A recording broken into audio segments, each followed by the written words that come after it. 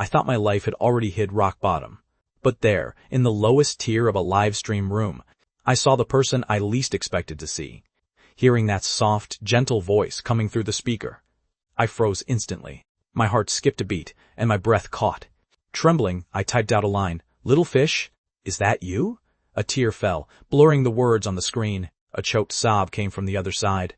"Ethan, long time no see." In my mind, I had imagined our reunion tens of thousands of times, but I never expected it to happen like this. Following the address Chloe provided, I rushed to the coffee shop near the Central Hospital. Through the glass window, I spotted that frail figure at a single glance. Her cheeks were as pale as paper, but her eyes were still as clear as a spring on a fresh day. I pushed the door open and took a seat. Our eyes met, just like 6 years ago. She shyly lowered her head. "Ethan, it's been 6 years. You've really become a big star." If it were anyone else, I would have taken it as sarcasm, but this was Chloe. Gentleness and kindness were permanently etched into her soul. Looking at how visibly sick she was, unease filled my heart. "Chloe, are you sick?" "It's nothing serious. They found a tumor in my head. I'm having surgery tomorrow, and then I'll be fine." Chloe's face was completely calm, but a tempest was already raging in my heart. Was it fate to let me see you one last time? The day before I walk into the operating room, I ordered a latte at random, making casual small talk with Chloe. We talked about old memories from our senior year 6 years ago. The passage of time was like falling blossoms outside the window. Completely silent. We talked for a long time, until the latte in my hand grew ice cold. Chloe glanced at her watch and said apologetically, "Ethan, I have to get back to the hospital. I can't have dinner with you." I stood up. "Chloe, I'll come to the hospital tomorrow to be with you during your surgery." Chloe nodded silently, giving me a deep, lingering look. Fighting her reluctance, she turned away, because if she didn't turn around right then, I would have noticed the tears rushing out of her eyes. Yet these few tears could hardly carry the weight of a longing that had spanned 6 long years. That night, as I lay in bed, I kept watching Chloe's livestream channel. I could easily picture it, on that hospital bed, a thin, frail figure propped up against the headboard, using her pen to converse with the world. Even if there was only one person online, she wouldn't feel quite so lonely. The next morning at the hospital, the smell of disinfectant was harsh and pungent. Outside the operating room, only her mother, Helen, stood guard all by herself. She looked so much older now, holding my hand and thanking me repeatedly. Right before being wheeled into the operating room, Chloe suddenly grabbed my arm tightly. Words came to her lips, but she forced them back down. Crystal clear tears welled up and spun in her eyes. "Little fish, what do you want to say?" My heart felt as if it had been pierced by an awl. "It's nothing. I'll tell you when I come out." Chloe's hand went limp and fell away. The doors to the operating room closed, seemingly separating us into 2 different worlds. In the hallway, my ominous premonition grew stronger and stronger. Finally, I couldn't help but ask her mother, "Is it really just a minor surgery?" Helen broke down instantly, sobbing so hard she couldn't speak coherently. The doctor said the success rate is only 50%. At that exact moment, a bolt from the blue crashed and exploded right next to my ears. My chance of hearing what little fish wanted to say turned out to be only half. A spring breeze brushed past, and the peach blossoms were in full bloom. On the far left side of the classroom blackboard, the bright red numbers were exceptionally jarring. The college entrance exam countdown, 92 days. The class bell rang. Our homeroom teacher, Mrs. Vance, walked into the classroom clutching her textbook. This 43-year-old middle-aged woman wore her hair in a meticulously neat, short style, and wore thick, black-rimmed glasses. She was just as rigorous and tedious as the math she taught. "Hello, students. Please take your seats and pull out yesterday's test paper." After that identical, monotonous opening phrase, came her sleep-inducing explanations of the math problems. The students below looked like withered plants after a frost, except for the very back row, which was still bursting with life. Felix tore off a piece of scratch paper, crumpled it into a ball, and tossed it onto my desk. "Hey, asshole! Are we going to the internet cafe or the pool hall at noon?" I picked up my pen and replied, "The exam is almost here. I want to study hard." Felix quickly tossed the paper ball back. "Stop pretending to be an innocent saint. You're an art student. You just need to pass the baseline score. Grab the tail end of our youth, and let's have some fun." I remained unmoved. Can't party anymore. I need to build up my energy. I'm throwing myself into review this afternoon. The paper ball bounced back and forth between us. This was the most primitive form of communication in the classroom. Felix, a sports track student, had always been hopeless at math, and he had been chewed out for it several times. Right now, with a wicked smirk on his face, he wrote, "I think old lady Vance's temper is getting worse and worse. If she's not hitting menopause, then her love life must be severely lacking." I looked at the note, took my pen, and wrote down a line filled with righteous indignation. "Mrs. Vance is working herself to the bone for us. If you dare talk trash about her again, I'm ending our friendship." After writing it, I crumpled the paper ball tightly. Taking advantage of the moment, Mrs. Vance looked away. I suddenly threw it high up into the air. The paper ball drew an exaggerated arc in the sky and landed precisely on Felix's desk. Felix was startled out of his wits. He mouthed silently at me, "You dirty dog! Why did you throw it so high?" Before he could destroy the evidence, Mrs. Vance had already snatched the paper ball away. After she read the contents clearly, her already gloomy face turned so dark it looked like a thundercloud. "Felix, get out and listen to the lecture from the hallway." Felix hung his head, cursing 18 generations of my ancestors in his mind as he reluctantly walked out of the classroom.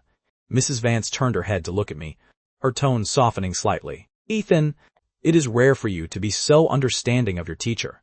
However, passing notes during class is still wrong." I seized the opportunity to stand up. "Mrs. Vance, I haven't wanted to sit next to Felix for a long time now. Could you please switch my seat?" Mrs. Vance pondered for a moment, thinking it made perfect sense. Felix was clearly the bad apple. While my attitude seemed fairly constructive, "Where do you want to move?" "I want to sit with Chloe." The moment the words left my mouth, the classroom erupted into absolute chaos. Hooting and teasing broke out everywhere. Everyone couldn't wait to script an entire teen drama in their heads. "Quiet!" Mrs. Vance slammed her hand on the desk. "Chloe is the top student in the class. You want to sit with her. But is she even willing?" In the front row, a frail girl practically buried her entire face into her exam paper.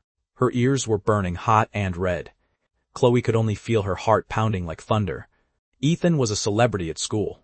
Bright, handsome, good at basketball, and he could play the guitar. Meanwhile, aside from getting good grades, she seemed completely unremarkable. Why would he want to be deskmates with her? "Mrs. Vance, I want Chloe to help me review. What if she's willing to help out a classmate?" I stubbornly persisted with a shameless grin. Left with no choice, Mrs. Vance walked to the front row and asked in a gentle voice, "Chloe, Ethan wants to be your deskmate. Are you willing?" Chloe kept her head lowered, her fingers gripping her pen so tightly that her knuckles turned white. Just when Mrs. Vance assumed she was going to refuse, a voice as faint as a whisper spoke up. "Why, yes, that's fine." The entire class erupted. Some slammed their desks. Others whistled. Everyone was 100 times more excited than they ever were during math class. Chloe covered her ears and buried her face on her desk, looking like a little ostrich burying its head in the sand. A victorious smile tugged at the corner of my mouth. Mrs. Vance had no choice but to give in. After nagging me a few times not to disrupt her studies, she waved her hand and let me go ahead. During the 10-minute break between classes, I made a big show of moving my stuff. Walking up to the front row, I patted my new deskmate on the shoulder. "Chloe, help me move some books, will ya?" She nodded in a fluster, stood up, and rushed to the very back row. She scooped up a stack of books and turned to leave. Felix, standing by the door, shouted, "Hey, those are my books." "Ethan's are over there." Chloe's face flushed bright red. She apologized repeatedly. I'm so sorry." I doubled over laughing, which wasn't very nice of me. This girl looked so dorky and cute. How on earth did she manage to rank first in the class? Felix yanked me over and lowered his voice. "What the hell are you playing at, man? Are you seriously doing this to study?" I flashed a mysterious, enigmatic smile. "What? Can't I just want to stop dragging our class average down?" The school didn't enforce a mandatory uniform policy for 17 and 18-year-old teens. This was a chance to showcase their individuality, but it also served as a harsh mirror revealing the gap between the rich and the poor. Chloe wore an old black jacket, paired with jeans that had been washed until they were faded. The white edges of her shoes had already turned yellow. She was introverted by nature, always using her long bangs to obscure her eyes. and tucking her chin into her collar. This was all because she had a dark red birthmark on the left side of her jaw that looked like a splash of sunset glow. To others, it was completely harmless, but she found it deeply embarrassing. Whenever she made eye contact with someone, she would unconsciously tilt her head away. But as luck would have it, I happened to be sitting right on her left side. "Hi there, Chloe. I hope we get along well." My smile was bright and sunny, flashing a row of white teeth. Hello, Chloe stammered slightly. Although she was usually timid, she could normally speak quite fluently. It had been nearly 2 years since we were sorted into this class, and the total number of words I'd spoken to her didn't even exceed 100. I used to think our high school days would end just like that, with our paths never crossing. Who would have thought that in the final 3 months, I would actually have the nerve to push my way into her life? "Your name is Chloe. Is there any special story behind it?" I asked curiously. Chloe shook her head blankly. "No, my parents just chose it. I mulled it over a few times." My eyes lit up. "Chloe, doesn't that sound like a moon reflecting on the water?" She blinked her eyes from behind her bangs, her face flushing slightly. "Who goes on and on about someone's name like that? Do you know why my name is Ethan?" My inner social butterfly kicked into overdrive, and I launched into a long, dramatic explanation. Back then, my dad was obsessed with classic fantasy stories. The hero of Flowers in the Mirrors had a name that sounded like Ethan, so he borrowed it and gave it a small twist, and that's how I ended up with my name. It was originally a pretty lame story, but I hyped it up to sound incredibly grand and dramatic. We're actually quite fated, you know. You're the moon in the water, and I'm the flower in the mirror. Aren't those terms usually used for things that are out of reach? Chloe's face turned even redder. A 17 or 18-year-old girl is always exceptionally sensitive to the concept of fate, both anticipating it and wanting to shy away from it. Fortunately, the class bell rang just in time, rescuing her from her deep embarrassment. Yet those few words kept swirling around in her mind, refusing to leave. One is the moon in the water, and the other is the flower in the mirror. During the next break, I went to the school convenience store to buy some snacks, and handed them out to the surrounding classmates to win them over. "Chloe, here's some candy for you." I placed 2 lollipops on her desk. "I don't really eat sweets." She refused instinctively. "Everyone else took some, so if you don't, are you saying you don't respect me?" I pretended to look dead serious. Left with no choice, Chloe stammered and accepted them. She peeled off the wrapper and popped one into her mouth. The sweet flavor of strawberry instantly spread across her palate. She quietly pulled out a notebook, and on the newest page, she wrote, "Ethan gave me 2 lollipops. They tasted really good." At the very end, she even drew a smiley face and noted down the date. This was a habit her mother had taught her. Never owe anyone a favor, and always remember to return a kindness when you receive one. Just as she closed the notebook, she looked up and locked eyes with my clear, piercing gaze. "If you feel bad about taking something for free, why don't you do me a small favor instead?" I smiled and held up 2 fingers. "Your handwriting is gorgeous. Help me design a signature." 2 lollipops in exchange for a signature. Totally fair. I handed over a brand new notebook. Chloe hesitated for a moment, gripped her pen to gather her thoughts for a brief second, and then wrote it out in one smooth, continuous stroke. The lines were fluid, the beginning and end complementing each other perfectly, giving it the distinct flair of a celebrity signature. My eyes widened in surprise. "Chloe, you're amazing. How did you practice that?" "When I was little and herding cattle in the village, I'd get bored and doodle randomly on the ground with tree branches. Before I knew it, it just became a habit," she said in a quiet voice.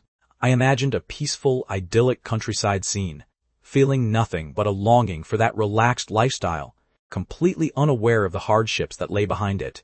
When the bell rang for the lunch break, Felix came over, throwing his arm around my shoulder to head to the internet cafe. But I brushed him off by saying, "Studying brings me joy." The classroom was almost completely empty, but Chloe was still focused on solving practice questions. "Aren't you going to eat?" "I'll go in a little bit. It's too crowded right now." I understood instantly. She wanted to wait until the cafeteria was less crowded to go. By then, the cafeteria workers would scoop extra portions just to clear out the bottom of the vegetable trays. This was the survival wisdom of a child from a poor family, but going late meant nothing but leftovers. My treat. "Let's go right now." I tapped on the desk. "No," she shook her head stubbornly. Realizing I couldn't convince her, I simply pulled out my test paper and joined her in solving the problems. In the quiet classroom, the friction of pen tips against paper made a rustling sound, matching the rustling of the leaves blown by the wind outside the window. The ink on the paper would never fade. While spring was being blown away, bit, by the wind. Chloe, if we don't go now, there won't even be any soup left. I glanced at my phone. It was almost 12:30. Chloe bit her lower lip. The pen in her hand froze in mid-air. There was no rule stating that deskmates had to eat lunch together. In the past, she had always kept to herself, moving around like an invisible little shadow. To have a thick-skinned guy suddenly show up and cling to her truly left her at a complete loss. She possessed a painful amount of self-awareness. With her frail frame, dry, yellowish hair, old clothes, and that birthmark, no matter how you looked at it, it was impossible for the school heartthrob like me to be after her looks. Come on, let's go. I'm absolutely starving. I impatiently snatched the pen from her hand and capped it. All right, she finally conceded. Out of a habit of always prioritizing others' feelings, she was accustomed to hiding her true self. Stepping out of the classroom, the sunshine was absolutely perfect, and the spring breeze carried a wave of floral fragrance. I was quite tall, so Chloe only reached up to my shoulders. She walked with her head down, staring intently at the tips of her shoes, and almost tripped over the step at the cafeteria entrance. I quickly grabbed her arm. Be careful. Why do you always keep your head buried down like that? Thank you, she stammered, pulling away in a panic. Like a startled deer, she hurried into the cafeteria. Chloe walked with practiced familiarity toward the vegetarian counter. The stir-fried greens there were both cheap and served in large portions, though they were actually just regular lettuce leaves. Hey, what are you going over there for? I called out, but she ignored me, keeping her head down in line. I knew she didn't want to owe anyone anything. You might have your clever tricks, but I have my own ways around them. I ran over to the special dishes counter, proudly slammed down my meal card and said, "Ma'am, this one, and this one too."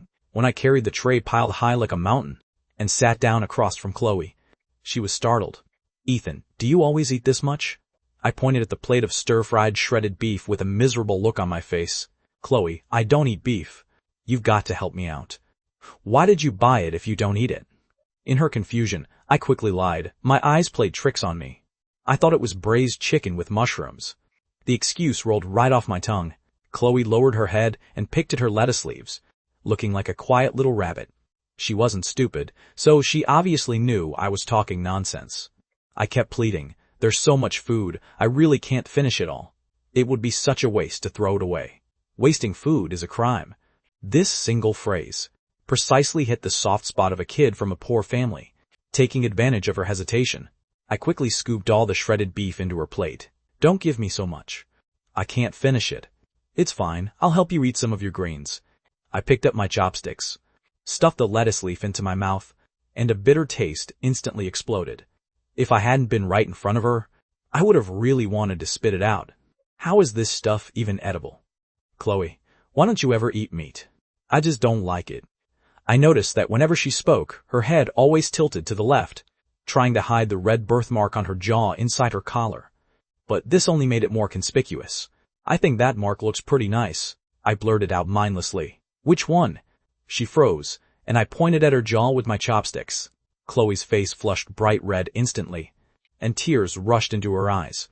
Because of this birthmark when she was a child, she had been teased a lot. "I'm sorry, I didn't mean it like that." I panicked, and quickly explained. "I genuinely don't think it ruins your looks at all. Instead, it actually looks quite unique. It must be that God thought you were too cute, so he gave you a little kiss when you were born."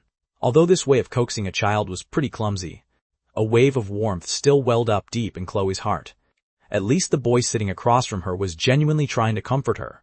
I ran off to buy a pack of tissues and handed it to her. She really didn't know just how special that splash of sunset glow was in my eyes. Chloe wiped the corners of her eyes and buried her head in her food.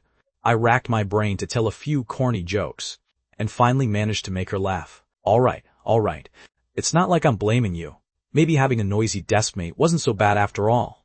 Chloe peeked at me a few times through her bangs. My features were sharp and well-defined, and my fingers were long but calloused, a mark left behind from practicing the guitar. Thinking about this made her feel a bit self-conscious again. It was only after entering this city high school that she realized everyone else was multi-talented. while she, aside from cramming for exams and having a unique style of calligraphy, seemed completely useless. Once they graduated in 3 months, their paths probably wouldn't cross ever again.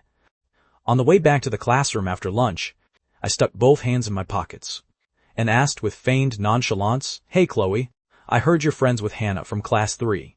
Could you introduce me to her?" Chloe froze in her tracks, her body swaying slightly. So that was it, changing seats and treating her to lunch? It was all for this. After a brief moment of disappointment, she smiled half-heartedly. What else did she expect? How could a school heartthrob like him ever actually like someone like you? Wake up, Chloe. My body gave a sudden jolt, and I almost fell off the chair. Without realizing it, I had actually fallen asleep outside the operating room. My dream had been completely filled with those college entrance exam days from 6 years ago. You must be exhausted, dear. Helen had tears in her eyes as she handed me a bottle of spring water. As the ice-cold water soothed my throat, I finally felt a bit more awake. Checking my phone, 3 hours had already passed since the surgery started. I couldn't help but ask her mother in a somber voice, "When exactly did little fish get sick?" "It was during the year of your college entrance exams. Didn't she tell you?" Helen looked a bit surprised. My heart felt as if it had been struck by a heavy blow. "Little fish, just how many things have you been hiding from me?" Just then, the doors to the operating room swung open. Helen and I stood up immediately and rushed over. Helen was incredibly tense, clasping her hands together to pray to unseen deities. She was terrified of hearing the worst possible answer, until the doctor gently delivered the words. The surgery was a complete success. Her tears burst forth instantly, and she kept bowing in gratitude. I let out a long sigh of relief as well, the heavy boulder weighing on my heart finally lifting. The doctor remarked with emotion, "The patient lost her vital signs at one point. It might have been her strong will to survive that saved her." By evening, Chloe finally regained consciousness. Helen excitedly gripped her daughter's hand, her hands trembling with the heartbreak of nearly losing her daughter and getting her back. Chloe's gaze was unfocused, as she stared at her mother for a long time, before softly murmuring, "Mom." My eyes stung with emotion, and I turned around to wipe away my tears. When I turned back, I met Chloe's complicated gaze. "Ethan." She enunciated the name, syllable by syllable. "It's me, Chloe," I answered, but an implicit sense of strangeness stirred in my heart. Her tone felt somewhat detached and unfamiliar. Perhaps she had just come back from the brink of death, and hadn't fully recovered her wits yet. When I got home that night, I tossed and turned, my mind entirely consumed by fragments of the past, and I barely managed to fall asleep in the dead of the night. Early the next morning, I bought breakfast and hurried back to the hospital. Just as I reached the door of the ward, I actually heard a soft humming coming from inside. Long, long ago, there was someone who loved you for a long time. But unfortunately, the wind gradually blew the distance so far away. The melody was upbeat, yet carried a sense of wistful melancholy, and the lyrics were delicate and restrained. I work in the music industry, yet I had never heard this masterpiece before. Not wanting to disturb her, I stood by the door and listened to the end before pushing it open. Seeing that I had arrived, Helen gave a few brief instructions and went back to get some rest. Only the two of us were left in the ward. Outside the window, the morning sun was rising. I pushed open half of the window to clear out some of the disinfectant smell. Sitting by the side of the bed, I scooped up a spoonful of porridge, blew on it to cool it down, and brought it to her lips. Chloe blinked her clear eyes and said she wanted to eat by herself, but I firmly refused. "No way. You can't even take care of yourself right now." She smiled faintly and obediently opened her mouth as I fed her a few spoonfuls. In the end, I couldn't suppress my curiosity. "Chloe, what song was that just now?" That subtle sadness is incredibly captivating. I had a dream while I was in the operating room, dreamed of another world, where music was much richer and more diverse than it was here. Chloe's playful reply sounded half true and half jest, leaving me half doubting and half believing. I pulled out my phone to look up the lyrics, but found absolutely nothing. "Stop teasing me. Don't tell me you wrote this yourself. How could I possibly have that kind of talent? Didn't you teach me how to read numbered musical notation anyway?" She burst out laughing. Her face was still pale, but she was much more cheerful than before. After finishing the porridge, she found some paper and a pen, then with fluid, effortless strokes, wrote down the score and lyrics. Inside that hospital room filled with the scent of disinfectant, we sang along to a simple accompaniment on the phone. And so we began a duet that was both sweet and melancholic. On this windy day, I tried to hold your hand, but unfortunately, you gradually grew so much that you faded from my sight. As we kept singing, only my voice was left. Crystal clear tears streamed down Chloe's pale cheeks, falling silently. This song, titled Sunny Day, I hummed it over and over again, growing more and more fond of it. Outside the window, the sun shone brightly on the treetops as the cicadas buzzed. But why were the lyrics filled with nothing but wind and rain? While I was humming, Chloe just stared at me quietly, like the most devoted fan. As the song came to an end, her cheeks were still stained with tears. Chloe, why are you crying? Maybe I was just touched by the song, she said, turning her head to wipe her tears, as she forced a faint smile. This movement caused the red birthmark on her jaw to be completely exposed to the sunlight. A strong sense of dissonance welled up in my heart. 6 years ago, Chloe had always lowered her head to the left out of insecurity, wishing she could hide the birthmark inside her collar. Could it be that after 6 years apart, she had truly transformed into a completely different person? By the way, what did you want to say to me before you went into the operating room yesterday? I finally asked. Chloe stared at me blankly, tears welling up in her eyes once more. Just then, my phone rang piercingly. It was my manager, Marcus, to coordinate the live subtitles for tomorrow's broadcast of The Voice. He was pressuring me to submit my competition song. Hanging up the phone, I tentatively asked Chloe, could I use this song, Sunny Day, for the competition? Chloe looked up at the floating clouds on the horizon. She pondered for a moment, then shook her head. Don't use this one. I'll give you a better one. She picked up the pen, and once again, wrote down a long musical score with fluid strokes. I took the sheet music and simulated the melody on my phone. Melancholic notes instantly filled the hospital room. Halfway through playing it, my hands hovering over the screen actually started to tremble slightly. Every word of the lyrics bled tears, making my heart feel as if it were pierced by 10,000 needles. What kind of song is this? Before the words could fully leave my mouth, Chloe suddenly reached out and wrapped her arms tightly around my waist. She buried her face against my chest, and her tears instantly soaked through my shirt. I was at a complete loss, and could only gently stroke her knitted beanie. But the sensation at my fingertips caused me to snap awake. The few strands of long hair peeking out were fake. Of course, someone who had just undergone brain surgery, how could she possibly keep her long hair? During those few hours lying on the operating table, just what kind of terror had she experienced? Burying her face in my embrace, she spoke in a raspy voice. This song is about a foolish girl. She was timid and insecure, burying her love for an entire lifetime. Even up until her death, she never managed to say, I love you. Once her emotions settled down, I suggested registering the copyright for the song. She thought about it for a moment. Let's credit it under the pen name Water Moon. In the afternoon, Helen came to take over the shift, so I stood up to take my leave. Chloe, who had been fast asleep, seemed to sense it. She suddenly opened her eyes and flashed a faint smile at me. Ethan, you will definitely achieve your dream and become a true, widely celebrated star. Good luck. I'll be watching the live stream. Stepping out of the ward, I felt completely deflated. A big star? After scraping by in the entertainment industry for 2 years, I had long since seen through this game of capital. My former campus goddess, Hannah, had now soared to the status of an A-list starlet. God only knows what she sacrificed behind the scenes to get there. The champion of this season's The Voice was likely already predetermined. Humbling myself to compete would only turn me into cannon fodder. At most, it would just give me a tiny bit of exposure. 2 years ago, both Hannah and I were just rookies who had recently debuted. We co-starred in a poorly produced web drama, but it unexpectedly became an overnight hit. As an on-screen couple, the rumors about the two of us spread like wildfire for a time. Out of financial considerations, the management company simply tied us together to hype up our shipping potential. To the public, they neither confirmed nor denied it, playing it entirely vague, and deliberately kept things ambiguous. As a professional actor, I found it easy to get into character. At the height of our popularity, even I almost believed that Hannah could actually become my girlfriend. However, as time went on, the trajectories of our developments in the industry became worlds apart. Hannah consecutively starred as the female lead in several big-budget productions. Her star power shot up like a rocket, faintly establishing her position as an A-list starlet. On the other hand, my career grew worse and worse, to the point where I could barely land any roles. The last time I appeared in the public eye was merely as the fifth-tier male supporting character in a TV series. Because our statuses were no longer equal, Hannah quickly cut ties with me.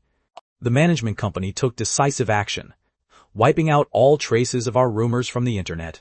Now, Hannah and Ryan had loudly announced their relationship, whether they were actually together or just playing along to promote a movie. I had clearly become the pathetic leftover. When I got home, the company officially announced my participation in the competition. I clicked on the comments section, and instead of words of encouragement, there was nothing but overwhelming abuse. Ryan's fans were like sharks catching the scent of blood. You've been in the industry for 2 years, and you're still riding Ryan's coattails? Hannah cleared this up a long time ago. He's the one who's been stubbornly clinging to her without any shame. Staring at those vicious words, I turned off my phone. When comparing the two, how heartwarming Chloe's words of encouragement from this afternoon felt. Holding back my anger, I practiced that new song over and over again. Tomorrow, I was absolutely going to show these people what a real masterpiece sounded like. The third season of The Voice was using a completely live broadcast for the first time. 13 weeks, 7 songs. This was the narrow bridge leading to the grand finals. But I probably didn't have that kind of luck. Perhaps I would bite the dust halfway through. The next afternoon, I dressed up immaculately and headed to the venue. The only person by my side was a young assistant named Mia, who was chattering away like a restless sparrow. Ethan, I heard you're performing a new song today? That's right, I replied, but my mood sank to the absolute bottom. Aside from the overwhelming negative comments online, it was mostly because the melody of that song kept echoing in my mind, freezing and piercing to the bone. Just what kind of things had Little Fish gone through to write a tune like this? Outside the recording venue, passionate fans held up banners and cheered for the judges. Through the car window, I searched through the ocean of glowing signs, trying to find even a single name supporting me. Unfortunately, I found absolutely nothing. The car came to a smooth stop. Mia got out first to open the door. Just as I bent down and leaned out, a sudden whistling sound pierced the air. Splat! An egg smashed precisely against the left side of my chest. The foul-smelling egg yolk ran down my collar, leaving me looking utterly pathetic. A wave of jeering and shouting immediately followed. Get out of the entertainment industry, washed-up star Ethan. Go look in a mirror. You're not even worthy of carrying our Ryan's shoes. Ever since Hannah and Ryan announced their relationship, attacks like this had never stopped. They had staked out here today just for this single rotten egg. Are you okay? Mia panicked, pulling out tissues and frantically trying to wipe it off. Listening to the mockery around me, my tightly clenched fists slowly relaxed. I gave a rueful smile. They weren't wrong. A toad trying to reach for the stars. I deserved this rotten egg. I was the one who threw it out with my own hands 6 years ago. And now it has finally come back to hit me. Escorted by the security guards, I walked through the main doors in a pathetic state. And this very scene had already spread across the entire internet through countless phone screens. No one felt any sympathy. Everyone treated this as entertainment for their boring lives. Even though I had been in the industry for 2 years, in their eyes, I was still just a washed-up artist, barely hanging on by milking fake rumors.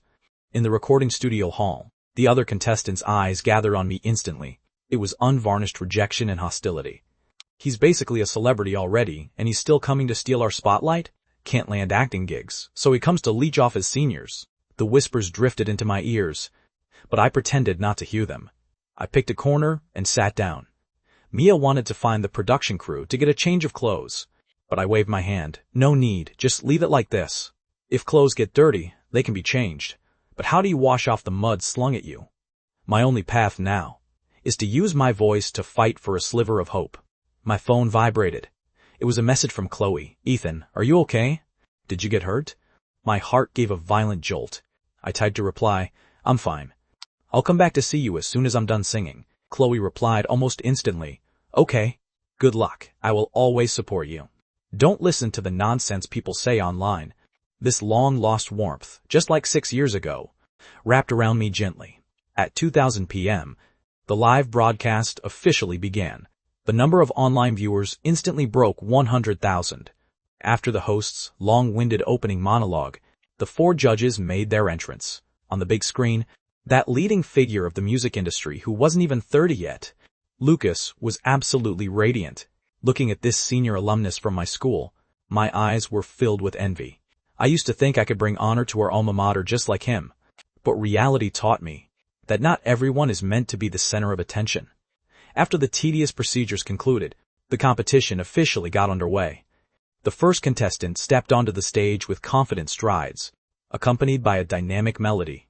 They began to sing to 4 cold, revolving chairs. From the wings, their family and friends cheered and shouted at the top of their lungs.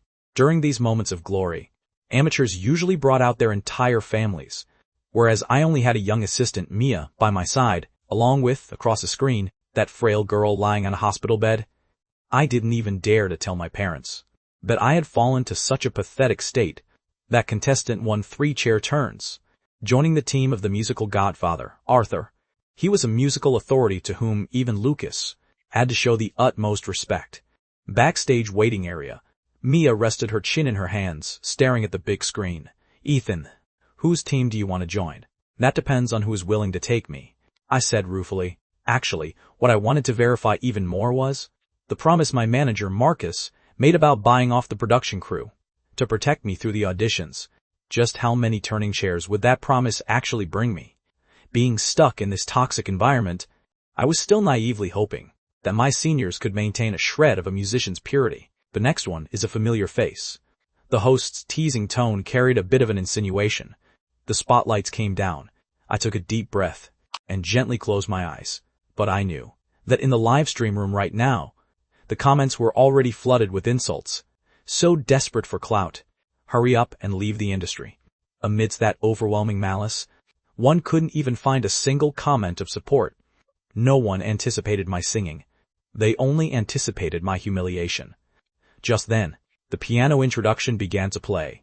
The melancholic melody flowed like spilled mercury, instantly filling the entire recording hall. The song title flashed across the big screen, "I'm Sorry, I Love You." The originally boisterous venue suddenly fell completely silent. This familiar weather, memories buried deep inside. I closed my eyes, allowing that sorrowful emotion to take over my body. At that moment, I couldn't see the audience below the stage. I only saw a lonely girl, sitting in a dark corner, screaming silently tens of thousands of times, at the back of the person she loved. Sadly, that boy had never turned around. The keyboard warriors who were typing furiously just moments ago gradually stopped their fingers.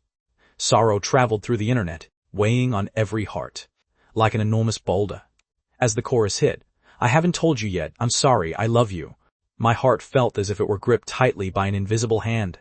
I remembered Chloe before her surgery, grabbing my arm with tears in her eyes, clearly possessing thousands of words to say, yet she ultimately chose silence. This song was about her, a foolish girl, who buried her love deep in her heart, and never managed to say, "I love you," even up until her death. The musical interlude flowed, and a tear quietly slipped down my cheek, along with a heart-wrenching pain. The viewers behind the screens weren't feeling any better either, feeling as if their chests were being hacked violently by a dull knife. Someone sent a comment begging for mercy. "Stop singing, I'm crying real tears. I originally wanted to talk trash about you, but instead I got stabbed right in the feels and cried." How much deep affection in this world just rots away within the passing years, without ever making a sound. This song was like a sharp scalpel, slicing open the long-forgotten regrets deep inside people's hearts, and laying them bare, dripping with blood. This cut was entirely unavailable, and the wound it left behind couldn't be stitched up even if you listened to 100 happy songs. The interlude faded away, and my soulful voice rang out once more, reverberating through the recording hall via the microphone and piercing through the screens to strike straight at people's hearts. The originally chaotic livestream chat suddenly grew sparse, as if everyone was so drowned in the melody that they had forgotten how to speak. At the judges' table, Lucas clenched his fists tightly, his facial features contorting from fighting back his emotions. The always composed godfather of the music industry, Arthur, unexpectedly had slightly reddened eyes at this moment, glistening with tears. It seemed that no matter how legendary a person became when they were young, they couldn't escape an unforgettable heartbreak. At the venue, the emotional girls had already started passing tissues around. Those were tears that couldn't be suppressed, even in a public setting. "I just haven't told you yet, I'm sorry, I love you," Without you, I cannot breathe. I can't bear to see your tears flowing for miles. I just haven't gathered the courage yet.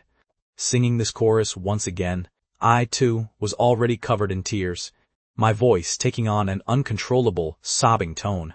My mind was entirely filled with every little memory of Chloe from 6 years ago, all that deep affection, regret, and missed chances. Little fish, how could you write such a sorrowful song? Is there still something you haven't had the chance to tell me?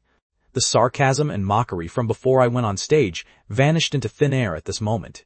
Replacing it was the profound resonance felt by countless people in front of their screens. Those deep feelings that were buried during their youth, out of shyness and insecurity, burst like a dam at this very moment. With a loud bang, Lucas was the first to slam his button, turning around to look at me through the smoke, uncontrollably clapping his hands gently. From the side of the stage, Mia screamed excitedly, turn around. But I could no longer hear any sound. With only one thought left in my mind, finish this song. I can't just listen to the plans others made for me. I know just how much you depend on me right now. I believe you must still be waiting for me in the same place. Because of you, I exist. Don't leave, my love. In my mind, a sudden flash of a cold blade under the surgical lights appeared. At the exact moment, it sliced open the girl's skin. How helpless she must have been. Who was the person she was missing?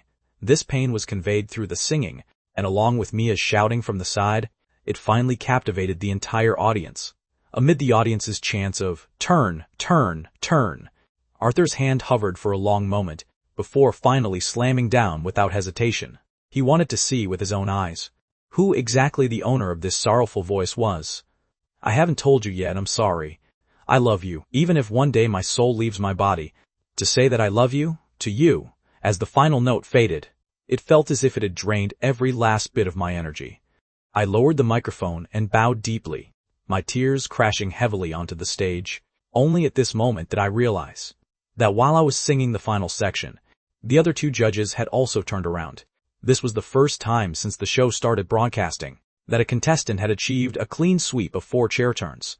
The recording hall fell into a brief, dead silence, broken only by a few muffled sobs.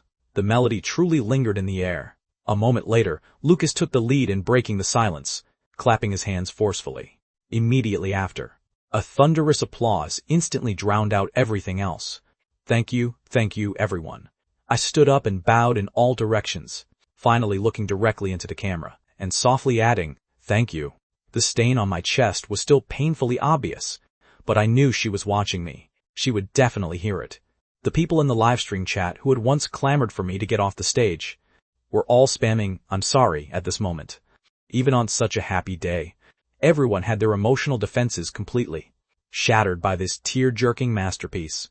According to the schedule, Arthur was the first to speak, a hint of urgency in his tone. Your name is Ethan, right? Is this song an original of yours? I shook my head slightly. It's by a friend of mine. She doesn't wish to reveal her name. You can just call her Watermoon. Watermoon, a beautiful yet fragile name. One could only admire it from afar, for it would vanish the moment it was touched. Arthur remarked with emotion, this song doesn't show off any vocal techniques. It relies entirely on pure emotion to carry it. The creator must have been in an extreme state of mind at the time. To be honest, it really moved me. He seemed to want to press further about the author behind the scenes, but seeing that I was reluctant to discuss it, he considerately pulled back his microphone. Immediately after, Cynthia and Paige made no attempt to hide their admiration either, offering their olive branches one after another. Paige even stated bluntly that she wanted to get to know the incredibly talented Watermoon. Finally, it was Lucas's turn. He gave me a huge thumbs up. Senior, I'm proud of you. Your voice really hit me hard.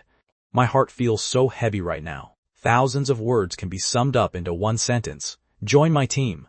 I, who had been treated like a street rat just moments ago, became the focus of everyone's competition in the blink of an eye. Perhaps this was the purest power of music. With the feedback over, the pressure of making a choice shifted to me. In reality, which team I joined didn't make much of a difference to me, but the host was already rushing me. Ethan, I'll give you 5 seconds. Tell me your choice. After a moment's thought, I gave my answer. I choose Senior Lucas. Lucas was overjoyed, beyond his expectations, even smugly cupping his hands in gratitude toward the other 3 judges. After all, He had the least seniority among them, yet he had walked away with the top prize. According to the rules of the industry, I first shook hands with the other 3 judges, before finally sharing an embrace with Lucas. Although we were only acquaintances before, at this moment we looked as close as brothers in front of the camera. As long as you're famous enough, you never have to worry about not having friends in this industry. Meanwhile, the popularity of the livestream room rose instead of dropping, practically spilling over the edges of the screen. That song, I'm Sorry, I Love You, became absolute tear gas. Some were apologizing, some were frantically searching for who Watermoon was, and even more people were reminiscing about their lost youth. A song of just 5 short minutes had managed to draw a whole ocean of tears. Stepping off the stage, Mia rushed up excitedly to give me a high five. Ethan, you were amazing. I even cried listening to it. You stay here and listen to the arrangements. I'm taking off first. I instructed her in a low voice. If you leave right now, people will say you're acting like a diva. I'm going to the hospital to see a friend. I'm already practically a nobody. So what diva cards do I even have left to play? With my heart worried about Chloe, I didn't dare to delay for even a single second. Getting into the car, the sky outside the window was already filled with stars and the moon. I couldn't wait to dial that number. Hey, Chloe, did you watch the livestream? Chloe's voice was as gentle as always. Of course, Ethan. You performed exceptionally well. I knew all along that you were perfect for this song. No, you're the one who gave this song its life. My heart tingled slightly with emotion. I wanted to ask about the story behind the song, but I didn't know how to bring it up, so I could only hang up and rush to the hospital. Just as I put down my phone, the ringtone went off again. It was Hannah. After hesitating for a few seconds, I picked up the call. Her signature sweet voice came through the receiver, filled with both congratulations and apologies.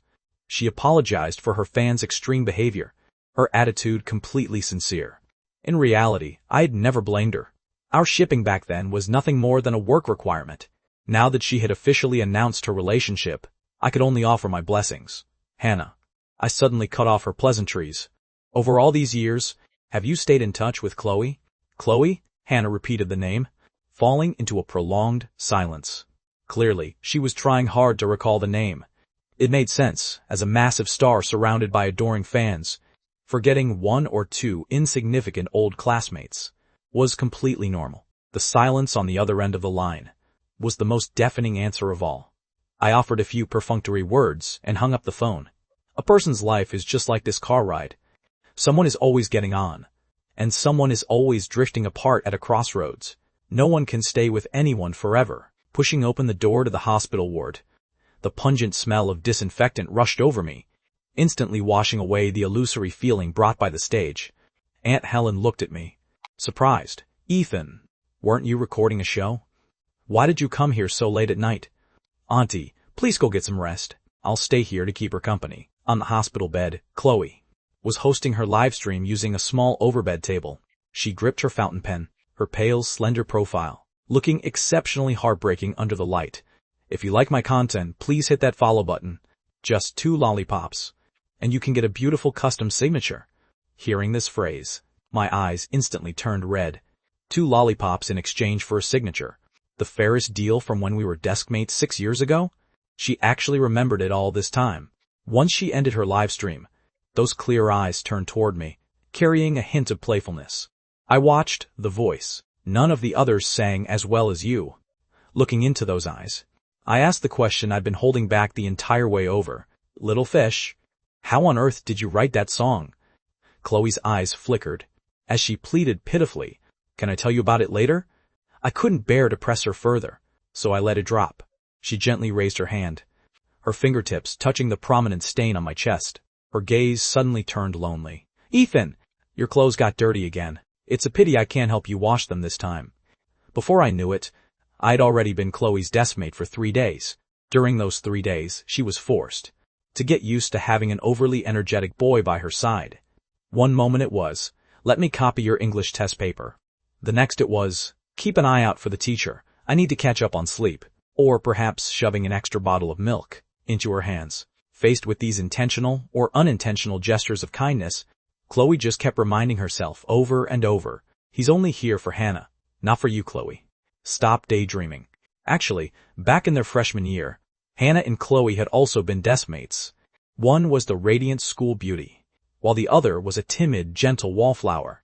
Girls who were too beautiful were easily ostracized by their peers, so the completely innocent Chloe became one of Hannah's few genuine friends. But after they were split into different classes sophomore year, this friendship could only be maintained through occasional chance encounters. In the blink of an eye, Saturday afternoon arrived. The moment the final bell rang, the classroom that had been suppressed for 6 days instantly erupted. My best friend Felix came over and threw his arm around my shoulder. "Ethan, let's pull an all-nighter at the internet cafe tonight and play until dawn." "Not going. My mom told me to come home for dinner." I refused flatly. Felix had a completely resentful look on his face, as if he were looking at a heartless betrayer who had a change of heart. He had no choice but to turn around to look for another gaming partner. I turned to look at Chloe, who was packing her backpack. "Where are you going for the weekend?" "To Oak Street. My mom works at a Western restaurant over there." "What a coincidence. My house is right behind Oak Street," I said excitedly. "I know!" As soon as the words left her mouth, Chloe realized her slip of the tongue. Her cheeks flushed completely red instantly, and she frantically stuffed her books into her bag. Since we were heading the same way, I shamelessly followed her out. The crowd of students leaving school was like a floodgate opening. Squeezed in the middle of the crowd, Chloe could clearly feel the gazes being thrown at her from all around. Those looks were mixed with scrutiny and jealousy, sharp as knives. Whispers drifted into her ears from time to time. "Who is that girl? Why is she walking with Ethan? She looks like a total nerd who does nothing but study. She's so plain-looking, and her clothes are so ragged. How could Ethan ever see anything in her?" Those words were like needles, stabbing at Chloe's fragile self-esteem. She kept her head down, staring at the yellowing tips of her shoes, feeling like a fox masquerading in a tiger's authority, wanting to escape, yet reluctant to leave the warmth beside her. "Just ignore them. Walk a bit faster. Once we're out of the school gates, we'll be fine." I gently nudged her arm. I was already long used to scenes like this. After all, it wasn't my fault I was handsome. Sure enough, once we stepped out of the gates, the crowd dispersed, and even the air felt quite a bit fresher. I had long legs and took large strides, so Chloe had to break into a small jog every now and then just to keep up. Noticing this, a smile tugged at the corner of my mouth, and I quietly slowed down my pace. The aroma of roasted sweet potatoes drifted over from the roadside. I pointed at the stall. "Want some? My treat. They're super soft and really sweet." "No thanks." Chloe shook her head in a panic. I wanted to persuade her further, but she explained helplessly, "I ate way too many when I was little. Now I feel nauseous the moment I smell them." I froze for a moment, only then realizing the stark contrast between our upbringings. Racking my brain to change the subject, I smiled and said, "Hey Chloe, do you know when I first noticed you?" "When was it?" "During that final exam sophomore year. I forgot to write my name, and you were the one who filled it in for me. Back then, I thought to myself, wow, my name can actually look that beautiful."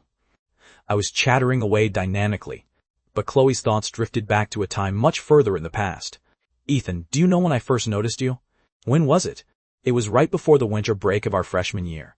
I was waiting for the bus at the school gates, clutching a thick stack of books in my arms. When I went to pay the fare, I couldn't get the change into the slot no matter what, and suddenly someone bumped into me. The books spilled everywhere with a loud crash. At that exact moment, a pair of large hands steadily caught them. Those hands were broad and slender, with fingertips carrying calluses left behind from playing the guitar. The boy straightened the books, then took the coins from my hand and dropped them into the box. "That was the first time I stole a glance at you. In your black down jacket with a guitar on your back. You looked so handsome, like a character stepping out of a comic book. You forgot that minor incident the moment you turned around, but it replayed in my dreams countless times. Some feelings just take root and sprout like that for no reason at all." While she was lost in thought, a white sedan came roaring past. It had rained just a moment ago, leaving deep puddles along the side of the road. Before Chloe could even react, I had already yanked her into my embrace with a swift pull. With a loud splash, the tires kicked up, a dirty wave of muddy water over 3 feet high, drenching my back completely. Chloe's face was pressed against my warm chest, her heart pounding wildly, her mind completely blank. When she looked back in horror, she discovered that I was thoroughly soaked. Dirty water was dripping from the tips of my hair. Are you okay? I tossed my head nonchalantly. Instead, I thought it looked pretty cool. I'm so sorry I caused your clothes to get ruined. Chloe's eyes were filled with self-reproach, but I said, it's fine. Guys are supposed to protect girls anyway. Come into the restaurant with me. I'll find some clean clothes for you to change into. Chloe urged anxiously. Take off these dirty clothes so I can wash them for you. This is a work uniform from the restaurant, so just make do with it for now, so you don't catch a cold. Inside the Moonlight Bistro, Chloe pulled out an orange-red jacket and handed it to me. The restaurant was located on Oak Street, where her mother, Helen, worked as a cleaner and dishwasher. The owner, seeing how hard life was for the mother and daughter, allowed Chloe to help out when business was busy on weekends, paying her $50. To Chloe, this money meant she wouldn't have to ask her mother for allowance. I took the jacket and slipped it on, playfully acting like a waiter without a care in the world. Illegal gang. Meanwhile, tightly clutched the blue-gray hoodie I had just changed out of. I'll wash this clothing clean for you and bring it to evening self-study tomorrow. No need, I can just take it home and have my mom throw it in the washing machine, I said with a smile. She countered, you only got it dirty to protect me, so I should be the one to wash it. Chloe was so stubborn that it was impossible to refuse. This girl would even note down the favor of 2 lollipops in her notebook, let alone something like this. To make her feel better, I had no choice but to nod and agree. Well, I'm leaving then. See you tomorrow. Okay, I should get to work too. Chloe stood at the restaurant entrance, watching me walk away. As the setting sun poured down, my retreating figure looked as if it were trimmed with gold. She tightly clutched the hoodie in her hands, which seemed to still retain my body heat. When I got home and pushed the door open, the delicious aroma of food rushed over me. What kind of delicious food were my parents cooking? Pots and pans were clinking away in the kitchen, where Robert and Sarah were busy working up a storm together. Their son only came home once a week, so naturally, they had to treat him well. Sarah walked out carrying a plate of poached shrimp, raising an eyebrow. Ethan, what are you wearing? I took off the uniform. My clothes got wet, so I borrowed one from a classmate. Mom, help me wash it. I have to return it to them tomorrow. A boy or a girl? Sarah's gaze was sharp. Can you stop being so gossipy? I rolled my eyes, trying to change the subject. Under the warm yellow light of the dining table, the family of 3 enjoyed a harmonious meal. After dinner, Sarah went to wash the orange-red uniform, and out of habit, she checked the pockets and pulled out a flyer for a Western restaurant. She immediately felt like she had discovered a new continent, called Robert over, and said mysteriously, this Moonlight Bistro is actually pretty close to our house. Robert said solemnly, this isn't very appropriate. Our son is already 18. We need to respect his privacy. Can't a woman just want to have a steak? How long has it been since you treated me to a meal out? Don't you have any shame? All right, we'll go tomorrow. In this world, there are no men who are afraid of their wives. Only men who respect their wives. At 10:30 in the evening, Chloe and her mother returned to that simple rented apartment to save money. There was only the most basic furniture here, making it look completely empty. As soon as she walked in, Chloe began checking the medicine boxes, her brow gradually furrowing. Mom, have you not been taking your medicine on time this week? Helen sighed helplessly. Chloe, this is an old ailment of mine. Taking medicine doesn't help much anyway, so it's better to save some money for your college tuition. No way. Chloe's voice suddenly rose. You're only in your early 40s. If you don't take your medicine, it will get much worse later. I'm fine. I just want to save up a bit more money. You need to go to school, and you'll have to get married in the future. Helen lovingly stroked her daughter's hair, looking at her slender face and dry yellowish hair, a wave of heartache washing over her. If she had been born into a wealthy family, how happy such a sweet daughter would be. Chloe's tears burst forth instantly, falling like pearls from a broken string. Mom, I'm not getting married. I can work jobs when I'm in college, and I can get scholarships. I don't need a lot of money. As long as you stay healthy. I don't have a dad anymore.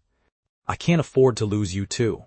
This single sentence brought tears to Helen's eyes as well, and the mother and daughter hugged each other tightly, leaning on each other for survival in this shabby apartment. All right, I'll listen to you. As long as the two of us are together, it doesn't matter if we're a bit poor. After helping her mother take her medicine and tucking her in, Chloe sat on a small stool in the bathroom, carefully washing that blue-gray hoodie.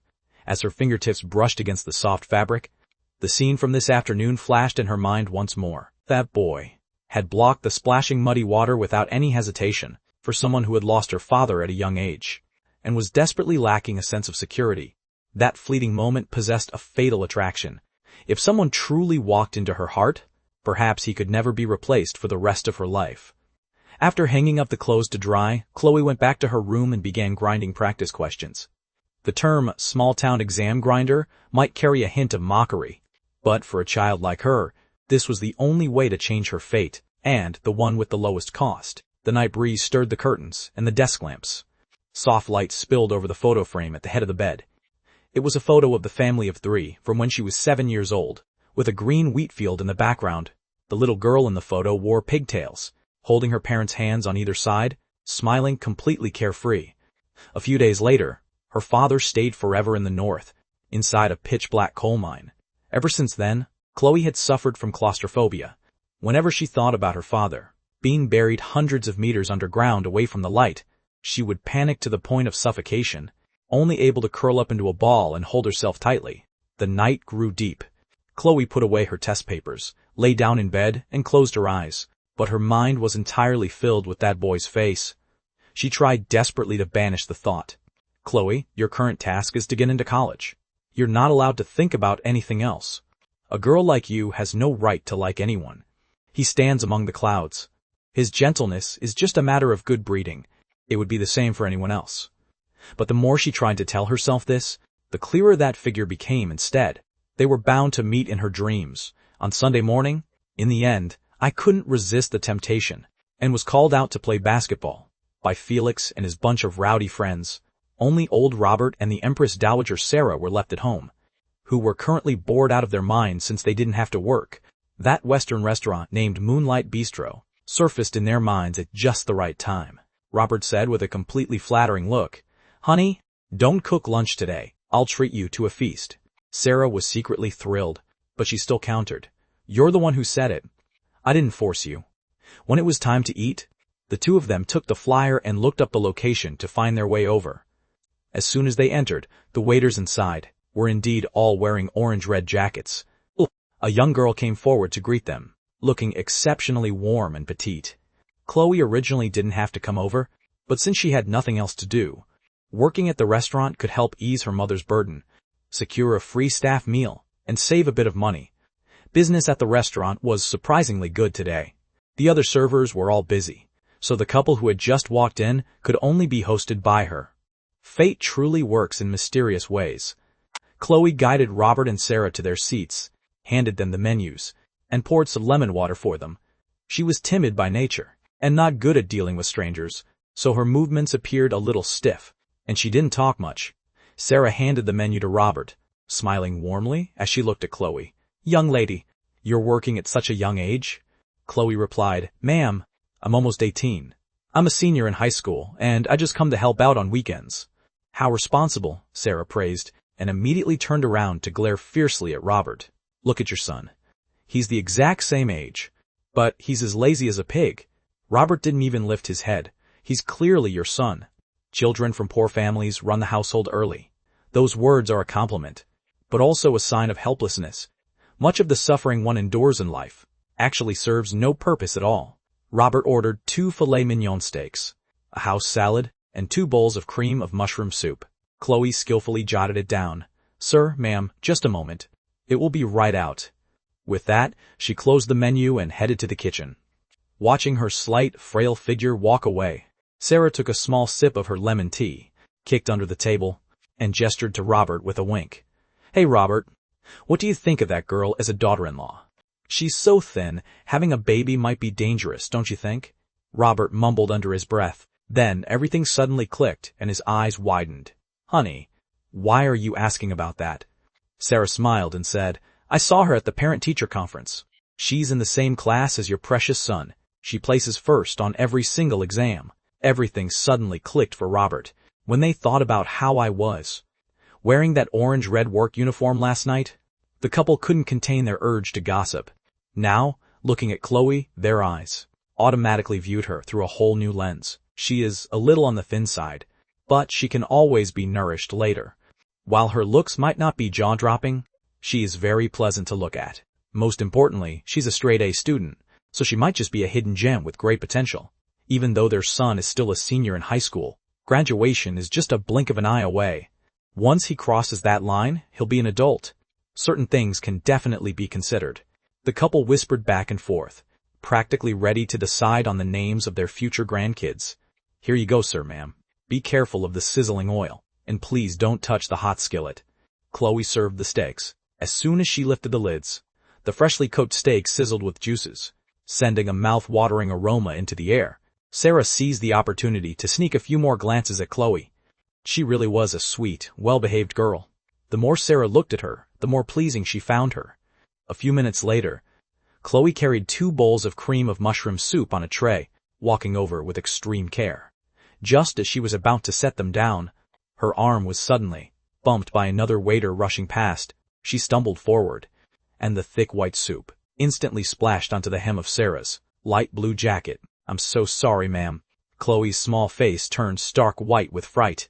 She frantically pulled out a few tissues, trying to wipe the soup away, but it still left a few prominent stains.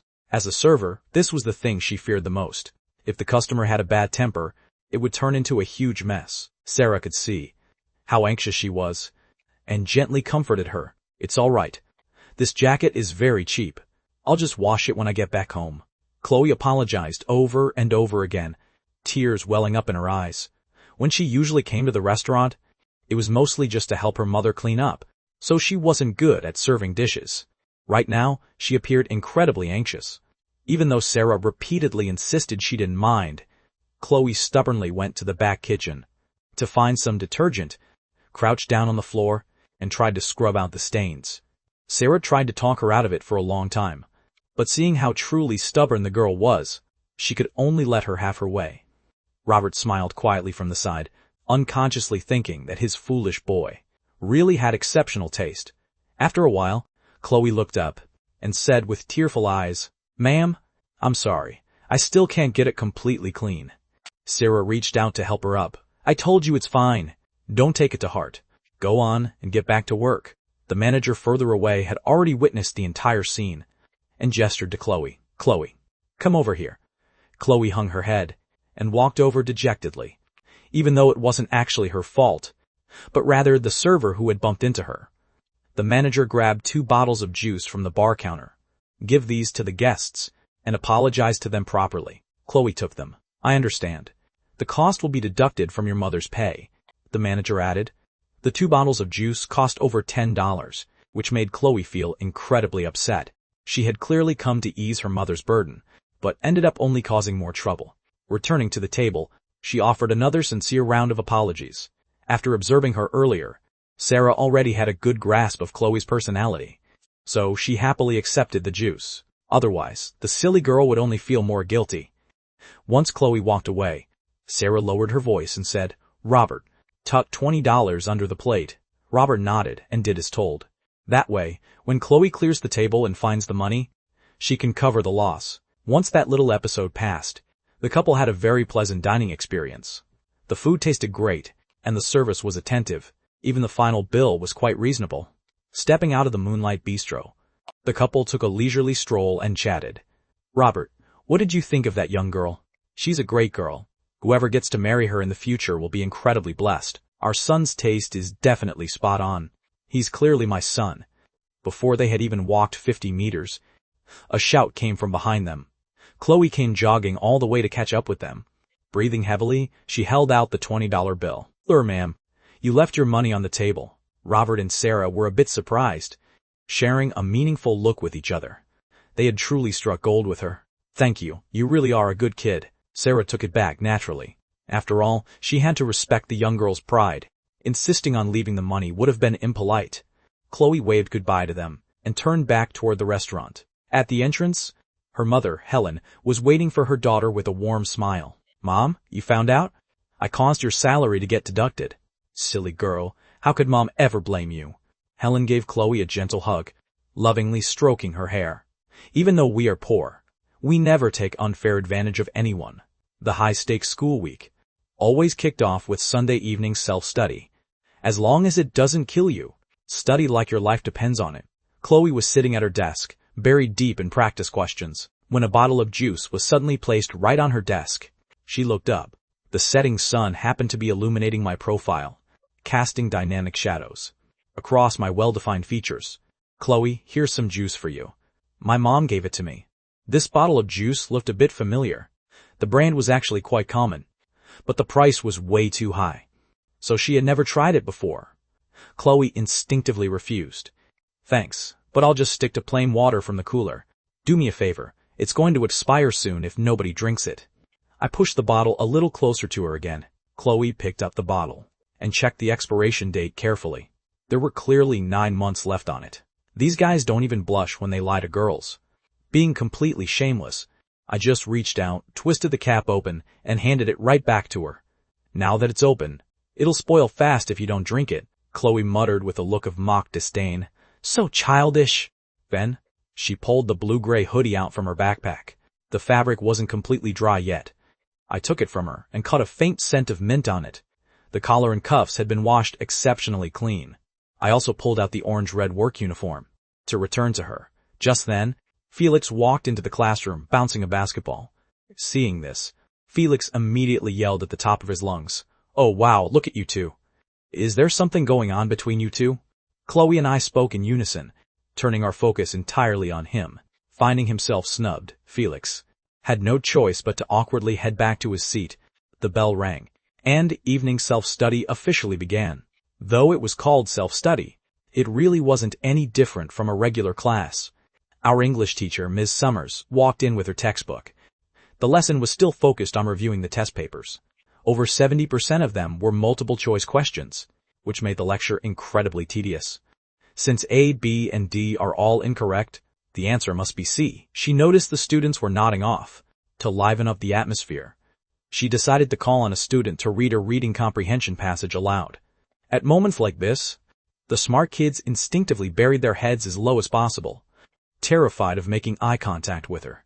Only the completely naive Chloe was still staring at the blackboard with her bright eyes. Ms. Summers scanned the room and felt a bit disappointed by what she saw.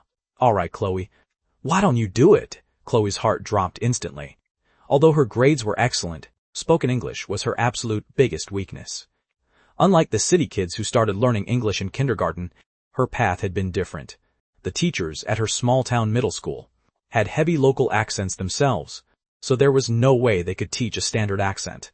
As long as you knew how to pass the written tests, that was enough.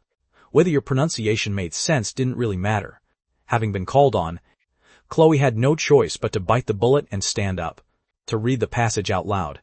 Stumbling over the words, she couldn't even make sense of it herself, and her classmates couldn't understand her either. Suddenly, someone snorted with laughter, unable to keep it in anymore. The laughter was contagious, and it quickly spread across the entire room. Why does it sound like she's speaking with a mouthful of dirt? What on earth is she even saying? Is this really the standard of the top student in our class? Most of the students didn't actually mean any harm. They had just been bored for too long and wanted some entertainment. But this careless laughter deeply pierced the young girl's fragile self-esteem. Chloe couldn't bring herself to read any further. Her fingernails nearly tore right through her test paper, and tears began to fall, drop by drop, smudging the printed letters on the page. She hadn't done anything wrong. So why did she feel so utterly mortified? "Quiet, stop laughing." Ms. Summers tapped the podium heavily and waved her hand at Chloe. "You can sit down. Just knowing how to pass a written exam isn't enough. You need to put a lot more effort into your spoken English in the future." Chloe sat back down in her chair, wiping her eyes with her sleeve, as her shoulders shook uncontrollably. Heartache and humiliation completely filled her chest. Right at that moment, a hand was raised high into the air right next to her. "Ethan, do you have something to say?" Ms. Summers looked a bit surprised. In her experience, I'd almost never voluntarily raised my hand to participate. I glanced over at Chloe, stood up abruptly, and said, "Ms. Summers, let me read," since someone was volunteering. Ms. Summers naturally nodded with relief. "Very good, go ahead." I held up the test paper and began reading loudly at the top of my lungs. "I have nu mune, spending tu machi mune. I am a litel show RT of Mooney now." Before I was even halfway through, the classroom erupted into an even louder roar of laughter. using ridiculous phonetic shortcuts to read English. This was something a lot of people had done before. But I took it to a whole new level, combining it with a ridiculous local accent. That produced a wonderful comedic effect. Felix let out a loud whistle. "Hey, you're a goddamn genius, man." Ms. Summers's face turned livid with anger, filled with instant regret for calling on me. She quickly ordered me to shut up and sit down. She should have known that I was up to no good. But with me playing the fool and causing a scene, the students quickly forgot the embarrassment Chloe had just suffered, and the classroom atmosphere became a lot more lively. "Thank you," Chloe whispered softly. She obviously understood that I was acting like a clown, just to bail her out. In reality, everyone had heard me sing English songs during the school festival, and my accent was actually flawless. The boy, who was like a charming prince to everyone, was now willing to act like a fool right alongside her. A strange, subtle emotion began to grow uncontrollably deep within her heart. I handed her a tissue. "We've only been deskmates for a few days, but I've already seen you cry so many times. Are you made of water?" "No, I'm not," Chloe muttered, having depended on her mother for survival since childhood, and endured countless hardships. She originally thought she was strong enough, but the floodgates of her tears were always so easily burst open. After class ended, Felix and I headed to the restroom. Chloe stared at the bottle of juice on her desk. She hesitated for a long moment, and finally couldn't resist taking a careful little sip. It was so sweet, her entire heart felt like it was melting, even though she had become the laughingstock of the class earlier, and despite the fact that I had helped her out, Chloe's mood remained very down. For the next few periods of self-study, she barely said a word, keeping her hand resting against her cheek the whole time, to hide the residual blush on her face.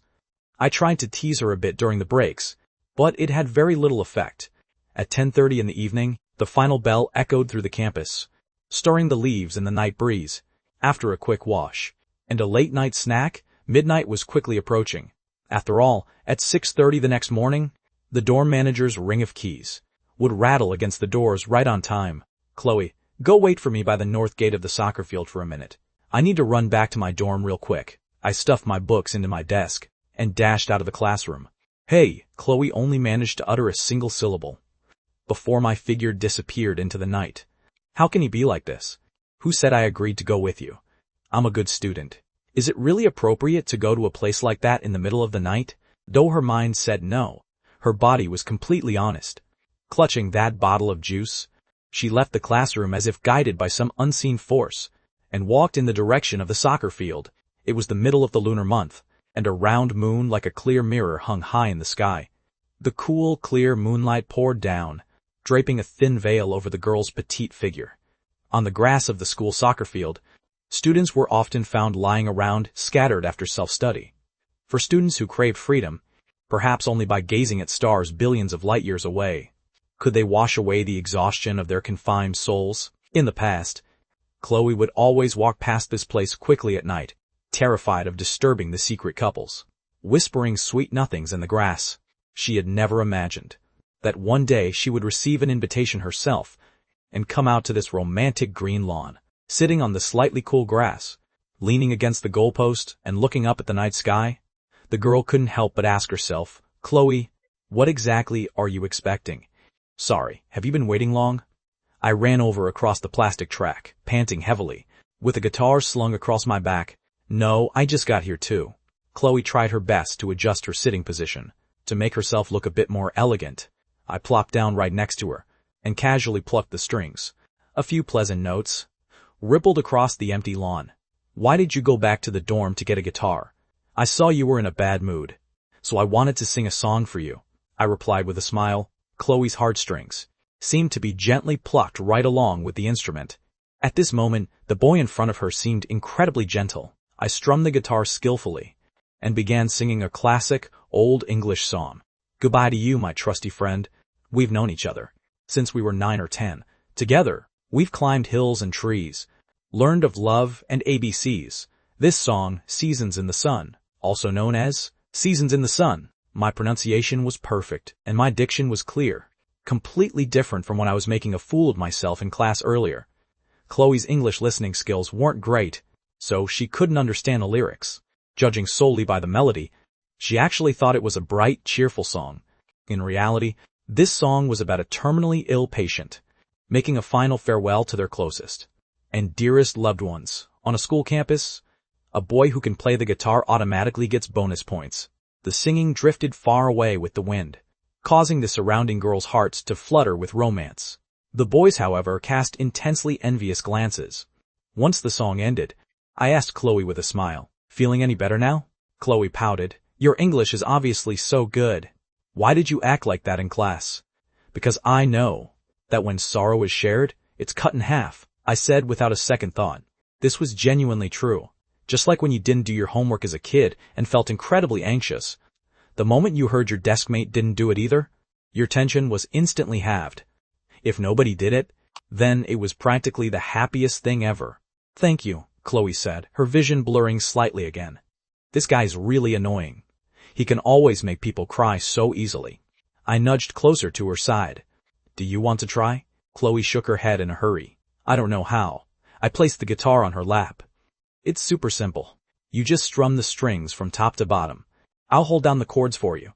Chloe stared at the strings, carefully reaching out her finger, and plucked a dull, muted note.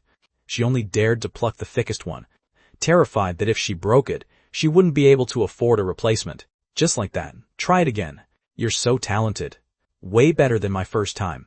Under my patient guidance, Chloe finally managed to strum a tune that sounded like sawing. Yet it matters. Even she couldn't hold it in and burst out laughing, the haze in her heart completely sweeping away. Without realizing it, the two of them leaned close together, the moonlight melting our silhouettes into one. "Ethan, you have so much musical talent. You'll definitely become a big star in the future." Chloe had heard that my dream was to break into the entertainment industry. "If I can't become a big star, I'll just do live street performances under a bridge," I joked casually. I then pointed out, "Actually, you're not bad either. Your handwriting is really beautiful." Chloe froze for a second. What's the use of having nice handwriting? Can someone actually host a live stream just to write words? The night grew deep. If we stayed any longer, the security guard would come to chase us away. The two of us stood up and brushed the grass clippings off ourselves. Chloe lifted the juice and waved it at me. "Thank you, and thanks for the juice. Get some rest early." I swung the guitar onto my back, hesitated for a moment, and finally gritted my teeth. "Chloe, can you introduce me to Hannah?" Chloe's smile instantly froze on her face. Even the moonlight didn't seem quite so gentle anymore. The name Hannah ruthlessly dragged her down from the clouds, smashing her heavily onto the concrete floor. In reality, my objective had been clear from day one. Approaching her and pleasing her were all just to get to know Hannah. It was just that she had deliberately chosen to forget. The moon cannot shine on its own. It merely reflects the light of the sun. But when people say it for long enough, it actually starts to believe that the moonlight belongs to it. "I'm sorry, I love you" burst onto the scene out of nowhere, rapidly sweeping across all major social media platforms. The washed-up star Ethan shot back to popularity thanks to this tear-jerking masterpiece. The first episode of The Voice achieved live viewership metrics that rivaled last year's grand finals. The peak number of online viewers occurred precisely during the few minutes I was on stage. The production crew was absolutely ecstatic, and along with them, the major corporate sponsors providing the funding were also grinning from ear to ear. After a few days of building momentum through every street and alleyway, in restaurants, shopping malls, and bars, those few lines of lyrics could be heard everywhere. "I just haven't told you yet, I'm sorry. I love you." Fan edits and derivative works erupted across major video platforms. My sorrowful vocals paired with tragic visuals, turning into endless waves of tear gas. Even the most cold-hearted people found it difficult to hold back their tears. After all, in this world, very few people ever truly secure the absolute love of their life. Riding the wave of this massive momentum, I became an overnight sensation. My manager Marcus's phone was practically ringing off the hook, and offers for media appearances flew in like snowflakes. However, I chose to maintain a low profile and stay reclusive, telling Marcus that for these 3 months, aside from the competition, I wouldn't accept any gigs. This was clearly unwise, but when my stubborn streak kicked in, nobody could talk me out of it. There are far too many things in this world that are more important than making money. For example, lying in bed watching a female streamer. Welcome to the live stream room. Please hit the follow button, everyone, and flash a fan badge. Just 2 lollipops gets you a custom signature design. Friends who need one, please leave your names. Chloe's gentle voice drifted out from the phone. The number of concurrent viewers hovered steadily around 10. Who could have ever guessed that if she were exposed to the public, this faceless female streamer was the legendary Water Moon, capable of becoming a massive influencer with hundreds of thousands of views in a heartbeat? A line of text floated across the screen. Big sister, I'm still a student and can't afford gifts. Can you please write one for me anyway? Still in school, huh? Then just help me out by giving the stream a bunch of likes. Chloe amiably accepted this unprofitable deal. The name left by the other user was Justin. That was the name of the boy the young girl secretly had a crush on. Chloe finished it in one smooth stroke, writing out a fluid signature, and even drawing a few little designs to decorate it. Staring at the screen, I casually sent a virtual hot air balloon under my username, MirrorFlower. If you send another gift, I'll kick you out of the chat. Chloe threatened instantly. A virtual hot air balloon cost $52, and the platform would take half of that. She hosted live streams to design signatures. To earn a living through her own craft, she didn't want anyone's pity. I pursed my lips, muttering silently that she still had the exact same personality as 6 years ago.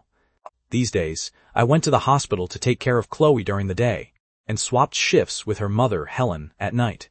Going home and having to watch her live stream for a bit gradually became a habit.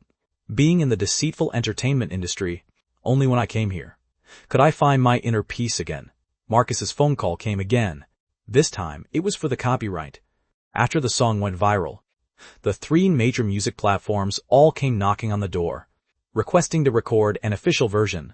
A massive commercial value lay hidden behind this. I thought about it for a moment and replied, Marcus, I need to talk to the song's author about this. Early the next morning, I pushed open the door to the ward. Chloe was already awake. Looking at her complexion, she was recovering well after the surgery. Once Helen left, we started talking about the copyright fees. Chloe looked hesitant, pondering for a long time before she spoke. Ethan, I don't really want to make money from this, but my mom and I are already deeply in debt.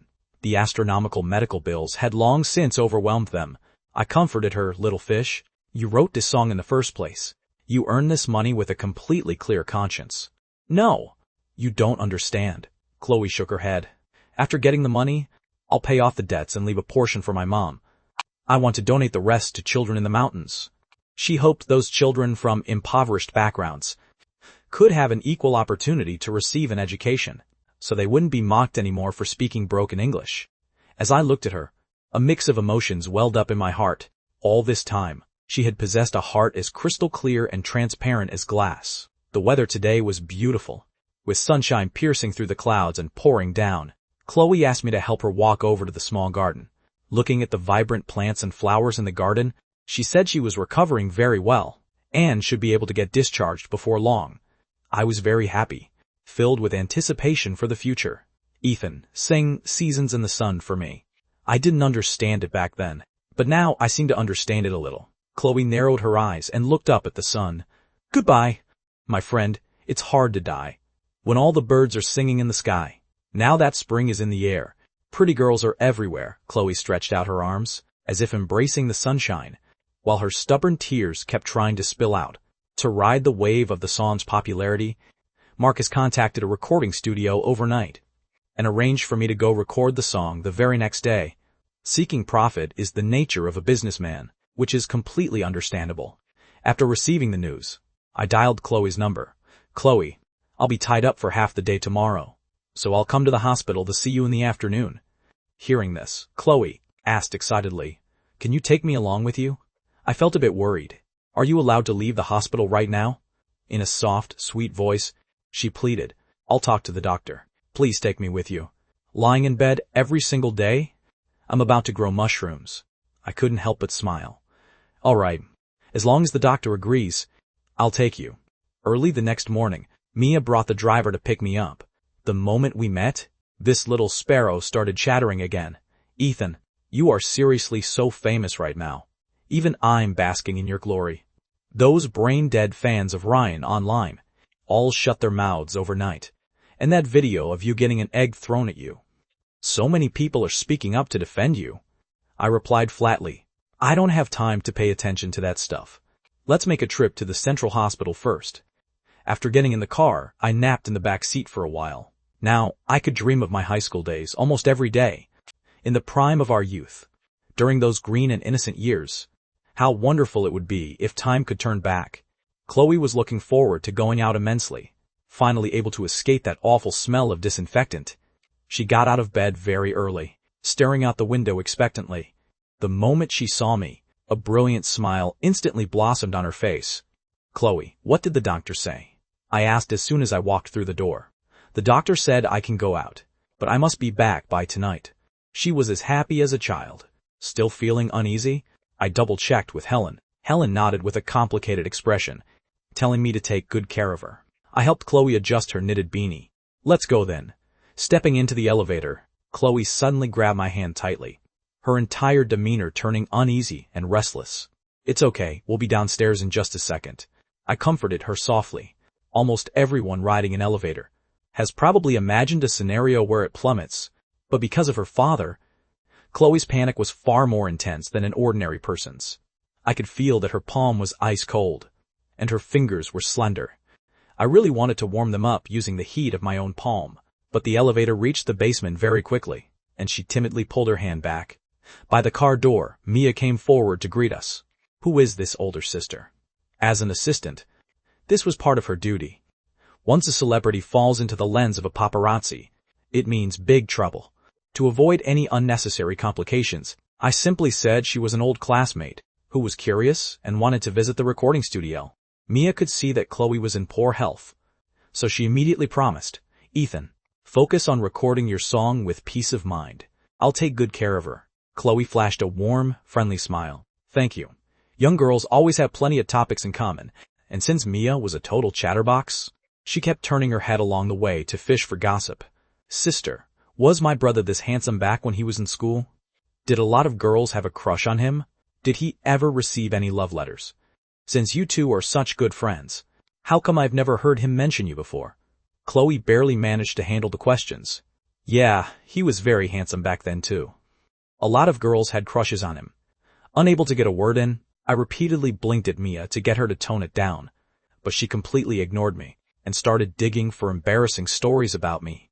But in Chloe's words, I was always that perfect school heartthrob, without a single embarrassing moment. When we arrived at the recording studio, the entire music team lined up to welcome me. "Mr. Ethan, we've heard so much about you. Thank you for your hard work. Your performance on The Voice was absolutely perfect. This year's championship definitely belongs to you.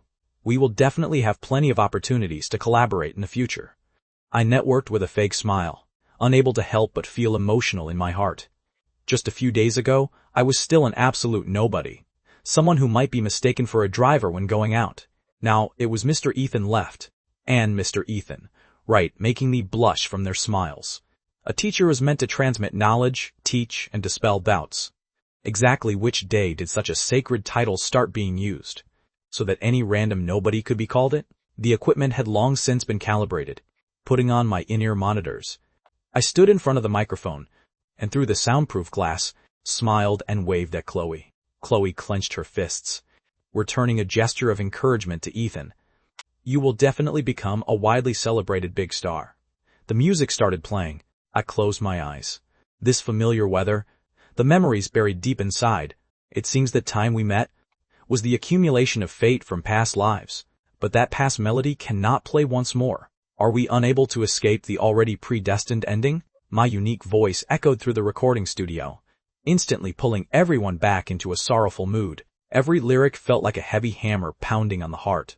"Perhaps this is the power of words," Mia asked with tearful eyes. "Sister, what kind of person do you think it takes to write a song this sorrowful?"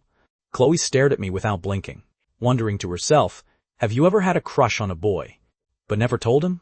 Of course I have. How could a girl ever take the initiative to confess? Mia pulled out a tissue and handed it over. For thousands of years, the three simple words, "I love you." How many people have kept them hidden in their hearts forever? Confessing love, most of the time, isn't about getting something, but rather to make oneself give up completely. "I just haven't told you yet, I'm sorry. I love you. Without you I cannot breathe. I can't bear to see your tears flowing for miles." I just haven't gathered the courage yet. Through the thick glass, Chloe and I locked eyes. Separated by 6 years, each other's gaze felt both familiar and strange. If there is no fated bond, why do I cross paths with her in this life? If there is a fated bond, why do these feelings ultimately come to nothing? I threw myself into it completely, delivering this song, "I'm sorry, I love you," to absolute perfection, making it even more flawless than on the stage of The Voice. Perhaps it was because, looking into Chloe's clear eyes, my emotions had reached a new height. Stepping out of the isolation booth, the producer excitedly gripped my hand, calling me Mr. Ethan over and over again. It felt incredibly awkward to hear, so I told him to just call me by my name. In my life, there was only one time I truly enjoyed being called Mr. Ethan. All the others were just fake flattery. After finishing the tedious procedures, I walked quickly toward Chloe. "Sorry to keep you waiting, Chloe." Mia was clamoring over there to tag along, but I gave her a stern lecture. "Assistant Mia, do you think that's appropriate?" The girl pursed her lips in anger. "When you were tricking me into working before, it was good, brother. But now that you have someone new, you call me Assistant Mia." I dismissed my assistant. I guided Chloe into the car. "Since we rarely get to go out, what do you want to eat? I want to go back and take a look around our alma mater." After all, our high school alma mater was where our youth was buried. The car headed toward the south side of the city. Perhaps because she had been cooped up in the ward for too long, Chloe was in an excellent mood.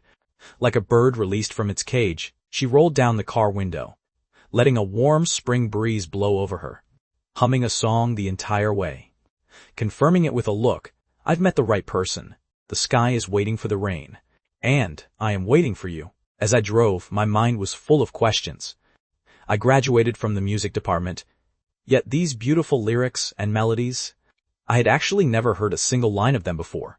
Half an hour later, the car stopped at the school gates. I walked around to open the passenger door. "Your Highness, please step out." Chloe smiled faintly, put on a mask. Big star. 6 years had passed, and the school had renovated its main gates to look incredibly grand. When the security guard let us in, it happened to be the last class period of the morning. The campus was completely serene. The spring grass was sprouting, bursting with life everywhere. "Ethan, when I first came here to register, my mom and I were carrying 2 snakeskin bags, weaving through rows of private cars. Back then, I felt like the gap between people was truly massive," Chloe said with emotion. I was left speechless for a moment. Back then, I had been driven here by Robert. If we hadn't gotten into the same school, people like us from 2 completely different worlds would have never had any intersection. From her perspective, I completely understood her insecurity back then. We walked past the academic buildings, the reading plaza, and the flower beds. Our high school life, which we once thought was unbearably miserable, looking back now, turned out to be the happiest time of our lives. Flowers may bloom again, but a person is never young twice. I lamented. "Chloe, we only truly spent 3 months together. I wish I had gotten to know you sooner." Chloe stared at her reflection in the pond, gently, shaking her head. "To you, it was 3 months, but to me, it was much longer." "What do you mean?" "I saw you being forced to stand as punishment for being late freshman year. I saw you playing basketball in an anime jersey, and I even saw you sitting by the stone bench playing guitar, surrounded by a huge crowd of girls." Listening to her describe it all in detail, I was completely dumbfounded. So she'd already noticed me as early as freshman year. I had long forgotten that encounter on the bus, but she had remembered it for her entire youth. "Why didn't you tell me sooner?" I asked, but Chloe just smiled and didn't answer. Was a young girl experiencing her first awakening of love supposed to announce to the whole world that she had liked you since she was 16? Was she supposed to tell you how she felt when she heard the name Hannah from your lips, and how deeply disappointed she was? Along the plastic track, we arrived at the soccer field. Chloe sat directly on the ground, leaning against the goalpost, tilting her head up to soak in the sun. "Ethan, sing a song just for me again. I want to hear Sunny Day." I pulled off my mask and sat down beside her. In this world, we were the only 2 people who knew how to sing Sunny Day. "The day I skipped class for you, the day the blossoms fell, inside that classroom, why can't I see? The rainy day that vanished, I really want to experience it all over again." Chloe closed her eyes, enjoying the sunshine, the singing, and the fragrance of the green grass. The dismissal bell rang out clearly, and students poured out of the academic buildings, chasing and playing along the tree-lined path, absolutely bursting with life. Just like we used to be. No one in this world stays 18 forever, but there will always be someone who is 18. Look, is that the big star? A sharp-eyed student recognized me without my mask. A crowd of underclassmen quickly swarmed around us, holding out little notebooks to beg for autographs. I quickly guessed for them to keep it down, hurriedly signing a few. Seeing that the crowd was growing larger by the second, I realized things were going south. All right, I grabbed Chloe's hand with a swift pull, pushed through the crowd, and took off running. Behind us was a chorus of chasing and shouting. Little haha. Chloe's joyful laughter echoed all over the school's tree-lined paths. This was infinitely more fun than lying in a hospital bed all day. Holding Chloe's hand, I ran out of the school gates like a gust of wind. The security guard thought we were students who had broken the rules, and almost let the dogs loose to chase us down. Only after making sure no one was following did I finally slow my pace. With Chloe's current physical condition, she couldn't handle strenuous exercise. Our hands remained clasped together, neither of us letting go. We silently chose to ignore it by mutual, unspoken agreement. It was right around mealtime, and all kinds of delicious aromas wafted from the long street outside the school gates. My stomach betrayed me by letting out a loud growl. Chloe let out a soft chuckle. Ethan, it's been so long since we've been back. Let's go taste some of our old favorites. I grew excited. Sounds great. Whatever you want to eat, my treat.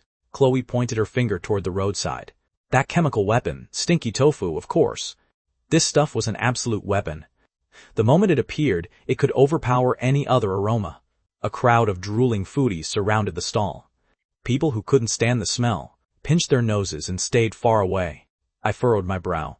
I'm a bit of a celebrity now. Eating this stuff is a bit beneath my dignity, don't you think? But Chloe blurted out, didn't you used to buy a portion every time you passed by after school? I froze. How did you know? It turned out that as early as freshman year, among the crowd behind me, there was a pair of eyes silently watching me. Back then, I didn't have any celebrity baggage, and I only stopped buying it because I was afraid the smell would bother her. Chloe pulled me over to the front of the stall. Boss, we want a small portion, ridiculously spicy, and no cilantro. My voice was actually trembling. Insanely spicy? She blinked playfully. Yeah. I want to see your face turn bright red. This was clearly a trap. While the tofu was frying, Chloe went next door to buy a roasted sweet potato. The freshly baked sweet potato was burning hot, so she tossed it back and forth between her hands. When broken open, it was a beautiful golden yellow inside, and the aroma was mouth-watering. She took a huge bite, flashing a satisfied smile, and casually handed half of it to me. Holding the half sweet potato, I stared blankly at her. Chloe thought she must look like a messy eater, so I had to make an excuse, saying it wasn't convenient with my mask on. Once the stinky tofu was fried and ready, Chloe went to a small supermarket to buy 2 bottles of sweet milk, saying it was to neutralize the spiciness. We found a secluded bench by the roadside and sat down, finally able to take off our masks and catch our breath. Chloe speared a piece of stinky tofu with a bamboo skewer and brought it to my lips, open wide. Looking at the layer of bright red crushed chili flakes on top, my facial muscles twitched slightly. But to be a good sport, I risked my life and took a big bite. The skin was crispy, and the inside was incredibly tender. The familiar flavor exploded across my taste buds. The taste of this single bite is something people who don't eat stinky tofu will never understand. It was delicious. But immediately after, the spiciness came rushing up, like tens of thousands of tiny elves holding sharp needles, relentlessly stabbing my tongue. How is it? Does it taste good? Looking at her expectant gaze, I nodded vaguely, while uncontrollably hissing and sucking in air. My mouth was watering crazily. Tears were welling up in my eyes, and my cheeks, along with my ears, turned bright red. Beads of sweat even began to break out on my forehead. Chloe handed over the sweet milk. Quick, take a sip. I chugged a massive gulp, and the burning heat finally subsided slightly. I felt like I had recaptured that sense of wild abandon. From when I was 17 or 18 years old, why did you have to make it ridiculously spicy? I couldn't help but complain. Chloe lowered her head, her hands tightly clutching the milk bottle. I've blushed for you so many times, but you've never once done that for me. My heart felt as if it had been struck by a violent blow. But she looked up and laughed. Just kidding. Open up, have another piece. I quickly dodged. Chloe deliberately put on a stern face, threatening that if I didn't dare to eat it, she would eat it herself. The two of us fooled around on the bench. Passers-by looked at our silhouettes, and all flashed knowing, fond smiles. A single portion of stinky tofu and a roasted sweet potato obviously couldn't fill us up. After a short rest, we set off on our food hunt once again. Weaving our way through the high school students, it felt as though we had become a few years younger too. Chloe was in her post-surgery recovery period, so she couldn't eat anything irritating. Yet her entire mind was set on playing pranks on me. Sour lemon juice that made my stomach churn, goat cheese with a pungent smell, fried silkworm pupae that looked absolutely terrifying, and rabbit heads with prominent front teeth showing. Later, we ran into a street vendor scamming with traditional nutcakes. A single slice of his knife almost made me go bankrupt on the spot. Little fish, have mercy on me. I really can't eat another bite. I begged for mercy, patting my round, bloated stomach. Chloe, however, was delighted. I've imagined it so many times, strolling through a food street with you like this, completely carefree. It has finally come true. If you're tired, I'll take you back to the hospital to rest. I was worried about her health. No way. The doctor said I can go back tonight. Chloe's playful mood hadn't diminished at all. It wasn't easy to get a chance to come out, so of course I have to have a blast. The so-called night times has to be at least after the sun goes down, short by an hour, a quarter of an hour. A single minute or even a single second doesn't count as nighttime. In the afternoon, we went to the pedestrian street downtown, and Chloe tried on all kinds of colorful, flashy clothes. Ultimately, she only bought a thin orange-red jacket. Honestly, I really wanted to act like a domineering CEO, wave my hand grandly, and tell the store clerk to wrap up every single piece of clothing she had tried on. But knowing her personality, I could only forcefully suppress that impulse. After scraping by in the entertainment industry for these few years, I had seen far too much ugliness hidden beneath gorgeous exteriors. At this very moment, looking at her petite, elegant figure in front of the mirror, I was certain that true beauty comes from within. At that moment, I felt she was much more beautiful than Hannah. Ethan, how much do I look like my old self? She turned around and asked half-jokingly. That was exactly how she looked when she was working part-time at the Western restaurant. Time had changed a lot of things, but certain feelings remained completely unaltered. Little fish, you look really beautiful. My praise came straight from the heart. I don't believe you at all. She had a completely proud, playful look on her face. When it came time to pay, she insisted on using her own money. That cheap piece of clothing, I didn't know how many signatures she had to design in her Livestream room, just to be able to afford it in exchange. When we grew tired of walking around, we sat down under a park tree to drink bubble tea, catching a whiff of lamb skewers. And the scent of cumin drifting over, we rushed over to grab a few more skewers. I used to find shopping with girls incredibly tedious, but today, time flew by in a flash. Before we knew it, the setting sun painted the western hills in shades of crimson. The sunset drops like a tiny red bean, already writing endless longing across the sky. The nighttime she spoke of was drawing closer and closer. After grabbing a quick bite for dinner, I grew concerned about Chloe's health and urged her to head back to the hospital. But she pursed her lips and pleaded, Ethan, I want to go to the riverbank to look at the moon. I'll go back right after we see it. I originally wanted to refuse, since the wind by the river would be quite strong, but looking at that pitiful, pleading gaze of hers, I simply couldn't bring myself to be hard-hearted. After a bit of bargaining, we agreed to stay for 10 minutes at most. Still feeling uneasy, I went to buy a scarf, wishing I could wrap her entire face up in it. The reason River City was called River City was because the vast Yangtze River flowed straight through the town. We parked the car by the riverbank. A bright moon hung high in the sky, its reflection shimmering in the center of the river. Occasional waves broke into a handful of starlight. The oncoming river breeze was a bit noisy. I draped the newly purchased jacket over her shoulders and pulled the scarf up a bit higher, leaving only her eyes exposed. We agreed on 10 minutes only. The countdown starts now. Chloe nodded obediently, let out a cheer, and hopped out of the car. Above our heads was a sky full of stars, and beneath our feet the river surged. Horton, Ethan, do you like the moon in the sky or the moon in the water? She suddenly asked out of nowhere, leaving me a bit baffled. Isn't the moon in the water just the same moon in the sky? Chloe didn't explain, but simply looked up at the deep, starry sky and asked softly, "Ethan, do you think that in some corner of the universe, there is another planet just like this one, where humans, just like us, live? Except that over the past 20 or 30 years, there has been a slight deviation in their culture." Hearing such a novel concept, all of a sudden, I froze for a moment, and then replied with a smile, "I believe you. Whatever you say, I believe it." This was clearly a typical line guys use to coax girls. Chloe let out a faint sigh, her gaze drifting between the sky and the water. Only she knew that the moon in the water, after all, is not the moon in the sky. "When do you record your next show?" She finally brought the conversation back to reality. "In about 2 weeks. It's the internal elimination rounds for the teams." Chloe looked at my profile and said softly, "The next time you go on stage, I'll give you another song." I was both shocked and delighted, only then remembering that she had indeed hummed a lot of melodies in the car this morning, each one a masterpiece. "You need to make it all the way to the grand finals, and that requires 7 songs, right?" Chloe's eyes looked determined. "Then I will give you 7 songs. All these songs connected together are exactly what I want to say to you." She still left the other half of her sentence unsaid. "The biggest dream of that 18-year-old girl from back then was for you to fulfill your own dreams." After leaving the riverbank, Chloe was completely exhausted and fell asleep slouched in the passenger seat. The moonlight and streetlights outside the window alternated to spill inside, outlining her soft facial features. While waiting for a red light, I stared at her profile, waves of emotion stirring in my heart. If what she said was true, then was that song, "I'm Sorry, I Love You," what she wanted to say to me right now. When we arrived at the hospital, I didn't have the heart to wake her up, so I simply carried her down from the car and walked into the cramped elevator. Her body was so light it made my heart ache.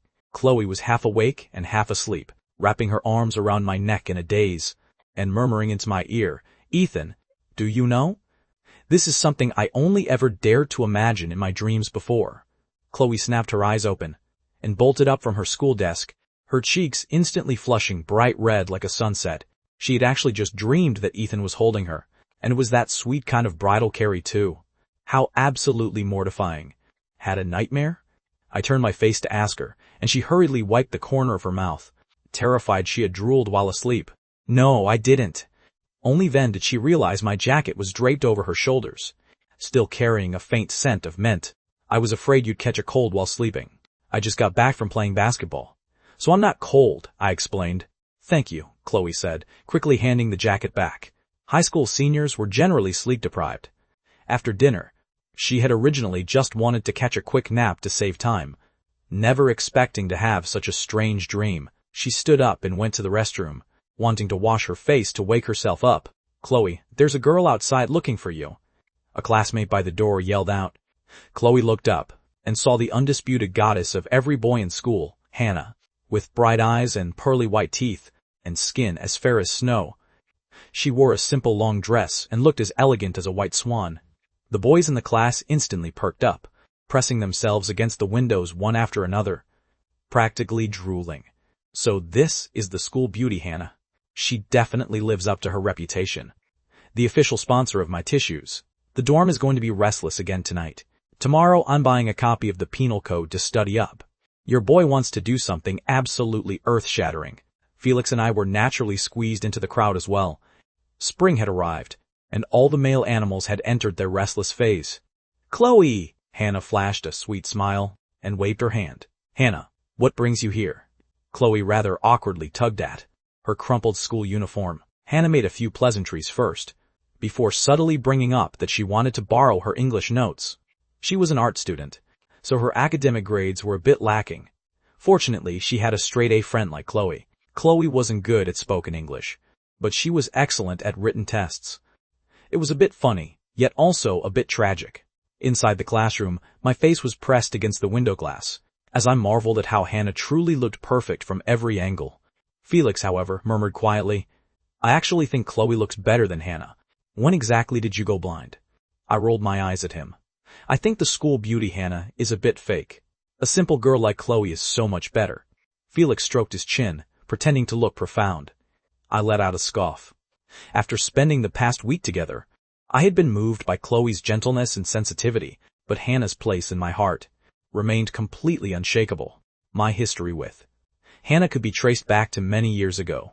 Our first meeting was at a children's music competition. Back then, my mom had forced me to learn the violin for 2 years, insisting on taking me out to show off. In reality, I didn't like the violin at all, thinking that playing the guitar was way cooler.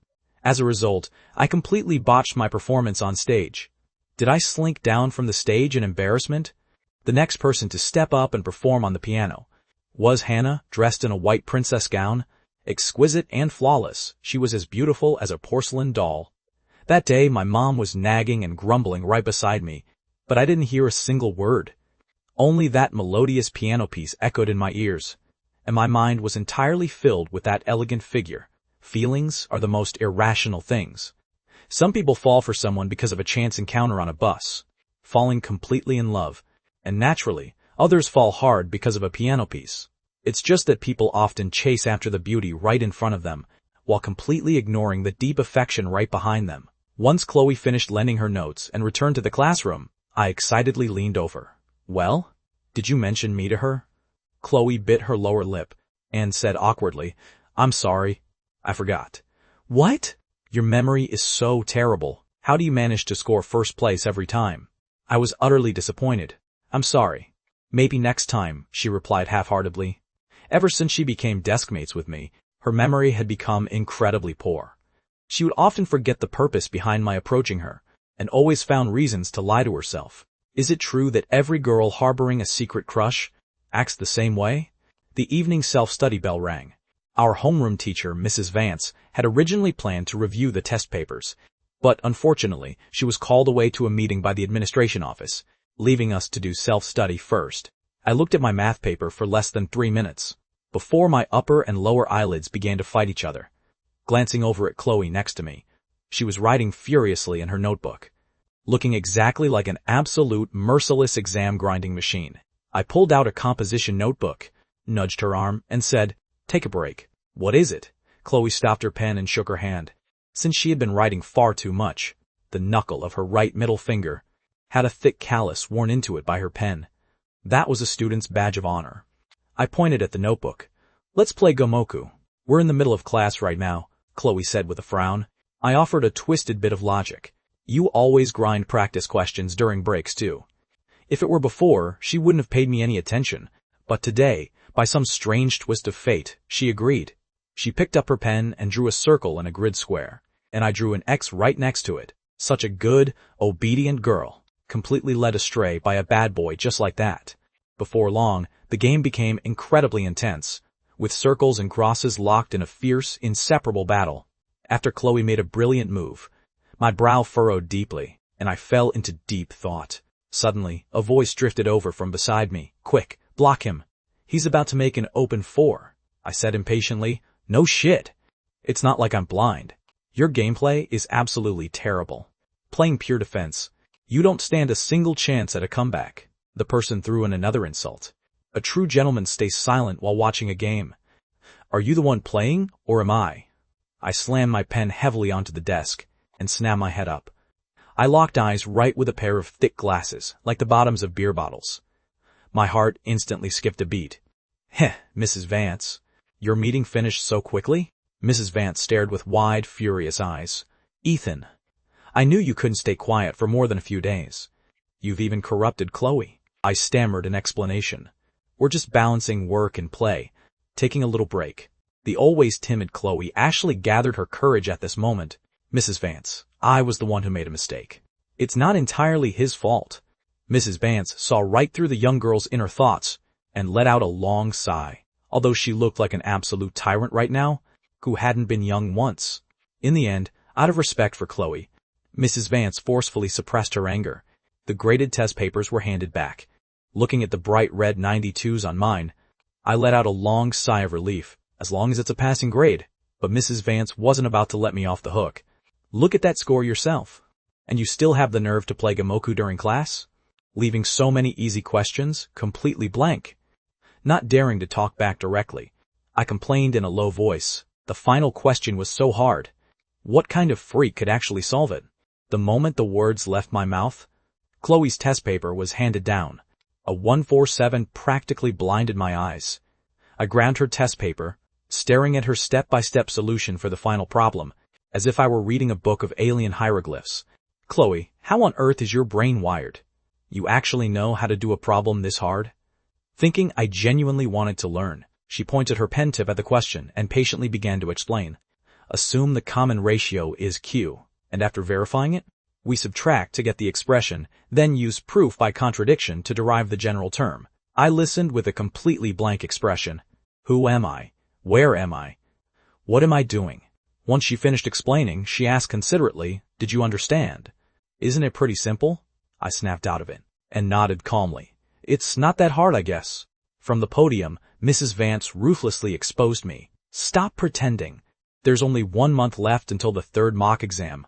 If you can't get 100 on the math section, move right back to your old seat."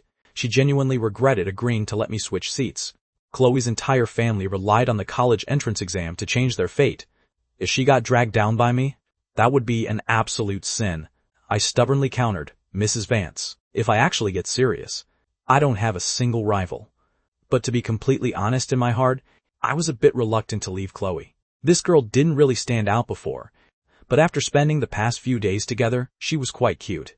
She spoke in a soft, gentle voice, blushed at the slightest tease, and was completely without malice. Beside me, Chloe kept her head buried down the whole time, unconsciously twirling her pen. She was thinking, how is there only 1 month left? Ethan, you have to work hard. During the next morning's self-study, Chloe handed me a notebook while letting out a yawn. Opening it up to take a look, it was absolutely packed with math formulas, making my head spin just looking at it. Her eyes flickered. "I compiled these math notes. If you understand these few example problems, you should be able to score more points." These notes were written by her last night while hiding under her blanket, using a flashlight to see. She had lost 2 hours of sleep. Nobody was more worried than her about me failing to get 100 points. "Thanks," I said, casually stuffing it into my desk. Chloe felt a tiny bit of disappointment, but didn't dare to show it. She could only go back to her vocabulary words, just as math class began. Mrs. Vance didn't even bother having us stand up.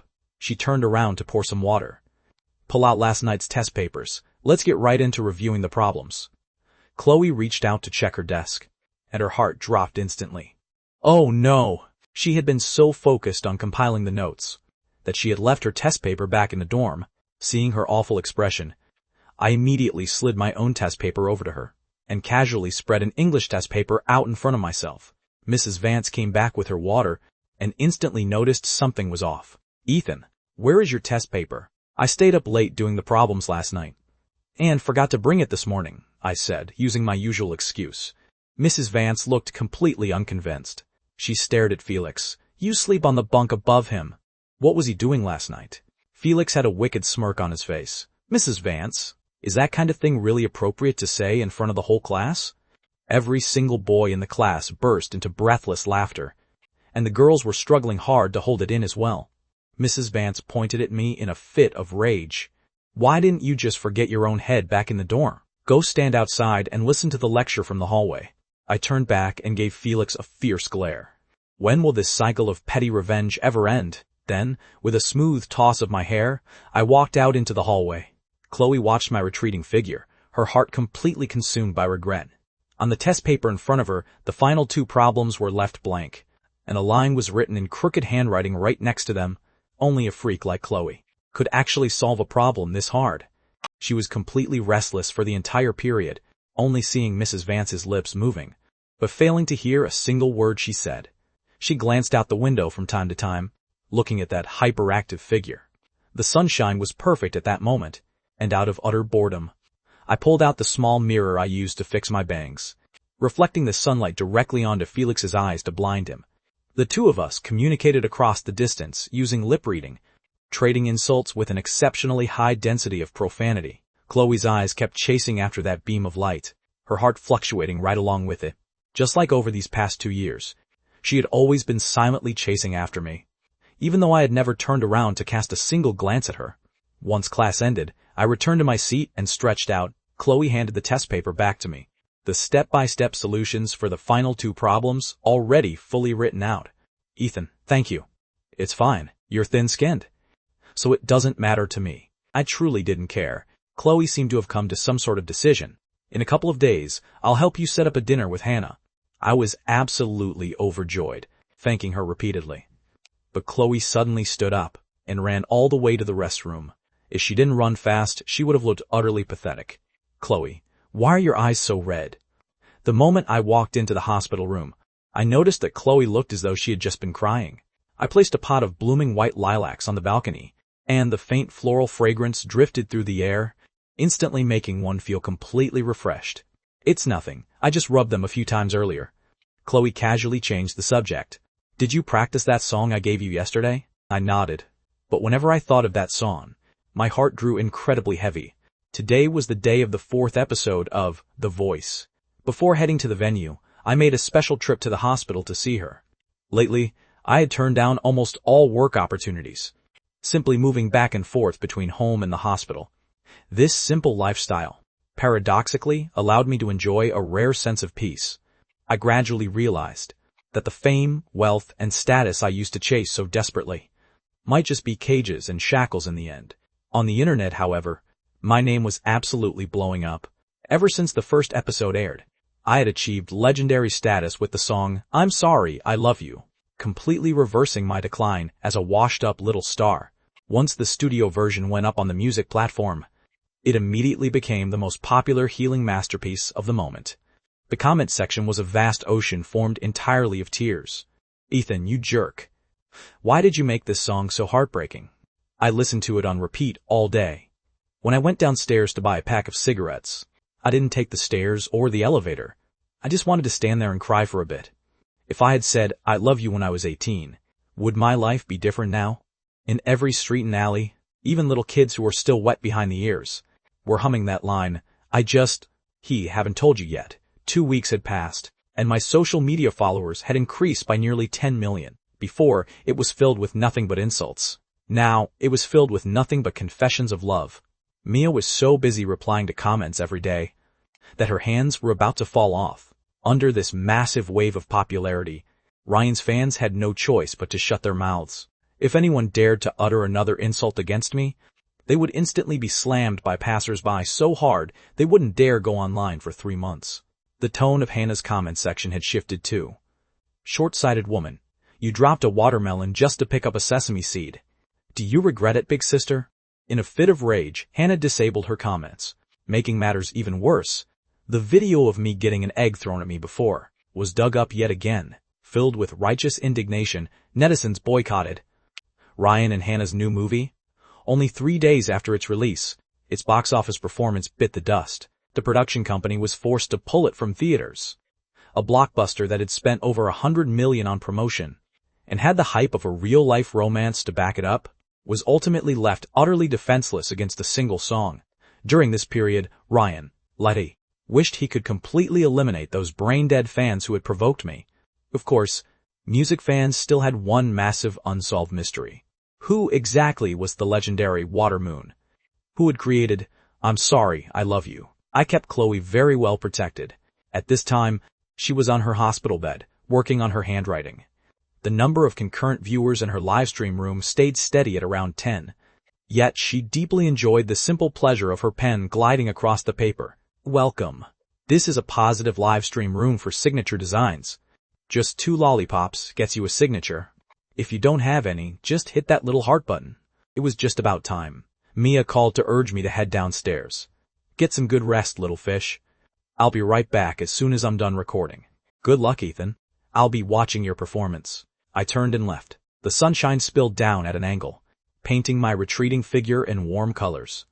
Chloe's gaze followed me the entire time, until I had completely vanished from sight. The fragrance of the lilacs in the air finally overpowered the smell of disinfectant.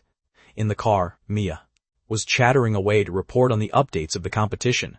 After the auditions over the last few episodes, the judges have taken in a lot of people. The internal elimination rounds are going to be intensely fierce, but the viewership ratings have actually taken a dip, because there hasn't been a second song like I'm Sorry, I Love You to burst onto the scene. The director is an absolute genius at this, and leaked the news ahead of time, saying that you have another original masterpiece to blow up the stage this episode.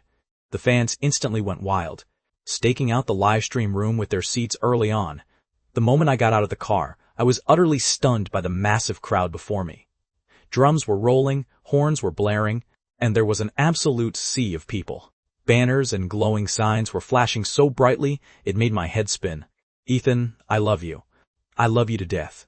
A female fan shrieked so hard she nearly fainted on the spot. Dozens of security guards were on the verge of losing control of the crowd. Mia quickly urged me, "Ethan, stop posing. Hurry up and get inside the main doors." Waves of emotion washed over me. The last time I came here, I was treated like a street rat, and now my popularity was almost catching up to Ryan's. Now, this is what you call a global superstar. Walking into the contestants' waiting area, I was just planning to head to that same corner as last time to hide, when a staff member immediately came jogging up to greet me. Mr. Ethan, how could you possibly sit here? We've arranged a private green room just for you." Mia held back a laugh. "Ethan, don't you feel absolutely vindicated right now?" I rolled my eyes at her, turned to the staff member and said, "No need. I like sitting right over there. And please don't call me Mr. Ethan." With that, under the watchful eyes of all the other contestants, I calmly curled up in that completely unremarkable corner. The staff member stood frozen in place with a look of sheer embarrassment, having no interest in paying attention to anyone else. I closed my eyes to rest my mind. "Little fish, all this honor and glory were given to me by you. I truly don't deserve it. 6 years have passed, so why are you still treating me this well?" Today's competition system was an elimination match between Lucas's and Arthur's teams. The contestants from the other 2 teams sat in the waiting room acting as a cheering squad, completely relaxed, as they gossiped in small groups. "I heard he's performing a new song again. That is seriously so cool. Ethan is definitely going to advance smoothly, and the rest of us can only fight for the remaining 3 spots. The only real suspense is whether this new song can surpass his last hit, 'I'm Sorry, I Love You.'" Lucas suddenly appeared at the door and walked straight toward me. I had my eyes closed. When Mia gave me a little nudge, "Senior Lucas, you're here." Lucas deliberately put on a grim face. "Ethan, you're quite the diva now, aren't you? You haven't participated in a single one of our team activities." I quickly apologized. "I'm sorry, I've had some things to take care of lately." During this period, we had only shared a few brief phone calls, and all the details were handled through Mia. Lucas felt like he had lost a bit of face, but on second thought, my vocal skills needed no corrections, and the creator behind my music was even more unfathomable. "Ethan, with your current momentum, you've already become the #1 favorite to win the championship," Lucas said with a meaningful tone. "We've only just passed the auditions, so it's a bit early to say," I replied modestly, though I could already catch a hint of an underlying meaning in my heart. "I just hope those rumors about behind-the-scenes manipulation aren't true." An assistant came over to rush him, so Lucas had no choice but to leave in a hurry. The faint sound of commercials drifted in from the main recording hall.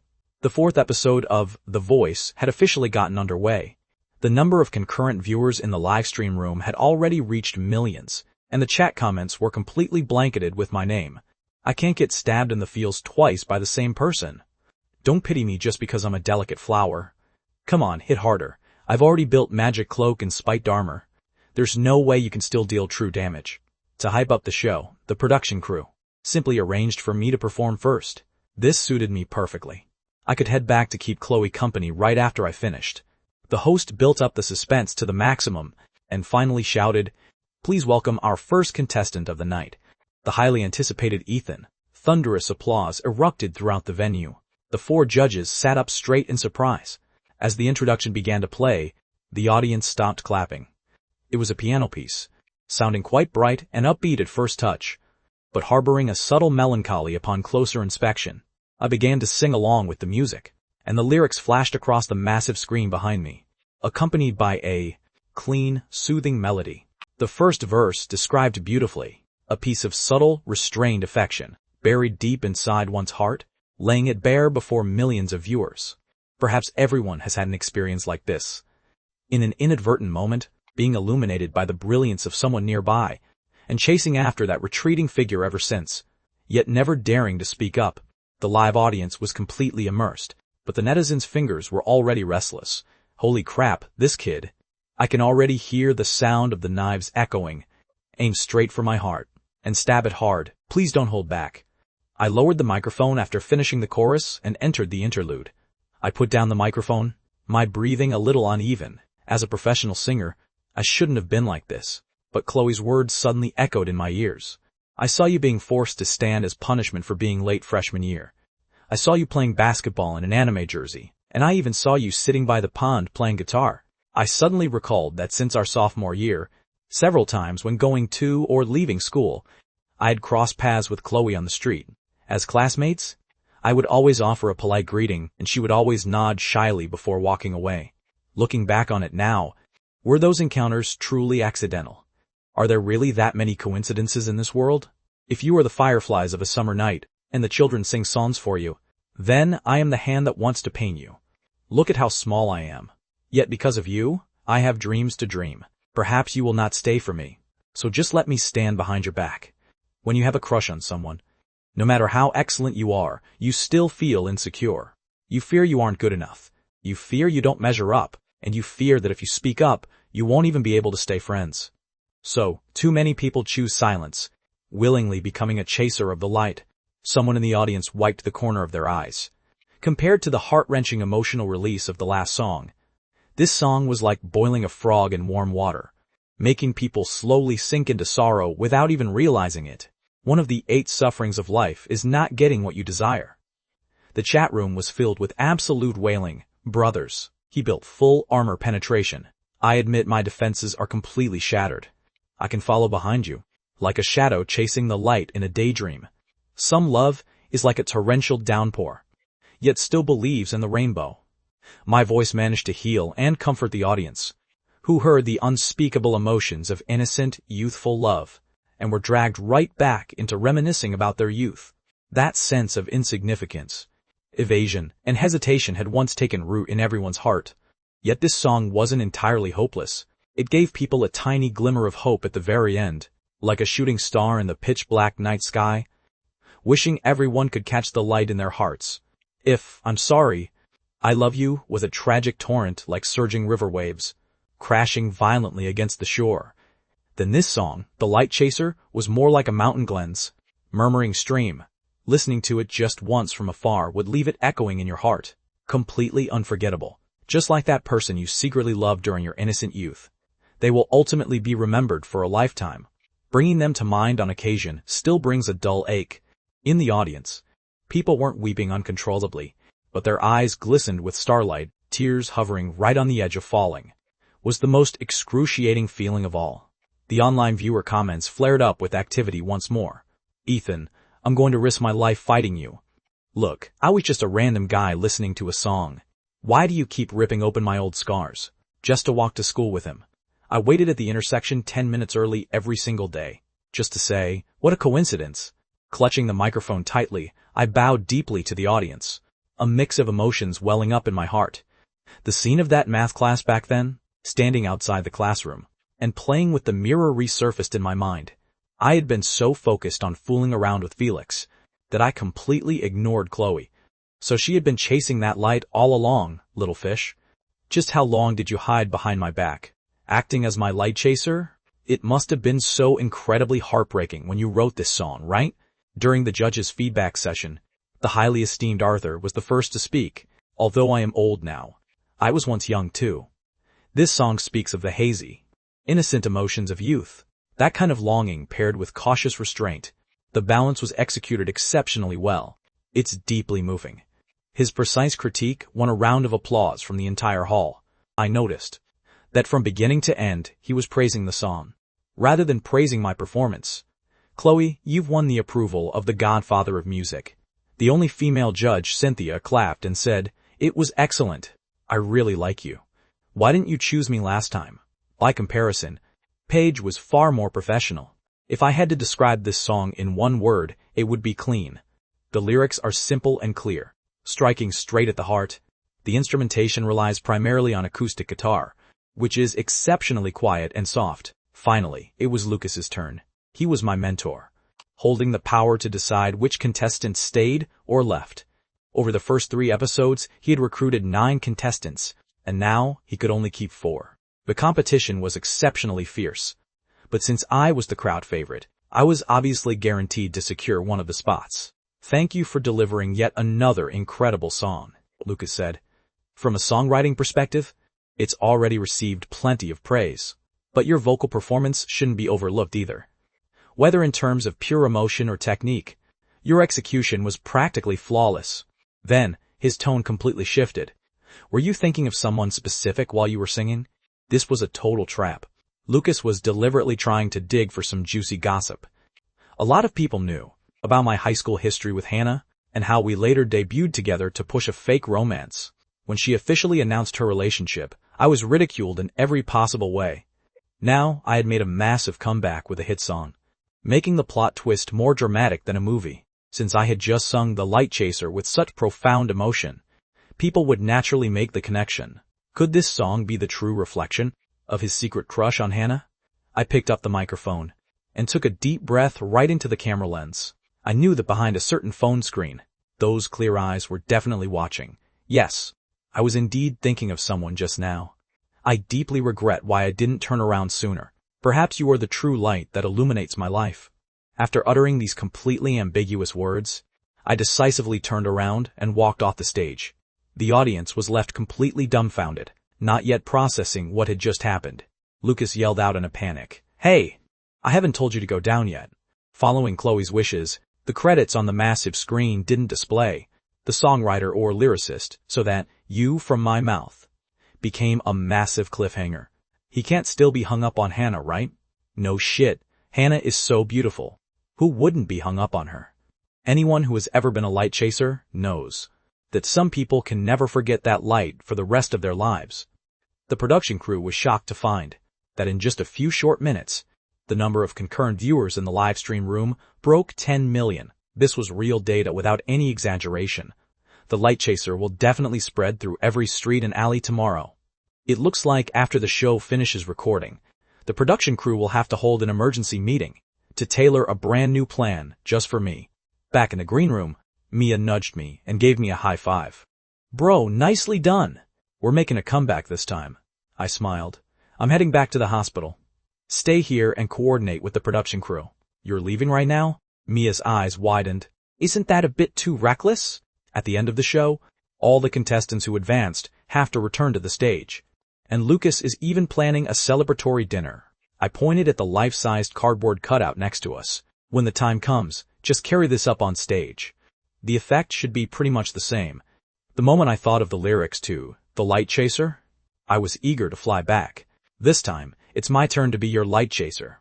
In the car, I scrolled through social media for a bit. And called Hannah. "Hello? Ethan, I just watched your performance. It was truly amazing." "Congratulations." Hannah's languid voice came through the phone. The setback with her movie release had been quite a blow to her, so she had been resting at home these past few days. I said apologetically, "Hannah, I'm sorry. My situation has caused you a lot of trouble. I only found out from scrolling through social media just now that a lot of anti-fans went to attack her, forcing her to turn off her comments, which is quite ironic to say. Less than a month ago, because an egg was thrown at me, she voluntarily called to apologize. Now, our situations have actually reversed. The dramatic ups and downs of life are truly unpredictable. Ethan, I always said you were better suited to being a singer.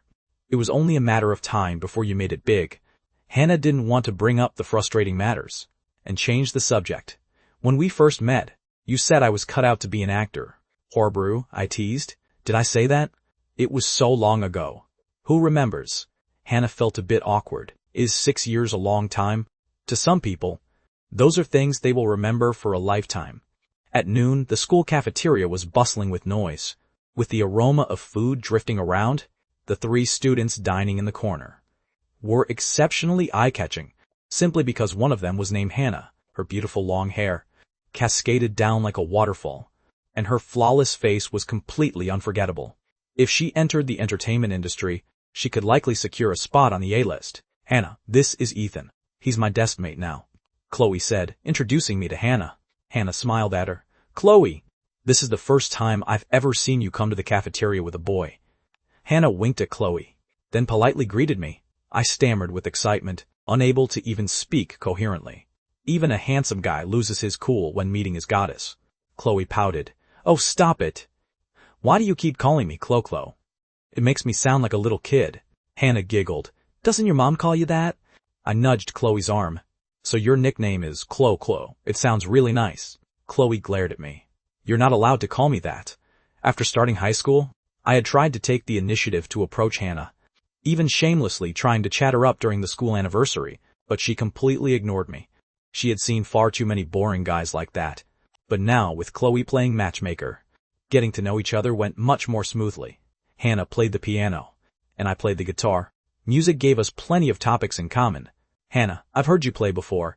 Back then, you performed Paul Marriott's Love is Blue. Ethan, I think I remember you now. During the school anniversary 2 years ago, your class performed Madame Butterfly. I learned a little violin, but my absolute favorite is still the guitar.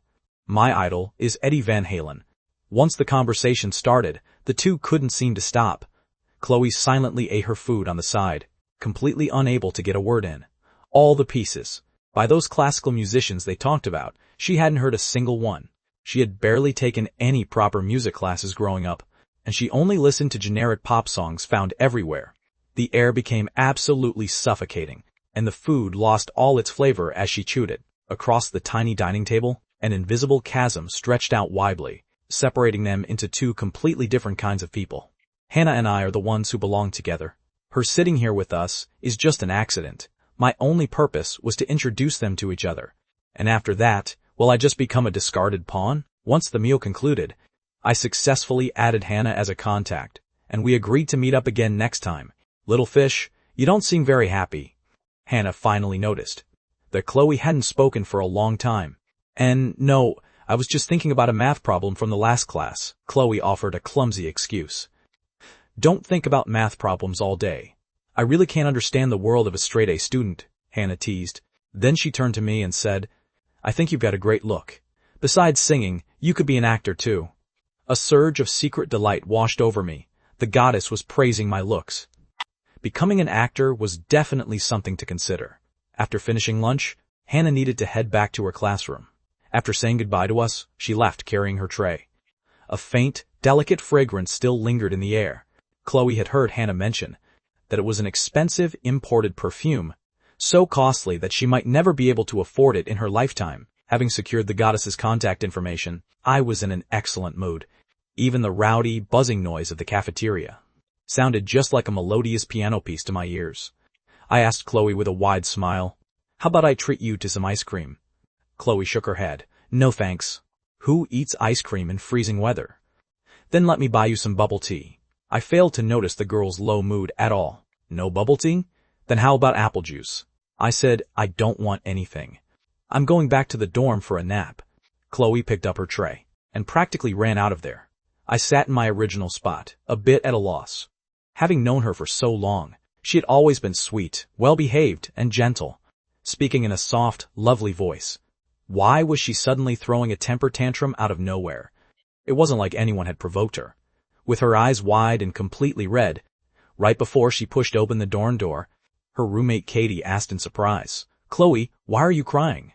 Did that jerk Ethan bully you? Chloe shook her head, lay down on the bottom bunk, and covered her face with the blanket. Katie couldn't let it drop, sitting by the edge of the bed and nagging. I knew that guy was up to no good. You never should have switched seats with him. I saw you go to the cafeteria with him just now. Did he put his hands on you? If something happened, don't keep it bottled up. We'll back you up, and, if necessary, tell Mrs. Vance right now. Chloe suddenly threw off the blanket, tears streaming down her slender cheeks. A heartbreaking sight. She grabbed Katie's hand and sobbed, No! Ethan, he treats me really well. When we were walking down the street, he shielded me from dirty water. When people mocked my English accent, he was willing to embarrass himself right alongside me. When I forgot my test paper, he gave me his, and took the punishment himself. Katie was completely bewildered. Then what on earth are you crying for?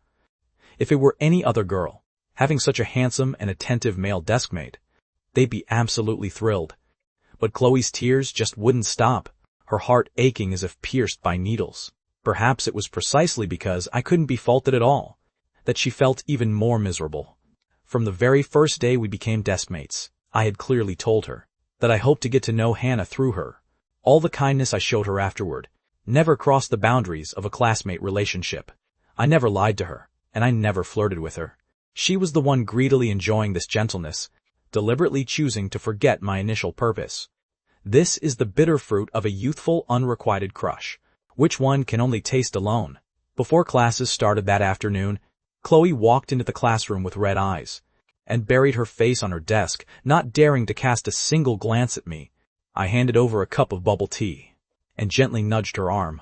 Chloe, what's wrong? Chloe suddenly sat up and glared at me, her eyes glistening with tears, a stomach full of bitterness and grievances, with nowhere to vent. Chloe, if you don't like it, I won't call you that anymore. I was taken aback. I'm sorry, I'm not feeling very well. I shouldn't have left you all alone in the cafeteria just now. Chloe felt deeply remorseful, yet she still chose to apologize. I let out a sigh of relief, thinking I understood what she meant. Girls will be girls. There are always a few days every month when they're in a bad mood. I pushed the bubble tea closer again. I just bought it outside. It's still hot. Cut me some slack, will you?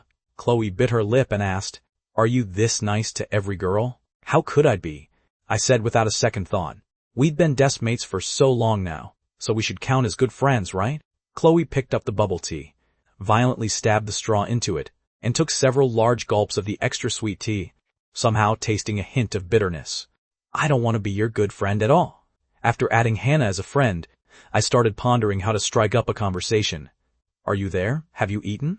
What do you think of me? Starting a conversation with, Are you there? Makes you a total clown. The thick skin I normally had when facing Chloe couldn't be put to use at all right now. Until the day before the break, Hannah posted an update on social media. The bluebird brings no message from beyond the clouds. The lilacs not in vain, sorrowing in the rain. The attached photo was a cluster of blooming white lilacs and green leaves, setting off the pure white delicate petals. Even through the screen, one could almost catch their fragrance. I was incredibly excited. Let's give it a like first to calm down. I had never been into gardening or plants. Any potted plant in my hands wouldn't survive past a month. At times like this, it was best to consult an attentive girl for advice, like Chloe right beside me. Anyway, she didn't have a phone, so she couldn't see Hannah's post. Chloe, do you know how to grow flowers? I asked in a lowered voice. Chloe stopped her pen and glanced at me. She had warned me that I wasn't allowed to call her Chloe in class, because it made her sound like a little kid, even though she was turning 18 soon, an age where one is old enough to date. What kind of flower? I enlarged the photo and waved it in front of her eyes. For a second, lilacs, with this single glance. Through the screen, it was like looking at a flower in a mirror. Yeah, I do. Do you like lilacs? Chloe asked completely innocently. Yeah, I absolutely love them, I replied, biting the bullet. Of all the flowers a big guy like you could like, why lilacs? She teased.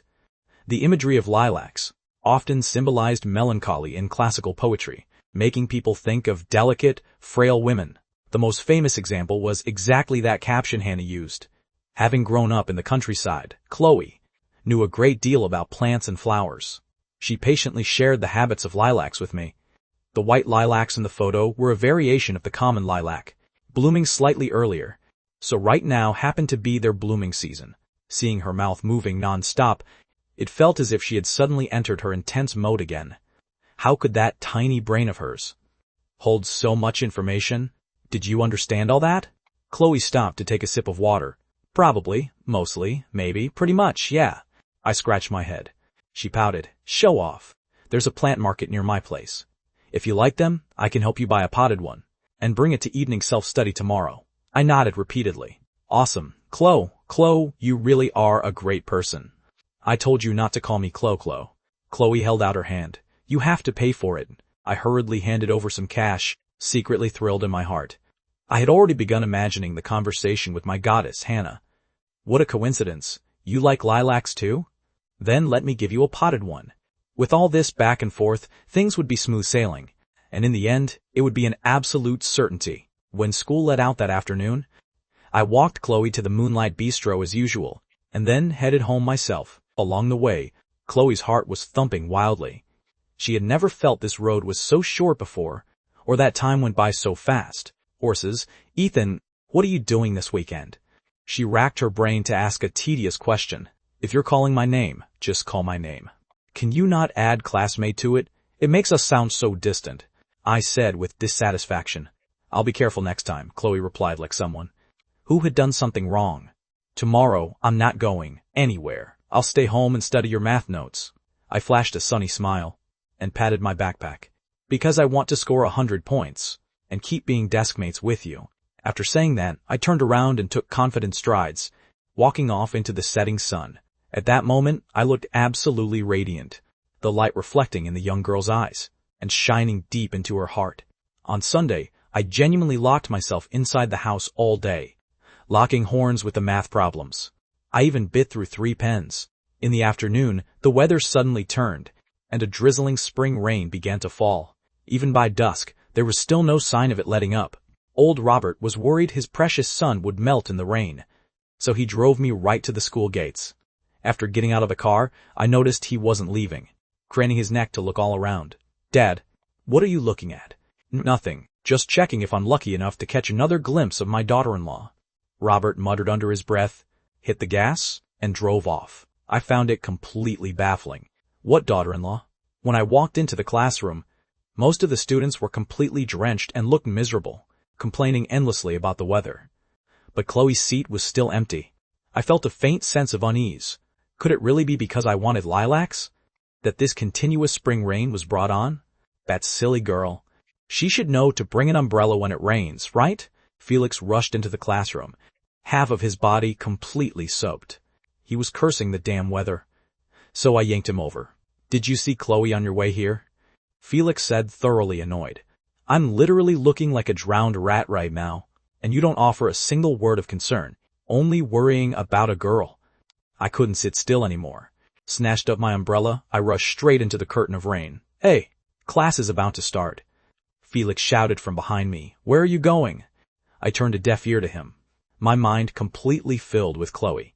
Evening self-study was about to begin, and the campus pathways were almost completely deserted. Underneath the red wall outside the school gates, I finally spotted that familiar figure. It was a young girl holding a floral umbrella, dressed in plain, simple clothes, tightly clutching a pot of blooming lilacs in her arms. The rain had soaked her long hair, which was dripping from the tips onto the pure white petals.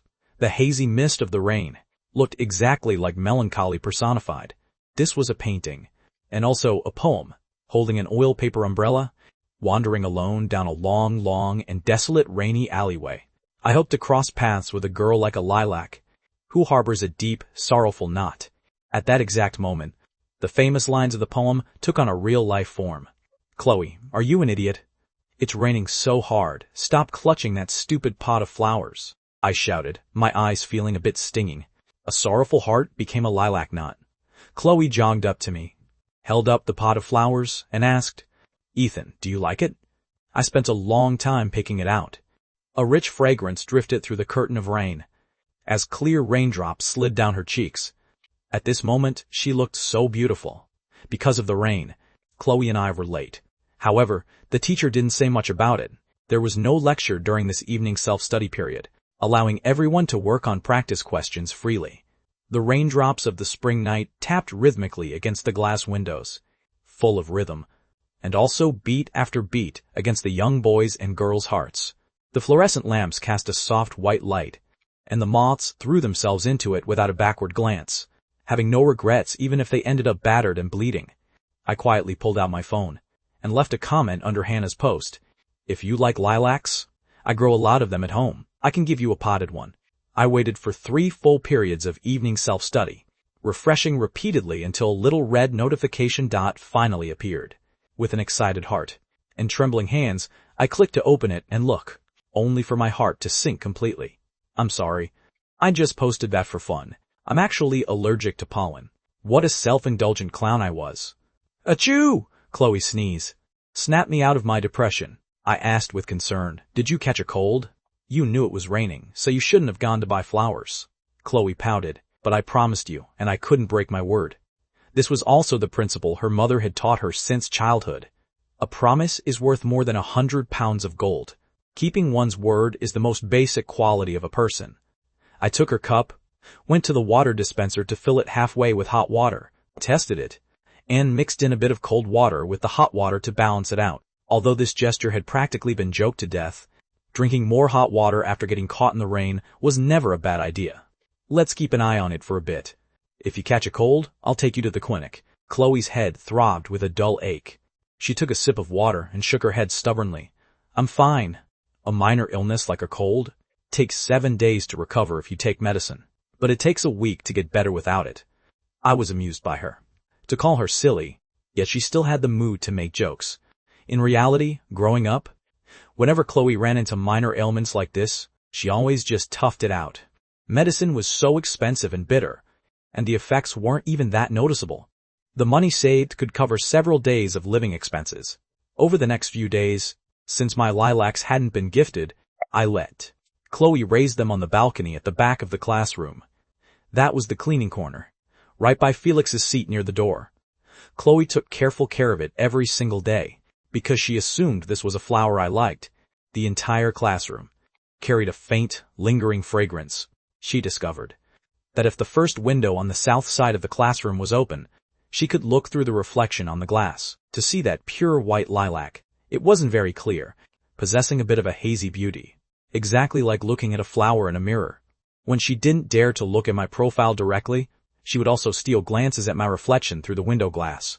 My well-defined jawline stirred the young girl's heart.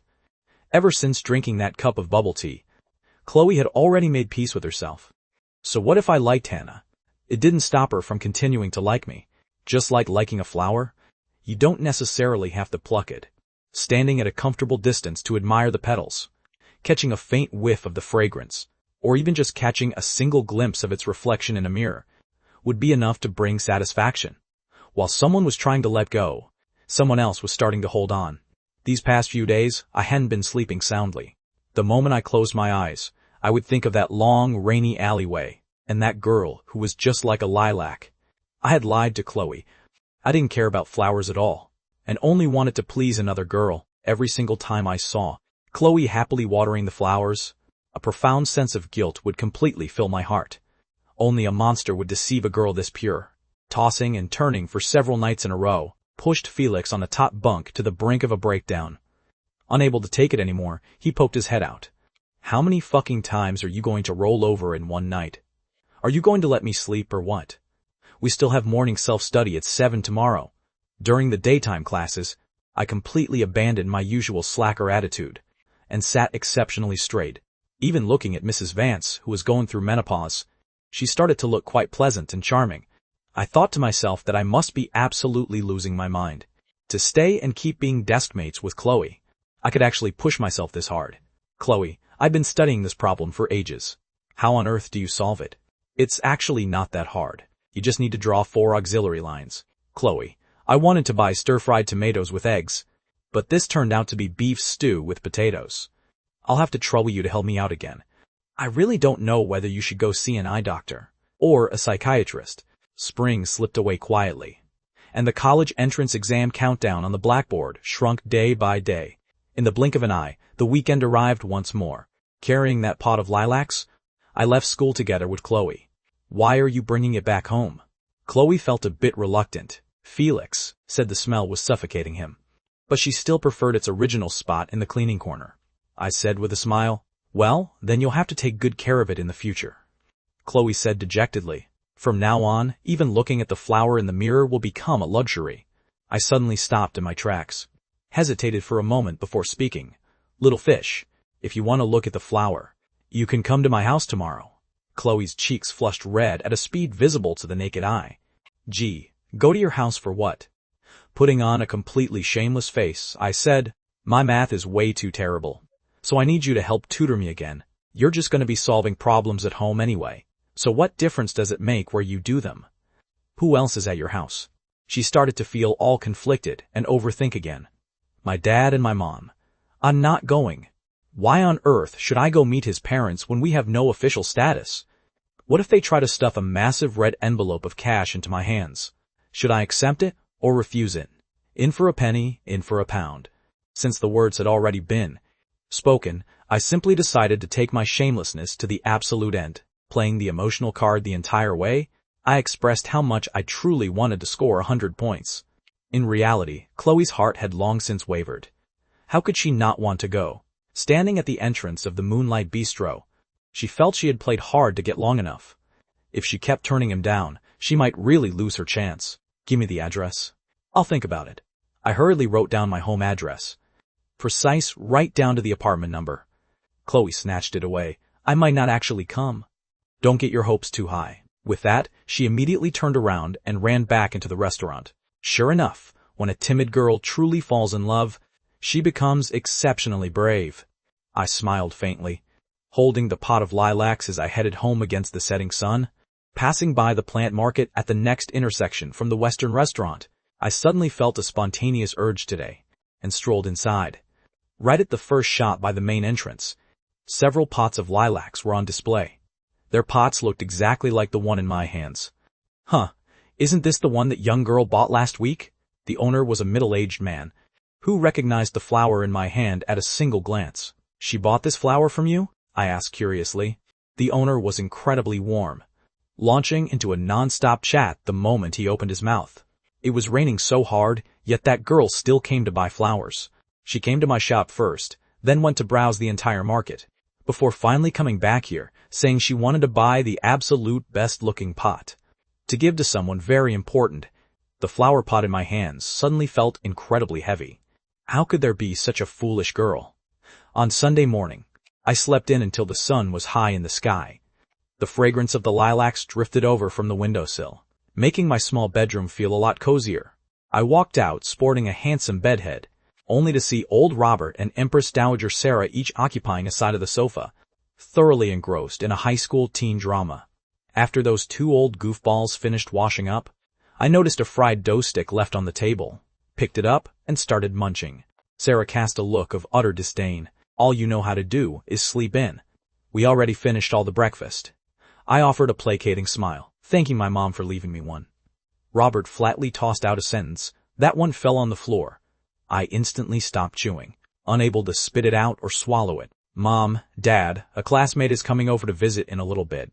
I remembered my agreement with Chloe yesterday. Although that silly girl was stubborn, she would most likely show up, so it was best to give my parents a heads up, so they wouldn't act all shocked when she arrived. Old Robert scoffed. Is it that rowdy friend Felix again? The Empress Dowager immediately added, Your dad and I are heading out to run some errands in a bit. You'll have to figure out lunch on your own. I am absolutely not catering to anyone. The two parents had a massive issue with Felix. That guy was always dragging me out to the internet cafe, or to play basketball. The last time he came over, Sarah didn't look pleased at all, slamming 2 cups of instant noodles down in front of us. Eat it or don't. Fine, fine, fine. It'll be nice and quiet with you guys gone.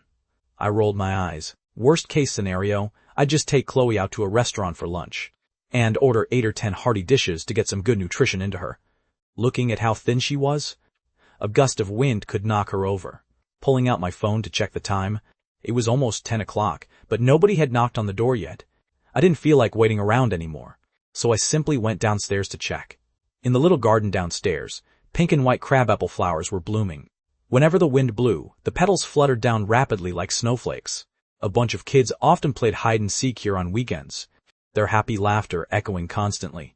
Just as I walked out the main entrance, I saw that in the middle of this group of kids, an older kid was mixed in with them. Chloe wore a light primrose yellow jacket, paired with a light gray long skirt. On her feet were a pair of minimalist white sneakers. Her hair was pulled back into a ponytail, with a sky blue headband, featuring a fluffy little rabbit on it.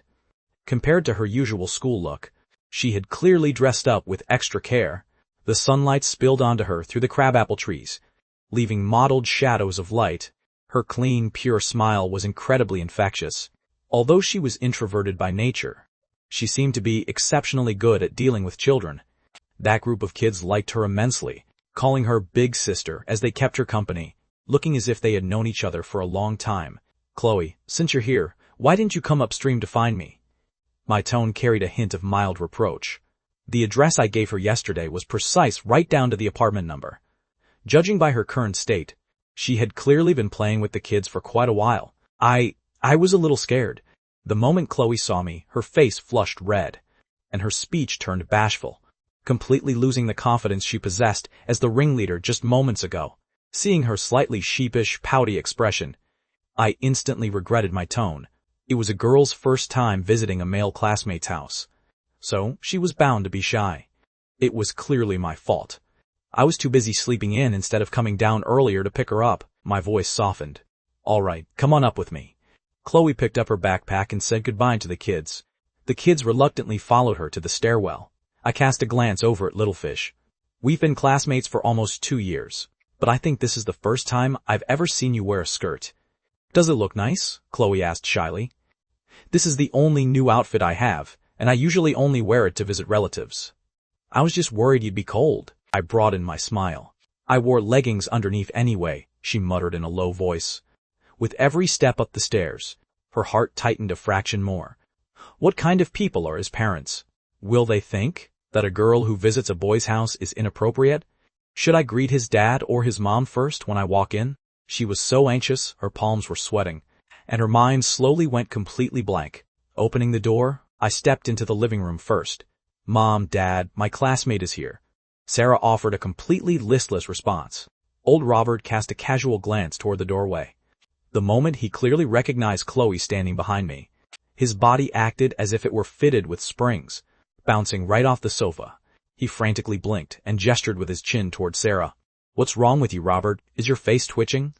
Sarah said, thoroughly annoyed. Our daughter-in-law is here. Robert squeezed out a few words through his teeth. Sarah froze for half a second, then vaulted right up with an energetic leap. She threw on her slippers haphazardly and hurried over to the foyer, her eyes narrowing into slits from her wide grin. Your name is Chloe, right? Welcome to our home. Chloe took a clear look at the warm, smiling woman before her and said in absolute surprise, Ma'am! So you're actually Ethan's mother. Old Robert followed closely behind as well, leaning against the wall with a silly chuckle. As he waved his hand at Chloe, they had met at the Western restaurant a few weeks ago, and this genial, kind-hearted couple had left an excellent impression on Chloe. A stranger the first time, an acquaintance the second. Her intense anxiety and nervousness instantly vanished by more than half. I had a completely blank look on my face. Chloe, you've met my parents before? Chloe nodded, unable to fully explain it all at once. Perhaps this was truly a fated bond, working in mysterious ways. She pulled a small bag of fruit out from her backpack. Sorry to trouble you, sir, ma'am. I brought a small gift for you. Oh, you sweet girl. Why did you even bring fruit just to come over and visit? Sarah's heart felt as if it were completely melting. Who wouldn't love a girl like this? Chloe flashed a delighted smile. This was also something her mother had taught her. When visiting someone's house for the first time, bringing a small token is a nice gesture of sincerity. I'll explain later, I said. The exam is almost here, and I want to put in some extra effort, and have Chloe help tutor me, all right? You two study hard, and I'll show off my cooking skills for you at noon. Sarah's eyes hadn't left Chloe for a single second. Same here, old Robert said, completely taking Empress Dowager Sarah's lead. I raised an eyebrow. Weren't you two heading out to run some errands? Errands? What errands? Sarah said, as if she had suddenly developed amnesia, glaring at Robert. Do you have something to do today? Nope. What could there possibly be to do on a Sunday? Robert replied with absolute certainty. I shot them a look of utter disdain, and led Chloe into my room. God knows who was talking so tough just moments ago, saying, I am absolutely not catering to anyone. The old couple immediately sprung into action, turning off their cheesy drama and getting ready to go grocery shopping. Honey, calm down a bit. Our son is only 18.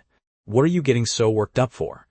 Robert pulled out his lighter, intending to light a cigarette to cool his head. Calm down my foot, you old fool. You're holding the cigarette completely upside down. Why have you been trying to light the filter this whole time? Sarah slapped his hand away, knocking the cigarette along with the lighter right onto the floor. My bedroom was quite spacious. Aside from the bed and wardrobe, there was also a large study desk. Chloe didn't dare to touch anything randomly. As soon as she entered the room, she sat down in a perfectly proper manner on the chair, keeping her legs together, and her hands resting on her knees. She asked with extra care, should we start solving the problems now? I shook my head. No rush. Let's relax a bit first. Last time at the soccer field, I promised to teach you how to read sheet music. Before doing math problems, let's have a relaxing music lesson first. I dug out my old guitar that hadn't been used in ages, and looked up the numbered musical notation for 2 tigers on my phone. Having her look at it, I played it through once for her first. Now, sing along with me once. This is so childish. Chloe complained out loud, but her body was completely honest. As she started singing along, do re mi do, mi fa sol, mi fa sol. This introductory children's song was something even a 3-year-old child knew. Chloe was very fluent when singing the lyrics, but singing the actual notes was a bit of a tongue twister for her, causing her to stumble several times. Silly, I couldn't help but tease her. Chloe's small mouth pouted so high that you could practically hang an oil bottle from it. In her mind, she was probably thinking, there is a chronological order to learning, and everyone specializes in their own field. What are you acting so smug for? Once our relaxing music lesson concluded, we transitioned right into a dry and tedious math lesson. The dynamic between the two of us underwent a complete, earth-shattering role reversal in an instant.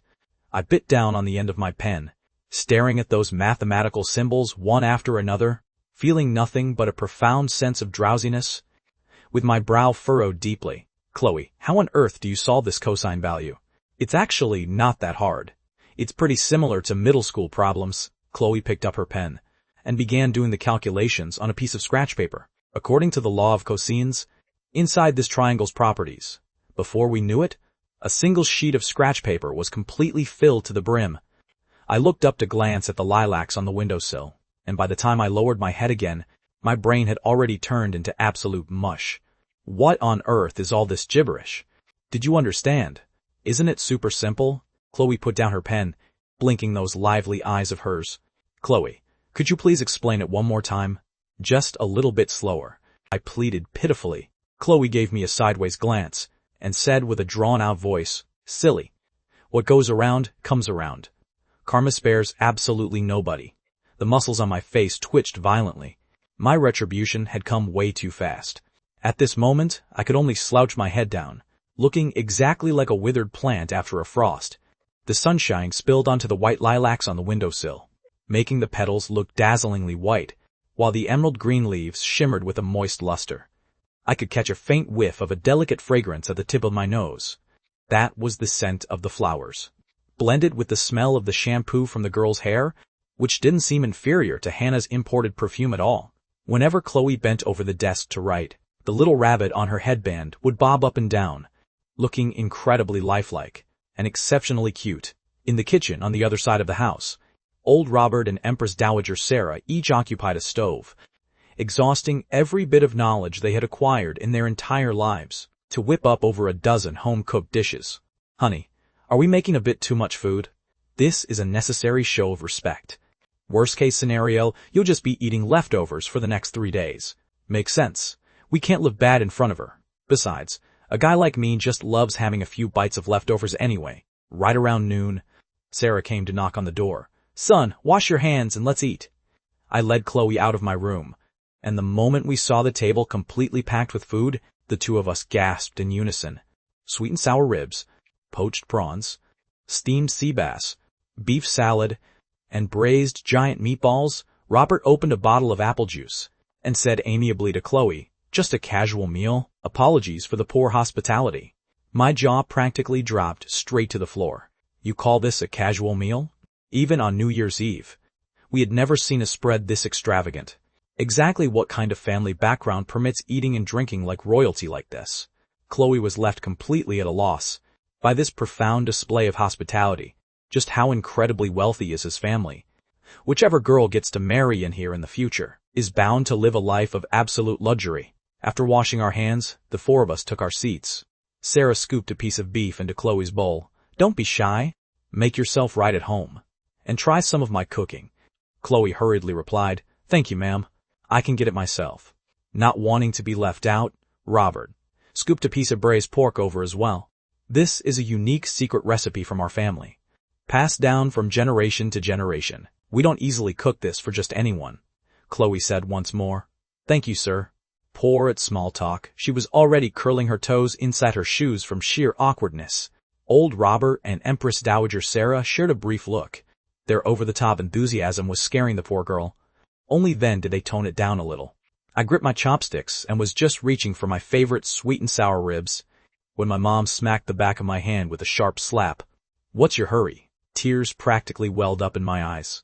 Mom, I only had half a dropped-on-the-floor dough stick this morning. Sarah showed absolute zero mercy. Peel some prawns for Chloe first. You don't possess a single shred of situational awareness. The moment the words left her mouth, a prawn that old Robert had perfectly peeled was already dropped into her bowl. She then cast a sharp, knowing glance back at me, as if to say, "Did you learn anything, kid?" "There's no need to peel them for me," Chloe said timidly. But I countered, "It's fine. Little fish, let me peel a couple for you anyway. I'm not that hungry regardless," I said, even as my stomach betrayed me by letting out a loud growl. I genuinely had no idea what kind of mental breakdown these two parents were having. They certainly weren't like this when Felix came to visit. Little fish? Sarah instantly zeroed in on the key detail. "Now that nickname is quite affectionate, isn't it?" Chloe explained with a blushing face. "In our village, that's what they call girls. It's just a childhood nickname. My mom got used to calling me that and could never change it." Sarah nodded and asked casually, "So, what does your father do?" The chopsticks in Chloe's hand froze instantly mid-air.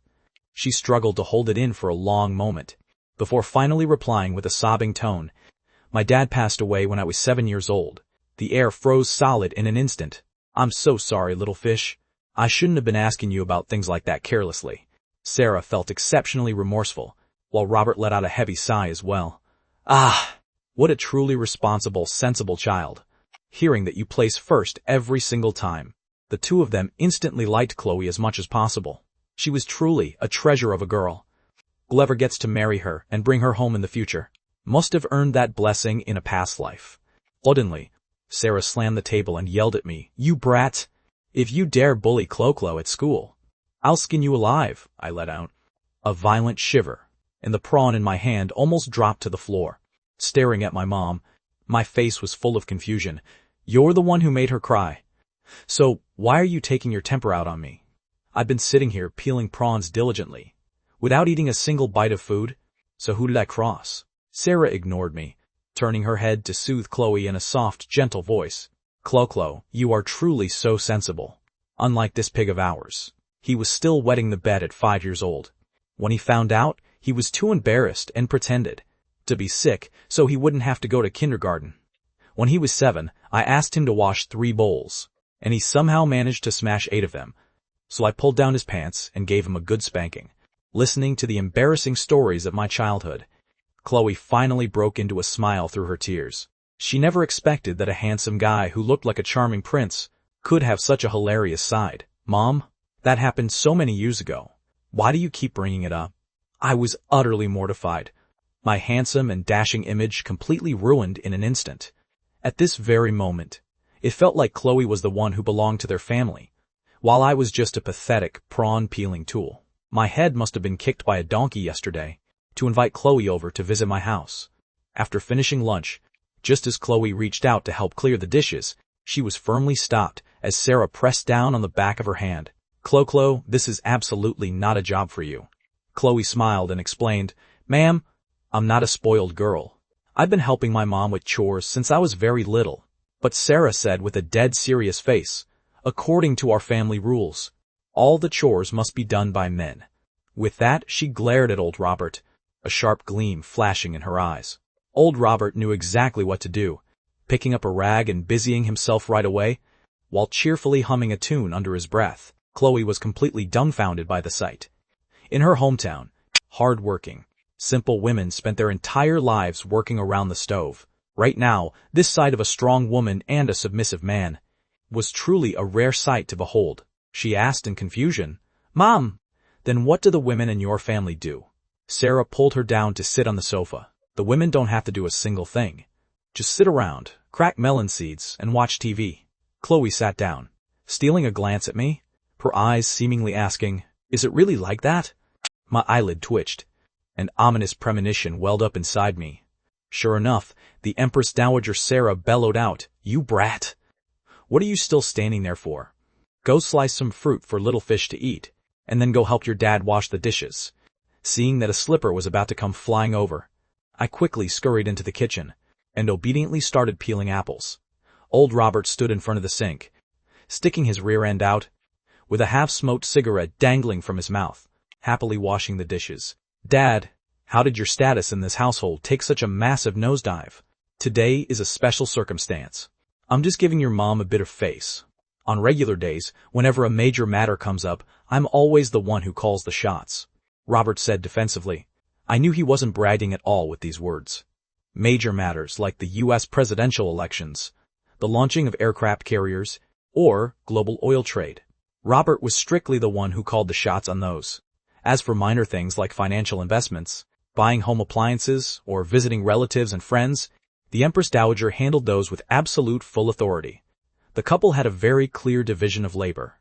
And neither of them grumbled. "Son, this girl is quite wonderful," Robert suddenly said with a meaningful tone. From his perspective, Chloe was absolutely one in a million. Since the two kids hadn't graduated yet, some things were better left unsaid. With Chloe's grades, her future was completely limitless. On the other hand, my mind was entirely focused on music, and my future was uncertain. Perhaps we would go our separate ways after the college entrance exams. "Yeah, she's quite wonderful. Good grades, and a great personality, too," I replied casually, clumsily peeling the apple skin. In the living room, Chloe sat perfectly properly, handling Sarah's endless stream of questions. I walked out carrying the sliced fruit, flashed a wink at her and said, "Time to study." Chloe looked as if she had just received a grand pardon, quickly standing up and following me inside. With a loud thud, I shut the bedroom door, and even turned the lock forcefully several times, to prevent that eccentric couple from interrupting us again. "My mom didn't ask you any weird questions, did she?" "No, your dad and mom are both really wonderful people." Chloe suddenly reached out and pointed toward the head of the bed. "Can I take a look at that?" That was my photo album, filled with all kinds of photos from my childhood to the present. I filtered through it in my mind, making sure there weren't any exceptionally embarrassing pictures inside, before bringing it over and spreading it flat across the desk. Our two heads squeezed close together as we admired them. "Wow! You were already this handsome when you were little." Of course. When I was in kindergarten, I received candy from girls every single day. Self-praise aside, the afternoon sunshine was serene, and the floral fragrance from the windowsill was sweet and delicate. The distance between the two of us grew closer and closer. Suddenly, Chloe flipped to a certain photo, and her gaze completely froze. In the picture, a 10-year-old me wore a small black formal suit, with my hair neatly parted, holding a violin in my hands, but the main focus wasn't me. Instead, not very far behind my back, there was a little girl dressed in a white princess gown, currently playing the piano. Her features were so exquisite that she was unforgettable at first glance. "This is Hannah." Chloe looked up. I gave a quiet nod. That day, I had deliberately looked for such a tricky angle, to have my mom take the picture, simply to share a frame with the goddess I had fallen for at first sight. Hannah was as radiant as the sun, splashing her light straight into my heart. It had remained completely unforgettable for many years afterward. "Chloe, do you know what it feels like to have a secret crush on someone?" I blurted out of nowhere, before shaking my head with a self-mocking laugh. "You definitely wouldn't know. With grades as excellent as yours, all your focus must be completely dedicated to studying." Deep down, Chloe practically cried out, "Of course I know." She didn't dare to look into my eyes, simply keeping her head lowered, her fingers unconsciously playing with the hem of her skirt. I completely failed to notice the abnormality of the girl beside me, staring intently at that single photo of us together, launching into my own bittersweet grievances on my own. When I started my freshman year and discovered she was in the same school, I was absolutely thrilled. Every time school let out, I would deliberately manufacture chance encounters. Yet I didn't even possess the courage to chat her up. During the school anniversary event, I finally found an excuse to speak to her, only to be completely brushed off by her in just a few short words. These words were like sharp files, carving away at Chloe's bleeding heart. So, it turns out we're exactly the same, only able to act as shadows chasing that light. "Chloe, a feeling this painful. I truly hope you never have to experience it." I let out a long, heavy sigh. Having someone to confide in, my heart seemed to feel quite a bit lighter. A bitter smile tugged at the corner of Chloe's mouth. "It's too late. Ethan, next week is the tomb sweeping holiday. I can help you set up a hangout with Hannah." When she uttered these words, Chloe felt like she had absolutely gone mad, or turned into a complete fool. But she didn't want to see me sad. Overjoyed, I asked, "Really? Where are we going?" "Mount Lookout in the suburbs. There's a massive waterfall there, and if we're lucky, we might even see a rainbow." It felt as though a piece of candy had been slipped into my mouth, while Chloe's mind was ruthlessly stabbed by a knife. Why did she suddenly want to go to Mount Lookout? I handed the peeled apple to Chloe. It's tomb sweeping day, so it's a good time for a spring outing. The mountain air is clean. Chloe took a bite of the apple. It was crisp and sweet. That rosy blush on her face rippled slightly with her chewing movements. The fragrance of the flowers on the balcony drifted in, slightly dispersing the pungent smell of disinfectant in the hospital room. After the surgery, she had been lying in the hospital for nearly a month. Aside from hosting live streams to pass the time, she was truly bored out of her mind, feeling like her entire body was about to rust over. What did the doctor say? I'm still a bit worried, I asked. I'm almost ready to be discharged anyway. I'll be fine. Chloe looked up at the blue sky outside the window, her eyes completely filled with a longing for freedom. All right, I'll come pick you up first thing tomorrow morning. Over this past month, my life had undergone an absolute earth-shattering transformation. Relying on the two songs, I'm Sorry, I Love You, and The Light Chaser, I completely welcomed the second spring of my career, sweeping across the entire music industry. If I could maintain this momentum until the season finale of The Voice, I would be bound to become the leading figure of the new generation. Once the official studio version of The Light Chaser went online, it dominated every single chart at the #1 spot. Thousands upon thousands of people left messages in the comment section, which could be summed up in a single word: regret. I dreamed of you yesterday. My subconscious told me it was just a dream, so I tried my hardest not to let myself wake up. When is a person's shadow the longest? At sunrise, at sunset, and when I'm staring at your retreating figure. Why do women cry at weddings? Perhaps it's out of pure happiness, or perhaps it's because they couldn't marry the person they wanted to marry the most. The copyright fees for both songs were fully transferred into Chloe's account.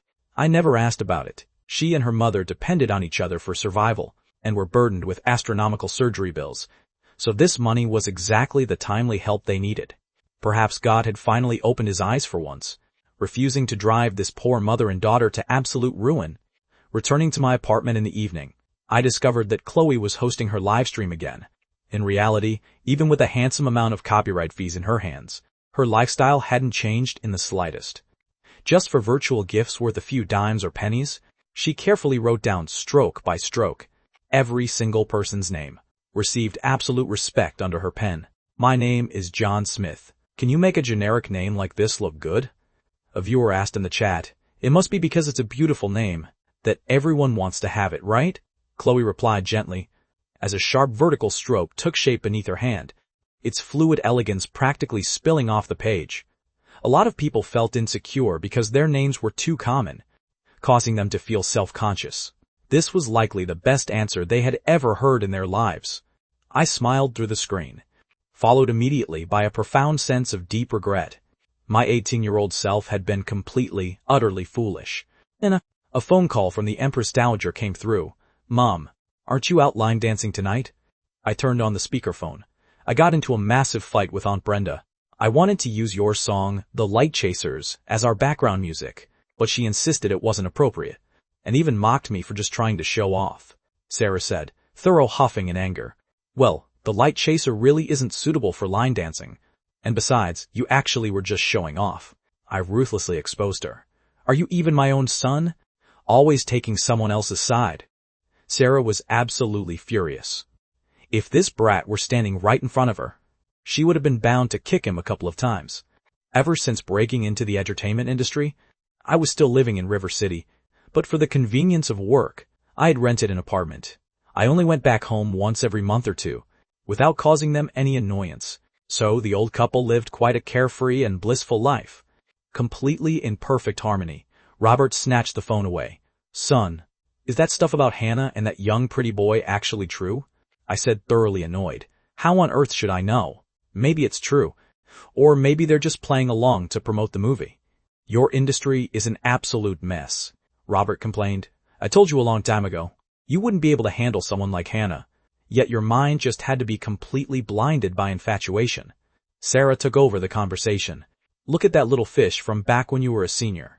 How wonderful she was. She cut herself off mid-sentence, most likely because Robert had shot her a warning glance. 6 years had passed. Yet the old couple still kept thinking fondly of Chloe. Most of the time, parents, as people who have been through it all, possess an eye that is indeed far more accurate than young people's. I offered a few perfunctory words to brush it off, and hung up the phone. The fact that I had reunited with Chloe, I hadn't told him about it just yet. My brows knitted slightly, not wanting to give them false hope for nothing. I stared at my phone screen, waiting all the way until Chloe ended her stream, before I finally drifted off to sleep. In the dead of night, I suddenly dream of youthful days, when the bright moon of back then was still hovering by the window. Early the next morning, I drove to the hospital. Chloe had gotten up exceptionally early, and was currently standing on the balcony, tending to the lilacs, waiting expectantly. The moment she saw me appear at the door, she was as delighted as a little child. Helen gave us a few instructions, and then let us go on our way. Mount Lookout was located in the western suburbs of River City, about an hour's drive away. It got its name because stray deer would occasionally appear in the mountains, though they had almost completely vanished in recent years. Ever since it was developed into a scenic resort, tourists had woven through it like threads. Along the way, Chloe let the breeze wash over her, and hummed those peculiar melodies once again. Tell me where the rainbow is. Can you give me back my wish? Losing my direction toward rainbow heaven, where the love you spoke of is, using happiness to touch the sorrow, we arrived at the scenic area's parking lot. Before getting out of the car, I was forced to put on sunglasses and a face mask. If I were recognized here, I probably wouldn't be able to get away even after dark. Through the loudspeakers at the entrance of the resort, they happened to be playing The Light Chaser. I can follow behind you, like a shadow chasing the light in a daydream, Ethan. You are seriously so famous right now, Chloe teased with a smile. Chloe! This is all thanks to you. I didn't do anything myself, and I feel quite ashamed. No, your vocal performance is just as important. Chloe's eyes looked completely certain. The creator gives a song its life, while the singer breathes a soul into it. For the exact same song, when different people sing it, the results are worlds apart. There was a cable car available to go up the mountain, but we chose to go on foot instead. Compared to reaching the final destination, the journey itself was far more important. It had rained a couple of days ago, so the mountain air was exceptionally fresh, mixed with the fragrance of soil and damp leaves. Wildflowers all over the mountains swayed gently in the spring breeze. As the cuckoo's calls echoed through the mountain glen, Chloe was in an excellent mood, bouncing and skipping right along, not looking like someone who had recently recovered from a major illness at all. My breathing through the mask wasn't very smooth. Little fish, slow down a bit. If you feel uncomfortable at all, you must tell me, and I'll bring you straight down the mountain. Chloe reached her hand out, pointing toward the distant mountain peak. We absolutely have to climb all the way up there today. Between the two mountains, a massive waterfall cascaded straight down, looking like a celestial river hanging upside down, pure white like a strip of silk fabric. There was an incredibly interesting legend surrounding this waterfall. Although there's no scientific basis for it, it adds a touch of romance. Chloe was full of excitement, insisting she had to go and try her luck. The stone steps wound their way upward, like a green dragon quietly coiled in the mountains. We chatted as we walked, occasionally stopping where the mountain breeze blew to take a few photos, capturing our silhouettes against the scenery. In the eyes of other tourists, we were nothing more than an incredibly ordinary young couple. Who would have thought that these two people right in front of them had once caused quite a stir in the Moon Lake area? Little fish, I'm about to collapse from exhaustion. Why don't we find a spot to rest for a while? I dramatically reached down to rub my legs. Actually, it was because I was worried her body hadn't fully recovered and didn't dare let her overexert herself. A big guy like you can't handle this? Come on, I'll pull you. As she said this, she naturally took my hand. In that instant, I felt the warm, soft touch of her palm. I looked at her innocent, radiant smile. But a subtle sense of dissonance arose in the bottom of my heart. The little fish from 6 years ago would have subconsciously pulled away whenever I reached out. How could she be this proactive? But I quickly tossed this thought to the back of my mind. People always change. I was once a high-spirited teenager. But later, mingling in the whirlpool of the entertainment industry, I learned how to be slick and how to cope. Like a stone repeatedly polished, I could no longer find the sharpness I once had. During my school days, those dogmas about being indifferent to fame and wealth and staying morally upright sounded beautiful. But once you step out of school, you realize the adult world operates by a different set of rules, fawning and calculation, stepping on others to lift yourself up. She held my hand, slowing her pace, as if afraid I might really be tired. Ethan, do you remember? 6 years ago we wanted to come to Mount Lookout, but we never made it happen. I tried my best to recall. It seemed there really was such a thing. Back then, Hannah complained that hiking was too tiring, so we just gave up. Little fish back then. Among the girls, there was a rumor circulating about Mount Lookout. What kind of rumor? I asked curiously. I'm not telling you. She deliberately flashed a mischievous smile. With the glow of the sunset shining in her eyes, she changed the subject. We walked and stopped, until we heard a faint sound of water, like some giant beast growling low in the valley. The air also became humid. A layer of emerald moss clung to the stone steps. Afraid she might slip, I held on tighter.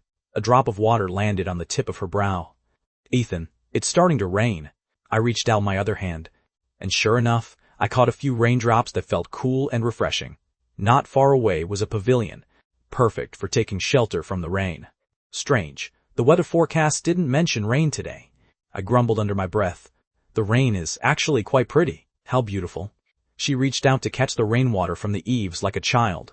A fine drizzle draped a veil of green gauze over the world, and the plants and trees all became hazy.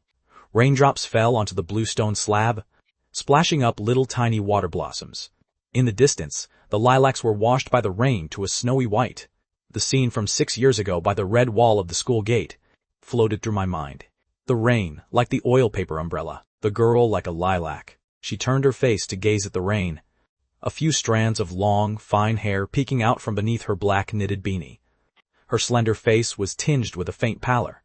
Her beauty wasn't like Hannah's stunning radiance, but instead, like the spring rain, it quietly moistened the heart. The voice in my heart whispered, admit it. You like her, and it's not just now. You already liked her 6 years ago. The rain came quickly, and left just as fast. In less than half an hour, the clouds dispersed, and the sky cleared. The creek water was crystal clear, and sunlight danced on the water's surface. Moving through the interplay of light and shadow, not knowing what sorrow was, we continued to move forward. The path was slippery, but we still held hands as we rounded the mountain bend. Suddenly, a breathtaking view opened up before our eyes. A waterfall, dozens of meters high, seemed to pour down from the clouds, with one end connected to the celestial river. Water spray flew everywhere, and white waves soared into the air, like silk fabric hanging between the mountains, suddenly torn into 10,000 pieces of jade flakes. The roaring sound made the entire valley tremble. The tourists were stunned by the sheer grandeur before them, forgetting to take photos for a moment. Little fish, do you want to take a photo? I shouted. Wait a little longer. Her eyes were sparkling like they were filled with water, anticipating the sun peeking out from the clouds after the rain. Suddenly, a faint rainbow appeared above the waterfall, like a bridge leading to the clouds, even knowing it was just the principle of refraction. This moment was still enough to stir the heart. Ethan, still just standing there? Hurry up and take it, she said, stomping her feet and urging me to take out my phone. We leaned against each other, freezing our smiles against the backdrop of the rainbow and the waterfall. As she laughed and laughed, her eyes filled with glistening water, wiping away a tear quietly while I looked at the photo. Not every couple gets to encounter a rainbow at Mount Lookout. Deep within the forest, 2 yellow shadows suddenly flashed past, a pair of deer, one female and one male, with shiny coats and mottled patterns. They were chasing each other, fast as the wind, stopping to graze when tired. The tourists, afraid of startling them, didn't even dare to press their shutters. The deer at Mount Lookout had almost gone extinct a century ago, and were only reintroduced in small numbers from abroad later and carefully protected. Seeing them is a rare stroke of luck. They quickly disappeared into the forest. Chloe gazed at that expanse of green, with a wistful expression, then looked down at the creek water and sighed softly. After all, how many can truly get the deer? Dreaming all day of being a fish? Mount Lookout not only has enchanting mountains and waters, but now it has added quite a few man-made recreational projects. Glass skywalks, cloud bridges, cliff swings, and extreme bungee jumping, each more thrilling than the last. I had always been afraid of heights, and even a height of 3 meters could make my legs go weak. The bravest thing I'd ever done was accompany someone on a Ferris wheel, but Chloe seemed completely fearless by nature, insisting on dragging me to step onto that glass skywalk suspended halfway up the mountain. Well, we're already here, she smiled like a child about to cause trouble. I wanted to refuse 10,000 times over, but I couldn't resist her gaze, so I bit the bullet and followed her. Standing at the entrance, the mountain peaks rushed toward us. Beneath our feet were transparent panels, and the abyss below was like a dream. My heart had already gone into high-load operation ahead of time. Little fish, if you're scared. It's not too late to turn back now, I tentatively urged. Enough talk. Follow me. She grabbed my hand tight and stepped right onto it. I half-crouched, keeping my center of gravity as close to the ground as possible, one hand clutching the railing for dear life. Even if my image was completely ruined, I had to keep this a secret. She asked with a smile, "Why are your eyes closed? The scenery is beautiful." I made up a lie. I'm pondering profound questions about life. She reached out her finger and forcefully pried open my eyelids, making me look at the forest and creek below my feet. At that one glance, I felt dizzy, as if the entire skywalk were swaying. I simply sat down against the railing, panting as if I'd just finished a 1,000-meter run. A little boy holding a lollipop walked past and asked in confusion, "Mommy, that big brother is so embarrassing." Chloe smiled until her eyes curved into crescents. "It's fine, he really is pretty embarrassing." I simply stopped trying to play it cool and pleaded, "Little fish, let's go back. My legs are literally shaking." She squatted down to look me in the eyes, the corners of her mouth curving up slightly. "Ethan, is your heart beating really fast right now?" I nodded blankly. "Then that's enough. When you're with me, I want you to feel that sensation of your heart racing, just like when you love someone." Her words were like a boulder dropped into the center of a lake, making my heart race even more out of control. Last time when we ate the ridiculously spicy stinky tofu, she did it to see me blush. This time she was deliberately manufacturing a flutter of the heart. This is what psychology calls the suspension bridge effect. When people are in a state of high tension and excitement, they are more likely to mistake this physiological response for love. But I knew it wasn't just a misunderstanding. Leaning on her for support, I finally made it across the entire glass skywalk. Sitting on a bench, I chugged down a whole bottle of spring water in one breath, silently swearing never to touch any high-altitude activities ever again. Just as I finished making the vow, she pointed off into the distance. "Ethan, let's go play that one." I looked in that direction, and my face instantly turned pale as ash. Cliff bungee jumping. Terrified screams echoed through the valley like knives. "Little fish, absolutely not this one. You just had surgery. If something happens while doing this crazy stuff, your mom will literally chop me into pieces." She smiled mischievously. I didn't say I was the one jumping. Before I could even process it, I was pushed to the edge of the bungee platform by the safety attendant. The mountain wind howled, blowing my clothes and hair into a loud rustle. "Hey man, is this cord really sturdy?" I nervously clutched the safety rope without letting go. "Don't worry. If it breaks, you get a full refund. Jump when I count to 3, the attendant said in a hurried tone. Chloe stood further back, cupping her hands around her mouth and shouting, "Ethan, is your heart fluttering?" Trembling, I replied, "My heart has never fluttered this hard in my entire life. Can I please not jump?" She shook her head. "No way. Just scream it out if you're scared." I knew there was no escaping it. Taking a few deep breaths, I closed my eyes and gritted my teeth. Weirdos nothing. But right before jumping, I still had one thing to say. "Chloe." I turned around and shouted, "What?" She was still smiling radiantly. I stared into her eyes, as if trying to etch her face into my mind, and then suddenly leaned backward, plummeting into the abyss. The wind howled past my ears, drawing out my scream, "I like you." My voice echoed through the valley. Chloe's smile froze instantly. Those words struck her heart straight like an arrow.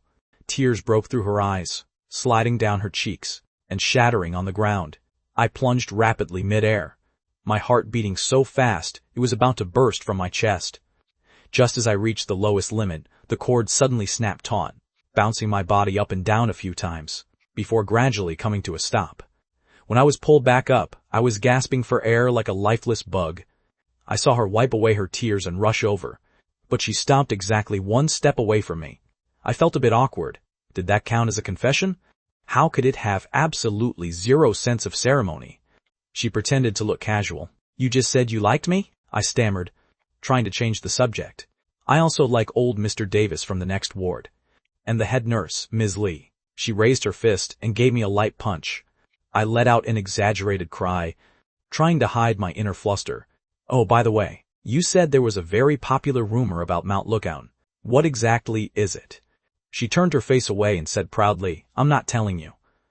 Regarding that legend about Mount Lookout, the first time Chloe heard about it was on an ordinary afternoon during her sophomore year.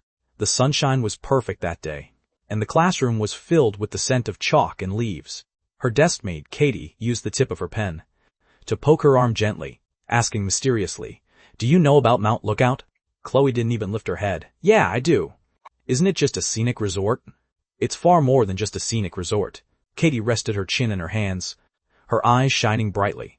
There's a massive waterfall on the mountain, and if you're lucky, you can even see a rainbow bridge. Chloe rolled her eyes. A rainbow appearing above a waterfall. Isn't that just the phenomenon of refraction, explained in our physics textbook?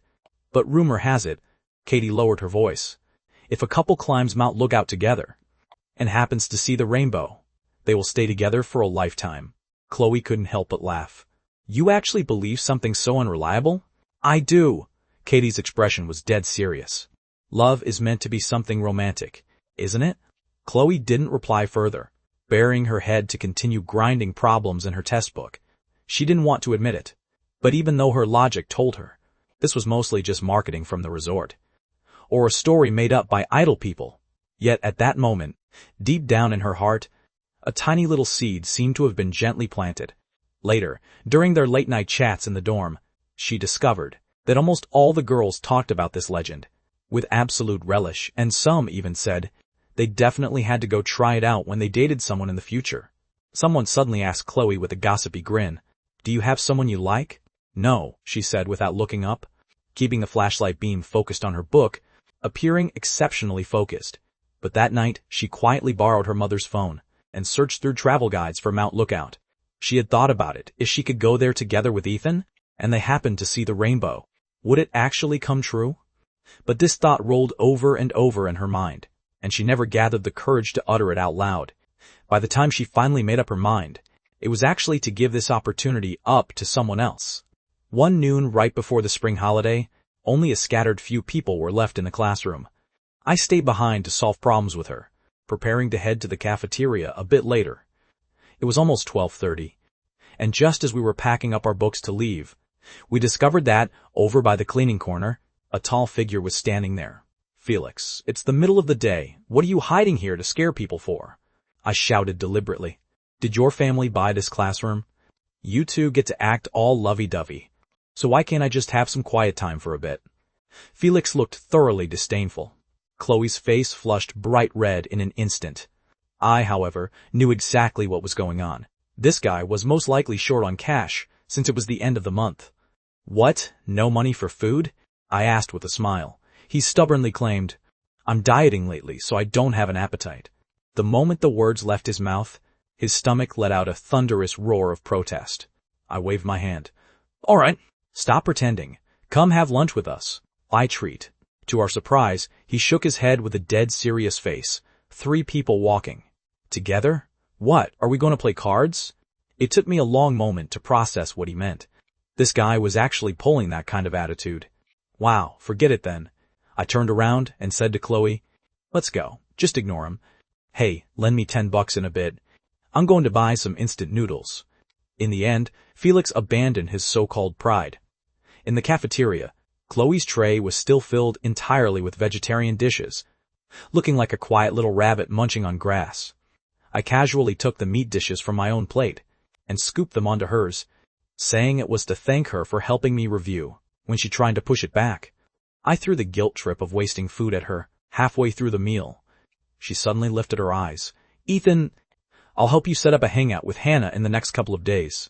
You guys should go check out Mount Lookout during the holiday. When it's almost time to head out, I'll just say something came up at the last minute and let the 2 of you go.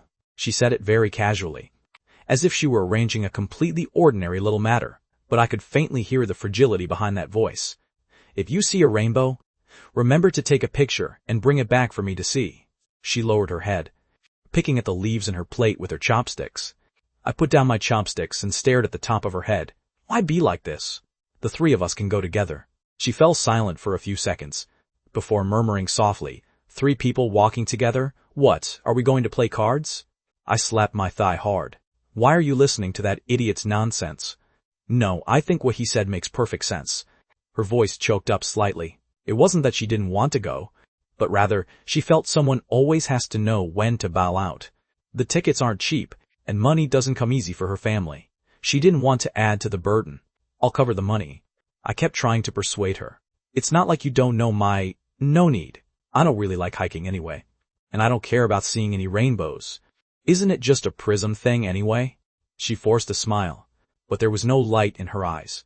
Do you really not want to go? I was still worried. Stop asking. I have other things to do over the holiday. Just have a good time, you two. With that, she pulled a small notepad out from her pocket and handed it to me.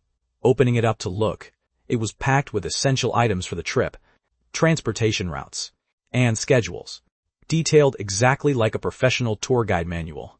Little fish, why would you write this? In my confusion, she said, just jotting it down for fun. Maybe it will come in handy for you. She haphazardly wolfed down a few bites of food, picked up her tray, and walked away. Hey, wait for me. I'm heading back to the dorm to take a nap. Not waiting for you. I looked down at those pages of elegant handwriting, feeling incredibly suffocated in my chest. Even though I was about to go on a date with my goddess, I couldn't feel happy at all. Inside the girls' dorm, Katie was sitting cross-legged on her bed reading a novel.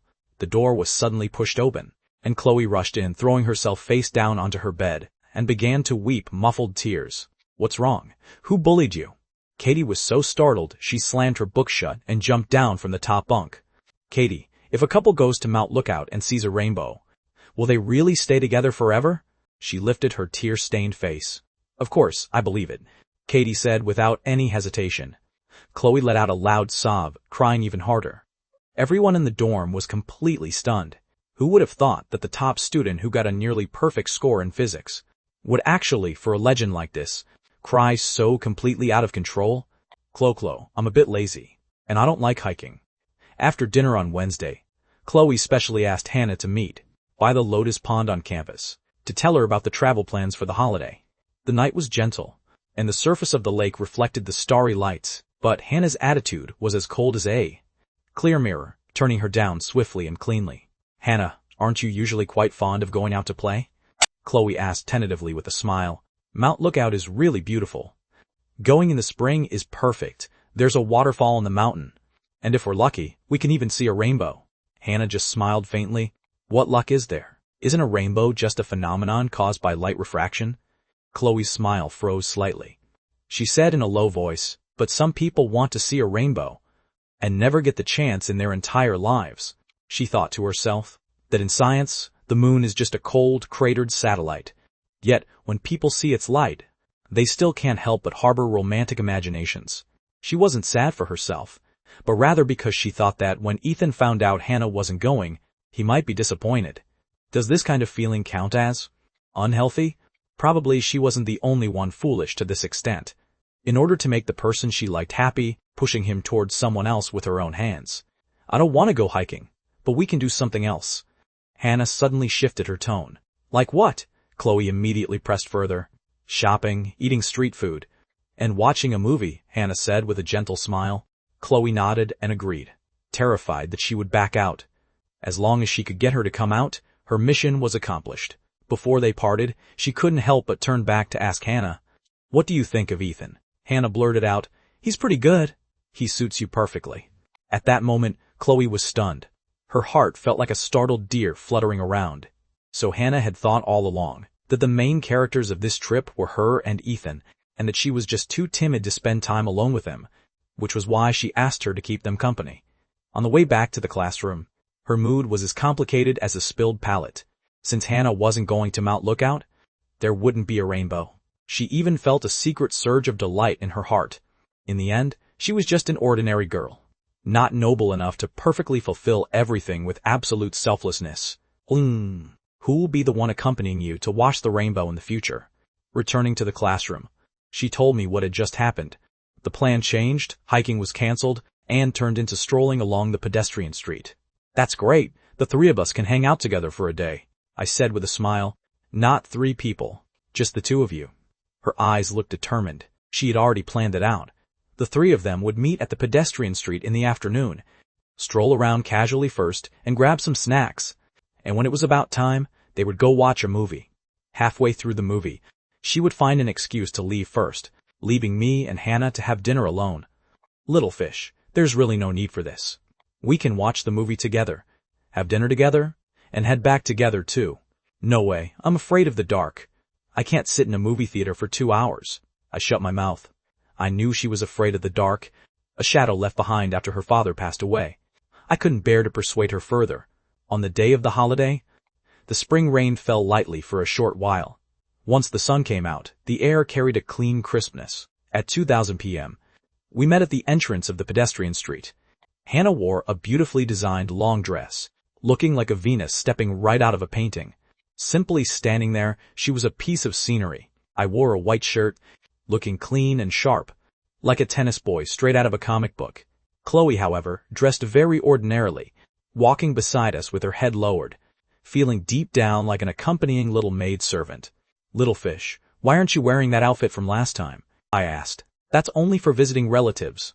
I can't bear to wear it out, she replied softly. The schedule of shopping and eating proceeded as planned. Hannah and I gradually opened up to chat, our topics landing on domestic and foreign art films. Chloe couldn't get a word in. The movies she had watched could be counted on one hand, mostly mindless comedies on TV, or cartoons. At 18 years old, she had barely ever stepped into a movie theater. This kind of gap was like an invisible line, separating the three of us into two sides. I booked the movie tickets for 3:30, so we would finish right at 6:00 p.m. for dinner.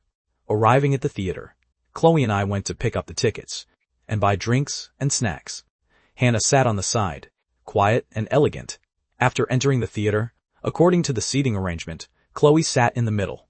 She racked her brain, but still couldn't find a suitable reason to switch me over to sit next to Hannah. The lights suddenly went out, plunging the theater into darkness. Chloe instinctively hugged herself, her palms breaking into a sweat, as her body subconsciously curled into a ball. "Chloe, are you okay?" I asked in a low voice. She shook her head, took a sip of her sweet drink, trying to suppress her panic. The movie started, and the entire audience fell silent. But Chloe couldn't process a single line of dialogue.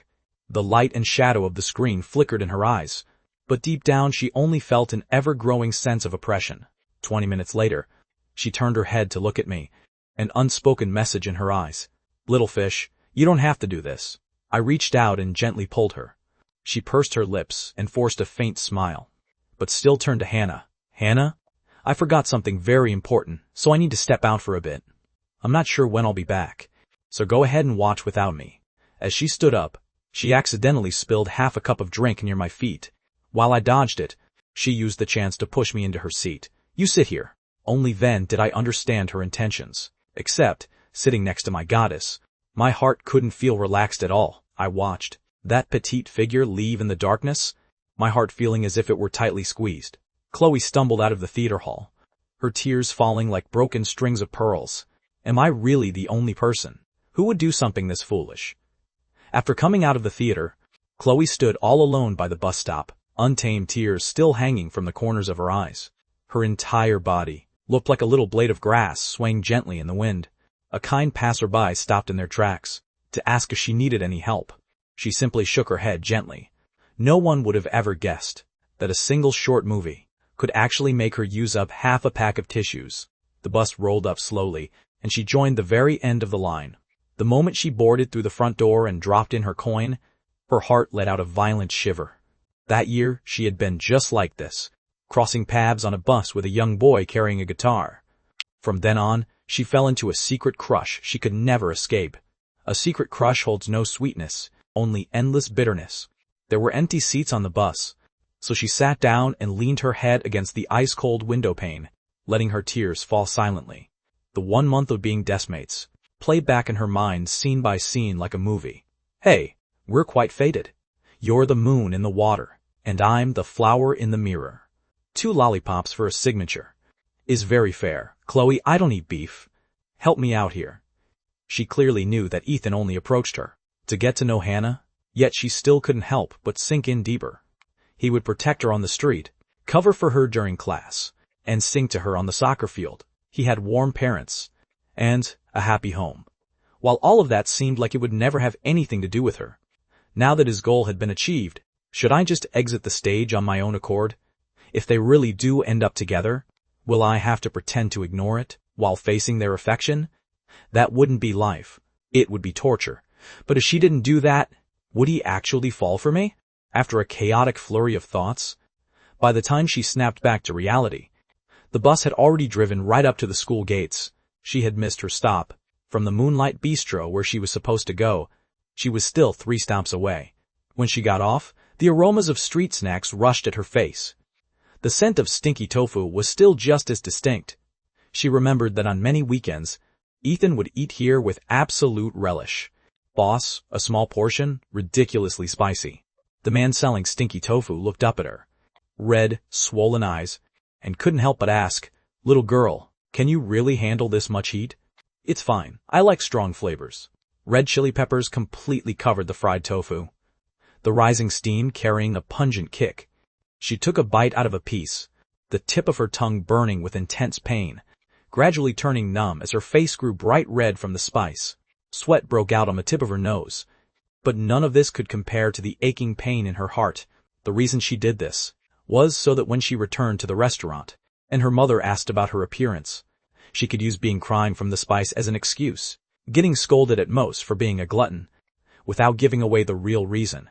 Walking along the bustling street, Ethan's shadow seemed to be absolutely everywhere. When she passed by a puddle, she even imagined that if a car were to drive over it, the splashed water could drench her completely from head to toe.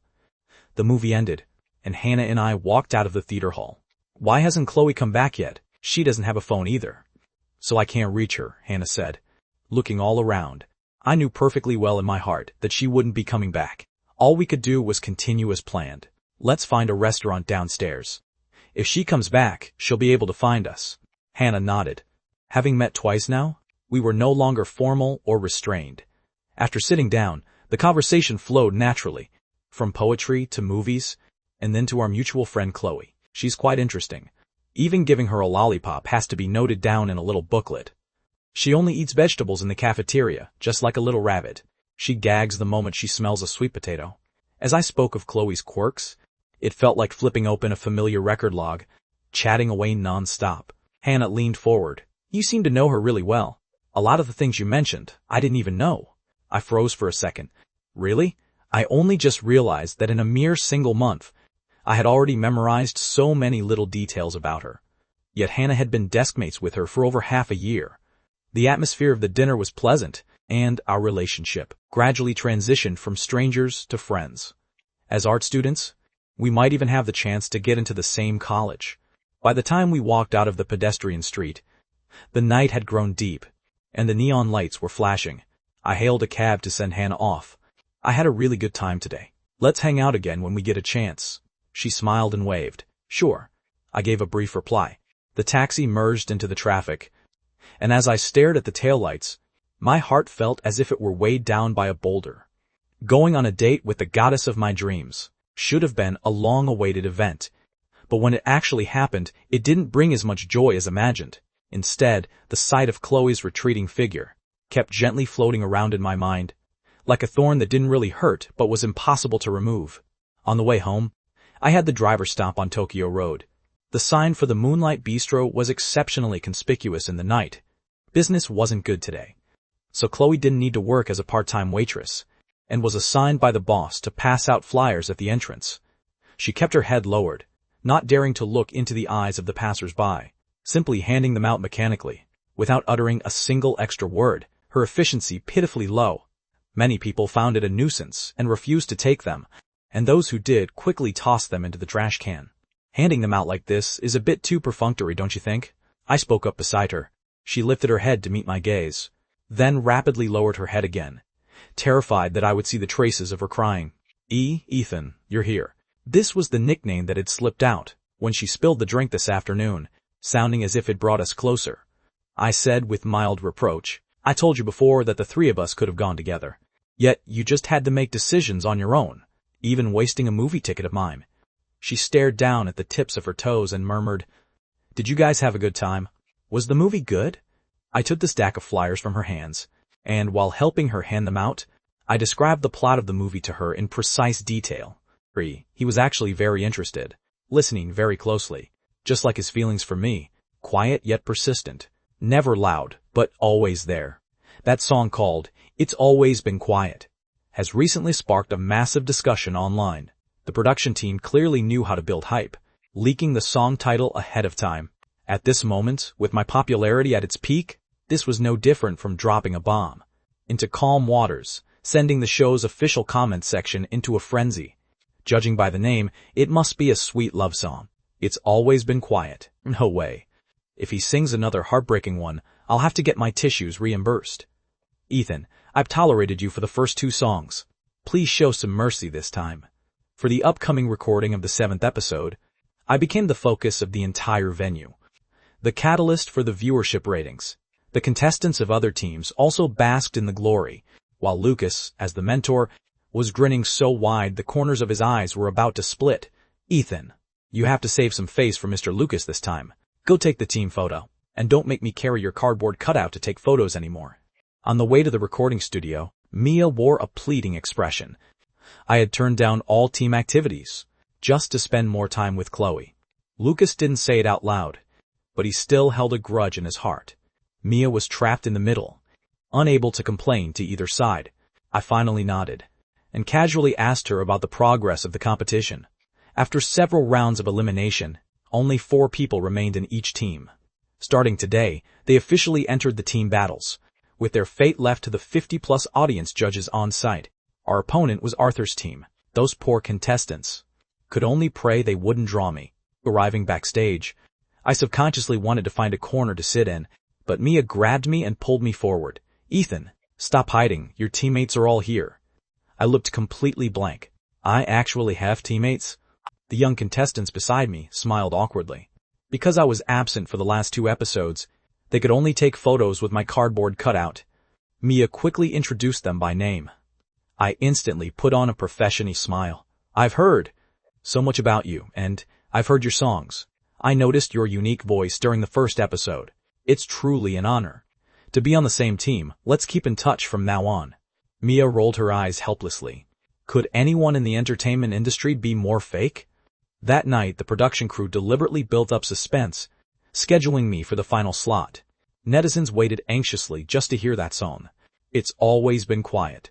I felt slightly irritable until I came across Chloe's livestream. That familiar voice was like a clear spring, gently dousing the irritability in my heart. I sent 2 lollipops in her livestream room, asking her to design an autograph for Mia. Thank you. Flower in the mirror, go for it. She smiled gently. The only reason she started her stream was because she knew I was the last to perform and would be bored waiting. There were only a dozen or so viewers in her room, but it was still lively. After the first few rounds of battles finished, over an hour had passed, and it was finally my turn.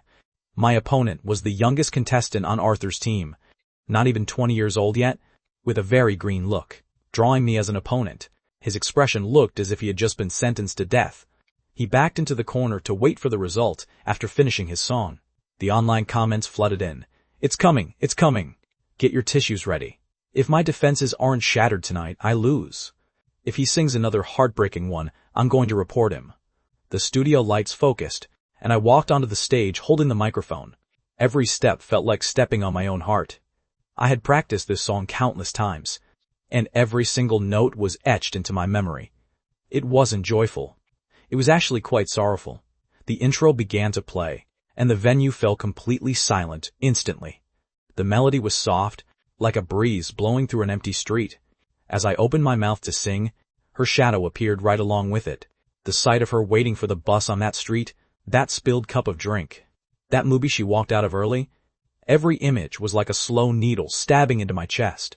That old movie from 6 years ago, I had watched it many times. Every time I watched it, I could always see a lonely silhouette inside the dimly lit theater. Since the day we became deskmates, she had treated me in the most sincere way, while I had only treated her as a bridge leading to someone else. Bearing the pain, she quietly withdrew from that 3-person story. 6 years had passed, and I never met a girl as gentle and as foolish as her again, and there never would be another in the future. The music flowed like a narrow river, carrying sorrow into everyone's heart. Someone in the audience silently wiped away tears, and some let out a low sigh. The third person, in a love story, is always the quietest one, bearing it in silence, staying invisible in silence. Even if their heart is in absolute turmoil, they can only pretend to be calm, so quiet that in the end, only loss remains. I sang about the person I liked finding someone else, and all I could do was offer blessings with a smile, occasionally bringing her up, like mentioning a regretful dream. Under the warm glow of the lights, the audience was deeply spellbound, with someone murmuring softly, "Gentle people actually need gentleness the most." Someone sent the chat message through tears, "Don't greedily wish for love. Just being good friends is enough." The singing was like a dull knife, cutting bit by bit. The quieter it got, the more it hurt. After finishing, I tilted my head to look at the ceiling lights, tears welling up in my eyes but not falling down. "Little fish, you are truly so foolish. Why on earth weren't you willing to tell me sooner?" Since the moment I stepped onto the stage, the number of online viewers in the live stream room looked as if it had been fast-forwarded, climbing continuously. By the time It's Always Been Quiet finished playing, the number broke 10 million once again. The production crew grinned as if they had hit the jackpot, and the sponsors were beaming with absolute satisfaction. To the audience, these 4+ minutes weren't just a song, but rather a baptism of the soul. It seemed quiet, yet acted like a slowly exploding bomb, digging up youth memories buried for years one by one. On the screen, love and hate intertwined. What on earth did I do wrong? Why did you have to shatter my defenses?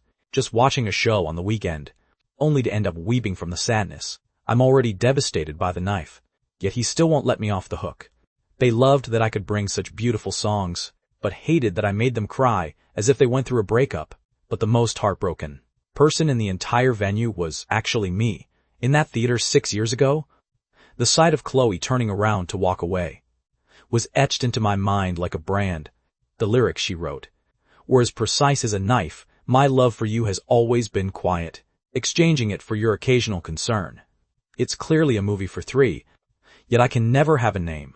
These 2 lines were like tear gas, making people burst into tears instantly. So many people had once been this humble in love, compromising for the sake of completeness. Seeing the solemn atmosphere of the room, the host quickly pushed the schedule forward to the mentor's critique, terrified the audience would get trapped in their emotions. Arthur spoke first, applauding seriously. The style of this song fits the title exceptionally well. It's quiet yet possesses strength. The lyrics are simple, without any deliberate embellishments, and the music doesn't show off technique either. But when the two combine, producing an effect that strikes straight at the heart.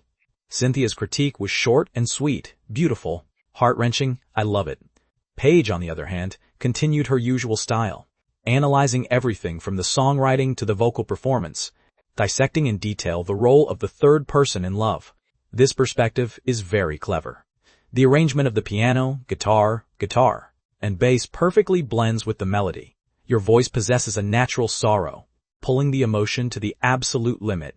A soulful performance is always the most moving. When it was Lucas's turn, he was grinning from ear to ear. Since I was currently the absolute favorite to win the championship, he, as my mentor, got to share in the glory. "Ethan, I am so proud of you. Stop acting in the future. Just focus on being a singer. The music industry cannot do without you." I nodded in response. "Thank you for the encouragement, Mr. Lucas. I'll keep working hard." He asked again. "I'm very curious about who wrote this song. Could you reveal a little bit?" I shook my head. I promised her I wouldn't reveal her identity. A collective sigh of disappointment arose from the audience, following Chloe's wishes, except for the first song. The latter two had no credits for the songwriter and lyricist, but the audience could still feel that they were anything but simple. There's a mysterious and powerful force behind Ethan. Someone lamented, "Just how much heartbreak does one have to experience to write a song that brings people to tears like this?" Someone joked, "Ethan is here to clean up the music industry. Aren't those who sing generic pop songs embarrassed?" Some were eagerly anticipating how many more original masterpieces he had left. The most awkward person was my opponent, that young man under 20 years old, standing under the spotlight. Every word of praise directed at me felt like a knife cutting into his heart. He couldn't help but think, what kind of bad thing did I do in my past life? To draw him as my opponent in the battle, the voting result was entirely predictable. In order not to completely crush his confidence, the production crew left him a bit of dignity. The final score was 43-8. I advanced, and the host handed the microphone to him to give his thoughts. On the verge of tears from the humiliation, he said, "I'll keep working hard. Can I go down now?" I walked over and gave him a hug, and then we left the stage together. The audience's applause surged over like ocean waves. The show drew to a close, and the host read the advertisements, but the viewers in the livestream room still wanted more. The chat comments continued to roll.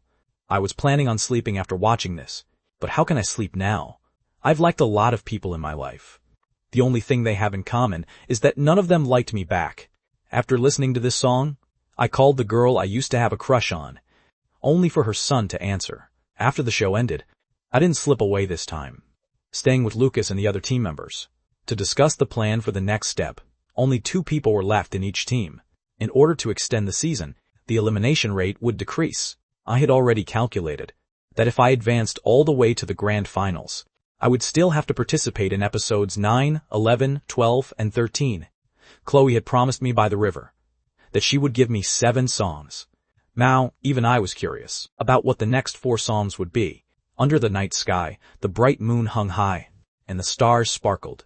I couldn't wait to dial Chloe's number. "Chloe, are you asleep?" Her voice was soft. "Not yet. You performed really well. Don't get cocky. I'm coming to see you now." "No, go back and rest. Come tomorrow instead." In my heart, I wished I could go over immediately, but I was afraid of disturbing her, so I could only suppress the impulse. In my ears, the melody of "It's Always Been Quiet" still lingered. This song didn't have a powerful, shocking impact. Listening to it the first time might just move someone, but listening to it a few more times would make one's eyes tear up without even realizing it. "Little fish, I'm sorry. I broke your heart too badly in the past," I said in a low voice. "I don't blame you. I was just too foolish and humble myself," she said, her tone carrying a sense of loneliness. "Get some rest then. I'll come see you tomorrow morning. What do you want to eat?" "Just a boiled egg is fine." The call ended. She gazed up at the night sky as the cold moonlight shone through the window, casting over her profile, making that quiet and melancholic beauty look even deeper. "Here, the egg you wanted." Chloe stuffed a warm, boiled egg into my hand. Steam curled around her fingertips. "Thanks. Have you eaten yet?" I peeled the eggshell and stuffed a huge bite into my mouth, almost choking myself. She handed over a bottle of milk, her eyes carrying a stubborn look that left no room for refusal. Lately, I often didn't go to sleep until the middle of the night, and almost always rushed into the classroom right as the morning self-study bell rang. The dark circles under my eyes, looking like 2 drops of ink spilled on my face. Having no time to buy breakfast, I would ask Chloe to bring me an egg, yet she would always add a few extra things like buns, soy milk, and milk, which had already gone cold by the end of self-study, affecting the taste. But she stubbornly persisted regardless. "What are you busy with every night?" Chloe furrowed her brow, looking as if she were interrogating me. "Nothing. Look around. Is there anyone in the class who isn't sleepy?" I washed the egg down with the milk. She didn't ask further, but I knew she was calculating something in her mind. The moment the dismissal bell rang, the classroom instantly turned into a nap zone. Rows of heads slumped over their desks. Felix returned from the restroom humming a tune, his mouth moving faster than his steps. This guy has gone crazy lately. Lately, he's been using a busted flashlight under the covers to work through math problems. When I got up in the night, I almost thought my eyes were playing tricks on me. I glared at him. "Beat it." He grinned like a smug cat and went back to his own seat. Chloe couldn't help but ask, "Why are you suddenly working so hard?" I smiled easily. "The 3rd mock exam is coming up soon.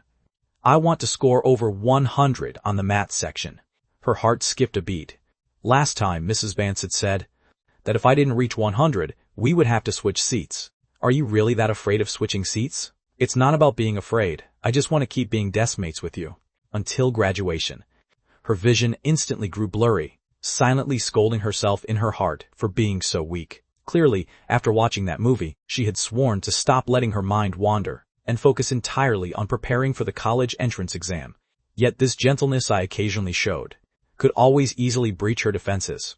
It turned out that keeping control over one's own heart is truly difficult. During math class, the class monitor handed back the test papers. My score was a bright red 109. A wide smile blossomed on my face. I'd flipped through the notebook she gave me 7 or 8 times, and indeed made some progress. Besides, I was always confident in my own intelligence. How about you? I leaned over to the right. About 100-something, she replied flatly, until I caught a glimpse of her, 45. My smile froze instantly. I'm sorry to have disturbed you. The class bell rang, and Mrs. Vance walked up to the podium like a gust of wind. She pushed up her glasses, her gaze sharp.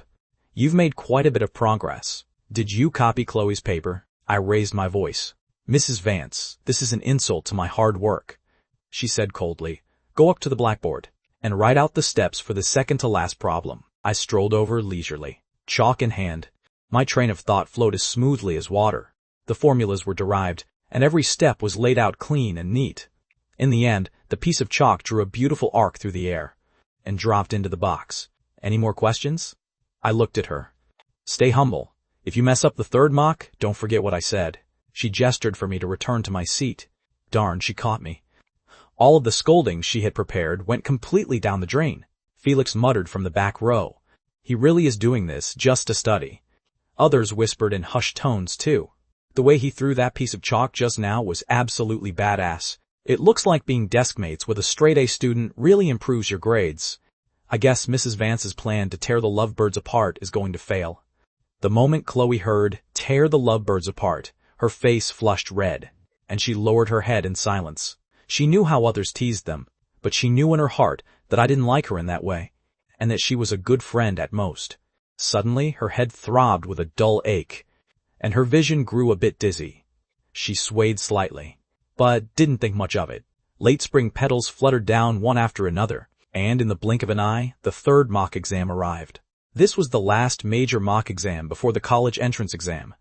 There were 30 people in each exam room, with seating randomly assigned by the system. Chloe and I happened to be in the exact same exam room, one sitting in seat number 1, and the other in seat number 30. On the morning of the first day, it was the Chinese exam. My Chinese had always been quite good. After all, my dream was to be a singer-songwriter, so my basic skills with lyrics couldn't be lacking. Good luck, Chloe. I'll wait for you to have lunch. You too. We walked into the exam room, sitting at opposite ends of the diagonal. She stared at my retreating figure, thinking that even my back looked handsome. The Chinese exam lasted 2.5 hours, so quiet that the only sound left was the rustle of pen tips against paper. It felt like even the falling flowers outside could be heard. When a line from the Red Cliffs Rhapsody appeared in the poetry section, she filled it in effortlessly. But an unspeakable sadness welled up in her heart. 3 months was just too short. With 15 minutes left of the exam, I handed in my paper early, went to the convenience store to buy 2 drinks, and waited for her outside. Why did you turn in your paper early? You can't do that on the actual college entrance exam.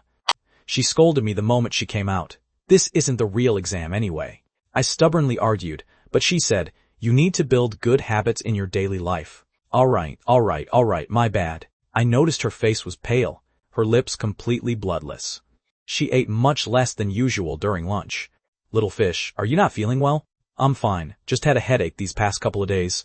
She waved it off carelessly. Go check out the clinic. No need. I'll be fine after a nap in the dorm.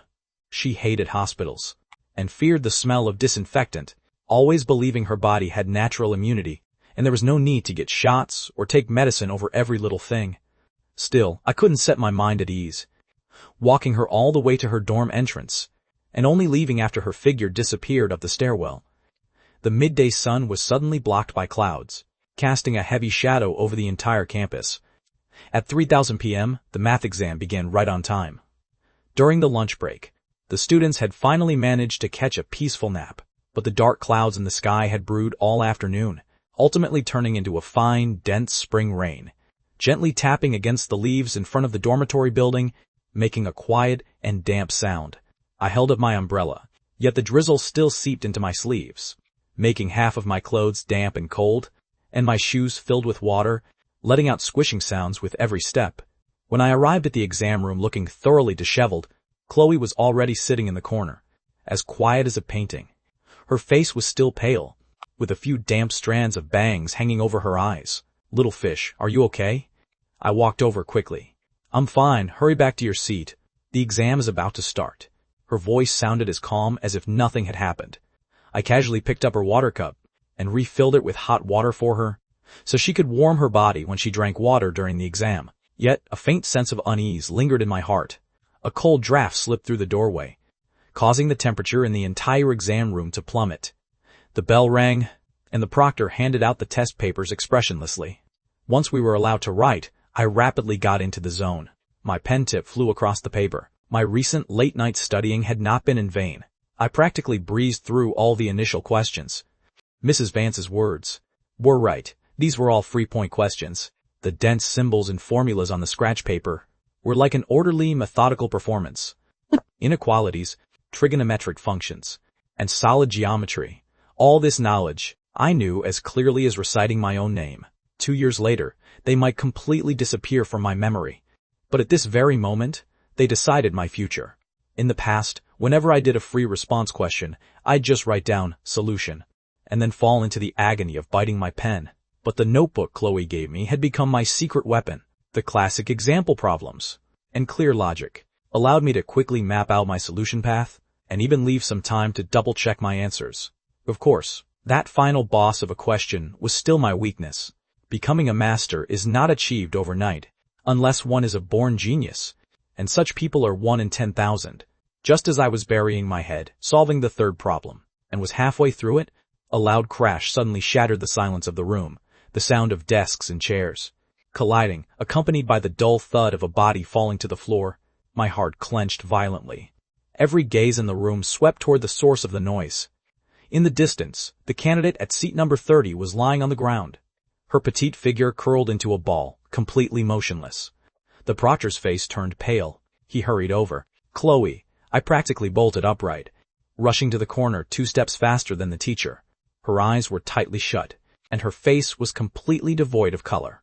No matter how I called her name or shook her, she didn't react. "Student, please return to your seat, and leave it to the teachers to handle."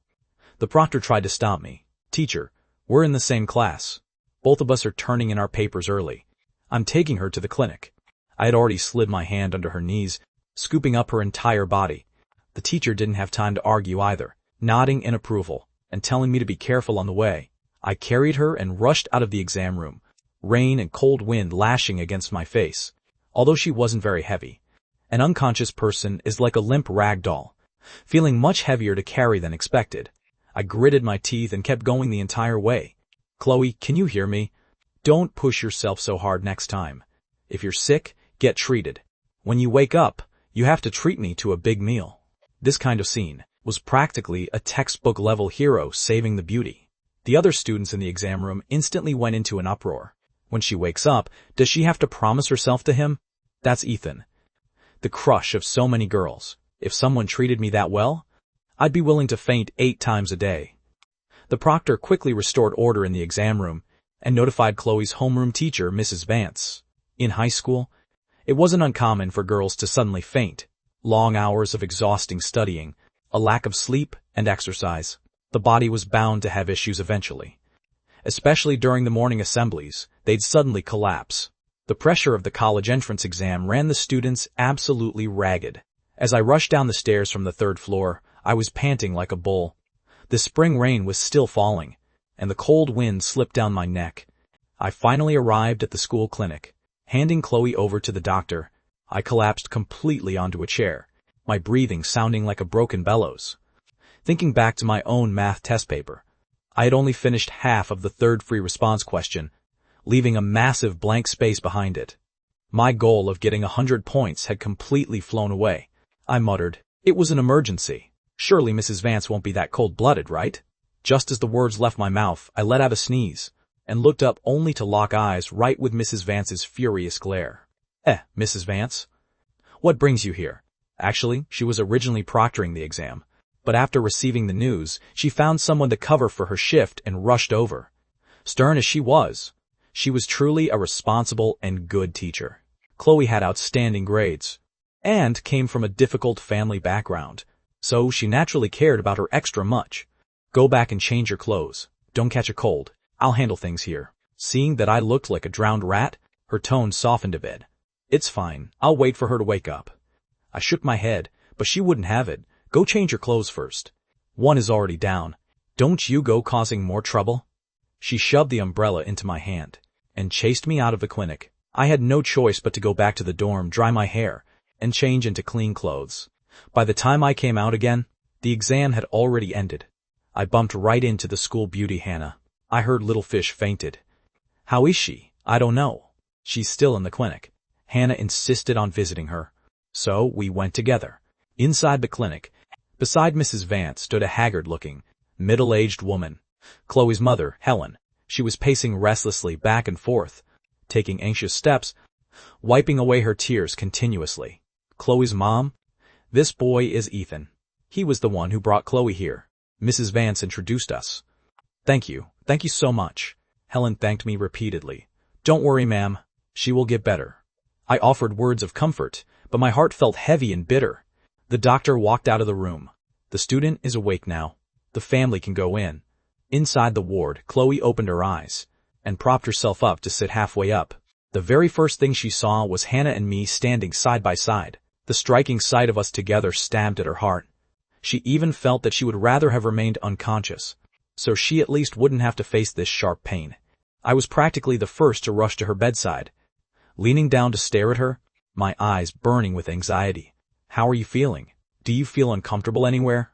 She was slightly dazed, and then gently shook her head, a pink blush slowly spreading over her cheeks. She hadn't completely lost consciousness when she fainted. Vaguely, she could feel herself being held in someone's arms. It was a familiar scent. A warm chest accompanied by bumpy, hurried footsteps in the rain. The distance from the exam room to the clinic was at least 500 meters.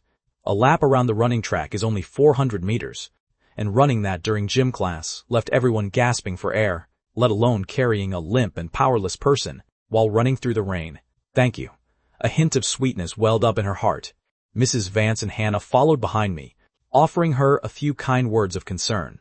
Meanwhile, the doctor pulled Chloe's mother, Helen, to the side and whispered to her. Sudden fainting in high school girls is mostly due to low blood sugar, and replenishing some sugar or getting an IV is usually enough.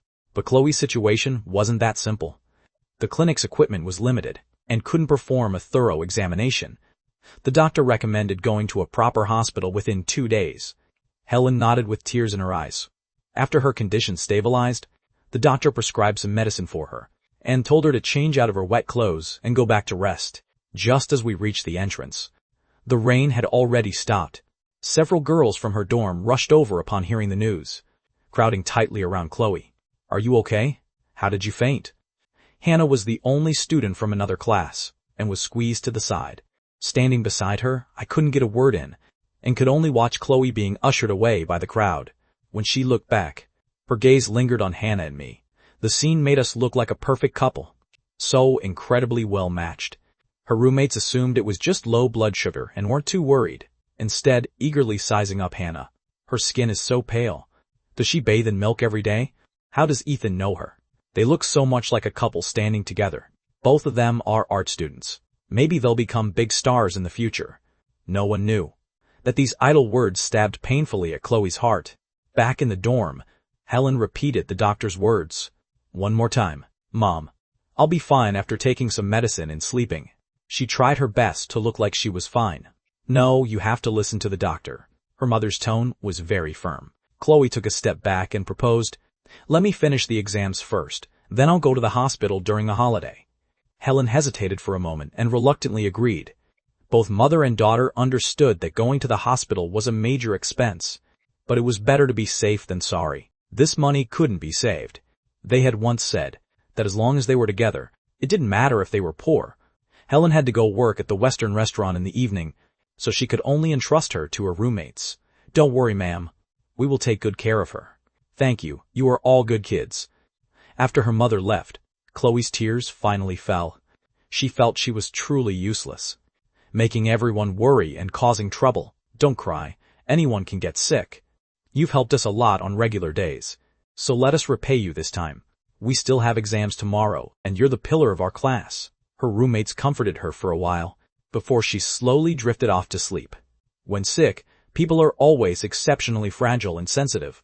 Her dream was entirely filled with scenes of me carrying her and running. She suddenly began to wonder if her previous selflessness was a kind of luxury. She had underestimated her reliance on me. And at this moment, Hannah and I were walking out of the clinic side by side, and naturally went to the cafeteria to have dinner. A handsome guy and a beautiful girl sharing a table attracted a lot of attention. The story of my dramatic rescue that afternoon had already spread across campus. This kind of teen drama plot served as perfect gossip to relieve the tense exam atmosphere. So that's Ethan. His looks are actually a bit threatening to mine. If I go fall down in front of him right now, will he carry me? Why is he with the school beauty again? I've already mentally constructed a love triangle drama. Hannah was used to being watched, so her dining manners remained calm and elegant. Sitting across from her, I admired her from up close. This face was still absolutely flawless. The scene I had once dreamed of had finally come true. Yet there wasn't the excitement I had imagined. A heavy boulder seemed to be pressing down on my chest. Are you still worried about little fish? Hannah noticed that I hadn't touched my chopsticks for ages. I frowned and nodded. She doesn't pay any attention to nutrition, only eating leaves of vegetables during meals, and staying up at night grinding problems with a flashlight. Does she have any idea how much this makes people worry? Do you like her? Hannah suddenly interrupted. How could I? I blurted out, startling even myself. Why had I said so much about her? No way, absolutely no way. Hannah was the goddess I had crushed on for years, and she was sitting right in front of me now. Why was my mind completely filled with another girl? We've only been deskmates for just over a month. She's sick, so it's only natural to be concerned. Yes, it must be that. Hannah is the recognized school beauty. Her looks and figure completely flawless. She studied music since childhood. Possessing an elegant temperament, how could Chloe possibly compare to her? Aside from grinding problems, she doesn't seem to know how to do anything. I found 10,000 reasons to prove Chloe was inferior to Hannah. But liking someone often requires no reason. I recalled the conversation I once had with Felix while leaning on the windowsill. I actually think Chloe looks better than Hannah. When exactly did you go blind? Thinking about it now, could it be that I was the one who went blind? Although Felix was unreliable, he always managed to wake a dreamer with a single word. Hannah smiled. Little fish has a kind of magic. After spending enough time with her, anyone would fall for her. I thought back carefully, and it was indeed true. The teachers and classmates all liked Chloe. I had never seen her have a conflict with anyone. Her heart was pure and kind, like a piece of transparent crystal. That made people unable to bear deceiving her. In the face of inner beauty, outer beauty became insignificant. Chloe, who looked ordinary on the outside, was actually shining all along. That brilliance was like gentle moonlight, quietly spilling over everyone who met her. In the evening, I gave the Empress Dowager Sarah at home a phone call. Mom, stew some chicken soup for me, and bring it to school tomorrow at noon. Sarah's lazy voice came through the other end of the line. Drink! What chicken soup? I have no time. What's with your attitude? I've been under a lot of exam pressure these past 2 days. Chicken soup doesn't have much nutrition. Just eat 2 more bowls of white rice in the cafeteria. No matter how much I tried to persuade her, the Empress Dowager simply wouldn't budge. If you want to drink chicken soup, we'll talk about it when you come home this weekend. Do I look that idle? To actually stew it and bring it over to you? You boy are dreaming. I had no choice but to lay my cards on the table. It's my deskmate, Chloe, who got sick today. She usually helps me out a lot. So I want to get some chicken soup to nourish her as a way of repaying her. No problem. Why didn't you say so earlier? Sarah was truly a master of face-changing. Her tone instantly did a 180-degree turn, followed immediately by a barrage of nagging, meticulously asking about Chloe's physical condition. She wasn't even this caring toward her own daughter. And I had only said she was sick. If I had said she fainted, she would probably have rushed over overnight to visit her. Actually, the real value of chicken soup isn't in its nutrition, but rather as a tool to express care, and a bond to connect emotions. In people's general impression, caring for someone means you have to stew a bowl of chicken soup for them. The next morning was the science comprehensive exam. When I rushed to the exam room, I found Chloe had arrived early again. Little fish, are you feeling any better? Does your head still hurt? Have you eaten breakfast? With too many questions at once, Chloe didn't know which one to answer first. Recalling being carried in my arms yesterday, that bashful look surfaced on her face again. The nearby candidates, however, were gossiping with absolute relish. These two are highly suspicious. The young lady has no way to repay him, except to pledge her life to him, right? Just get together when the college entrance exams are over. Our entire exam room will be your witnesses. Hearing these teases, Chloe's face turned as red as a ripe apple. She gave me a push. Oh, hurry up and sit back down. We're about to start the exam. I refilled her cup with hot water again, and only then returned to my own seat. Until the exam began, the others were still teasing us. Chloe lay on the desk, burying her face deeply in her arms. Yet a hint of joy welled up in her heart. So, in the eyes of others, we actually look quite good together. A young girl harboring a secret crush is always so anxious and insecure. At 11,000, the bell signaling the end of the exam rang. Just as Chloe and I walked downstairs, we spotted the Empress Dowager Sarah holding a thermos. With a face full of smiles, she waved at us warmly. A black line appeared on my forehead. In my memory, when my mom saw her own son, she had never laughed this happily before. "Hello, ma'am," Chloe greeted timidly. "Chloe, I heard from Ethan that you were sick. Are you feeling any better now? Is there anywhere else you're uncomfortable? Is the medicine you took working?" Sarah fired off a whole stream of questions right away. Sure enough, both mother and son are so talkative. Chloe struggled to answer. I snatched the thermos away, rolled my eyes, and waved my hand at my mom. "You brat." Burning bridges after crossing them, I still wanted to talk with little fish. Sarah was thoroughly annoyed. She is still sick, and speaking too much will exhaust her. My reason was fully justified. Sarah thought about it and realized he was right, and had no choice but to say goodbye reluctantly. "Little fish, then I won't disturb you anymore. Come over to play again during the holidays, and I'll cook some delicious food for you." Having sent away the nagging Empress Dowager, I let out a long sigh and took Chloe to the cafeteria. I ordered several dishes, all for replenishing protein and vitamins. Chloe furrowed her brows. "You ordered so many dishes, we can't finish them all. It's such a waste of money." I said seriously, "You are not allowed to eat only vegetable leaves from now on. You have to eat more meat. The college entrance exam is almost here, and your body cannot have any more issues." Chloe nodded in silence and began to blame herself again. I unscrewed the lid of the thermos, and a rich fragrance instantly spilled out. This was the result of my mom's busy morning. The soup was clear, and the aroma was mouth-watering. It was definitely not the kind of dishwater from the cafeteria, where there's only one egg in a huge bucket. There was simply no comparison. I poured out a bowl, and used a spoon to scoop up a spoonful for her to drink. Chloe panicked and scanned her surroundings, her face flushing all the way to her neck. "No, let me do it myself. There are so many people in the cafeteria. If I get fed in public, the gossip will spread across the entire campus." Although she really wanted to in her heart, she didn't dare. Even if she did this kind of thing in a dream, she would have to cover her face in embarrassment for a long time after waking up. I didn't insist, and pushed the bowl in front of Chloe. She scooped up a spoonful, blew on it gently, and took a small sip. The deliciousness of the chicken soup instantly blossomed on the tip of her tongue, leaving a lingering fragrance in her mouth, with an endless aftertaste. "It's so delicious. I have to thank ma'am properly later." "You should try some too." Chloe showed a wide smile. I took a sip, and it was so delicious it practically bit my tongue off. In the past, when Sarah stewed chicken soup to save trouble, it was always handled with a pressure cooker. Take it or leave it. This time was different. Clearly, she had used a clay pot, slowly simmering it over low heat for at least 4 hours. And she had used authentic free-range farm chicken. It seemed the old lady had really put in a massive effort.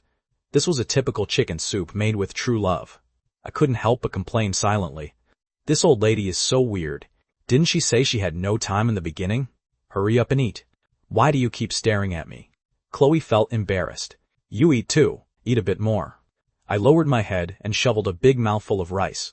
And recalling my conversation with Hannah yesterday, I couldn't help but feel a bit guilty. What exactly were my feelings for Chloe? I really couldn't quite tell. I couldn't have actually fallen for her, right? Whether it was love, I didn't know. But at least there was friendship. The bond between people always appears mysteriously. And of course, it can also mysteriously disappear. In the distance, some students looking for drama were pointing fingers at Chloe and me. "Hey, scumbag. Wasn't he with Hannah yesterday? This girl looks like an obedient student at first glance." He really is an absolute beast. We know you're handsome, but at least leave some for us. Don't hoard them all. Hearing those mocking remarks, I found myself unable to argue back. Having clearly liked Hannah for so many years, what was going on with my feelings for Chloe now? Perhaps it was because we were too young, and didn't yet understand what it truly felt like to like someone. How are things going with you and Hannah? Chloe held it in for a long time, before finally being unable to resist asking. Not much is going on. If we don't get into the same college in the future, we probably won't stay in touch, I guess. I shrugged helplessly. The spoon in Chloe's hand fell back into her soup bowl with a sharp clink. She was right. The connection between people is actually very fragile. No matter how deep the feelings are in high school, if you aren't together, you will gradually drift apart. Hannah and I were both art students, so we had a chance to go to college together. But for Chloe, you didn't stand a single chance. The third mock exam results were about to come out. These past few days, I had been feeling very uneasy. I had left too much blank on the math paper, so wanting to score 100 was purely a pipe dream. If our homeroom teacher, Mrs. Vance, remained strictly impartial, I would have to move back to my old seat and be stuck with Felix until graduation. No matter what kind of feeling it was, I was genuinely reluctant to leave Chloe right now. After morning self-study, I munched on the egg Chloe bought for me and asked her indistinctly, "How have you been feeling these past 2 days? Does your head still hurt?" Chloe shook her head and said she was fine long ago. Over the weekend, her mom had urged her to go to the hospital, but her procrastination kicked in, and in the end, she only promised that she would definitely go this Sunday. I was also thinking, an 18-year-old girl in the prime of her youth shouldn't be that fragile, right? Just as I was thinking this, the math class monitor walked in carrying the test papers. The moment my test paper landed on the desk, I slapped my hand down to stop Chloe. Chloe asked with a smile, "Why are you covering it?" "Let me see what you scored." "I don't dare look," I said, my voice trembling slightly. "I'm afraid of being separated from you." Chloe's smile froze instantly, her eyes widening. In fact, she was even more afraid than I was. But reality must always be faced. I slowly slid my fingers away, and a bright red 86 peeked out from between my fingers. The two of us let out a sigh at the same time. If I had been able to finish the exam, scoring 100 points would have been absolutely no problem. Unfortunately, there are no ifs in life. "I'm sorry, it's all my fault," Chloe said with a face full of guilt, feeling that she had dragged me down. I quickly comforted her, telling her not to worry about the poor score. But when her paper was handed down, it was a 146. That glaring red score practically slapped me right in the face. "Chloe, didn't you faint?" "Yeah, but I only fainted after I finished all the questions." Chloe had a completely innocent, cute look on her face. I nearly spat out a mouthful of blood. Was this really the difference between a slacker and a straight-A student? I was only on the third free response question, while she had already finished and was double-checking hers. The class bell rang, and Mrs. Vance walked up to the podium looking absolutely pleased. It seemed the entire class had done quite well this time. When we stood up to greet her, I kept my eyes fixed on Chloe, terrified that she would faint again. Without my realizing when it began, my attention had significantly shifted toward her. Mrs. Vance adjusted her glasses and stared at me with a wide smile. "You did quite well, only 4 points away from passing." I pleaded, "Mrs. Vance, there is always room for human compassion in the rules. Please show some mercy." "No way. Once this class is over, you are switching seats back with Katie." A sharp gleam flashed across Mrs. Vance's glasses. I didn't score 100 points because I was saving a classmate. "You can't be this rigid, right?" I argued my case. "Those are two completely different matters." Mrs. Vance said, turning back into a tyrant, "There is absolutely no room for negotiation on this. My hero saving the beauty act on the exam day had already been rumored into a real-life teen drama, even alerting the dean. As the homeroom teacher, she had to clamp down on this trend. The classroom burst into a complete uproar. The students jeered, saying it was "The Peacocks Fly Southeast," and tearing the lovebirds apart once again. Felix muttered under his breath. He didn't want me back to make him look like a big dummy. Katie also had a miserable look on her face. How was she supposed to read romance novels sitting right under the podium? Mrs. Vance slammed the blackboard forcefully, suppressing all the commotion. "These seats must be changed." I cast a glance at Chloe. She kept her head lowered, staring intently at the desk, her lips tightly pursed. seemingly locked in a fierce internal struggle. Only when that sorrow of parting actually landed on oneself did one realize how excruciatingly painful it was. Mrs. Vance suddenly remembered something and said, "I also want to give a special commendation to Chloe. Despite being sick, she pushed through the exam and still placed first in the class. Let's give her a round of applause." Amidst the round of applause, Chloe unconsciously fiddled with the hem of her clothes. Suddenly, by some strange twist of fate, she stood up. The classroom's applause ground to a screeching halt. "Mrs. Vance, since I did so well on the exam, can I make a request?" Chloe gathered immense courage, her cheeks flushing bright red, even her neck tinged with a rosy pink. Mrs. Vance thought about it. As long as it wasn't about not letting Ethan switch seats, anything else was open to discussion. She knew Chloe had always been a good, obedient girl. Since she did so well this time, she indeed deserved a reward. Chloe looked at the teacher, and then turned her head to look at me. Taking a deep breath, "Mrs. Vance, I want to switch seats with Felix." Mrs. Vance's smile froze right on her face. After a brief silence, the entire class erupted in a tsunami of cheers. How thrilling! Mrs. Vance regretted her words immediately. She had spoken too definitively just now, allowing a loophole to be exploited. Thoroughly exasperated, she waved her hand. "Switch, switch, switch! Everyone switch. Now let's review the exam papers." Chloe sat down, her heart beating so fast it was about to jump out of her throat. In all her life, she had never been this daring before. I was secretly thrilled. Writing a note amidst the chaos and tossing it over. "My mom wants you to come over to her house for dinner this weekend, all right?" The weekend was a beautiful, sunny day. Leading Chloe, I stood in front of my apartment door, pulled out the key, and unlocked the door. A wave of floral fragrance drifted out to greet us. On the sofa in the living room, old Robert and Empress Dowager Sarah were watching television, which was showing one of those extremely melodramatic family dramas. I stepped inside without making a sound. "Mom, Dad, I'm back." My mom, Sarah, stared at the television screen, without even turning her head, saying in a sarcastic tone, "So you brat, actually remembered to come back. I thought since you became a big star, you wouldn't recognize me as your mother anymore." Comrade Robert lay motionless beside her, piling on the sarcasm. What a complete waste of my excellent genes. Still a single bachelor even now. By the time I was his age, he was already weaned, because I was usually busy with work. I rarely crossed the river to go back home. Although the old couple missed their son in their hearts, they always gave me a cold shoulder whenever we met. Especially last time, regarding the matter of Aunt Brenda from next door line dancing, when I didn't take my mom's side, which made the Empress Dowager Sarah quite furious. I forced a smile and walked over. "Mom, is there anything delicious to eat at home? I brought a friend back with me." "Nope. If you want to eat, make it yourself. I am absolutely not catering to anyone." The Empress Dowager Sarah's attitude was exceptionally firm. I raised my voice. "Look who I brought back." Besides, Sarah deliberately turned her face to one side. I'm not looking. That circle of yours is an absolute mess, and the friends you hang out with are all bad influences. In their eyes, people who do music are pretty much like hoodlums and thugs. When they sing, they either look like they're having an epileptic fit or performing some kind of shamanic ritual. If it weren't for me being on a show lately and singing 3 decent songs in a row, her attitude would only be even worse. I reached out my hand and pulled the bad influence outside the door inside. "Hello, sir, ma'am. It's been a long time." This greeting was as soft and gentle as a warbling oriole. Sarah immediately turned her face around, and Robert also acted as if he had been electrified, bouncing straight up from the sofa, picking up the remote, and decisively turning off the cheesy drama. The couple's eyes instantly lit up.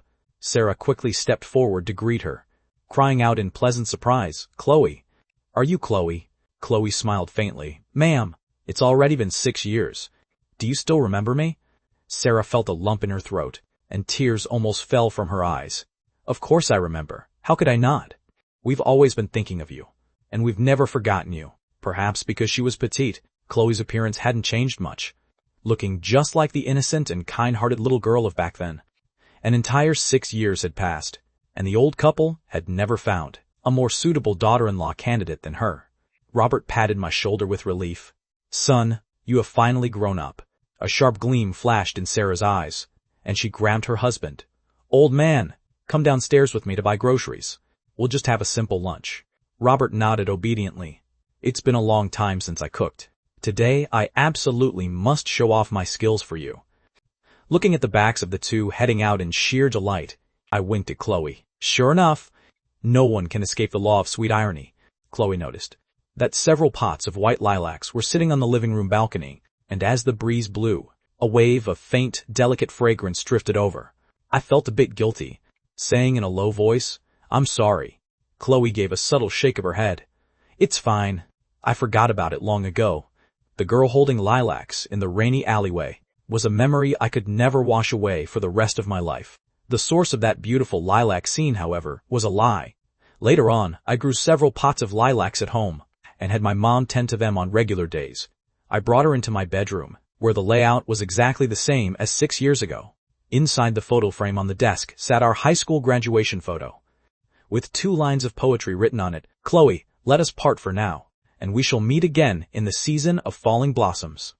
The entire class was divided into 6 rows, with Chloe sitting in the very first row, wearing her new clothes that she only wore to visit relatives, with a sky blue headband on her head, which still featured a fluffy little rabbit on it. I stood in the 6th row, with a band-aid stuck to my face. In the photo, my eyes weren't looking at the camera. My gaze fell right upon that little rabbit. At that time, we were so far apart. Chloe stared quietly at the photo, and suddenly said, "Ethan, where is your guitar? Sing a song for me." From the corner, I dug out that old guitar covered in dust, tightened the strings again, and tested the tuning. It wasn't very accurate anymore, and could only barely be played. I sang that song, "Sunny Day," once more. Once upon a time, there was someone who loved you for a very long time. But the wind gradually blew our distance so far apart, making it so hard to love for just one more day. Yet at the end of the story, it seems you still said goodbye. When lunchtime arrived, the so-called simple meal from the old couple indeed turned into a massive, lavish feast. I had learned my lesson, and didn't even pick up my chopsticks, going straight to focusing on peeling prawns. Robert saw this, and nodded in satisfaction, wearing a look that said he was highly teachable. Sarah put some food in Chloe's bowl with her chopsticks, and asked softly, "Chloe, what have you been doing all these years?" Chloe tried her best to keep her tone casual. "I was just studying at River City University, but I got a bit sick in the middle and took a gap year. I only barely managed to get my graduation certificate last year." She had told me a lot about the events of these 6 years before. A mother and daughter depending on each other, hit by a terrible illness. One could easily imagine how difficult their life was. During many late nights, she would always clutch her phone, shedding tears all alone while watching those web dramas I starred in. She firmly believed that one day I would become a superstar in the spotlight, yet felt that her own fate was as thin as paper, and that she might not even live to see that day. Hearing about these hardships, Sarah's tears fell from sheer heartache. She suddenly slammed the table, pointed at me, and roared, "Ethan, if you dare let Chloe down, I will disown you as my son." I shivered in fear. "Oh, Mom, here you go again." In fact, I couldn't help but ask myself, what right do I have to let her down now? The moment I jumped off the bungee tower at Mount Lookout last time, I shouted, "I like you." This seemed like a confession, yet also seemed like it wasn't. The relationship between the two of us remained just like this, somewhere between friendship and love, tacitly maintaining this level of ambiguity. After lunch, taking advantage of the moment Chloe went to the restroom, the old couple quickly pulled me aside to get the scoop. Robert asked impatiently, "Ethan, are you two boyfriend and girlfriend now?" I told the truth. "No, we're still missing something." Hearing this, Sarah grew anxious. "Then hurry up. A good girl like this is hard to find even with a lantern. 10,000 times better than those in your circle." They had already missed out once, and didn't want to miss out a second time. My brow furrowed deeply, not knowing how to explain it to my parents, because that sense of dissonance in my heart could never be washed away. The Chloe of now and the Chloe of 6 years ago seemed a bit different. Her personality had become more cheerful, and there were differences in some minor habits of daily life. Moreover, there was also one biggest unsolved mystery. Where on earth did those songs she gave me come from? I didn't believe that someone who originally knew absolutely nothing about music could rely on a mere 6 years of study to continuously output so many high-quality masterpieces. "Little fish, what exactly is your secret?" After cleaning up the kitchen, Sarah wiggled her eyebrows at me very understandingly. "We have things to do and are going out this afternoon." Leaving the house to the two of you. I asked when they would be back. My mom smiled meaningfully. Probably very late. If you need it, we don't even have to come back. Chloe had just come out of the restroom, and her lips curled into a smile upon hearing this. I looked at her, and shrugged helplessly. Robert reminded us from the side, don't go out to eat tonight. Just cook some delicious food at home for little fish. This is what living a real life is like. I couldn't help but complain. Dad, that peerless culinary skill of our family passed down only to males. You haven't passed it down to me yet. Old Robert snorted. You haven't eaten pork, but surely you've seen a pig run. Figure it out yourself. The old couple changed their shoes. They headed out to enjoy their world of two. I knew what they were thinking in their hearts. Son, you've got to seize the opportunity. The apartment fell quiet. Little fish, why don't you take a nap? I'll wake you up in a bit. Okay, Chloe said, sitting on the sofa, dangling the slippers on her feet. Help me take off my shoes. It carried an indescribable allure. I swallowed hard, slowly squatted down, and reached out to take off her slippers. A pair of petite, exquisite feet was revealed. Their skin soft and tender, white with a rosy pink tint, like the bashfulness of blooming peach blossoms. Her ankles were delicate, and her toes glistened. Just one look was enough to make me feel a little intoxicated. In the hospital, I had seen her barefoot many times, but admiring them from this close was a first. Stop staring. Who stares so intently like you do? Chloe withdrew her feet. My face flushed red, and I quickly withdrew my gaze. Hurry up and sleep. I'll stay right here with you. I pulled a light blanket over her, yet my heart was beating a bit fast for some reason, even giving me a sudden sense of guilt. I used to think a girl like Chloe had nothing to do with being sexy. In the end, I had underestimated her. Chloe said coquettishly, Ethan, I want you to sing to put me to sleep. All right, close your eyes first. No, I want to look at you a little longer. Even if I close my eyes, my mind is still full of you. I had no choice but to let her be. Look all you want then, until you've had your fill. After singing a lullaby for a while, I finally coaxed her to sleep. As she lay on her side on the sofa, asleep and tranquil, that red birthmark was exceptionally eye-catching. I couldn't help but reach out and touch it gently. It felt no different from normal skin. That overly sweet conversation from just now surfaced in my mind, sentence by sentence. If only you had been this brave 6 years ago. Around 3 o'clock in the afternoon, Chloe woke up and dragged me to go to the wet market. As a superstar who shined so radiantly on the stage, it had been a long time since I visited such a bustling marketplace full of the breath of daily life. At this time of day, most of the vendors gathered to play cards, occasionally bursting into a round of cheers. Geese honks that sounded like laughter came from the poultry shop. Passing by the seafood shop, I could smell a strong, fishy odor. I wore a mask, and Chloe held my arm, just like an ordinary young couple. How many young men and women just strolled around like this, eventually becoming an old married couple?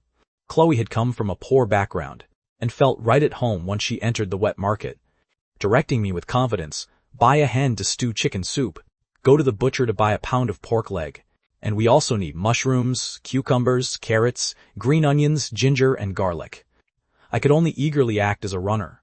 Entering the music industry, life was inevitably full of feasting and revelry, but often upon waking up, what I fell into was endless emptiness. Instead, it was this ordinary daily life that gave my heart a long-lost peace. After returning home, Chloe took out the clay pot and started stewing chicken soup. The chicken pieces were put in cold water. She skimmed off the foam, added longans, red dates, and goji berries, bringing it to a boil before turning it down to a slow simmer. Before long, the fresh fragrance filled the entire kitchen. 2 hours later, Chloe ladled out a bowl and handed it to me. Hurry up and taste it. I scooped up a spoonful, blew on it gently, but brought it to her lips instead. The first spoonful, of course, goes to you. Chloe smiled softly, leaning down to take a small sip.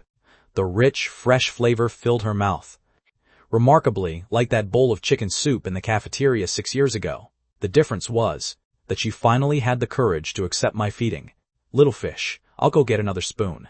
I want you to keep feeding me, she said, shaking her head proudly. Are you unwilling to keep feeding me? I'm willing. Just like taking care of a patient in the hospital. I blew on each spoonful of chicken soup to cool it down before feeding it to her. Chloe kept her hands behind her back, enjoying it with a clear conscience. From the ridiculously spicy, stinky tofu, to bungee jumping, and now to this chicken soup. It felt as if she were deliberately teasing me, yet without any malice, more like she was making up for some regret. After finishing the soup, she put on an apron and busied herself again. This time, she was making noodles with soybean paste. Diced meat was stir-fried in the wok, and she added yellow soybean paste and warm water, slowly simmering it over low heat until it turned dark red. Finally, she sprinkled in chopped green onions and sesame oil. The noodles were cooked just right, retaining their chewiness. Once out of the pot, she immediately topped them with the meat sauce, shredded carrots, and shredded cucumbers. I didn't eat cilantro, so she deliberately left it out. During the cooking, I wanted to help, but was dismissed as clumsy, and chased straight to the kitchen doorway. I could only lean against the doorframe, silently watching her busy figure. Perhaps this was what life was originally meant to be. Ethan, you must be hungry, right? Chloe handed the bowl over. The aroma was mouth-watering. I held the bowl and slowly mixed the noodles evenly, the rich sauce coating every single strand, with a vibrant, glistening luster. I picked up some with my chopsticks, put them in my mouth, and chewed slowly. Before long, tears began to fall. 6 years ago, it tasted exactly like this too. Ethan, why are you crying? Chloe hurriedly took a tissue to wipe my face. I put down the bowl, pulled her slender body closer, and held her tightly in my arms. Unwilling to let go even for a second, after dinner, I drove Chloe home. She had been discharged from a hospital last week. Back then, I was away recording It's Always Been Quiet, so Helen had handled the discharge procedures. The mother and daughter rented a 3-bedroom apartment, which was slightly more spacious than their rental from 6 years ago. I had advised Chloe to find a place with better conditions, since she wasn't short on money now, but she refused, saying spending those copyright fees made her feel uneasy, and she should spend them on more meaningful things in the future. When we parted, Chloe suddenly proposed, Ethan, let's go watch a movie tomorrow. Her eyes flickered, like stars in the night sky. I waved my hand gently. Okay, I'll pick you up tomorrow. On the way home, the car stereo was playing. The soothing melody of It's Always Been Quiet. The sorrowful voice gathered into a lonely night. My love for you has always been quiet, exchanging it for your occasional concern. It's clearly a movie for 3, yet I can never have a name. Listening to it, tears streamed down my face before I knew it. Little Fish wanted to watch a movie, meaning she wanted to watch a movie with just the two of us. She never wanted to be that nameless third person again. What she wanted was a full love, not occasional concern. After returning home and washing up, I discovered that Chloe had started her live stream again. Her hands were very skilled. No matter how complex the name, she could always design a beautiful artistic signature. Every single line was a unique, aesthetic pleasure. Facing the netizens, she treated everyone equally. Even if someone sent a tiny 10-cent heart, she would thank them sincerely. And if someone sent a $120 sports car, it was a thank you in the exact same tone. Some teased that streamers were internet beggars, but even in her begging, there was a dignified and resilient grace. The background music played I'm Sorry, I Love You on loop, along with The Light Chaser and It's Always Been Quiet. No one would ever associate her with having a special relationship with me, because these just happened to be the hottest songs at the moment. Occasionally someone would ask, Hey girl, are you also a fan of Ethan's? Chloe would smile and answer, Yeah, I've been a fan of his for so many years. I didn't dare send virtual gifts, but just lit up my fan badge, accompanying her in silence.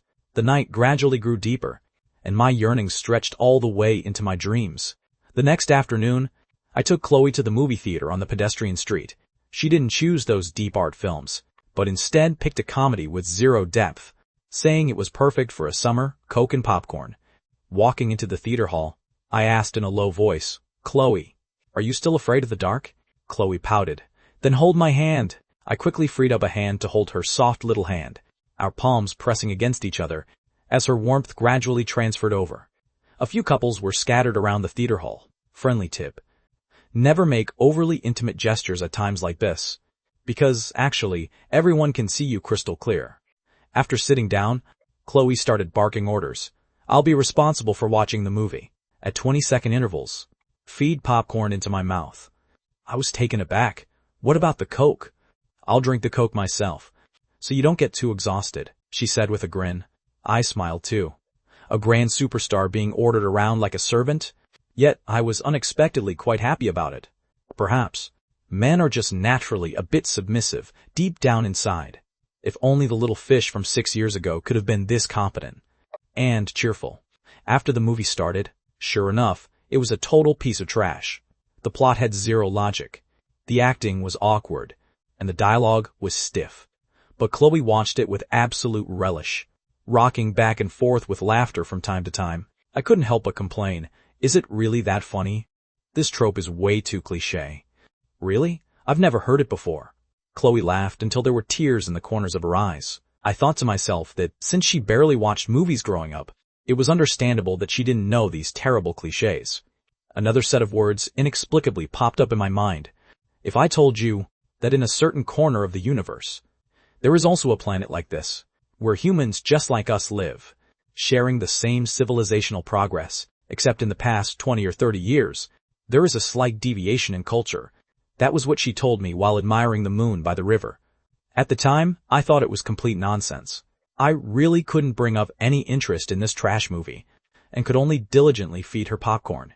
Guided by the dim light and shadow of the screen, I got a clear view of her profile. Her outline was soft. She was truly beautiful. Beauty is in the eye of the beholder. The ancients truly didn't deceive me. During those 2 hours, Chloe doubled over with laughter 9 times, beamed with joy 17 times, and flashed a sweet smile 36 times. She made up for all the loneliness and dejection from 6 years ago. This time, it was a movie for 2. Just you and me. Walking out of the theater hall, I asked Chloe, "What did you just watch?" Chloe tilted her head and thought about it, then suddenly burst out laughing. "I forgot all of it." Sure enough, it was a trash movie with absolutely zero memorable points. But since everyone is usually so tired, watching a movie is just for a good laugh. Why must it be so profound that it gives you a headache? For dinner, we went to the restaurant downstairs from the theater. Today, I absolutely must rip you off hard. Chloe talked a big game, but her hand only ordered a few home-cooked dishes, and all of them catered to my tastes. Perhaps due to her thrifty habits since childhood, even though she had money now, she couldn't learn to be extravagant. After the dishes were served, she thoughtfully scooped food into my bowl, rambling on with silly jokes. My mindset was relaxed, and I laughed heartily at her antics. Suddenly, Chloe shifted her tone. "Ethan, 6 years ago, after you and Hannah finished watching the movie, you came to eat at this exact place too, right?" My smile froze instantly, and a wave of guilt surged up like a tide, completely filling my heart. "Keep eating. It's not like I'm blaming you. Is this where you two started becoming friends?" Chloe looked at me, her expression impossible to read. I explained a bit awkwardly, "Little fish. Actually, back in high school, my relationship with Hannah wasn't as great as you think. At most, we just liked each other's posts on social media. Hannah and I only truly got close, and even started having dating rumors, after we got into the same university. By then, we had both lost touch with Chloe, and thought we would never see each other again for the rest of our lives." Chloe lowered her head, looking a bit dejected. It's all my fault. If only I had asked clearly sooner." I looked down and scrolled through my phone. In my feed, Hannah had posted a selfie, looking as beautiful as a female star on television. I casually gave it a like, and my finger continued to scroll down. Since the last time we watched the movie, the two of us were barely considered friends, just the kind of relationship where we'd greet each other when we met, and like each other's posts on social media. Instead, my intimacy with another person grew day by day. Chloe and I did our own version of The Peacocks Fly Southeast, both moving to the cleaning corner in the southeast corner of the classroom. Although the air wasn't very good, but this silly girl, nevertheless, accompanied me to take root in this precious spot. Today was Saturday. After finishing lunch, Chloe refused to go back to her dorm, insisting on staying in the classroom to catch up on her homework. The May Day holiday was approaching, and the weather was gradually getting warmer. "Little fish, I can't take it anymore. I'm going to take a nap. Fan me for a bit." I tossed a fan to her, which was actually just a piece of plastic printed with advertisements. Chloe agreed in her soft voice, and a cool, gentle breeze from beneath the fan brushed across the tips of my hair. An 18-year-old guy has excellent sleep quality. I slumped over the desk and drifted off to dreamland within seconds. In the dream, I became a superstar in the spotlight, enjoying thunderous, roaring adulation. until I stepped into thin air and plunged off a cliff. I suddenly bolted upright from the desk, everything returning to nothingness, with only the plastic fan beside me still slowly waving. Had a nightmare? Chloe looked at me with a wide smile. I glanced at my phone. I had unexpectedly slept for half an hour. I snatched the fan back. You sleep for a bit too. It's my turn to fan you. I'm not sleepy. I pressed her head down onto the desk anyway. The master said, no nap at noon. Total breakdown in the afternoon. Chloe couldn't win the argument against me, and closed her eyes. Despite saying she wasn't sleepy, she actually drifted off to sleep within 3 seconds too. As I played on my phone while waving the fan, my hand grew sore in less than 5 minutes. I truly didn't know how this silly girl had managed to keep it up just now. Half an hour of time slipped away quietly, like a silent spring breeze. My eyes grew tired from looking at my phone, so I turned sideways to look at her. The afternoon sunshine spilled in from outside the window, gilding her silhouette with a golden edge. Her long eyelashes curled upward, and her petite rosy lips were slightly parted with a tiny gap. As I kept staring, my heart rate suddenly accelerated, and my cheeks grew a bit hot. At that exact moment, an impulse unexpectedly surged inside me, wanting to kiss her. She was clearly just an ordinary girl, but why did she look more and more beautiful the more I looked? That little mouth of hers looked exactly like a strawberry freshly picked from the field. Just as I was feeling ashamed of my wicked thoughts, I took a heavy slap on my back. What are you staring so intently at that girl for, brat? Felix's hearty laughter erupted right over my head. I was scared out of my wits. Snapping up to my feet. Like an angry dragon roaring, I snapped, get the hell out of here. Felix looked thoroughly aggrieved. Brothers for so long. Yet you're yelling at me over a woman? Chloe was startled awake, looking at us blankly. I grabbed Felix and bolted. Let's go, bathroom. That appearance was completely like someone running away in panic after doing something bad. In the restroom, Felix wiggled his eyebrows. Ethan, you are acting highly suspicious. Have you fallen for Chloe? Stop talking nonsense. Ours is a pure friendship. I flatly denied it. Beat it.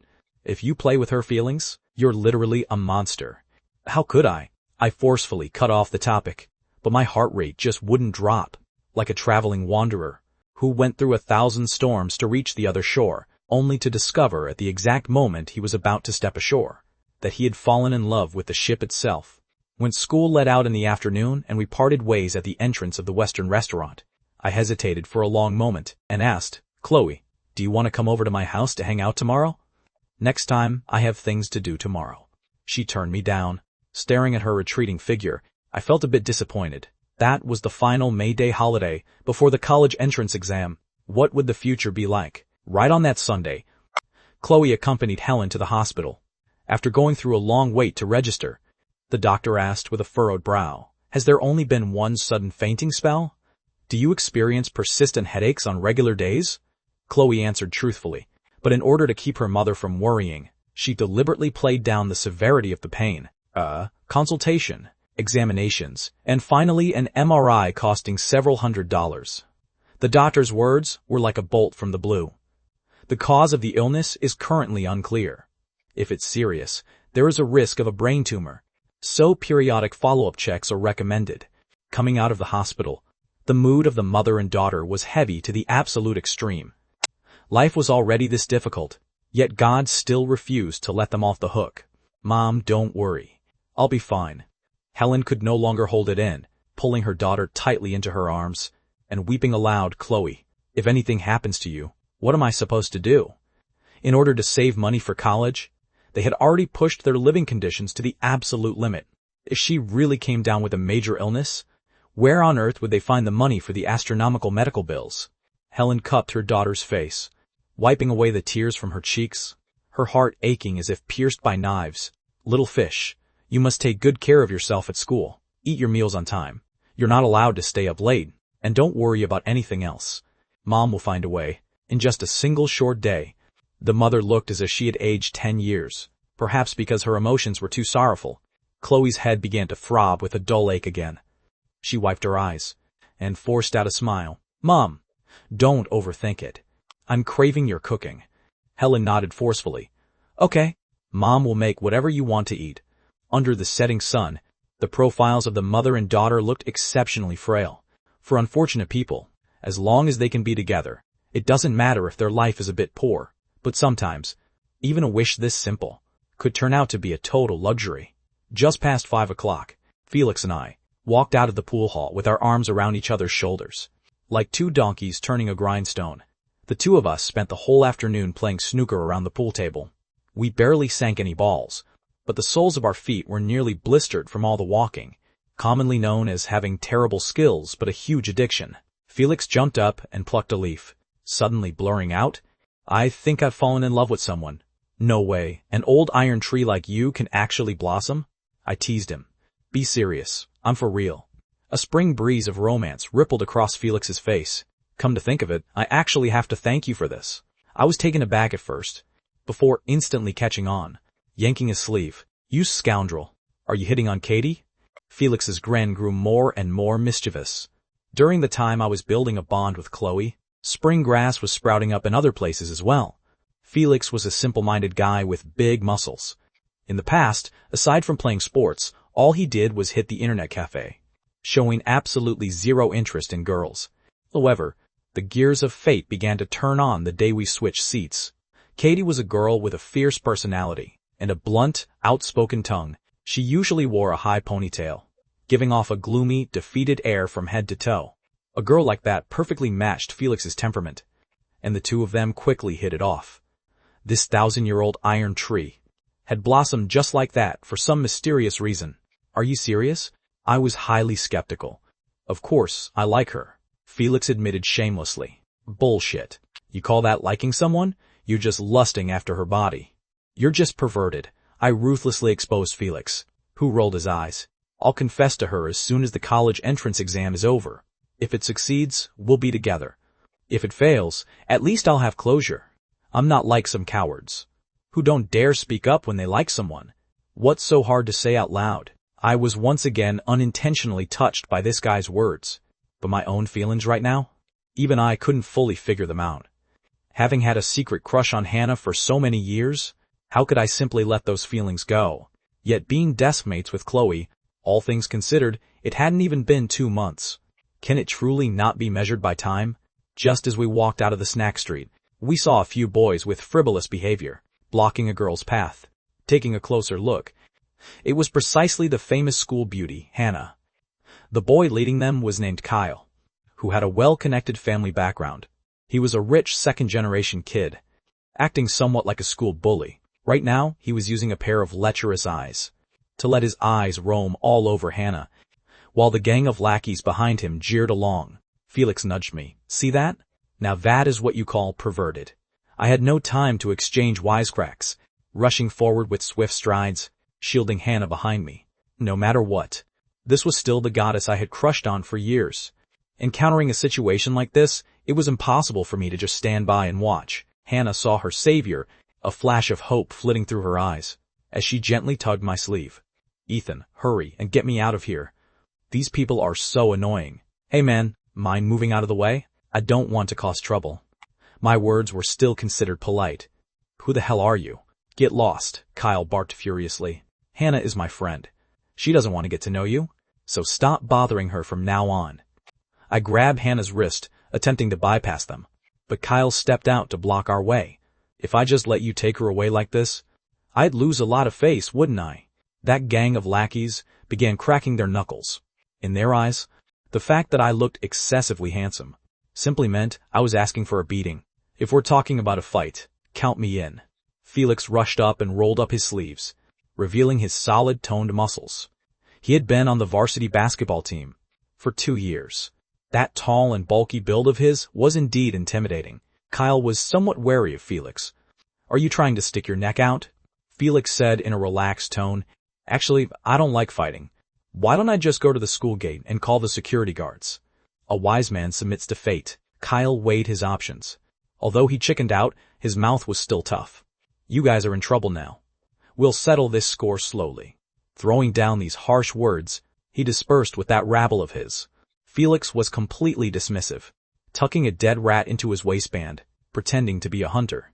Hannah gently pulled her wrist away. "Ethan, thank you." I withdrew my hand awkwardly. "It's nothing, just a minor thing. Don't come out alone in the future." Let me buy you a drink. Hannah smiled and looked at Felix again. Thank you as well, classmate. What would you like to drink? My treat. Felix sized the two of us up, snorted. 3 people walking together? What, are we going to play cards? With that, he flipped his hair coolly and strutted away, possessing quite a bit of a heroic flair. Hannah insisted on banking me, which was hard to refuse, so we went to the supermarket by the school gate together. Help me unscrew this. Hannah handed the Coke to me. Maybe it was shaken just now, because when I unscrewed it, some Coke sprayed out.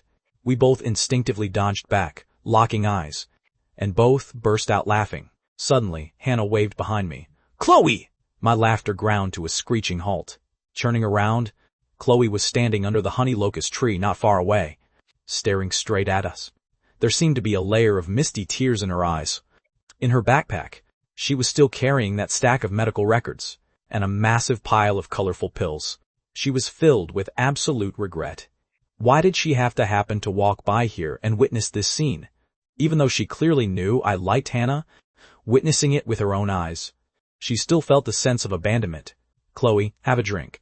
My treat, Hannah offered a friendly smile. No thanks. I'm going to the classroom. Chloe turned around and walked away, looking as dejected as the Little Mermaid. In The Little Mermaid, every step she took felt as painful as walking on knives. Yet she still hoped the prince would find happiness. I hurriedly said goodbye to Hannah and chased after her. Chloe, wait for me. Chloe recalled the doctor's words. The sorrow she had forcefully suppressed all day long finally burst its banks at this exact moment, and her tears poured out uncontrollably, sliding down her cheeks and breaking into a silent spray on the ground. She wasn't worthy of possessing love to begin with, and now it was even more of a pipe dream. With heartache I pressed her. What's wrong? Who bullied you? Chloe just shook her head frantically. She had a whole belly of words she wanted to tell me, yet she couldn't bring herself to open her mouth. The 4 characters for I Can't Speak had already dominated the trending search lists for 3 whole days. The reason was very simple. The 9th episode of The Voice was about to begin. This was my performing track. With the foundation laid by the previous few songs, the fans' expectations were directly maxed out, but at the same time they felt scared and sensed something was wrong. This song title is 100% suspicious. Ethan, I beg you to be a decent human being. I want to hear a sweet little love song. Even though we clearly know he's going to stab us in the heart, I'm still facing the blade and charging forward. This is the self-cultivation of a die-hard fan, with no melody or lyrics leaked, relying solely on a 4-character song title to be able to go viral to this extent. Was completely unique across the entire music industry. Such a grand occasion made many mediocre singers blush with shame. My sudden rise to fame seemed as if it were to clean up this dying music industry, but only I knew that all the applause and honor should belong to the moon in the water. She generously and selflessly bestowed all of this upon me. When I got the lyrics, I once asked Chloe, why did you write this from a male perspective? Chloe answered flatly, aren't you a male singer? Actually, when facing love, boys aren't necessarily braver than girls. Back then, did you also clearly have so many things to say, yet couldn't speak them out? I was left speechless, filled with bitter regret. In fact, when love descends, boys indeed tend to be more cowardly. On the day of the recording, just as I got out of the car, I was drowned out by a tidal wave of cheers from the fans. Quirky lightboards and banners confessed their love to me in fancy ways, and the flashing lights dazed my eyes so much I couldn't open them.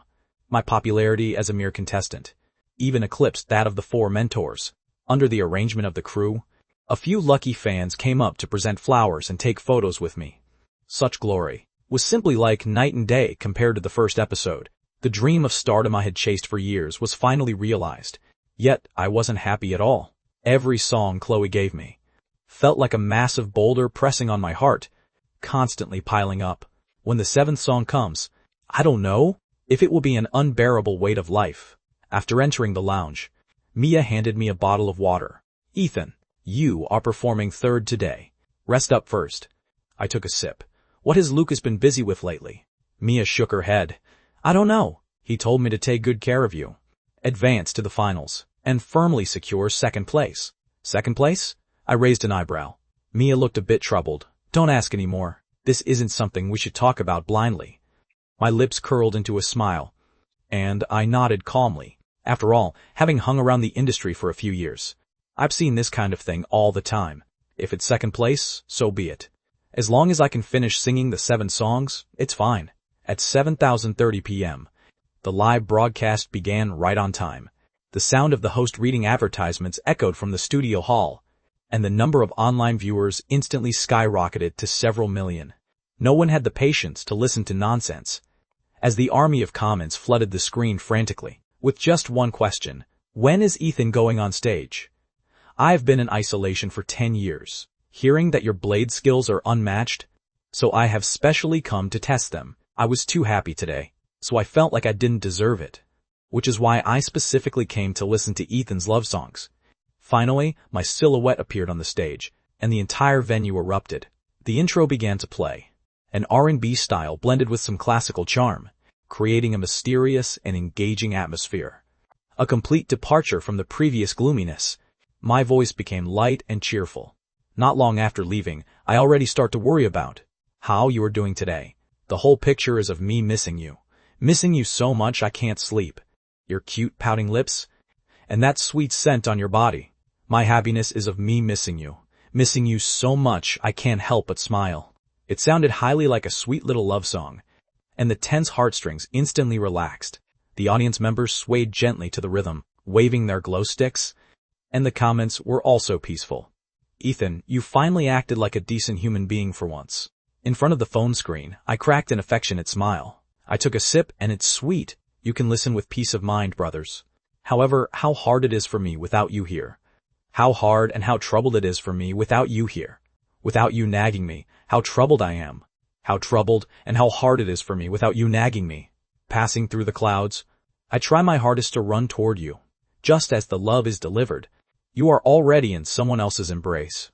The sudden twist caught everyone off guard. Only then did the audience realize this was a knife coated in sugar. The affectionate smiles on their faces instantly froze. It was too late to run now. Would I sing a sweet little love song? No way. Absolutely impossible. I just can't bring myself to speak, to let her know that I will definitely cherish you and make you laugh. How important you are to me. I regret not letting you know. Quietly listening to you act coquettishly, watching you fall asleep until we grow old, singing up to this point. That afternoon from 6 years ago involuntarily surfaced in my mind. The sunshine spilled down quietly, gilding Chloe's hair and eyelashes with a layer of gold as her petite rosy lips slightly parted, appearing mysterious and profound. It was at that exact moment, waving the fan, that an impulse to kiss her surged inside me. If only time could have stayed this quiet. All the way until we grew old. But unfortunately back then I couldn't bring myself to speak. I just couldn't bring myself to speak, to let her know. Such a simple solution, yet I couldn't do it. With my entire heart suspended in midair. I can only watch from afar. I can do all of these things. But that person is no longer me, the one who couldn't bring themselves. To speak was far from just me alone. As Chloe watched me from afar, getting closer and closer to Hannah, the deeper her love grew, the more she couldn't bring herself to speak. Her innate insecurity and the sudden onset of her illness both forced her to retreat step by step. Unable to say a simple word of love, this song, I Can't Speak, was like a dull knife, carving away at everyone's hearts. The upbeat melody couldn't mask the sorrow seeping from the lyrics. Perhaps in everyone's heart, there hides a love they can never speak of. Am I some kind of masochist? Perhaps it's because I knew the ending long ago, which was why I couldn't speak of it. People always regret not being brave enough after losing it, but we always realize it too late. The corners of my eyes grew damp. Little fish, I'm sorry. If I could do it all over again, let me be the one to speak. As the final note faded, the entire studio hall fell into a dead silence. The audience members were fully immersed in the song, unable to snap back to reality for a long time. This was what truly lingering music felt like. Listening to this song for the first time, perhaps it didn't possess a strong explosive power, but upon closer appreciation, it had a profound resonance. Because everyone, more or less, has harbored affection they never spoke out loud. That is a missed chance, a regret, and endless remorse. The gazes of the 4 mentors looking at me were filled with admiration. And once again, Lucas was the first to applaud. The applause so enthusiastic, it almost brought the house down. The passionate fans cheered for me like crazy. The dense stream of comments in the livestream room looked exactly like the traffic on the second ring road during rush hour. After listening to this song, I slapped myself twice in the face. Serves my damn tongue-tied self right. Ethan isn't a singer. He is a bladesmith, always easily piercing right through my heart. Everyone was wondering just what kind of humble, unrequited love the person who wrote this song must have experienced to rather lose them forever than speak up. When it came to the mentor's critique, Arthur focused his attention on the lyrics. Listening to the first short section, I almost thought you were going to sing a sweet love song. Until that line, yet you were already in someone else's embrace. This twist caught me completely off guard. Not being able to speak. This entry point is very unique, and it resonates so deeply with people. The music industry godfather's words indeed showed class, both demonstrating his professional standard and giving the contestant plenty of face. By comparison, the female mentor Cynthia seemed a bit lacking in her vocabulary, only saying, "I absolutely love this song. It's truly beautiful." Paige, on the other hand, piled on a ton of professional terms, like jazz and funk, making herself look highly sophisticated. Although the ordinary viewers didn't understand, they still had to nod along pretentiously. When it was Lucas's turn, his grin stretched almost to his ears. After a few brief comments, his tone shifted, as his gossiping spirit burned fiercely. "Ethan, behind this song, I Can't Speak, is there perhaps some special story?" I pondered for a moment, and facing the camera, answered seriously. The original creator of this song was my high school deskmate. After she gave me this song, I gradually came to understand a lot of things from back then, and also understood my own heart. Lucas pressed further. "Your deskmate? A girl?" I nodded with a smile. "Yes. And this time, I will definitely cherish her, and never let myself be unable to speak again." Lucas covered his mouth exaggeratingly, wearing a face that said he just got some major gossip. The audience's curiosity was also fully piqued, but I cast a wink at the host, putting an end to the gossip segment. Next up was the scoring segment. Arthur pondered for a moment, then decisively held up a perfect 10-point card. "I love this song, and I also love this singer. I must use a perfect score to express my appreciation. I won't let myself be unable to speak it." Cynthia agonized over it for a bit, and gave an 8. A wave of boos instantly erupted from the venue. Clearly, everyone felt she was deliberately suppressing my score, since I posed a threat to the contestants under her management. Paige gave a 9, saying she was leaving some room for improvement. Lucas, of course, gave a full 10 points, and, with the on-site audience awarding 58 points, my total score reached an astonishing 95 points. This score was a cut above the rest, truly a bit mind-blowing. You have to realize that the previous two contestants scored 78 and 81 points respectively, unable to even catch a glimpse of my taillights. In the lounge, the contestants waiting to go on stage completely lost heart, slumping back in their chairs. Might as well pack up and go home. What do we have to compete with him? With a blockbuster track every single time, this lousy show is a bit beneath him. Although the score was already extremely high, the viewers in the live stream room were still crying foul on my behalf. The comments were completely blasting Cynthia for rigging the show. Seeing the public outrage growing larger and larger, the director quickly signaled the host to move on to the next segment. I bowed once more and left the stage. My advancement was already a done deal, so I prepared to slip away. "Ethan, I love you." Mia rushed up excitedly. I asked with a smile, "Why are you suddenly saying such mushy things?" Mia blinked her eyes mischievously. "Your song taught me that if you love someone, you have to say it out loud." "Good sister, I love you too," I said with a smirk. "I'm heading out first. You keep an eye on things here." Mia's smile vanished in an instant. Fine. Leaving early has become an addiction, has it?" Sitting in the car, I couldn't wait to call Chloe. "Chloe, did you watch the show?" "I did. Your singing made me cry." The voice on the other end was slightly hoarse. I understood that as the creator, her feelings for this song were deeper than anyone else's. Every little detail from 6 years ago could easily strike a chord and bring her to tears. If one of us had been a bit braver back then, would we have avoided missing out on all these years? These lyrics kept echoing in my ears. Trying to make up for it now? Is it still not too late for everything? To keep the atmosphere from getting too gloomy, I proactively changed the subject. "Chloe, the next show recording isn't for another 2 weeks. Why don't I take you out to have some fun during this time?" Chloe fell silent for a while. before softly replying, "I want to go back to Blossom Village." Blossom Village is truly a beautiful name. I slumped over my desk, watching Chloe fill out the student information registration form. Her handwriting was incredibly elegant. With the college entrance exam approaching, forms like this had to be filled out every few days. "Why are you peeking?" Chloe blushed, blocking the paper with her hand. "I didn't do it on purpose. What can I do if a slacker like me has 20/20 vision?" I argued unreasonably. Having grown up in the city since childhood, I had a great yearning for country life. The pastoral poetry in books was always incredibly beautiful.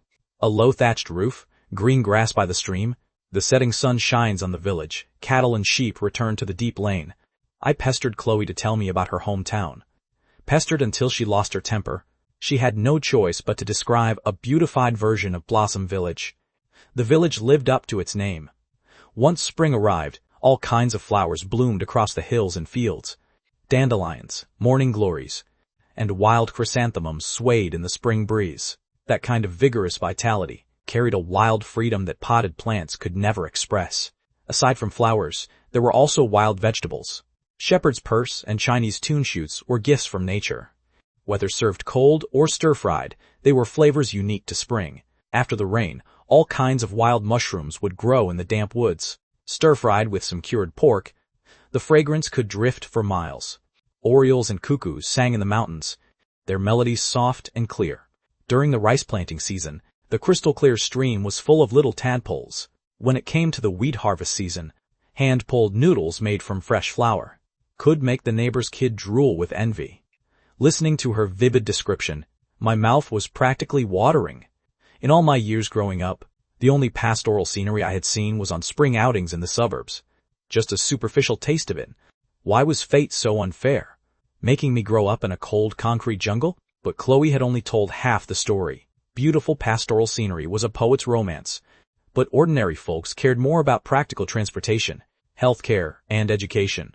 Blossom Village was actually an extremely remote mountain village, over a 4-hour drive from the urban area, along roads winding and twisting around the mountains. When Chloe was a child, going to the town market required a 2-hour hike on mountain paths, carrying her family's grain or eggs to barter for daily necessities.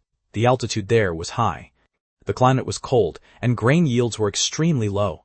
The most common things on the dinner table were potatoes and sweet potatoes, to the point where Chloe today could not stand the smell of sweet potatoes at all. That was the place she had fought so hard to escape. Among the cohort of over 200 middle schoolers, she was one of only 3 lucky students to get into this key high school. She could only study with her life on the line, hoping to succeed in her academic career one day and give back to the hometown that raised her. Other than that, how could she have the right to dream of anything else? After today's classes ended, the May Day labor holiday arrived. This was the last long holiday before the college entrance exam. "Chloe, what are you doing for the holiday? Why don't you come hang out at my place?" I hadn't forgotten my mom's instructions. "I can't. I have to go back to the village." The village officials had called Helen, asking her to go back to sign some land contracting agreements. But with the restaurant busy during the holiday, the boss didn't approve her leave, so she had to let Chloe go back to handle it on her behalf and get the documents for the impoverished student subsidies stamped at the same time. Feeling a bit downcast after being rejected, I suddenly had a wild idea. "Since you're not coming to my place, can I come to your place instead?" Chloe was taken aback. "What? Who told you to describe Blossom Village so beautifully?" "I really want to go see it." Chloe hesitated. "Won't it look bad if you come back to the village with me?" An 18-year-old boy and girl going back together would definitely set tongues wagging.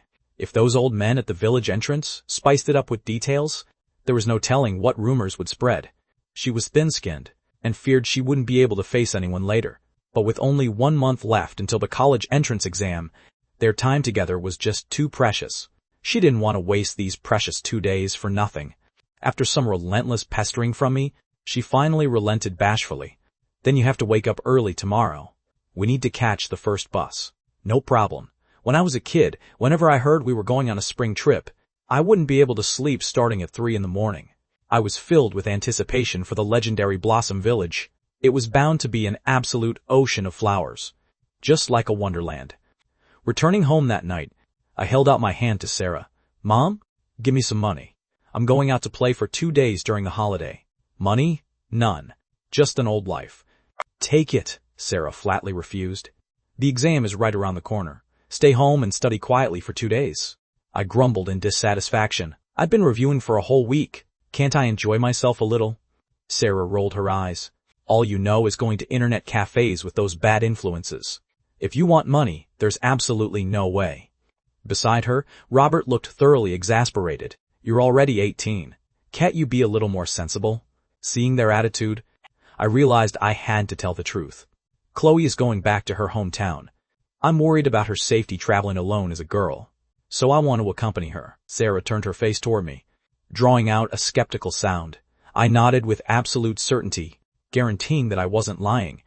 Sarah immediately stopped her nagging, pulled over a stool, stepped up onto it, and rummaged around inside the living room ceiling lamp for quite a while.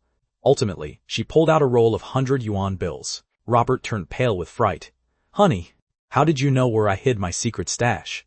Sarah didn't even spare him a glance, shoving the money straight into my hand. Don't save money for your dad. Visiting someone's home for the first time, you must not look impolite. Buy plenty of gifts for her elders. I was completely speechless. I'm just going on a trip. Do you really think I'm going there to propose marriage? The next day, just past 6 o'clock, the sky was still a gloomy gray. Afraid of waking my parents, I tiptoed quietly out of the apartment. Just as I stepped out of the stairwell, I saw beneath the crabapple tree, standing quietly, was a young girl. Her hair had been meticulously washed and styled, exuding a faint, delicate fragrance. As the morning breeze blew past, pinkish-white crabapple petals silently drifted onto her hair and shoulders, looking exactly like a romantic shower of flowers. Little fish, had you been waiting a long time? Why didn't you go upstairs? I asked, my heart filled with guilt. Not long. I just got here too, Chloe said, lowering her head bashfully. In reality, every single time we met, she would arrive early, yet she would always say she hadn't waited long, and had just got there too. How could there be such a perfect coincidence every time? On the way to the bus station, Chloe insisted on taking the bus to save money, but on the pretext of fearing we would be late, I adamantly hailed a taxi. Just because we spent an extra dozen-plus yuan, Chloe pouted and grumbled about it for a long time along the way. I saved that time instead. In fact, I had my own little calculations. I knew there was a noodle shop near the station, whose noodles with soybean paste were particularly famous. I absolutely had to take her to try them. When we arrived at the noodle shop, Chloe felt that eating noodles was too expensive, insisting that just munching on a steamed bun to tide her over was fine. But in the end, she still couldn't win against me. It was still early, and there were only a few scattered passengers in the shop catching the early bus. Various savory noodle-topping aromas drifted from the kitchen, making one's mouth water. Just a small bowl for me is fine, Chloe murmured softly. Hearing this, I immediately raised my voice. Are you kidding me? If the people at the next table see this, they'll think I can't afford it. You've got to at least get a medium bowl, plus a fried egg. I can't finish it all, she defended in a low voice. Yes, you can. You need to replenish your nutrition. Otherwise, you'll get low blood sugar again. I smiled slightly, turning around to order the noodles from the boss. Chloe felt a pang of sadness. She really wanted to tell me that her fainting was not because of low blood sugar at all. But what would be the use of saying it? It would only make people worry for no good reason. The noodles were served, covered with a generous layer of meat sauce, the bright reddish sheen looking highly enticing. I pulled her bowl over, helped her mix the noodles evenly, and then pushed it back in front of her, saying with an expectant look, hurry up and try my recommendation. It's absolutely foolproof. Chloe was too embarrassed to take a huge bite. She picked up a couple of noodles with her chopsticks and tasted them. The noodles were very springy, and the meat sauce was quite unique. She nodded. It's indeed pretty good. I immediately furrowed my brows. You clearly think it's just average. Having been deskmates with her for so long, I had long since discovered that this girl absolutely didn't know how to lie. Even if it was just a polite, conventional compliment, her clear eyes would unconsciously look down. Seeing that she was exposed by me, Chloe stopped pretending and admitted, I can make noodles with soybean paste too, and they're better than this. My eyes widened. Stop bragging. You actually know how to make noodles with soybean paste? Chloe said very seriously, it's very simple. Cut pork leg meat into soybean-sized cubes, Add oil to the wok and stir-fry over medium heat. Once the lard is rendered, add green onion segments, ginger slices. Stop. I quickly interrupted her. Don't just talk the talk here. If you've got the skills, go home and make a bowl for me. Fine, I will. I guarantee it'll make your mouth water so much you'll cry. Chloe was full of confidence, a girl from a poor family. Starts working around the stove when she is just a few years old. This is indeed something that we, the city kids who have never lifted a finger to do chores, could never understand. After eating the noodles, the timing was just right, and we boarded the first bus of the morning, heading to the small town of Chloe's hometown. The ride would take over 2 hours. Because we had woken up too early, I couldn't help but yawn repeatedly as soon as I sat down. Sleep a bit more. I'll let you lean on my shoulder. Chloe gathered her courage and said, No, I'm not sleepy, I said stubbornly, but my body was very honest. Before long, I leaned against her shoulder and fell asleep. Chloe's heart beat wildly. Using the corner of her eye, she secretly peeked at my profile. The straight bridge of my nose and my thin lips made me look exactly like a male protagonist stepping right out of a comic book. To her, even if we had no future, being able to enjoy this moment of tranquility also brought endless joy to her heart. After all, in a person's lifetime, isn't one just living for these few moments? Pillowed on her soft shoulder, and smelling her faint, delicate fragrance, I swayed gently with the bus, and gradually drifted off to dreamland. In my dream, quiet white moonlight flooded the earth, and a hazy girl was dancing gracefully under the moonlight. I couldn't see her face clearly, and could only see a faint cinnabar mole. That figure was clearly Chloe, yet it also seemed like it wasn't, because Chloe didn't know how to dance at all. By the time I opened my eyes again, the bus had already parked in an unfamiliar small town, and passengers carrying bags large and small were disembarking one after another. Little fish, did I sleep for that long? I rubbed my sleepy eyes. Sleeping on the bus must have been very uncomfortable, right? Does your neck hurt? Chloe asked with concern. She didn't mention at all that her own shoulder had been firmly pillowed on by me for over 2 hours. In order not to wake me, she had kept her body completely stiff and straight like that, not moving in the slightest, and could only rely on silently memorizing vocabulary in her mind to pass the long hours. After getting off the bus, I found that this town was quaint and historic, exuding a unique ethnic flavor everywhere. Chloe told me that this was a place where Han and Yi people lived together, so the architecture, clothing, language, and food all possessed distinct Yi characteristics. Little fish, at this moment, a beautiful girl in her 20s, was waving to us enthusiastically. Amy. Chloe hurried over to greet her with delight. After a brief exchange of greetings, Chloe introduced us. Her name was Amy, a 26-year-old Yi girl, who was currently working as a volunteer teacher in Blossom Village. Chloe had actually called her last night to ask her to pick us up in town. The two girls huddled together and mumbled a few words, which I couldn't understand, guessing they were speaking Yi. Still, looking at Amy's slightly teasing gaze and Chloe's flushed face, I could roughly guess what they were talking about. We strolled around the town for a while, purchasing quite a few things, before finally setting foot on the road back to the village. Amy drove a very old sedan, bumping along continuously on the way. Chloe said Blossom Village actually wasn't far from the town, but the mountain roads were just too winding, so the car couldn't pick up any speed at all, and it would take at least over an hour of driving. The road stretched continuously along the river, with sheer cliff-like mountains on both sides. Occasionally, scattered homes could be seen, with several terraced fields scattered on the mountain slopes, and herds of sheep and cattle along the roadside. If I hadn't seen it with my own eyes, I simply wouldn't have believed that beneath the prosperity of River City, there was still such an impoverished mountain region hidden away. We clearly lived in the same municipality, yet we seemed to be living in two completely different worlds. Chloe, you said Amy is a volunteer teacher. I was full of curiosity about this profession. Chloe explained to me softly. Volunteer teachers don't have official status, nor do they have a salary. They only receive a monthly living subsidy of 300 yuan.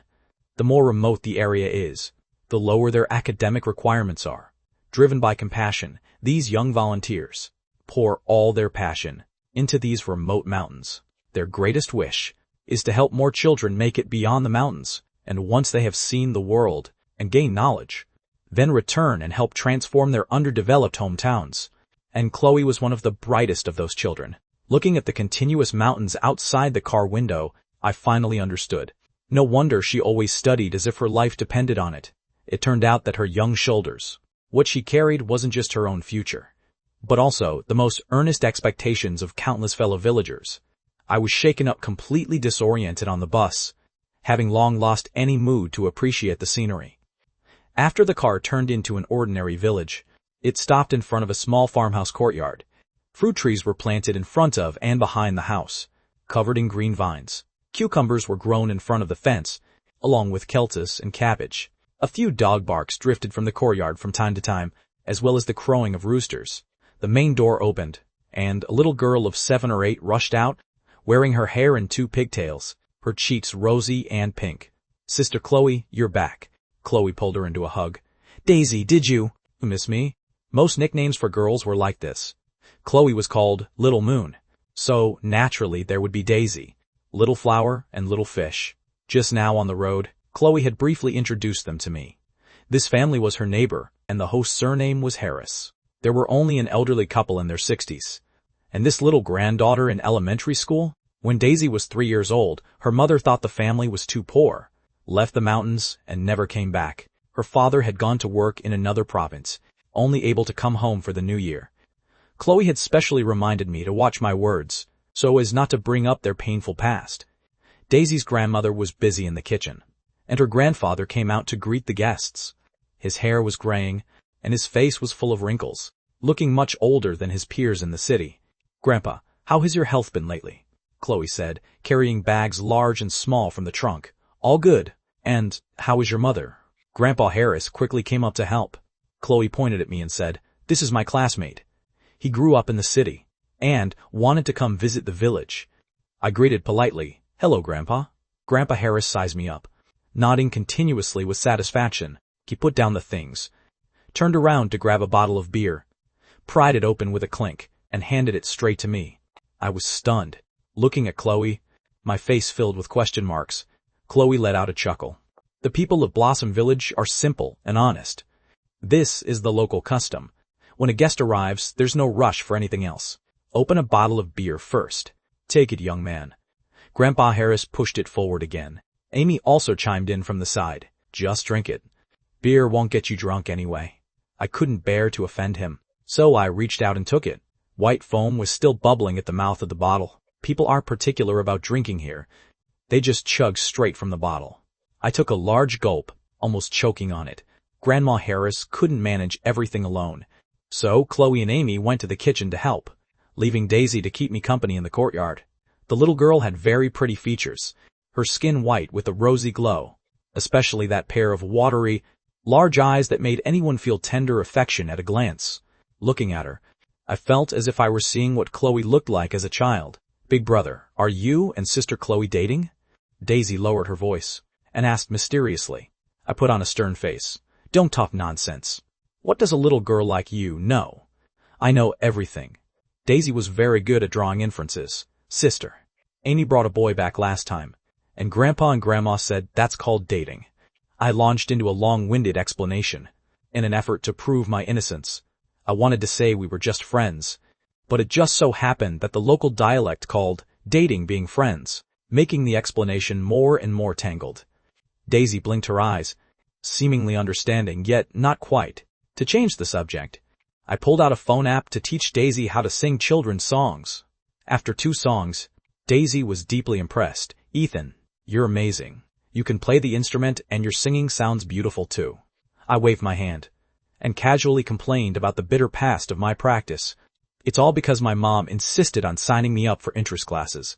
I had to practice for 2 hours every day and wasn't allowed to eat if I didn't finish. When she gets old, I'm going to get back at her, making her dance for 4 hours every day and not letting her come home if she doesn't finish."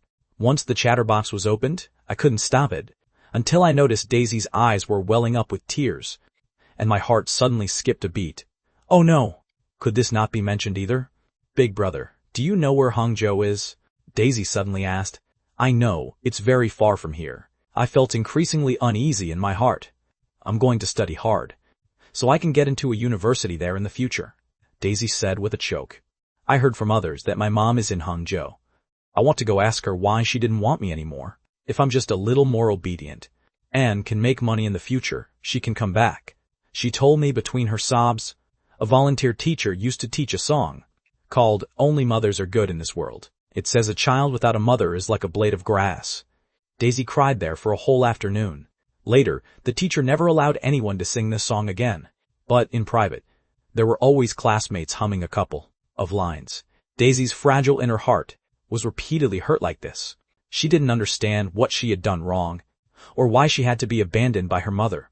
I wished I could slap myself twice in the face. Here I was complaining about my mom without realizing that I was already happier than the vast majority of people. Daisy, I'm sorry. Big brother, I don't blame you. I'm not crying anymore, lest they think you're bullying me. Daisy was very sensible, quickly wiping away her tears, though her nose was still twitching from sniffing. My heart ached to the extreme. I thought of Chloe.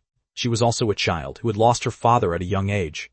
Growing up, she must have also had her painful spots. Inadvertently poked by others, she was afraid of the dark and claustrophobic, yet she was still so kind and gentle, shining upon the people around her like moonlight. I took a tissue and helped Daisy wipe away her tear tracks. Daisy nodded hard. Big brother, sister Chloe has had a harder life than me. You must treat her well in the future. I smiled bitterly. You little rascal.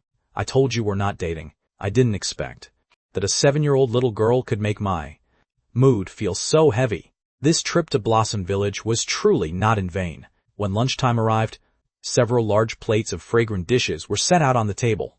A lot of these things were items they usually could only eat during the New Year. Grandpa Harris and his wife were the most simple and kind-hearted elderly folks. They put forth the highest standard of hospitality to welcome me on my first visit. Chloe asked Daisy with a smile, "What were you two chatting about just now?" Daisy blinked her eyes mischievously. "Not telling you. This is a secret between me and Big Brother. No one knows it except me." This child had just shed little pearls of tears, yet she was so sensible at such a young age. It truly made one's heart ache for her. I also finally understood why Chloe had grown into such a gentle, kind person. Every region breeds its own unique kind of people. Seeing that more than half of my bottle of beer was left, Grandpa Harris frowned with dissatisfaction. "What, not used to drinking this?" Fearing the old man would overthink it, I quickly explained, "It's really good to drink." But Grandpa Harris, with a face full of smiles, turned around. He brought out a white plastic liquor jug from the corner, which was the kind commonly used by villagers, holding 10 pounds at a time. My heart shivered for no apparent reason. "Young man, you came at just the right time. It's been a long time since anyone drank with me." Grandpa Harris treated me like a rare drinking buddy.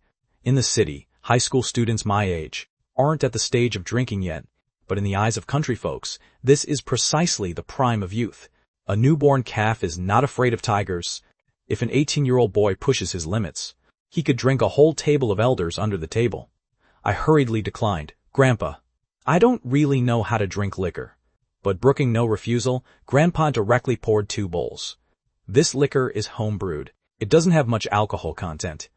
A pungent smell of alcohol rushed at my face, making me shudder. "Old man, you call this not having much alcohol content?" I wanted to decline again, but it was already too late. It turned out that according to local customs, that bottle of beer just now was a way to test the waters. If you didn't touch a single drop, the host wouldn't urge you further. But as long as you drank even a tiny sip, you were considered a drinker. Drinking 1 sip is drinking, and drinking a bowl is also drinking. Feeling miserable, I stole a glance at Chloe. "Little fish, why didn't you tell me sooner?" Chloe had an innocent face. "You didn't ask either." Since doom was inescapable, I could only accept my fate, raise my bowl, and clink it with Grandpa Harris. Gulping down a mouthful of liquor, the burning sensation rushed straight up to my skull, almost making me throw up on the spot. I forced myself to swallow it down. At that moment, it felt as if a stream of flame shot straight into my stomach.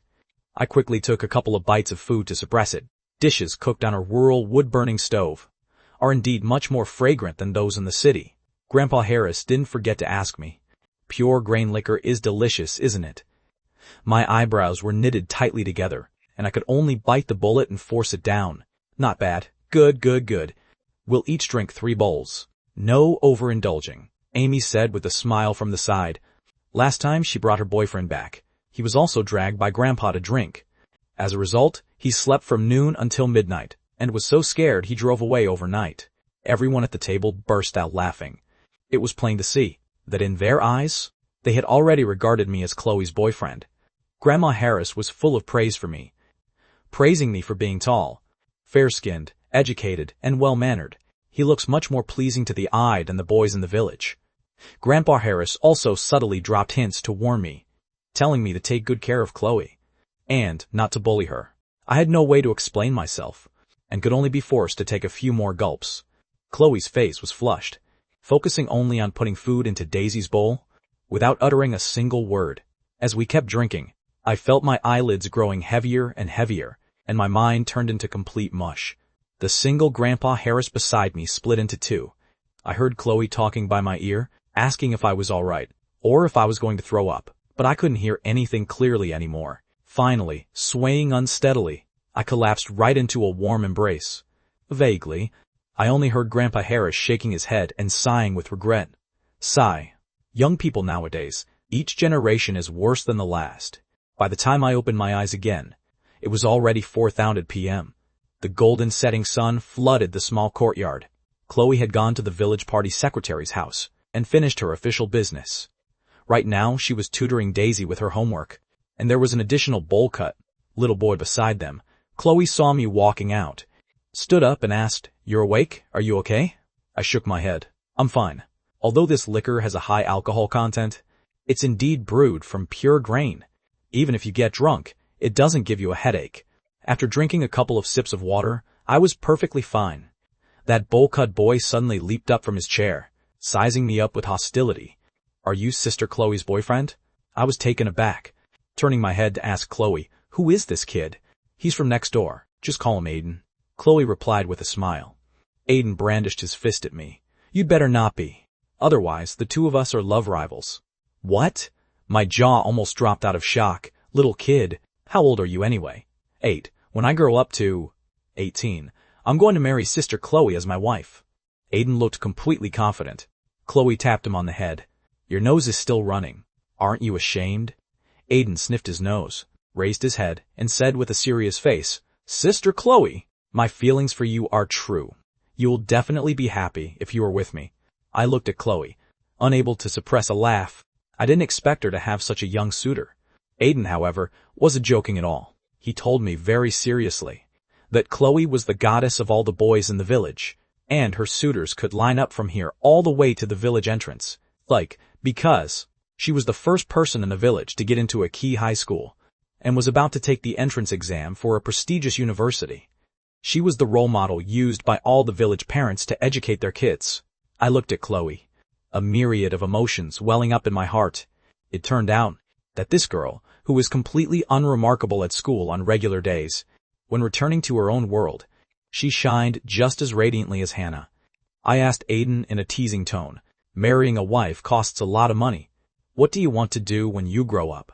Aiden said with a proud face, "I want to be a firefighter. Selfless dedication, protecting the people." This response caught me completely off guard. I then asked Daisy on the side what her dream was. The little girl said she wanted to be a teacher. "The silkworm moth will spin till death, its silk never ending. The candle will weep until it turns to ash, its tears only then drying." When they turned the question back on my dream, I actually felt a little guilty, because I had always dreamed of being a big star, becoming an overnight sensation, capturing the spotlight of millions, and then making lots and lots of money. Once upon a time, everyone's dreams were to be scientists or pilots, but I don't know since when. They all changed into making big money. "Perhaps this is an inevitable path of growing up," Chloe told me, that the dreams of the little kids in the village were all pretty much the same. The boys wanted to be police officers, or soldiers, and the girls wanted to be doctors, or translators, perhaps. They still didn't understand the specific meanings of these professions, simply feeling that these titles were very honorable. But we all know clearly that very few children can realize their dreams, Chloe said, her expression dejected. Most of them will become delivery workers, food couriers, or construction workers in the future. Quite a few of her peers from the same village had already dropped out of school and entered these positions. Someone like her who could continue their education was already a rare exception. Professions aren't divided into high or low, noble or humble. I hesitated for a long time before coming up with such a pale piece of comfort. Ethan, look into my eyes when you say that. Chloe grew inexplicably agitated. Are professions really not divided into high or low, noble or humble? I was left speechless. This sentence was truly something that couldn't bear close scrutiny. The topic gradually grew heavy, but Chloe stopped there, telling Daisy and Aiden to take a break first. That kid Aiden, upon learning that I wasn't Chloe's boyfriend, immediately did a total U-turn in his attitude. Hey buddy, do you want me to take you to find some delicious food? I was incredibly curious, and nodded immediately. Coming out to the countryside, I felt like a country bumpkin seeing a grand estate for the first time. I originally thought the delicious food he mentioned would be some kind of wild fruit, but it turned out this troublemaker filled a few bottles of clear water and took me straight to the hillside to dig through cow dung. Aiden was incredibly experienced, pointing at a pile of fresh cow dung and saying, "Look, if there's dirt on top of this, there's a big treasure underneath." He used a stick to peel back the cow dung, revealing a hole about 2 fingers wide, and poured the water in with a glug-glug. Before long, a dark arthropod crawled out, commonly known as a dung beetle. Aiden snatched it up, his eyes shining, twist off the head, roast it over the stove fire or fry it in an oil wok. And it's both savory and crispy. I couldn't help but swallow my saliva. It looked delicious. I already preferred strong flavors anyway, and looking at this plump bug, my mind was completely filled with the taste of fried chicken. Down the hill, Daisy pinched her nose, complaining that they were disgusting. Chloe, however, quietly gazed at my back. Under Aiden's guidance, I personally flushed out a few dung beetles, happy as a child. Aiden had a face full of disdain, thinking a city person like me was making a big fuss over nothing, and proudly said, "If you come in the summer, we can also go to the bamboo forest to catch bamboo beetles. Fry one up and take a bite. The taste is absolutely amazing." "Okay, then I'll come back during summer break," I replied casually.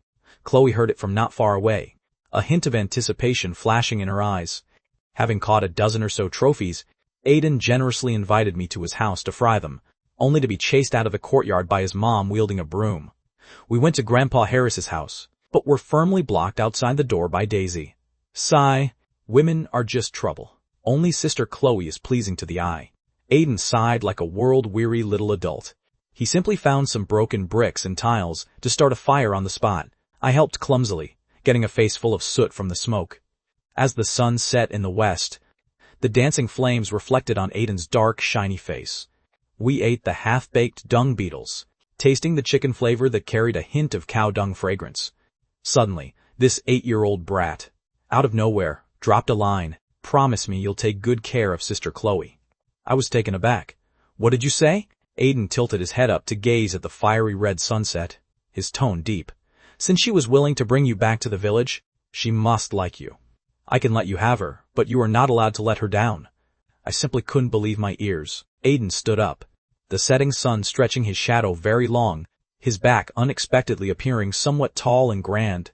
"If you make her sad, I will absolutely never let you off the hook." The moment the words left his mouth, his mom rushed out holding a broom, shouting curses at him for starting a fire in the bamboo forest. The tall and grand image from just now instantly shattered into pieces. Aiden was scared out of his wits, running in circles around me. I helped try to break up the fight, and even took a beating from the stick on my arm, making me grimace in pain. In the end, it took Grandpa Harris stepping in, before Aiden was dragged back home by his ear by his mom. The customs of this Blossom Village were truly so simple and honest that they left one caught between tears and laughter. "Does it hurt?" Chloe took my arm and blew on it gently. "It's fine, a real man can take a beating." I forced myself to save face, but my stomach let out an unhelpful growl. Chloe smiled softly, turning around to go to the kitchen to prepare her specialty, noodles with soybean paste.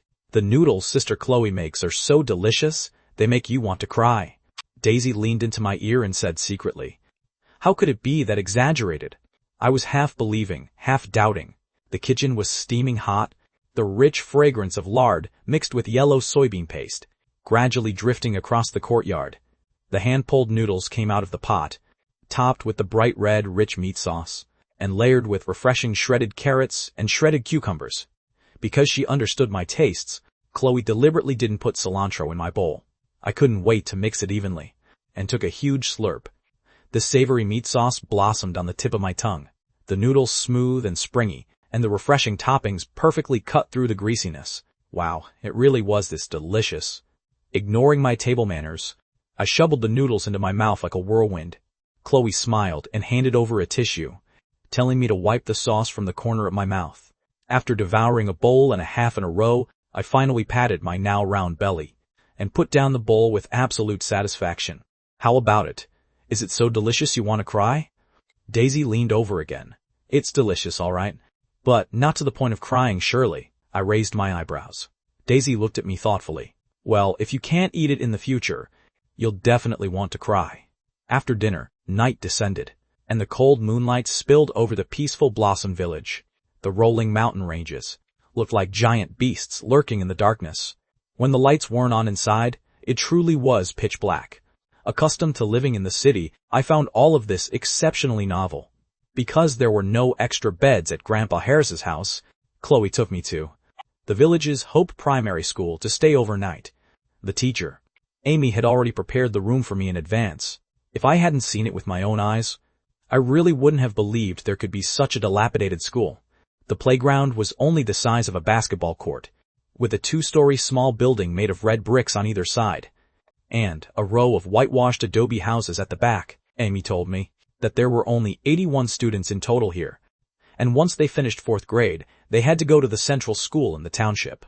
That row of adobe houses had fallen into deep disrepair, leaking whenever it rained, so they could only manage by hanging up tarpaulins. 90% of the children here were left behind children, and their greatest hope was donations from caring individuals. They wore school uniforms donated by enterprises on their bodies, but didn't even have a pair of shoes on their feet, shuffling around in summer sandals even in the dead of winter. While 8 or 9-year-old kids in the city still had everything handed to them, they not only had to do laundry and cook meals, but also had to take care of their younger siblings. There were only 4 volunteer teachers in the school. Aside from Amy, who was a local, the other 3 were all recently graduated college students. The conditions in the mountain area were too harsh. At most a year, or as short as half a year, they would leave. Listening to all this, I felt incredibly shaken. I had lived in high-rise buildings since childhood, eating milk and bread, taking buses and subways to go out, and had never done any manual labor. If a girl like Chloe had any fault, could it be that her only fault was not being born into a better family? When she was in class, being mocked for her poor English, who exactly was the one laughing? No one knew how much effort she had put in, just to be able to sit in that same classroom. Yet compared to her childhood friends in the village who were already working at hair salons and hot pot restaurants at 18, she was already one of the very few lucky ones. Amy was a lucky one too. After graduating from normal college, she resolutely gave up the outside world to return to her hometown, becoming the only permanent teacher here. Having walked through the rain oneself, one always wants to hold an umbrella for others. She filmed short videos to record the children's daily lives, wanting to attract attention, and wanting to do e-commerce, helping the villagers sell the oranges that were rotting on the branches, as well as the cherries. I was quite curious, so I searched for her account, but the tone of the comment section was heartbreaking. While there was kindness, there was even more skepticism and mockery. They mocked the hygienic conditions in the mountains, suspecting that Amy was using the children to play the victim, and even sarcastically claiming that their poverty was due to laziness. Amy, how could people be like this? I was completely bewildered. Amy gave a bitter smile, shook her head, and said, I don't know either. They don't have to help, but there's no need to mock us. But if playing the victim can bring real benefits, I won't reject it. As long as the villagers can benefit, that's all that matters. On the internet, if getting scolded 10 times can bring one act of help, then it is worth it. Under the moonlight, the bare flagpole on the playground looked exceptionally lonely. The children here are very simple. Their shared dream is to grow up and become someone useful to society. But I wish so much that society would first help them realize their dreams. Amy's voice carried a hint of sadness. I don't know when it started, but people are used to influencers and capitalists making fortunes overnight. taking it completely for granted. Yet they are. Extremely harsh on mountain farmers earning meager profits, easily labeling them as playing the victim. Our world shouldn't be like this. Tears welled up in Chloe's eyes. Amy, I'll come back to help you when I graduate. But the second half of her sentence got stuck right in her throat. The doctor had told her that there was something wrong with her body, and the worst-case scenario was a brain tumor. Perhaps she already wanted to help, but lacked the physical capacity to do so. Little fish, you focus on studying first. Our hometown has changed a lot, and it will definitely get better and better in the future. Amy sensed the heavy atmosphere and forced a faint smile. I remained silent. I had intended this trip to Blossom Village to be just about sightseeing, but it ruthlessly shattered those shallow dreams I had in the past. Ethan, go to sleep early. Are you interested in watching the sunrise tomorrow morning? Chloe asked softly. Sure, remember to wake me up then. I nodded readily. In truth, this night was destined to be a restless one. The signal in the mountains wasn't very good, making it quite difficult to use my phone. I lay in bed and casually opened a web novel to pass the time.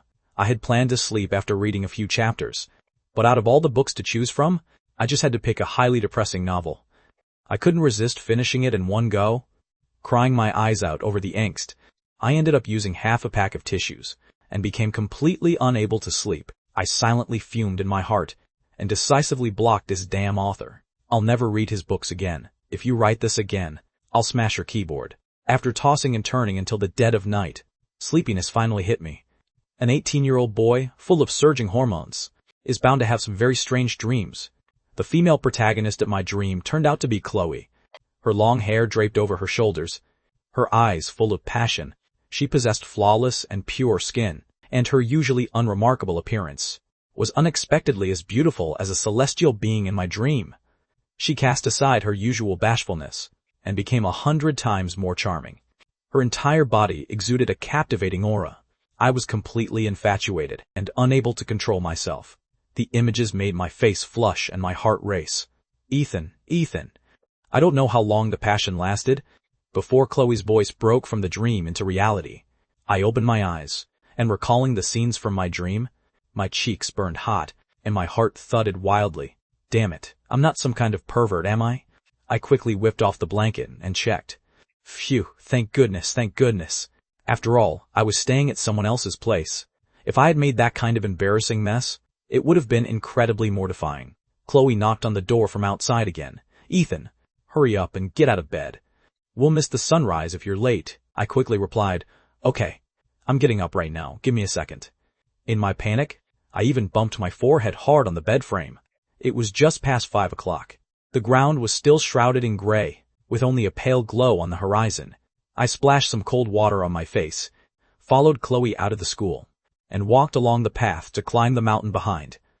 Chloe clutched a small flashlight in her hand, which cast a snowy white beam of light. The grass along the path was covered in dew, wetting the hem of her skirt.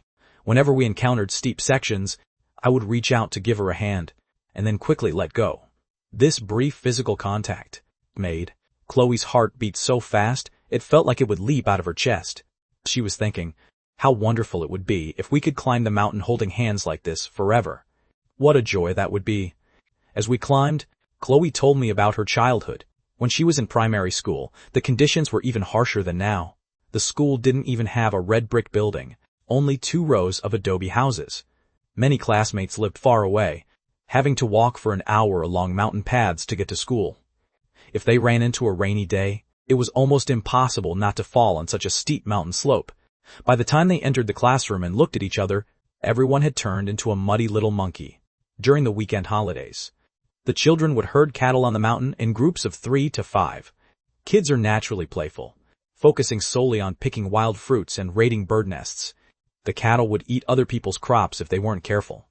If the adults found out about this, they would definitely get a severe beating, and that was considered light. If they dared to sneak into the river to swim, the screams when they got beaten were as loud as slaughtering pigs for the new year. I was deeply moved as I listened. Compared to these rural children, the hardships I went through while practicing my music as a child were absolutely nothing. Little fish, I looked at her. Was what you said last night true? Are you really going to return here after graduating from university? Chloe nodded at me earnestly. Of course it's true. I love this land, and I want to help my fellow villagers escape poverty and find prosperity. Losing her father at the age of 7, the single mother and her daughter lived in the village, frequently receiving help from everyone. 3 years ago, she got into the key high school in River City. That was a glorious event that brought pride to the entire village. But tuition and living expenses became a massive problem. Her family didn't have any savings at all. In the end, the village party secretary and several elders stepped in, hosting a few tables of a celebration banquet at her home. There were only a few home-cooked dishes on the table, and the liquor was home-brewed sorghum liquor. The villagers relied entirely on voluntary contributions. Whoever came would give a gift, whether it was 100 or 200 yuan. As it turned out, so many people came that day that there was no place to sit. Yet everyone insisted on drinking even if they had to squat. The mother and daughter had tears in their eyes, continuously pouring liquor for everyone. Yuko, that night, her mother instructed Chloe to note down the villagers' gift money one by one, insisting that she must repay them in the future. From the moment she stepped into high school, she wasn't just working hard for herself. She carried the hopes of the entire village on her shoulders. How could she dare to indulge in romantic relationships? Ethan, if our village had become wealthy sooner, maybe I would still have a father, and Daisy would still have a mother. Chloe looked up at the gray sky, and then looked down at the village at the foot of the mountain. I felt somewhat ashamed. Little fish, I really feel a bit ashamed of myself. Your dream is so noble, while all I wanted was to be a superstar in the spotlight. No. Chloe looked at me very seriously. If you become a big star, you'll have the chance to help even more people. That's true. Although that industry is a mess, there are always some people using their influence to give back to society. The world is in tatters, but someone is always patching it up. I promised with a smile. All right. Once I become famous, I will definitely do more good deeds. I believe you. You will achieve your dream. Chloe smiled in relief. After climbing for nearly an hour, we finally reached the summit. Looking out as far as the eye could see, beyond the mountains were only even taller mountains. The winding river at the foot of the mountains was like a giant dragon floating on the earth.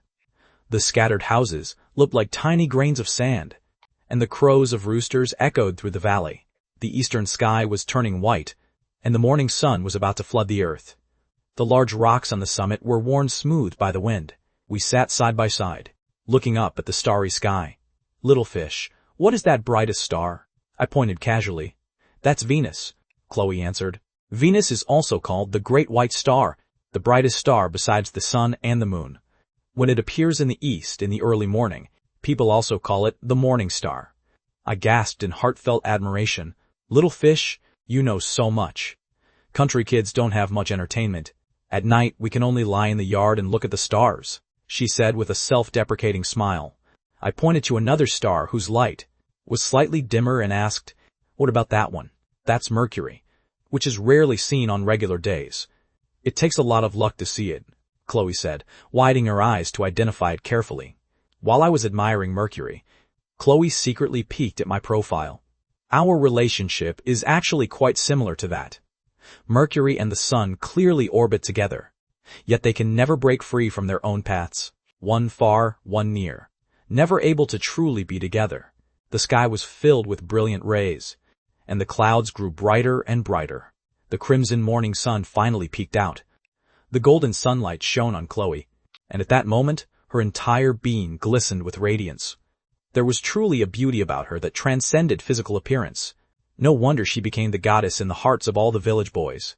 The morning breeze blew, Chloe's long hair, the corners of her clothes, and the hem of her skirt fluttering in the wind. The golden sunlight reflected in her eyes, looking so clear and pure, without a single trace of impurity.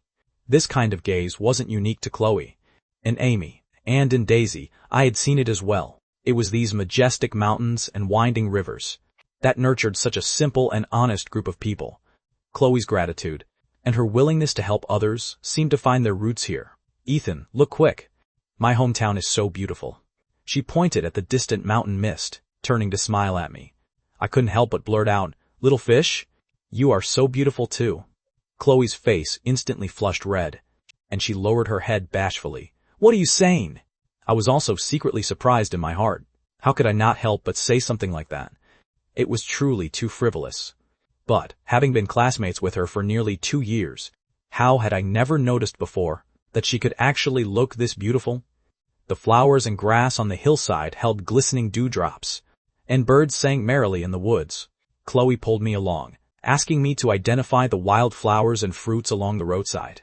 That red and white flower is called milk vetch, and its seeds can be used to extract oil. The red berry is called snake strawberry, which doesn't have much taste, and can be poisonous if you eat too much. And that yellow one is called Roxburgh rose, which is extremely sour if eaten directly, so it's usually steeped in water to drink. I heard it's very high in vitamin C. I was completely baffled listening to this, and could only keep nodding along. Chloe, you're really amazing, knowing so much. Chloe suddenly stopped in her tracks, staring straight into my eyes. Don't you like lilacs? How do you have zero knowledge about flowers? I avoided her gaze guiltily, guilt continuously surging in my heart at that moment. That lie was like a thorn, stubbornly pierced deep into my heart. Just teasing you, Chloe giggled. Those are just wild flowers, so it's normal that you don't recognize them. Her laughter was crisp, but in my mind, the image of the girl in the rainy alley, holding lilacs in her hands, refused to fade. The mountain mist gradually dispersed, and the dew on the grass dried under the sun. Curling smoke rose from the chimneys in the village, and a few deep moos of cattle echoed through the valley. The sun rose completely, and bathed in the golden light, we set foot on the path down the mountain. Chloe's steps were cheerful, the ponytail behind her head bouncing up and down as she hummed a local folk song. The fragrance of flowers blows over. What a beautiful spring, the cuckoos call out again and again. How intoxicating it is. The village on the clouds looks like a painting. Passing by the farmhouses on the mountain, the children saw Chloe, and all ran out to greet her warmly as Sister Chloe. It seemed Aiden hadn't lied. She was truly very popular here. The villagers were warm and hospitable. Seeing me behind her, someone was about to come over with a bottle of beer to greet us. I had to use all kinds of persuasion to stop them. Before we knew it, a large crowd of children had followed behind us, walking down the mountain in a grand, bustling procession. The loud singing soared straight into the clouds. I am in the mountains. Where are you? I am still waiting for you. I will not cry. Returning home, Grandma Harris had already prepared breakfast. Grandpa Harris approached with a smile, holding a liquor pot. Young man, have some hangover cure wine. I was scared out of my wits. Pleading repeatedly, Grandpa, I really can't do this. I really can't drink anymore. Meanwhile, nearby, a few 8 or 9-year-old boys were crowding around Aiden to ask about my identity. With 2 lines of mucus running down his nose, Aiden sighed and wrung his hands like a little adult. Break it up, everyone. You stand no chance. Sister Chloe went to school in the city, and her heart is no longer here with us. This big brother actually looks quite handsome and talented. As long as he treats Sister Chloe well, we should just let her go with a heavy heart. Rumors passed from person to person, and soon the story became distorted. Before long, the children spread it everywhere, saying Chloe was going to marry into the city in the future, and would never return to Blossom Village again.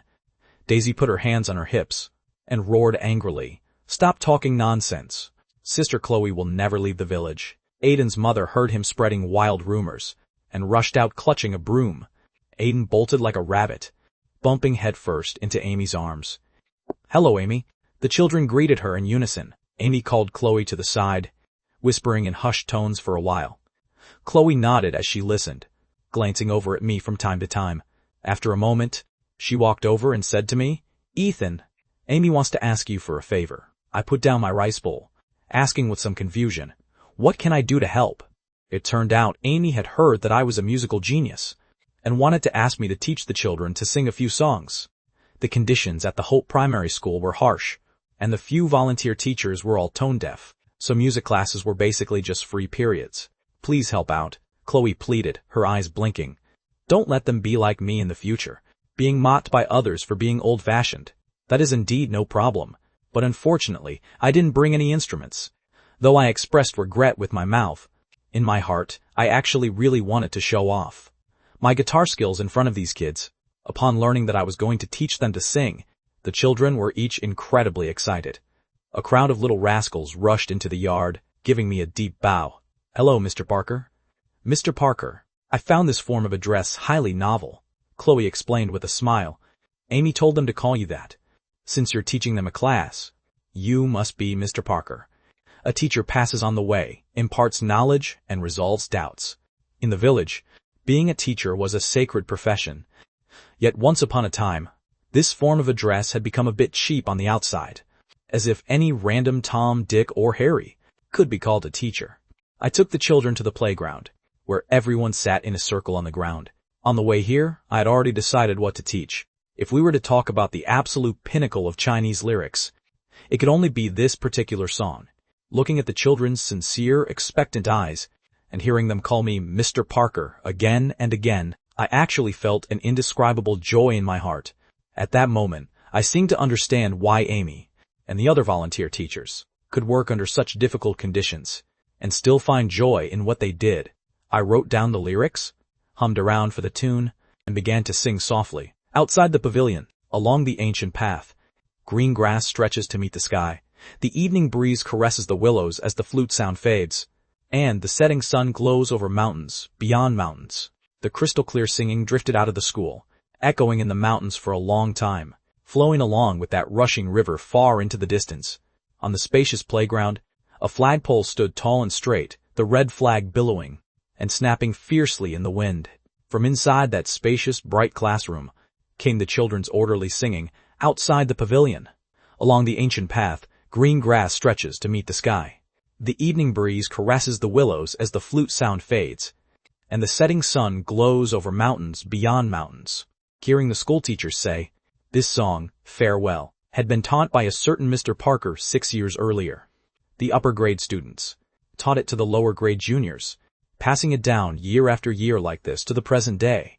Later on, the school's conditions improved, and information technology became more advanced. So the children learned many new children's songs, but the status of this song in their hearts remained irreplaceable. As the singing echoed across the playground, I stood under the red flag, listening with my eyes welling up with tears. During these past 2 years of struggling in the entertainment industry, people kept flattering me by calling me Mr. Parker, but in my heart, I actually quite detested it, always feeling that it was cheapening a sacred title. Only that one time, on that dilapidated playground, being surrounded and called that by a group of children eager for knowledge, did I truly find joy in it? I will never forget. When we left Blossom Village that evening 6 years ago, Daisy, Aiden, and the others sent us off by singing this very song. The fiery red sunset on the horizon illuminated the path out of the mountains, and I sat in the car crying my eyes out. I remember saying to Chloe back then, Chloe, they called me Mr. Parker. I'm so happy. Chloe smiled as she helped wipe away my tears. Since you're happy, what are you crying for? I said, I can't bear to leave them. She said, then come back next time. But at that time, I never expected that setting foot on this land again would actually be a whole 6 years later. I broke my promise, failing to return during the summer break, as agreed, to accompany Aiden to catch bamboo beetles. Today's Blossom Village, Hope Primary School, had undergone delightful changes.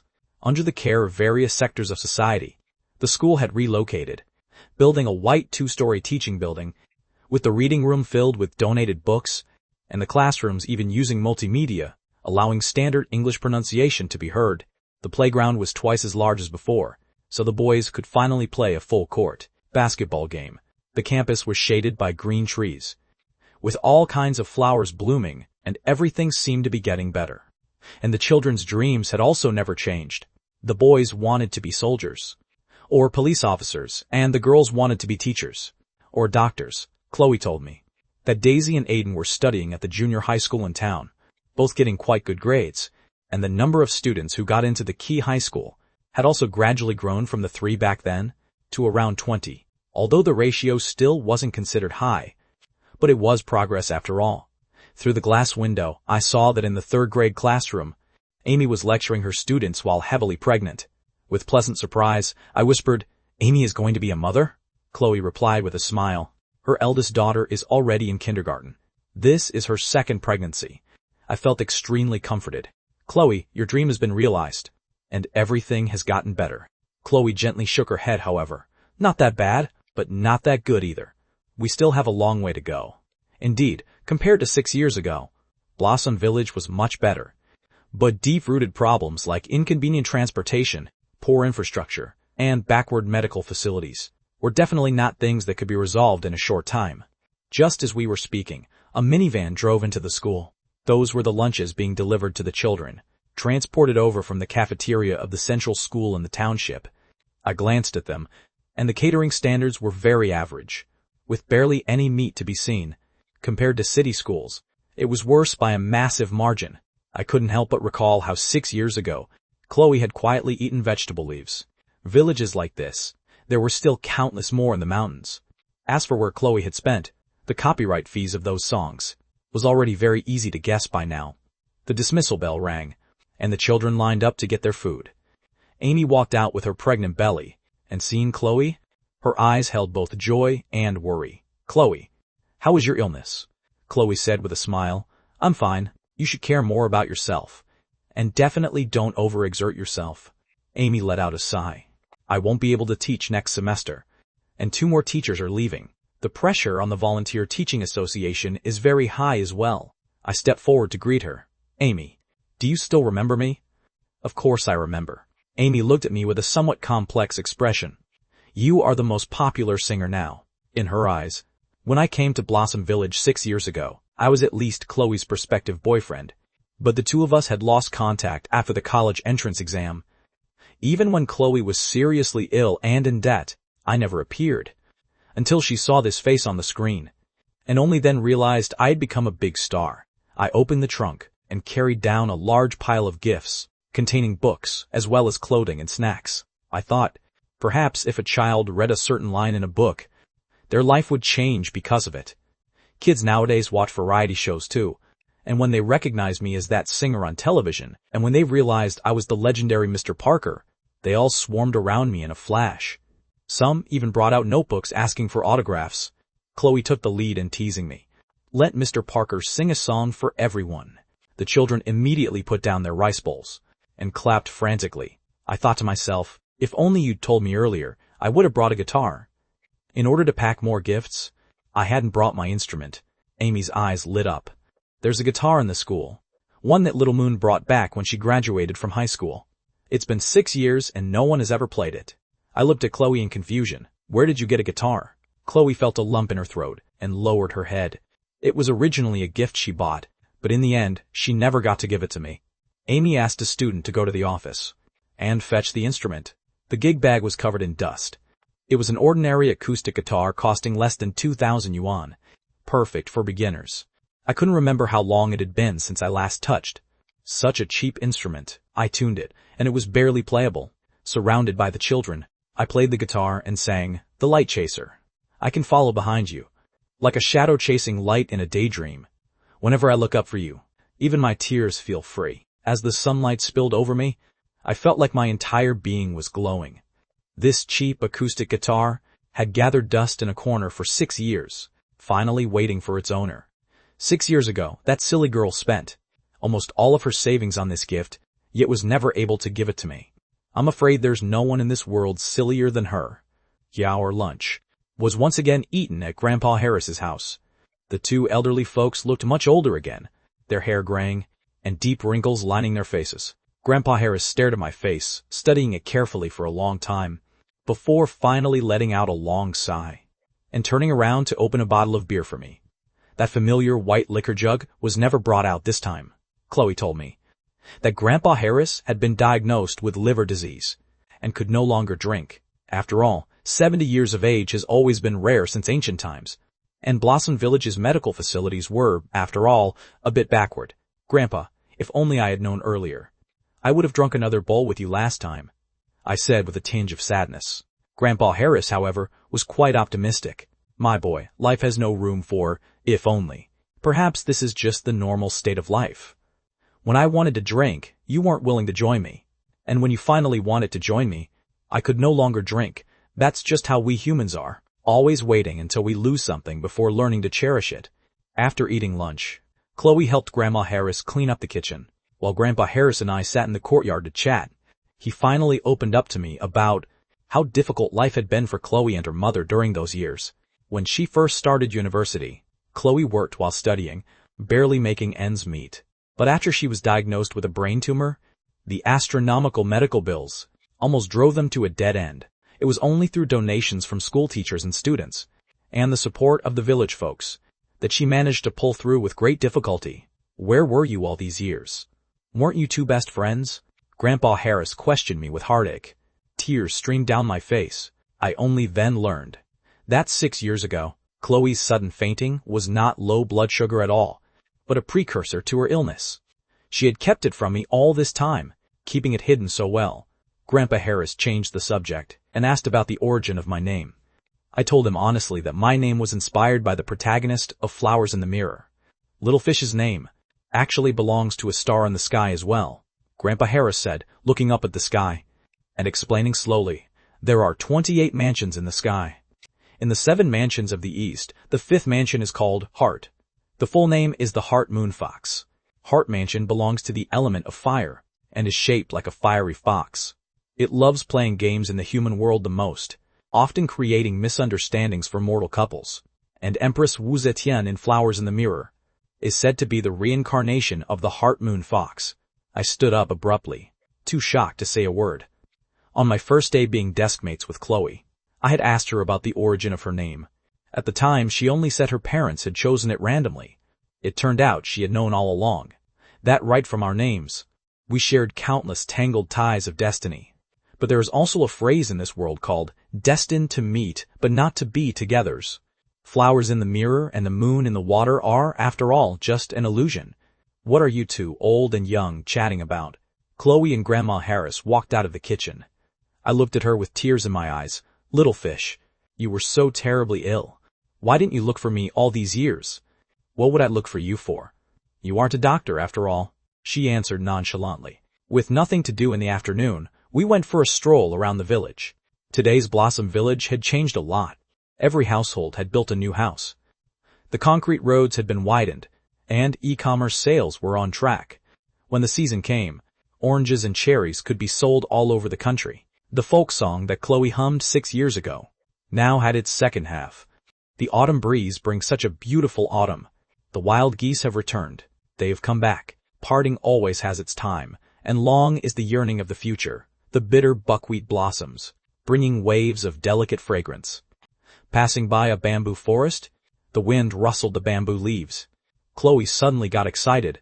Aiden is a big boy now, and isn't so childish anymore. How about I accompany you to catch bamboo beetles? I smiled and nodded. Sure, she said. The boys in Blossom Village had 3 major hobbies: flushing out dung beetles, catching crabs, and catching bamboo beetles. This yellow and black hard-shelled beetle is very slow to react.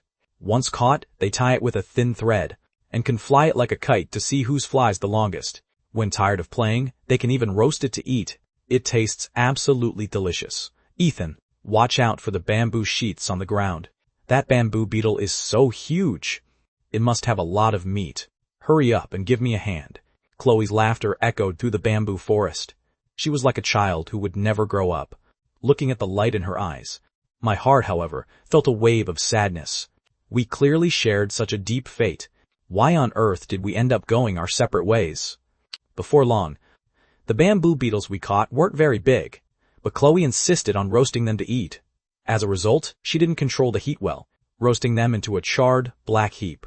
Ethan, peel the meat out and feed it to me. She didn't want to get her hands dirty. I twisted off the beetle's head, and a tempting fragrance unexpectedly drifted out. I peeled out that tiny bit of meat and put it into her mouth. Watching her eat happily with her little mouth moving, I couldn't resist reaching out with my soot-covered hand and drew a mustache on her upper lip. Ethan, you stand right there. You're dead meat once I catch you.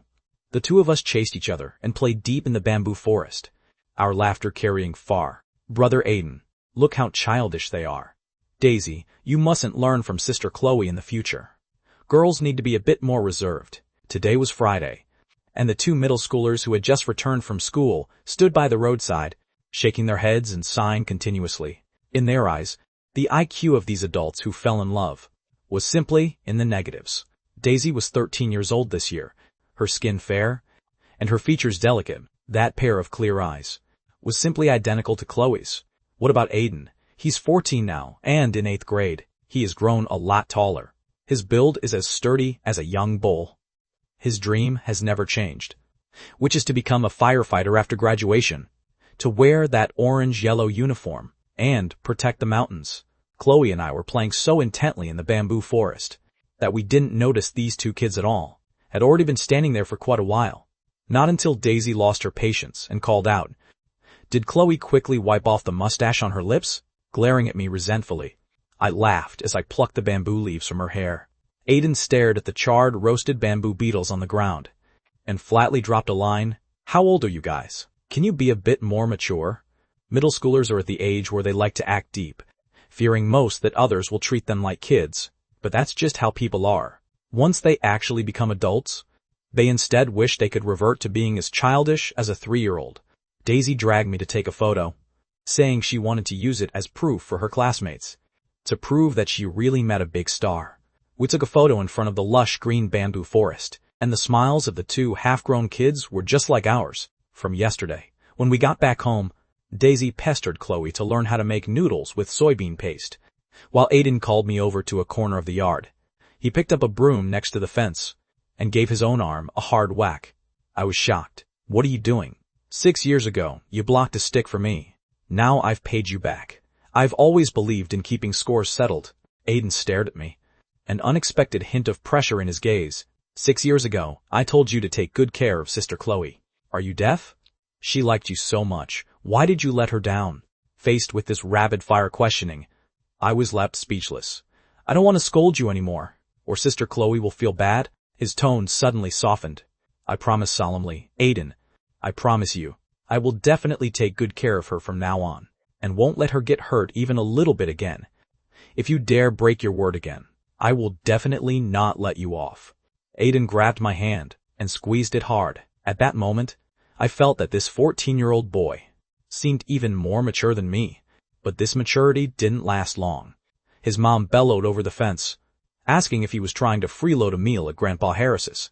Aiden was instantly scared out of his wits and ran back home scrambling. I let out a helpless chuckle, looking toward that busy figure in the kitchen. This time, I swore to protect her for the rest of my life. When we were eating the noodles with soybean paste, Daisy whispered to ask me if they were so delicious I wanted to cry. I nodded. For these noodles with soybean paste, I had already cried twice. The other time was on a high-speed train, because I couldn't eat them. The next day was Saturday. I proactively helped Amy with a Livestream sales campaign, selling the local Red Lantern cherries. The flesh was thick, juicy, and sweet. I gave Mia a phone call, asking her to help generate some hype. When my face appeared in the Livestream room, the number of online viewers quickly surged past 100,000. Confronted with accusations of cash grabbing, I explained calmly that this was entirely an agricultural aid charity livestream. The netizens gradually came to understand and opened their wallets generously one after another. The tens of thousands of pounds of cherries that were originally backlogged were completely sold out in less than 2 hours. Amy said that all the tips from the livestream would also be donated to the primary school. Looking at the grateful expressions of the fruit farmers, Chloe leaned on my shoulder and said softly, "See? Now that you've become a big star, you really can help more people." Mai, at dusk, the setting sun shone askew, and the time for parting arrived. The fellow villagers, brooking no refusal, stuffed my trunk full of local specialties. "Little fish, come back to visit often.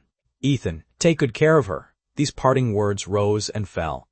As the car started, Amy led the children to sing that song, Farewell, once again. Outside the pavilion, along the ancient path, green grass stretches to meet the sky. The setting sun was like blood, and the green mountains were like a painting. Holding the steering wheel, listening to those tender voices drifting far with the wind, I couldn't control my emotions, and tears fell like rain. Leaving this time, I finally learned to cherish. By the time we returned to River City, it was already late at night.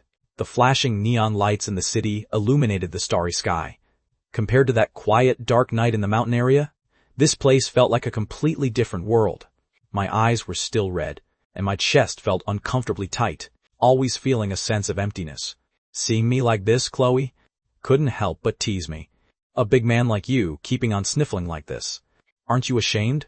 The children of Blossom Village are just too cute," I answered in a stuffed-up voice. "I just can't bear to leave them. I really do care about being called Mr. Parker. It makes me feel as if I've done something far more meaningful than being a star. Alright, don't be sad anymore. I'll go back with you to visit them during the summer break. Okay? Chloe comforted me softly. The local specialties, Grandpa Harris and the villagers, had given us filled several large bags, which were incredibly heavy. Chloe couldn't carry them all on her own. Taking the opportunity, I offered to walk her back to her rented apartment. But when I saw the dilapidated old building where she and her mother lived, I still couldn't help but feel a wave of sadness in my heart. Just as Chloe pulled out her keys, ready to unlock the door opened from the inside. Helen was standing there with a face full of worry. Clearly, she had been waiting anxiously. It was already past 10,000 p.m., and not seeing her daughter return, how could a mother sit still? "Mom," Chloe said, feeling a bit guilty. I quickly straightened my back and greeted her stiffly. "Hello, ma'am." In fact, we had already met in the clinic last time, but this time, when Helen invited me to come inside and sit for a bit and have some water, that inexplicable nervousness of mine instantly went off the charts. I declined repeatedly, stuffed the bags in my hands into Chloe's arms, mumbled a few words that even I couldn't remember clearly, and fled in a panic. Meeting a partner's parents like this, anyone would feel nervous. After the door closed, the atmosphere inside the room was somewhat gloomy. Chloe sat on the edge of the bed with her head lowered, fiddling her fingers together, not knowing what she was thinking. Helen was the first to speak. "Grandpa Harris, how is their health?" "They're all fine," Chloe replied in a low voice, keeping her words to a bare minimum. After exchanging a few more casual remarks, Helen ultimately got to the main point. "Since you brought that boy back to the village," Chloe's heart jolted. She bit her lower lip tightly and didn't speak, just nodding silently. Helen let out a sigh. Having depended on each other for so many years, she understood her daughter best. With Chloe's introverted and bashful personality, if she didn't truly have those deep feelings, there was absolutely no way she would bring someone back to her hometown. "Chloe, there's still a month before your college entrance exam." Helen's voice was slightly hoarse. "I know, Mom. I will definitely study hard," Chloe quickly promised. Helen wrapped her arm around her daughter's shoulders, letting her lean her head on her own shoulder, and tears flowed down along the wrinkles at the corners of her eyes. Her voice was very soft yet incredibly heavy. "Little fish, the college entrance exam is our only chance to stand out. It's not just for yourself, but also for me, and for the fellow villagers who help support our family. It's just this 1 month left, so don't let your mind wander. Once the exam is over, I won't care how you enjoy yourself." Chloe finally couldn't help but cry out loud.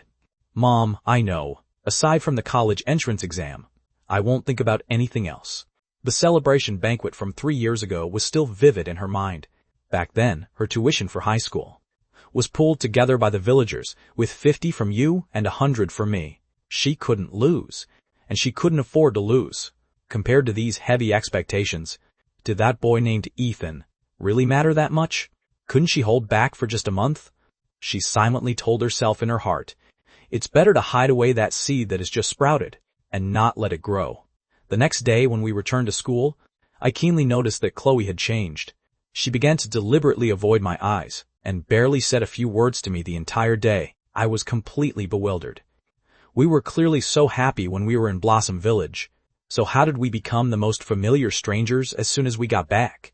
During lunch, she also turned down my invitation, turning around to go to the cafeteria with her roommates.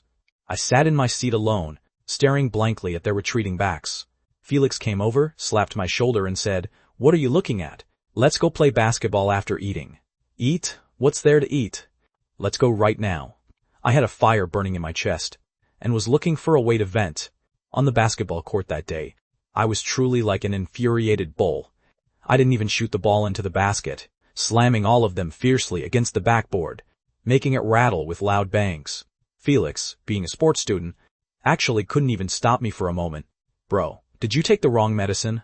Felix gasped for air. With this attitude, I'd think someone had cuckolded you. I threw a shot, but it went way wide, becoming an airball. I was too lazy to fetch it, and plopped down on the scorching ground to catch my breath. "How are things with you and Katie?"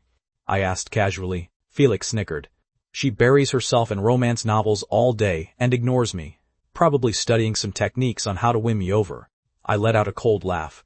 "Is there a possibility that she doesn't even notice you at all?" Felix didn't get upset either. Instead, he wiped the smile off his face, looking at me seriously.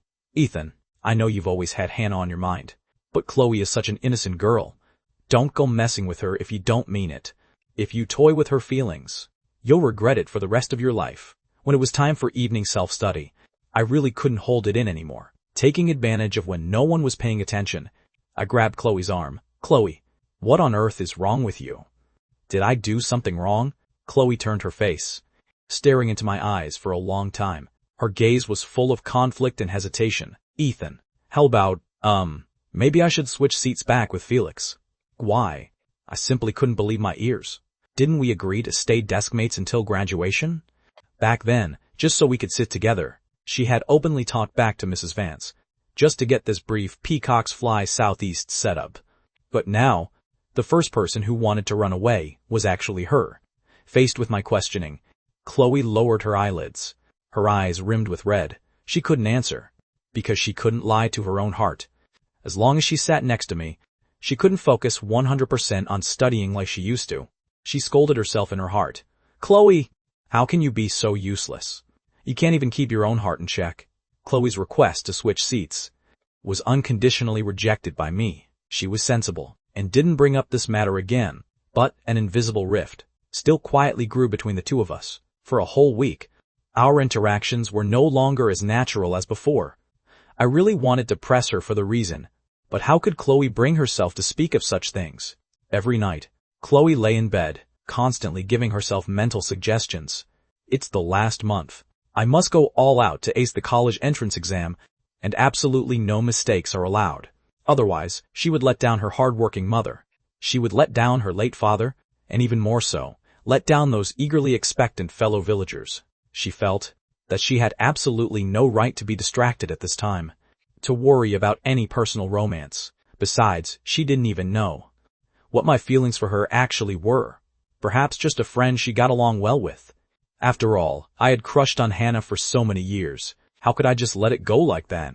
She wanted to wait until the dust settled in a month, before considering matters of the future. Of course, the premise was that she must have a future.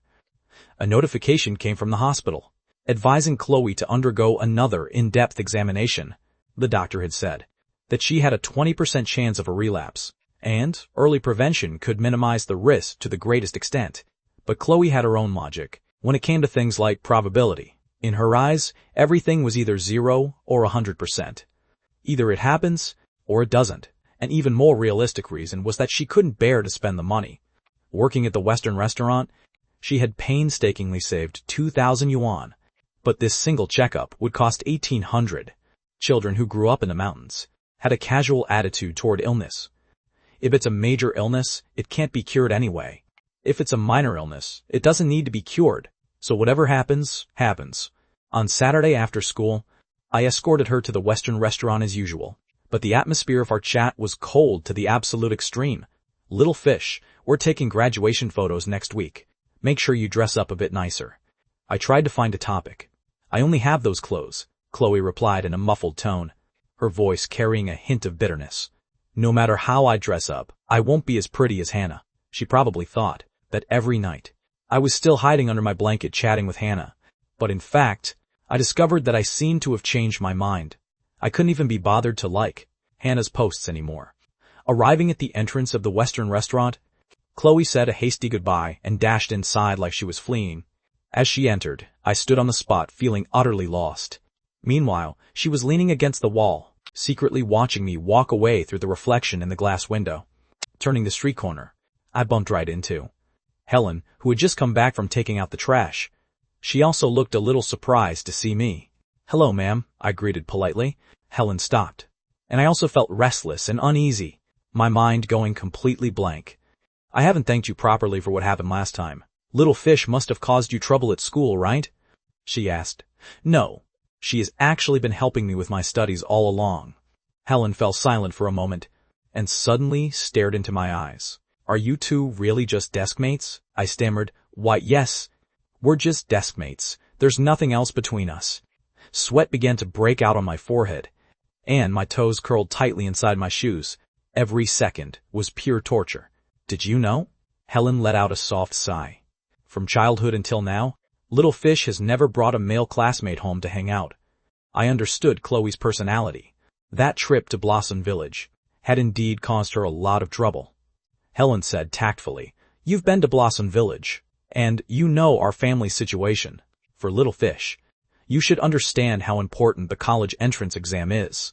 I only hope she can stay completely focused during this last month, and leave everything else until after the exam." These words were a mother's most sincere, heartfelt feelings. Only then did I suddenly realize that I had indeed been too selfish. I was an art student, and my professional courses had passed the line long ago. The college entrance exam was just a formality for me, but Chloe was different. That was her only chance to change her destiny. "Ma'am, I understand.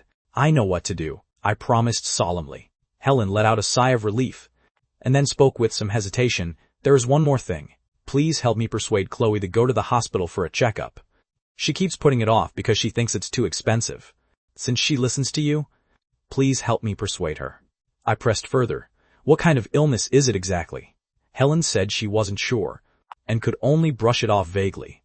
Before leaving, she even gave me a deep bow. Watching that moment was heartbreaking. During Sunday's evening self-study, I didn't take the initiative to bother Chloe again, and we each did our practice problems like strangers. But my mood was frustrated to the absolute extreme. The next morning, I purposely got up very early. I was worried that Chloe would stop buying breakfast for me, but when I walked into the classroom, the warm egg and milk were still sitting quietly on the desk. Chloe held an English book, pretending to read silently, but her flushed earlobes betrayed her. I picked up the egg, feeling a slight warmth in my heart. "Chloe, I could still see Venus when I looked at the sky just now, but I couldn't see Mercury anymore." Chloe fell silent for a long time, before replying softly, "Perhaps it's because Mercury wanted to get too close to the sun, and was instead swallowed by the sunlight." The screen gradually displayed the song title, Mercury, with a background of a bright, starry sky. Occasionally, shooting stars would streak across, trailing long, flickering tails. 2 weeks flew by in the blink of an eye, and The Voice entered its 11th episode as the contestant with the highest popularity. During this period, aside from appearing in that remote agriculture livestream room for 2 hours, I had absolutely no news of myself at other times, as if I had vanished from the face of the earth. In the entertainment industry, this kind of behavior was no different from becoming a hermit. The enthusiastic netizens waited in the livestream room all night just to listen to my new song. The massive success of the first 4 songs directly maxed out everyone's expectations.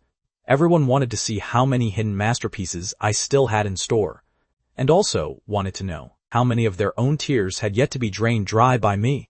The moment the name Mercury appeared, the comments section immediately exploded. No wonder he disappeared for so long.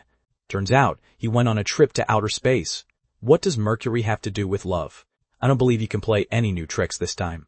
Just because the singer of this song is named Ethan, even if you put a knife to my neck, I wouldn't believe this song is sweet. Quite a few people even specifically searched for it. Mercury has the smallest volume, is closest to the sun, and has the fastest orbital speed. It is like the sun's most loyal follower, trying with all its might to get close, yet orbiting in vain for nearly 8 billion years. The audience waved their glow sticks, and the atmosphere was enthusiastic. And in the front row was a special guest. It was a slender girl, wearing a hat and a mask, revealing a pair of beautiful peach blossom eyes under the brim of her hat. Her neck was snow white, and the cameraman constantly gave her shots, intentionally or not.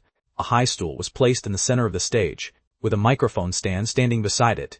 Lucas on the mentors panel couldn't help but complain in a low voice. "He's really getting lazier and lazier, even too lazy to stand up." The spotlight spilled down, and I slowly walked up carrying a guitar.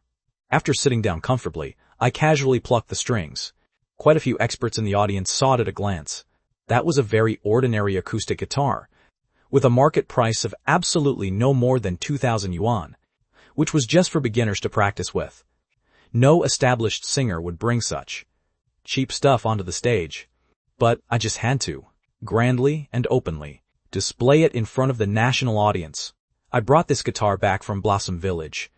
Chloe said this was the gift she bought for me 6 years ago, but she didn't mention the details. She only hoped that this guitar could accompany me all the way to the finals. I cast a look to signal the band, and the soothing music instantly filled the air. The moment I opened my mouth, my tone was as flat as whispering in someone's ear. Fascinated by your eyes, there were traces to follow in the galaxy. Passing through the cracks of time, it still truly attracts me. The trajectory, this fleeting scenery, the closest distance, walking along your skin's texture, passing over your winding arms.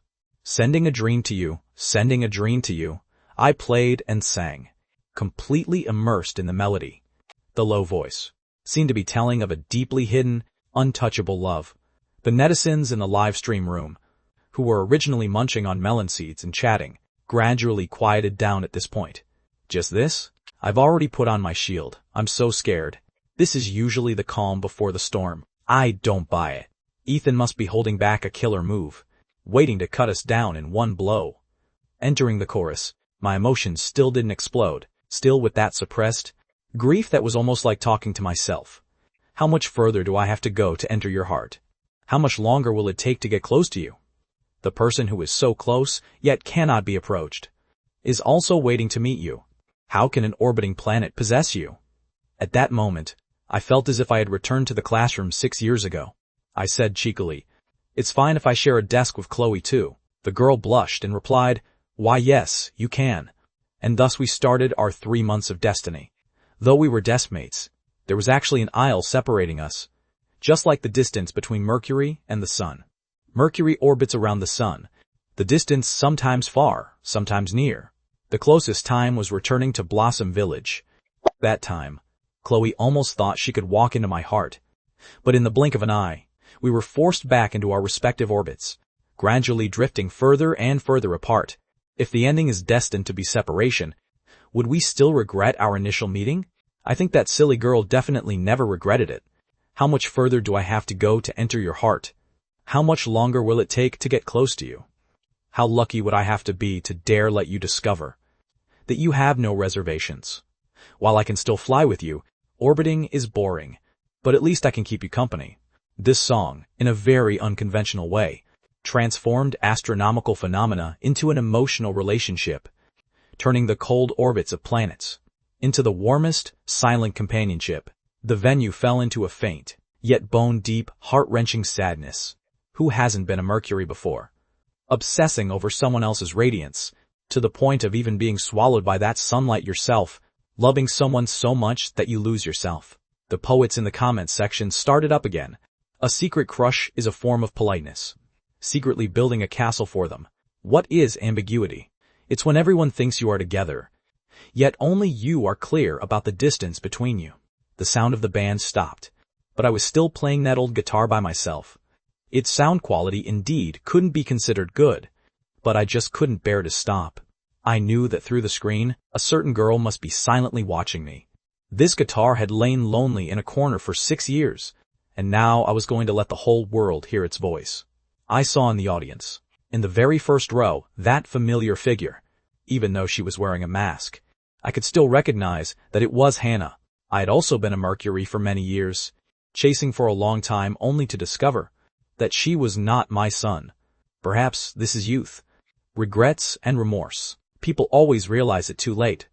It's just that for some, it's still not too late, while for others, it's already too late. Mercury was the 5th song I brought to the stage, and just like always, it struck straight at the heart.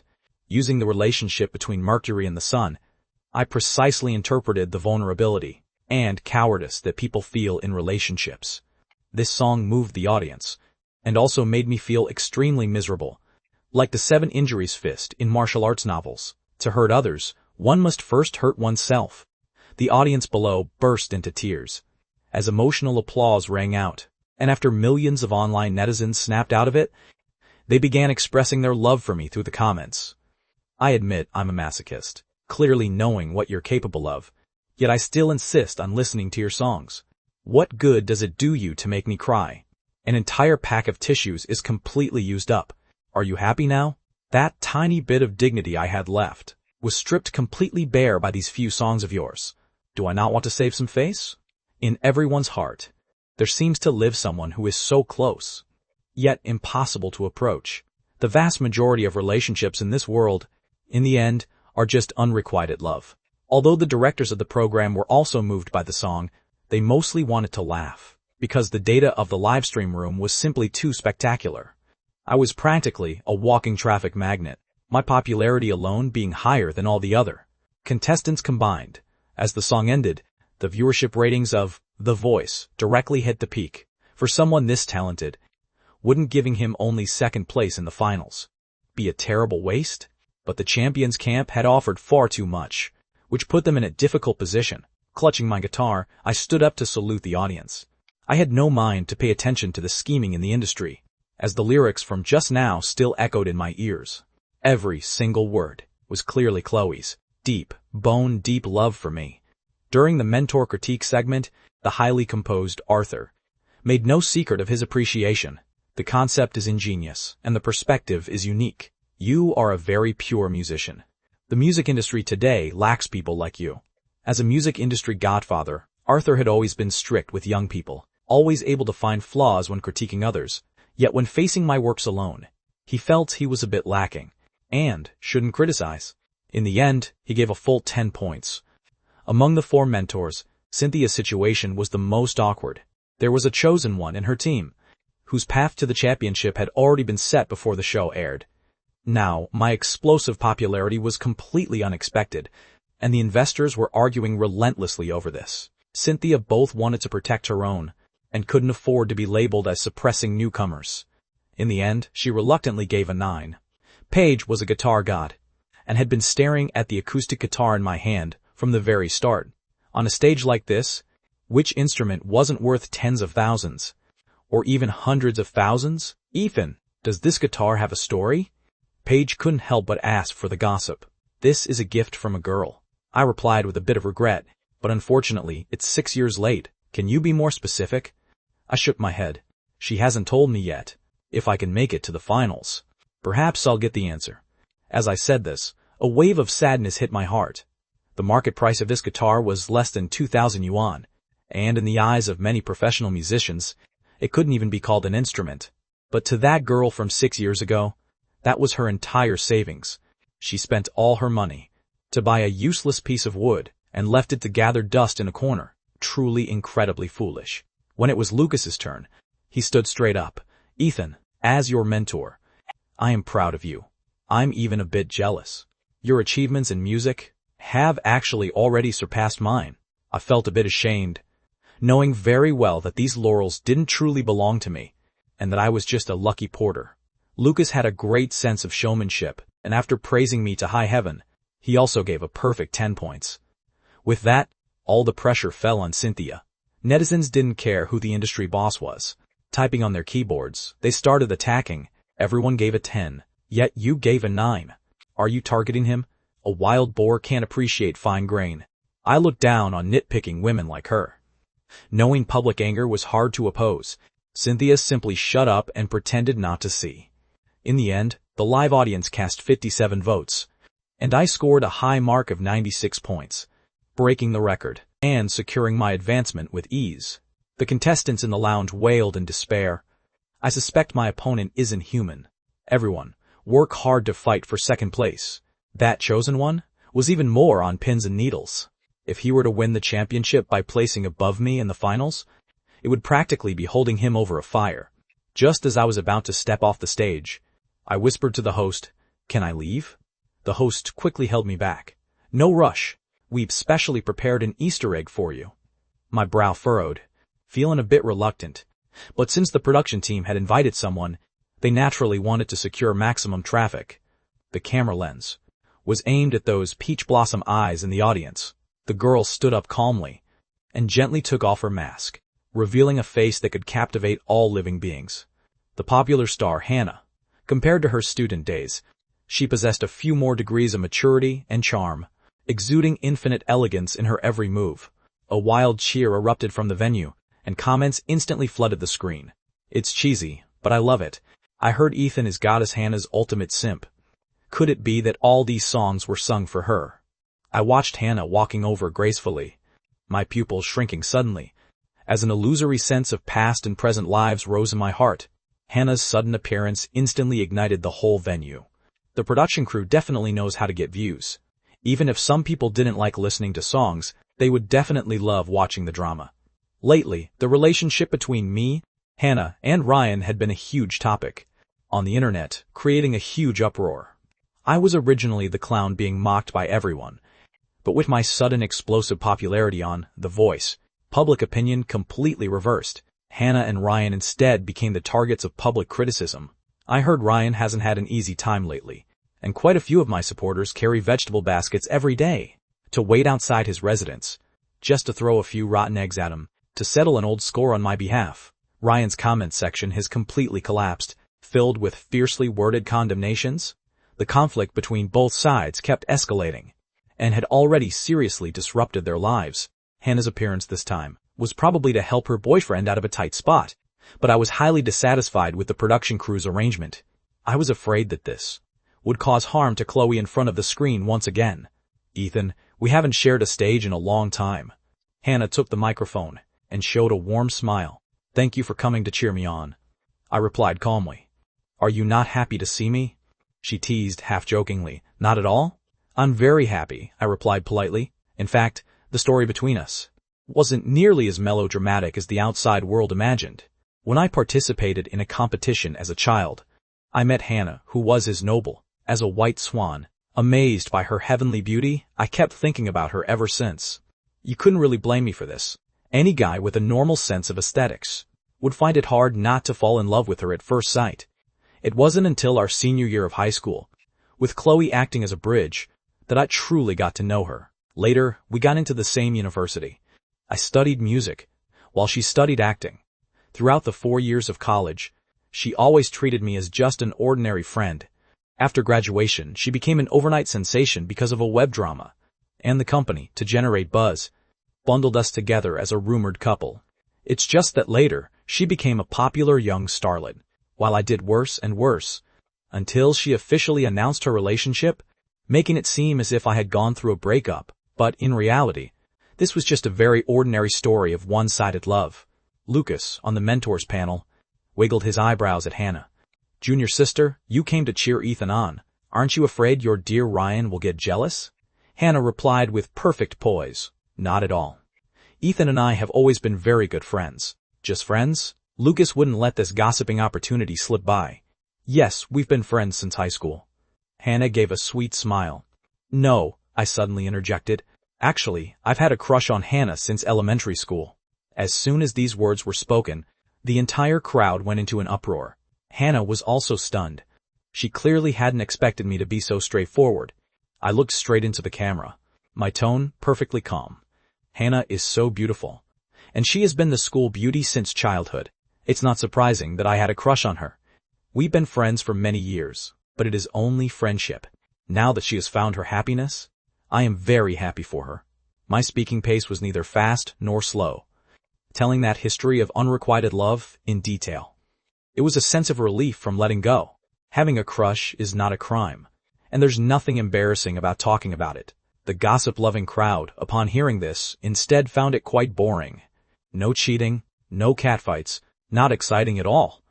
Hannah gazed at me, gratitude showing in her eyes. She knew I was helping her clear the air. Ethan. Thank you, she said softly. Hannah, I have one more request. Play a piano piece for me. Hannah readily agreed.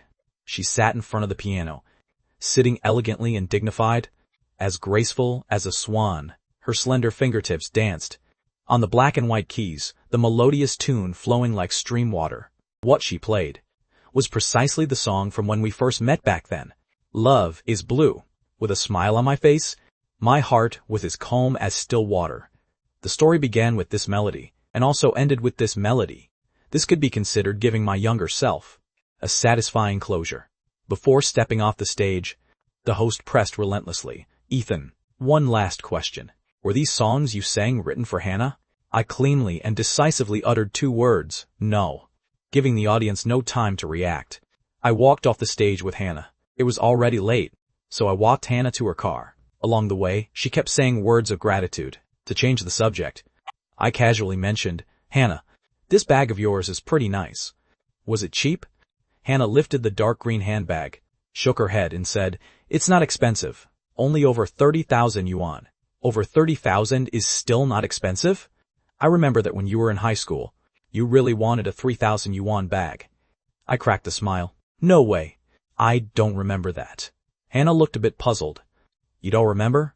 But I guess someone definitely remembers. My smile gradually faded, and my tone turned deep. Little fish? Little fish? Such a lousy bag actually costs 3,000 yuan? During a class break, I stared at my phone screen, shouting in disbelief.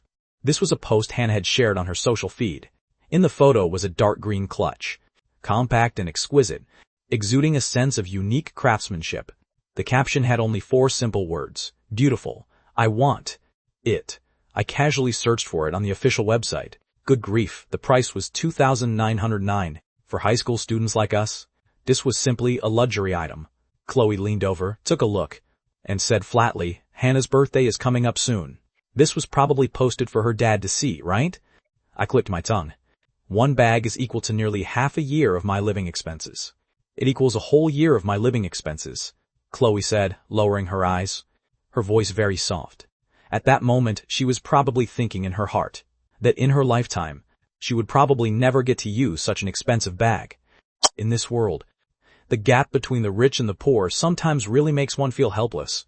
I scrolled on my phone and asked, pretending to be casual, Chloe, are you feeling okay? Chloe was a bit taken aback. I'm fine. Why? I ran into your mom on Saturday. I admitted truthfully. She asked me to persuade you to go to the hospital for a deep checkup. My mom is just worrying over nothing. Isn't going to the hospital just throwing money away? Chloe's tone was very stubborn. She had painstakingly saved 2,000 yuan and didn't want to see it go down the drain just like that. In her logic, a minor cold would get better if dragged out for a few days. Entering the hospital meant taking medicine and getting IV drips, which was a complete waste. I continued to advise her, don't count on luck. It's better to be safe than sorry. Let's talk about it after the college entrance exam. My head doesn't hurt anymore. She waved her hand, with a look that brooked no argument. I knew she was worried about the money, and couldn't be persuaded otherwise, so I could only let it go for now. But Aunt Helen's words kept ringing in my ears, making me feel highly anxious. When evening self-study ended, Felix dragged me outside the school to eat spicy hot pot. The street was filled with students looking for food, and the hubbub of voices was deafening. In the large pot boiling spicy hot pot, the red oil bubbled, emitting a mouth-watering aroma. Potatoes, lotus root slices, and quail eggs were cooked in the boiling soup and scooped out, mixed with minced garlic and ginger, and sprinkled with a handful of sesame seeds. The color was a vibrant, glistening red, each bite spicy, numbing, and appetizing, and paired with a Coke with ice cubes. It was truly a heavenly life. We squatted by a small table on the roadside, and Felix aggressively added 2 spoonfuls of cilantro to his bowl. I had a look of utter disgust. This stuff is so smelly. Yet you actually call it cilantros? Felix glanced sideways at me. You don't even eat cilantro? You're the weird one. When I make money in the future, I'm going to plant cilantro all over the world, while stuffing lotus root slices into his mouth. He asked me how things were going with Chloe. I put down my chopsticks, looking at him seriously. Felix, how about you and Chloe switch seats back? Why should I? He refused without hesitation.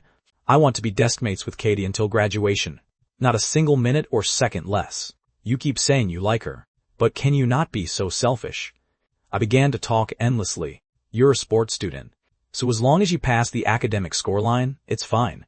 Her entire future rests on the college entrance exam. If her revision is affected because of you, can you afford that responsibility? There's less than a month left before the exam. Can't you even hold back for this little bit of time? These words were meant for him, but they sounded more like they were meant for myself. Felix was stunned, and the spicy hot pot in his hand didn't taste delicious anymore. After a long while, he asked dejectedly, if we're not at the same university in the future, does that mean we'll never see each other again? How could that be? I comforted him. Technology is so advanced now. Can't we just make a phone call or do a video call? If 2 hearts are meant to be together forever, why must they be together day and night? What about you guys then? Felix asked out of the blue. What about us? I was a bit dazed. Chloe doesn't even have a cell phone. How are you going to find her after graduation? My heart skipped a beat suddenly, thinking that I might lose touch with her in the future. A wave of unprecedented panic hit my heart. Lend me some money. I'll buy her a phone. Felix scoffed. Do I look like a rich guy to you? Selling you might get enough. Even a cheap smartphone costs about 1,000 yuan. I was incredibly anxious. How can I get some cash? Should I buy a copy of the criminal law? It's full of ways to make money. Felix mocked me. Just as he finished speaking, a flyer was blown over by the night wind, smacking right onto his face. Taking it off to look, it unexpectedly turned out to be a recruitment call for a singing competition. You scoundrel, the money is here, Felix said, beaming with joy. Don't you know how to sing? It was a competition organized by a local real estate company. Whether it was professional or not didn't matter. The important thing was that the grand prize was 3,000 yuan. If I win the championship, I can take Chloe for a medical checkup and use the remaining money to buy her a phone. I was so excited, I almost jumped up. But can you win the championship? Felix expressed his doubt. Where there is a will, there is a way. I was full of confidence. But the competition was Wednesday night, so I had to ask the demon nun, Mrs. Vance, for leave. Just thinking about it gave me a headache. Just as I was pondering this, suddenly there was a loud splash, and a basin of cold water cascaded down from above, drenching me and chilling me to the bone. Felix was also affected, getting most of his sleeve wet. Not far away, Kyle and a gang of his lackeys were laughing uproariously and insolently. Because of the grudge we had formed over Hannah last time, they had come looking for trouble. Want to fight? Felix slammed down his chopsticks and was about to rush forward. Forget it, I held him back and wiped the water off my face. The college entrance exam is near, so don't cause trouble. It's not worth it with people like this. Amidst the roaring laughter, we left the snack street in embarrassment. With my mind set on that singing competition, I had no time to bicker with this group of flies. But I didn't expect that some flies truly couldn't be driven away. The next day was Wednesday. When I entered the classroom during morning self-study, the warm milk and egg were sitting on the desk as usual. Before I knew it, this had already become Chloe's habit. Whenever she went to the cafeteria to buy breakfast, she would always casually bring an extra portion for me. Thank you. Have you eaten? I asked while peeling the egg leisurely. Chloe raised her head from her book, a trace of worry hidden in her eyes. I saw you outside last night almost getting into a fight. It turned out that her roommate had dragged her out for a late-night snack last night. When passing by the snack street, she happened to run into the conflict between Kyle and me. Seeing me getting drenched with a head of cold water, her heart actually ached deeply for me. I explained the cause of the incident in detail. After listening, Chloe lowered her head and murmured, "So it was because of Hannah." Then she hurriedly added, "If it were any other girl, you would definitely help too. Right? If I wasn't afraid of getting a demerit. I absolutely would have beaten that guy up." I took a bite of the egg indignantly. Chloe pouted and advised me, "Fighting is bad, you should stay away from those people a bit, since they are about to graduate soon anyway." I looked at Felix's tall and bulky back, and thought of our agreement to switch seats again, and actually felt very reluctant. I was thinking, if I were just a little more obedient, and didn't disturb her revision, could I stay desk mates with her until graduation day? After math class ended, I went to Mrs. Vance to ask for leave. I had already signed up overnight, and had to go participate in that singing competition tonight. A competition? What competition? No way. Mrs. Vance refused flatly. In her eyes, the college entrance exam was imminent, and not focusing on studies was simply neglect of duty. No matter how I pleaded, the nun of extinction remained completely impartial. I slumped my head and returned to my seat to sit down, struggled for a long time, and, in the end, still made a bold decision. "Chloe, I'm skipping class tonight. If the teacher asks, just say I took sick leave. There's no math class tonight, so as long as Mrs. Vance doesn't come for a surprise inspection, we can get away with it. For that championship prize money, I think it's worth taking this risk." Chloe looked thoroughly astonished. "Why do you want to skip class?" I slapped the flyer for the singing competition onto her desk. Seeing the words, "Grand Prize, 3,000 yuan" on it, Chloe's heart clenched sharply. What surfaced in her mind? Was that post on social media yesterday? That dark green clutch that cost 3,000 yuan. "Do you really like her that much?" Chloe's voice was as soft as a mosquito's buzz. "What did you say?" I didn't hear clearly. I said, "You shouldn't skip class." Chloe advised softly, "The college entrance exam is just around the corner. Don't make a foolish mistake. Missing one night won't hurt. I must go to this competition." Her tone was firm. "You are not allowed to go." He suddenly blurted out, "No, I must go." Chloe glared at me indignantly, tears welling up in her eyes. In her eyes, I would rather risk skipping class to earn this 3,000 yuan, just to buy that birthday gift for Hannah, though she used studying as an excuse to stop me. In her heart, she hid a bitter, selfish motive, but she didn't know that my whole mind was set on getting that money. 2,000 yuan for her medical checkup, and the remaining money to buy her a phone, so that even if we parted ways in college, we could still contact each other often. "Even if you skip class, I won't talk to you anymore." Chloe held back for a long time, only to blurt out this not-so-harsh threat. "Even if you won't talk to me, I'm still going." I fired back like a stubborn donkey. The sound of our argument unconsciously grew a bit louder, drawing the gazes of the entire class toward our corner. Chloe's face instantly flushed red. She glared at me fiercely, and buried her head, speaking no more. After the last class of the afternoon ended, I called Felix to return to the dorm, slung my guitar over my back, and sneaked onto the playground. Beneath the hidden boundary wall, Felix crouched down to act as my stepping stone while, mumbling continuously about an overnight internet session and a KFC bucket. I stepped on his shoulders, resting my hands on the top of the wall, unaware that sharp glass shards were hidden on top. A piercing pain shot through my palm, and blood instantly flowed out. "Is your hand okay? Can you still play?" Felix shouted up from below with worry. "No problem." I jumped down the wall, enduring the pain, caught the guitar he threw over, and slung it on my shoulder. I casually scanned a shared bike, riding in high spirits against the strong wind. At that moment, lines of opera lyrics echoed in my mind. The great river flows east, with thousands of surging waves. Riding the west wind on this single leaf of a boat tonight, a real man's heart is fierce. At the same time, Chloe was eating in the cafeteria with her roommates. She was restless all along, looking up and glancing around from time to time.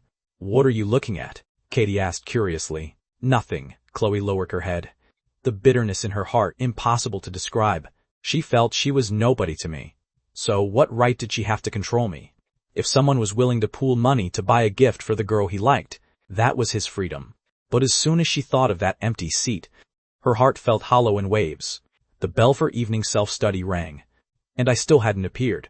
Chloe's hanging heart turned completely cold. She could no longer suppress a single tear, which fell onto her notebook with a plop, slowly blurring the handwriting on the paper. At that time, she had secretly practiced his name, Ethan, countless times. She only wanted to write these 3 characters a little more beautifully. The first period of evening self-study was physics class. The physics teacher spent half the period reviewing the test paper, leaving the remaining time for the students to do problems on their own. When passing by that empty seat, the teacher asked casually. Chloe quickly helped cover it up. She was not very good at lying, and at that moment, her little heart thudded wildly for a long time. The dismissal bell rang, and Chloe let out a long sigh, feeling as if a weight had been lifted. She stood up and walked out of the classroom, wanting to go outside for some fresh air. As soon as she stepped out, she ran into an acquaintance. It was the brilliantly beautiful and matchless Hannah. Hannah waved enthusiastically and called out, "Chloe!" By the looks of it, she was here to borrow notes again. Chloe was feeling exceptionally frustrated at this time, perhaps because of that lingering worry in her heart. She said, "Hannah, you came at just the right time. Walk with me." The starlight in the sky was dim, and the moon was hidden behind the thick clouds. On the empty playground drifted a faint scent of green grass. The 2 girls walked aimlessly like this. "Hannah, your birthday is coming up soon. I will help prepare a gift for you." Chloe proactively found a topic. Hannah revealed a generous and poised smile. "There's no need to prepare a gift. I'm very happy just that you had this thought. I saw the post you shared on your feed. There must be many boys who want to give you gifts, right?" Chloe probed with a deeper meaning. "No, I haven't added many boys. Besides, they can't afford that bag anyway." Hannah was a bit scatterbrained. She never stopped to wonder how Chloe, who didn't even own a phone, could have seen that social media post. Just as Chloe had guessed, the post Hannah shared, with the picture of that bag, was actually a birthday wish list specifically meant for her dad. Although she had many admirers on campus, but the price of 3,000 yuan was indeed not something these young lads could afford. To prove her words, Hannah took out her phone, opened her feed, and handed it to Chloe. "I don't have as many friends as you think. Look, there are barely any likes or comments." Sure enough, There were very few comments under that post. Hannah scrolled down a few more posts, and the situation was pretty much the same. She wasn't a girl who gave out her contact info easily, so her friends were very limited. Hannah, wait. Chloe's voice suddenly pitched up, carrying a clear tremble. Hannah was startled, her finger hovering over the screen. And that was a post Hannah had shared over a month ago. The attached picture was a white lilac flower in full bloom. Vibrant green leaves, pure white tiny petals, as if the fragrance could be smelled right through the screen. The bluebird brings no message from beyond the clouds, and the lilacs tie their sorrow in the rain in vain. There were a few scattered comments below, among which one name appeared exceptionally glaring. Ethan had written, "If you like lilacs, I have many growing at home, and can give you a pot." Hannah replied, Sorry. I just posted it for fun. Actually, I'm allergic to pollen." Chloe stared at this back-and-forth exchange, and was dazed for a full 20 seconds. Her mind was in complete chaos, and her vision blurred. Her heart ached as if sliced by knives. She had been to Ethan's house. There weren't many lilacs growing in his home at all. There was only a single pot, and that pot of lilacs was the one she had personally and carefully selected from the flower market, braving the pouring rain to bring back for him. She remembered she had once asked him, "Do you like lilacs?" And he had replied with a face full of joy, "Yeah, I really like them." The words were still ringing in her ears, but his so-called liking turned out to be just his lie. The truth was unexpectedly so cruel. "Little fish, what's wrong with you?" Hannah was somewhat at a loss. "I'm fine. Class is starting soon. Let's go back." Chloe returned to the classroom, trying her best to suppress her crying voice. She sat in her seat, staring blankly at the balcony in the cleaning corner. Tears became more and more cheap, falling onto the desk with a pit-a-pat. That pot of lilacs had been meticulously cared for by her for an entire week, because she thought it was the flower Ethan liked. In the end, it was just a tool he used to please another girl, and was even discarded by someone else like a worn-out shoe. Looking back now, she was simply a fool. Ethan's purpose in getting close to her was just to get to know Hannah through her. From beginning to end, she was nothing but a pawn. All the beauty was easily shattered by a single lie. No matter how beautiful the lilacs were, they were ultimately just flowers in the mirror. Chloe withdrew her gaze, staring at the empty seat next to her, biting her lower lip until it bled. "Don't be greedy. Take back your cheap love." She tore out the page in her notebook with Ethan's name written on it, and ripped it piece by piece into tiny shreds, throwing them into the trash can. When the wind blew, the paper shreds rose like snowflakes, and her heart shattered even more completely than those pieces of paper. The second period of evening self-study was originally English class, but was changed to math because the teacher had something come up. As soon as the homeroom teacher, Mrs. Vance, walked into the classroom, she keenly noticed that empty seat. She strolled over nonchalantly and asked in a low voice, "Chloe, where is Ethan?" Chloe's mind was in a complete mess, and she stammered in reply, "He said he wasn't feeling well and went to the restroom." She felt so useless. Even at a time like this, she was still covering for him. But she was simply not a natural liar. Her dodging eyes and panicked tone were far too clumsy.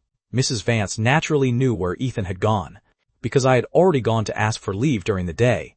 "Chloe, you weren't like this before. You shouldn't lie to your teacher." Mrs. Vance let out a sigh. If the people around you lie to you constantly, you would definitely be very sad too. Every word was like a knife, piercing precisely into Chloe's heart.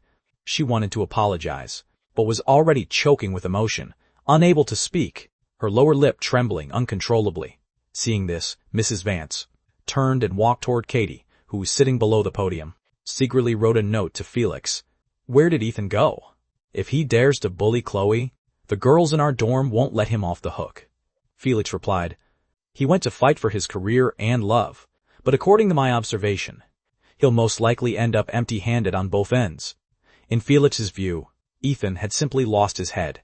It was true that he was talented, but this amateur competition was far too murky. What's more, his feelings for Chloe had come far too late. No matter how true, sincerity built on lies is ultimately just a castle in the air. With a gentle push, it would collapse. In the plaza on Westgate Pedestrian Street, lights flashed, and the music was deafening. This was normally a gathering place for internet celebrity live streams, and right now, it was packed with crowds out for a stroll after dinner. Today was exceptionally lively. a powerful real estate company, was hosting a singing competition. I sat on the cold bench backstage, clutching my guitar, so sleepy that I kept yawning. The wound on my finger had just been briefly treated. Although the bleeding had stopped, it would probably burst open again when I plucked the strings in a bit. But for Chloe, what did a little blood matter? At this moment, a man of about 27 or 28 approached, dressed in a sophisticated shirt and leather shoes. He sat down next to me and offered a friendly greeting. "Hey bro, I think you look pretty handsome." I cast a wary glance at him, replying, "I'm not into guys." The man smiled awkwardly and handed over a business card. Marcus, an agent at an entertainment company. Seeing that I looked quite sharp and was carrying a guitar, he felt I had the makings of an artist. I still suspected he was a scammer. Speaking with caution, Marcus saw my nervousness and casually asked why I came to compete. I was completely frank. I'm really short on money and want to win the championship. The prize money is 3,000 yuan, you know. Marcus shook his head, however, asserting, "Young man, you won't win the championship because that spot isn't prepared for you." I was unconvinced. Clearly, the skills of the previous contestants were all quite average. As long as the judges weren't deaf, they could hear the difference. Marcus saw my look, like someone who hadn't been beaten down by society, and didn't explain much, only making a fighting gesture. The staff called my number 19. Ethan, carrying my guitar, I walked onto the center of the stage, bowing to the front. The glaring lights dazed my eyes so much I couldn't see the audience below. But this was perfect to let me completely immerse myself in the music. The middle-aged ladies in the audience waved their cattail leaf fans, whispering among themselves, "This young lad is so handsome." I took a deep breath. The moment my fingertips pressed the strings, a tearing pain instantly shot through the wound. Blood soaked through the gauze in an instant. Outside the pavilion, along the ancient path, green grass stretches to meet the sky. I forgot the pain. Blood flowing along my fingertips, staining the guitar strings red. In my mind, were entirely the innocent smiling faces under the setting sun, each one possessing eyes as clear as Chloe's. After finishing the song, the entire venue erupted in warm applause. I walked off the stage calmly, as if that 3,000 yuan prize money was already in the bag. Marcus waved at me, handing me a few band-aids. "With such a long cut on your hand, and you still insist on playing the guitar. What's the point?" I stared at that massive promotional poster, saying stubbornly, "I want to be the champion." "You won't be," he reiterated. I didn't believe him and made a bet with him. If I won the championship, he would buy me a phone. If I didn't, I would go to his company to have a talk with him. An hour later, the answer was revealed. The champion was an incredibly ordinary female singer. She sang a song I had never even heard of, Song of Emerald Bay. It turned out that Emerald Bay was precisely the housing development the organizer was actively selling. I didn't even secure a ranking, only receiving a 200 yuan participation prize. Rigged. This is too unfair. I condemned it in anger. Marcus laughed so hard he couldn't straighten his back. "Kid, no one ever said competition is fair." As an agent, he had a soft spot for rookies like me, young hotheads full of naive, idealistic ideas. I put away the business card, bid him a dejected farewell, and just as I walked out of the plaza, I bumped right into a group of familiar faces. Kyle wore a mocking sneer. "Are you missing a screw in your head, kid? Running all the way to my dad's company to compete? Did you think we'd let you earn our family's money?" My heart sank, and I turned to run, but my retreat was already blocked by several large men. "I fucking told you not to meddle in other people's business. Didn't you like playing the hero saving the beauty? Try playing the hero for me again." Kyle snatched the guitar from my hand and smashed it down violently right over my head. The strings snapped, and wood chips flew everywhere. At the same time, Chloe's heart lurched in the classroom. She stared at the empty seat beside her, as a strong sense of unease wildly spread deep in her heart. After evening self-study ended, I appeared at the dorm doorway, battered and bruised. My hair was as messy as weeds. Dust covered me from head to toe, and only one sleeve was left on my shirt, dangling there loosely. In my hand, I was also carrying a heap of wood splinters, the remains of my ruined guitar. At least I had managed to save the 200 yuan I had worked so hard to earn. But right after that, I spent 50 yuan at a clinic for my injuries. When I was getting ganged up on earlier, while that group was beating me, and finally managed to save my handsome looks, It was just that, when Kyle first smashed me with the guitar, it left a 2-centimeter long cut. I put a band-aid on it, hoping it would be enough to hide the cut. Holy crap, how did you end up like this? Felix was pale with fright as soon as he saw me. And the other roommates gathered around too, asking all sorts of questions all at once. For a guy, getting beaten up is a very embarrassing thing, so your mouth has to stay tough. Enduring the pain, I bragged. Kyle and his crew fought dirty and ambushed me. I went up with a left jab, a right roundhouse kick, and a left front push kick. I fought 10 of them single-handedly and held my own the entire time, exchanging blow for blow with them. Before I could even finish speaking, I accidentally pulled on my wound, grimacing in pain. Felix saw through it but didn't call me out, coming over to inspect the bruises on my body. Kyle's gang was also afraid of getting into trouble, so they didn't dare use lethal force. The injuries were mostly superficial. An 18-year-old guy heals fast, so I would be fine after a couple of days of rest. Did you win the championship? Felix had not forgotten the important question. Embarrassed, I lowered my voice. I came up a little short. By how much? By 2,800. After they kept pressing me, I finally told them the truth. I took a severe beating, lost 50 yuan on medical care, and even sacrificed the guitar. Mrs. Vance already knew about me skipping class, so a brutal scolding tomorrow was inevitable. Plus, a 3,000-word self-criticism essay. This whole deal had cost me practically everything but the clothes on my back. Felix patted my shoulder and sighed. Bro, you've given so much for Chloe. If she knew about this, she would cry her eyes out. I frowned and stared at him. Don't tell her. Not earning a single cent is pretty embarrassing. I understood Chloe. She was kind to a fault. If she knew I ended up like this for her sake, she would definitely feel guilty for a long time. I plan to change into long-sleeved clothes tomorrow to cover up all the bruises. As for the injury on my face, I'd just say I accidentally walked into a telephone pole. After being put through the ringer all night, I was already exhausted. The moment my head hit the pillow, my snoring sounded like thunder. But halfway through the night, I was awakened by nightmares several times, leaving me drenched in cold sweat. An inexplicable anxiety and fear kept gnawing at me, as though I sensed that something was about to happen. The next morning, my whole body aching dully, I woke up a bit earlier than usual. After washing up, I put on a fresh band-aid. Looking at myself in the mirror, I decided the cut did nothing to diminish my good looks. If anything, it gave me a slightly rakish charm. But as soon as I walked into the classroom, I felt the atmosphere wasn't right. My classmates kept giving me strange looks, and, whispering among themselves, "Little fish, you arrived so early again." I sat down as usual, greeting Chloe as if nothing had happened. Chloe raised her head, staring at the band-aid on my face, and didn't speak for a long time.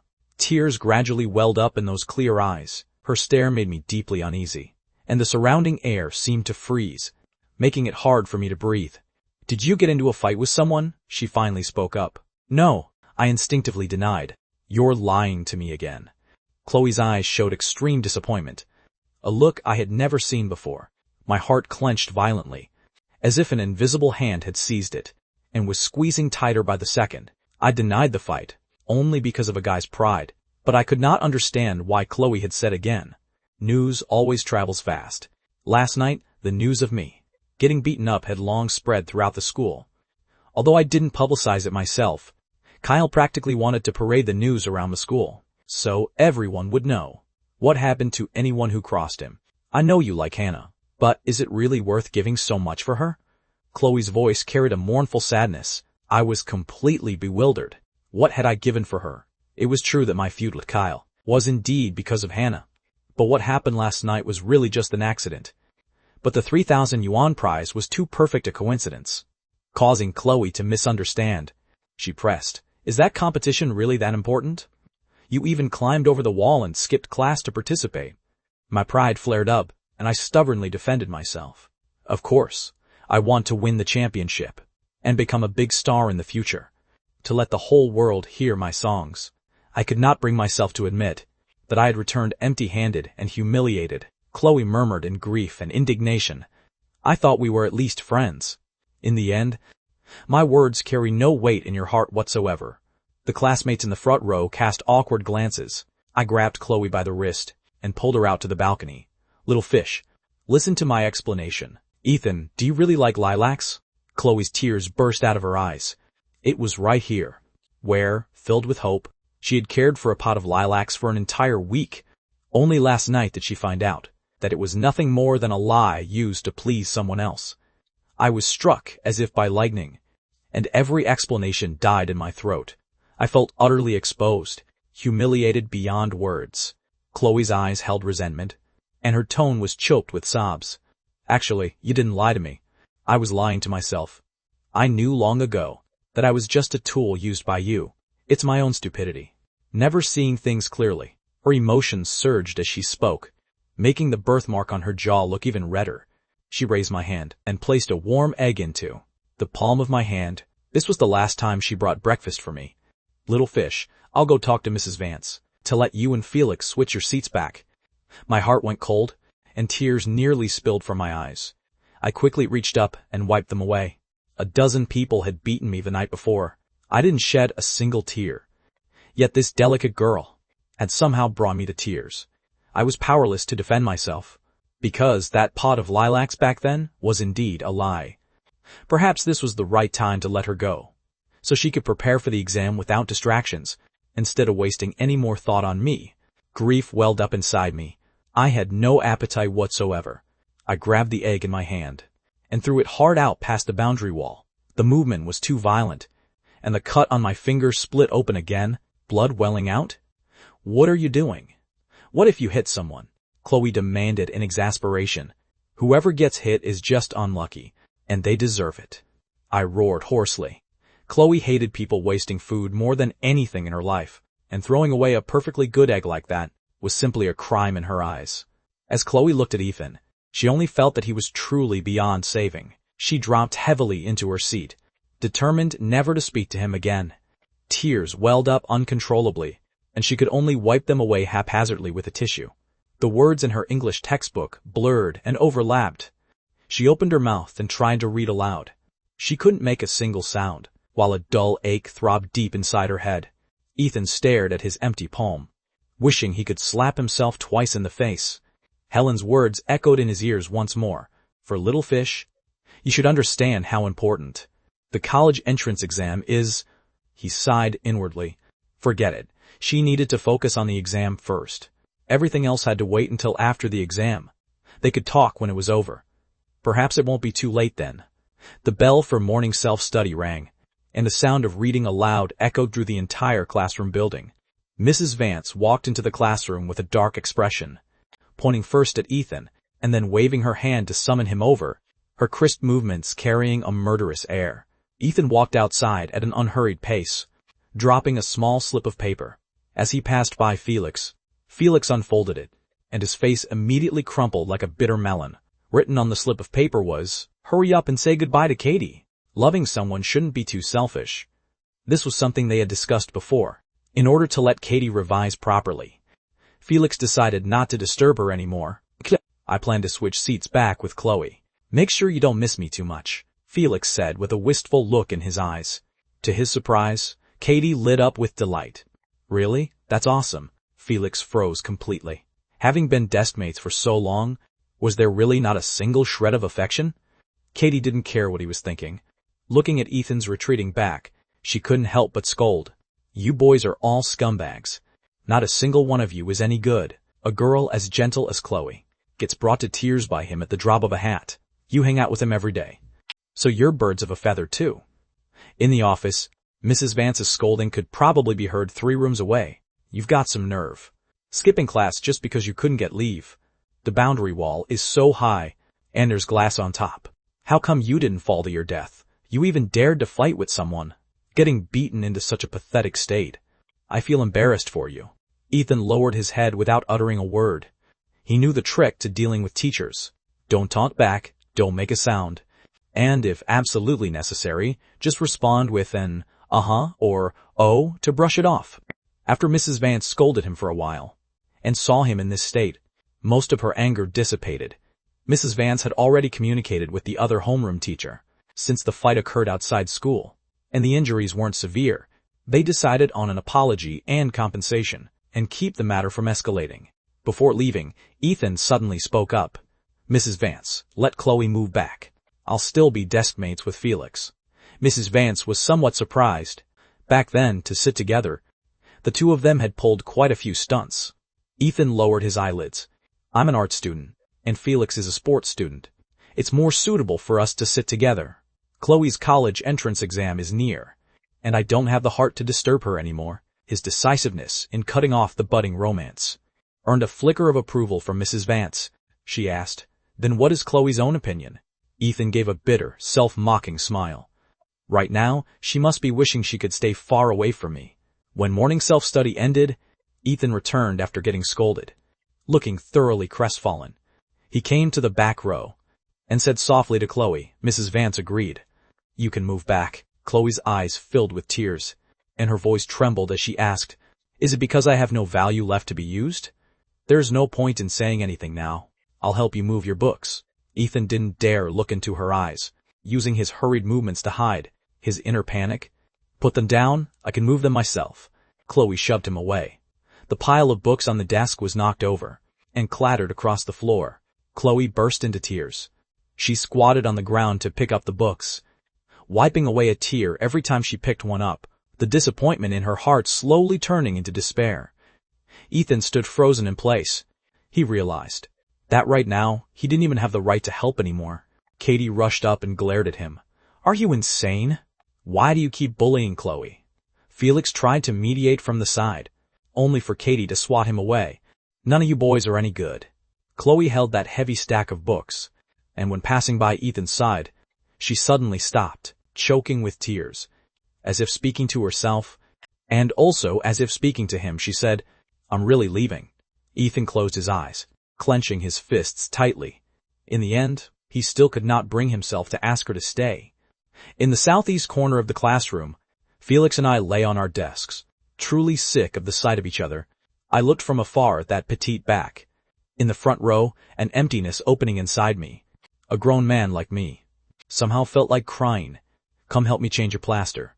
I pulled out a medicated patch and slapped it onto the desk. Felix looked completely puzzled. "Didn't you just change it when you got up this morning?" "Just change it if I tell you to." "What are you blabbering for?" I pulled up my shirt, revealing crisscrossing bruises on my back. Seeing my miserable state, Felix unexpectedly felt a rare wave of compassion, and didn't argue with me. He carefully peeled off the old medicinal patch and pressed the new one on, but as he turned his head, he found 2 hot trails of tears running down my face. "Wait, what are you crying for?" Felix yelled out. I still stared unblinkingly at the front row, defending myself stubbornly. "It's because it hurts." "Who told you to be so heavy-handed?" Felix looked at his own hands, utterly baffled. He had used the gentlest touch possible. Boys obsessed with saving face were ridiculous. Even their tears needed an excuse. The 2 girls in the front row were also whispering softly. "Chilui, I heard Ethan got beaten up really badly last night, and even his guitar was smashed to pieces." Katie vividly described the rumor she heard from somewhere. "He wanted to skip class himself, so it serves him right." Chloe bit her lip, still holding a grudge. "Oh, speaking privately, Ethan is actually pretty good to you. Just carrying you to the clinic, the time was pretty touching." Katie spoke up fairly this time. Chloe lowered her head and spoke no more. Scenes from the past surfaced in her mind, and she began to doubt herself. Was it too unfair to wipe away all his gentleness just because of a single lie? After an unknown amount of time, Chloe asked softly, "Katie, how much does a guitar cost?" Katie propped up her chin with her hands. "That's hard to say. Cheap ones are a few hundred, and expensive ones cost a fortune. That one Ethan had before probably cost around 2,000 yuan. Chloe's heart sank. 2,000 yuan. She worked hard at the Western restaurant every week and only earned 50 yuan, so it would take a whole year to save up enough. And this money was originally what she planned to pay for an examination at the hospital. Katie immediately regretted it. "Why do you care so much about him?" Seeing Chloe about to shed tears again, she quickly stopped talking. After the second class in the morning, there was a 20-minute recess. Hannah appeared at the classroom door again, returning the notebook to Chloe. "Chloe, why did you switch seats?" "Just a normal rotation." Chloe stammered and stood up to leave. "If you're looking for Ethan, just call him yourself. I'm going to the restroom." After rushing out of the classroom, she had nowhere to go, and sat alone on the flower bed outside the teaching building. She helplessly watched Hannah and me, walking side by side toward the playground. The two seemed to be chatting and laughing merrily. A breeze drifted past. The smell of pollen wasn't sweet at all. "I'm really sorry. I've caused you trouble," Hannah said, full of remorse. What happened last night had already spread throughout the campus. "I'm fine, don't overthink it." I pretended to be relaxed. "Then can I treat you to dinner this weekend?" If the goddess had proactively invited me in the past, I would have definitely been thrilled out of my mind. But now I hesitated. Perhaps because of that lie about the lilacs. I still felt guilt toward Chloe in my heart. I changed the subject, pulling out Marcus's business card and handing it to Hannah. She came from a good family background and knew far more about the industry, so I asked her to investigate. The agent whose card I had received, Hannah flipped through it for a moment. "This company is pretty capable. Do you plan on becoming an artist? I'll ask my dad to check with his friends later." By the flower bed, Chloe gazed longingly at the playground. She couldn't hear what we were saying, and could only think how perfect they looked together. She got up and walked away despondently. Even if she knew I didn't love her, she still could not stop caring about me. She thought everyone would go their separate ways after graduation, so giving him a guitar would be like leaving a piece of herself beside him. It would also give her painful secret crush a proper ending. Throughout this entire day, my meal buddy changed from Chloe to Felix. Everything tasted bland. Watching Felix shovel food into his mouth, I became irritated for no reason. "Can't you show a bit of table manners for once?" "How embarrassing," Felix shot back immediately. "Did you think I wanted to eat with you?" Pulling a long face. "As if someone owes you 200 yuan. I slapped the table. "You didn't return the money you borrowed last month anyway." After bickering for a while, Felix suddenly sighed. "We're taking graduation photos tomorrow. Katie and I don't even have a single photo together." I was taken aback. Only then did I realize that Chloe and I hadn't taken a photo together either. Could it be that our only time sharing a frame could only be that big group photo? The next day, everyone deliberately dressed up a bit. The boys combed their hair till it was slick and shiny, while the girls changed into pretty dresses. Chloe was still wearing those plain clothes for visiting relatives, and the fluffy little bunny on her headband looked extremely cute. The location for the photo was on the steps of the teaching building. The whole class was divided into 6 rows. Being petite, Chloe stood in the first row, while I stood in the last row. Standing desperately on tiptoes, I could only look past layers upon layers of the backs of people's heads to catch sight of that slightly swaying little bunny. Mrs. Vance shouted from the side, "Be a bit more serious, everyone. Look at the camera. Cherish your present time. In the future, when you miss someone, chances are you can only look at them in this photo." The photographer pressed the shutter, and the frame froze at that moment, preserving the wild, soaring youth of our 18th year. But in that group photo, my eyes never once looked at the camera. "Chloe, you looked so pretty on the day we took our graduation photo." I reached out my hand, gently stroking the glass on the picture frame. This picture frame was custom-made, much larger in size than regular ones. Chloe placed it by her bedside, wiping it spotless every day. And beside it was another picture frame. That was when she was 7 years old. A group photo of the family of 3 in a wheat field. The first ray of morning sunlight spilled through the window, always rendering a warm halo of light over these moments. Even though her fate was miserable, she still always faced toward the light. Printed on the photo was a line of words: "Sing a song of parting today, and meet you again when the blossoms fall." In the end, this only became a fond wish. In fact, after graduation, many people never saw each other again. Looking at the faces in the photo, they couldn't even remember their names. Those memories went away with youth, never to return. I was so stupid back then, not even taking a photo together with you. I regret it to death now. Chloe's tone was full of annoyance. I gently held her hand, caressing her tender palm, comforting her softly, "Little fish, we take photos every day now, making up for the 6 years we lost."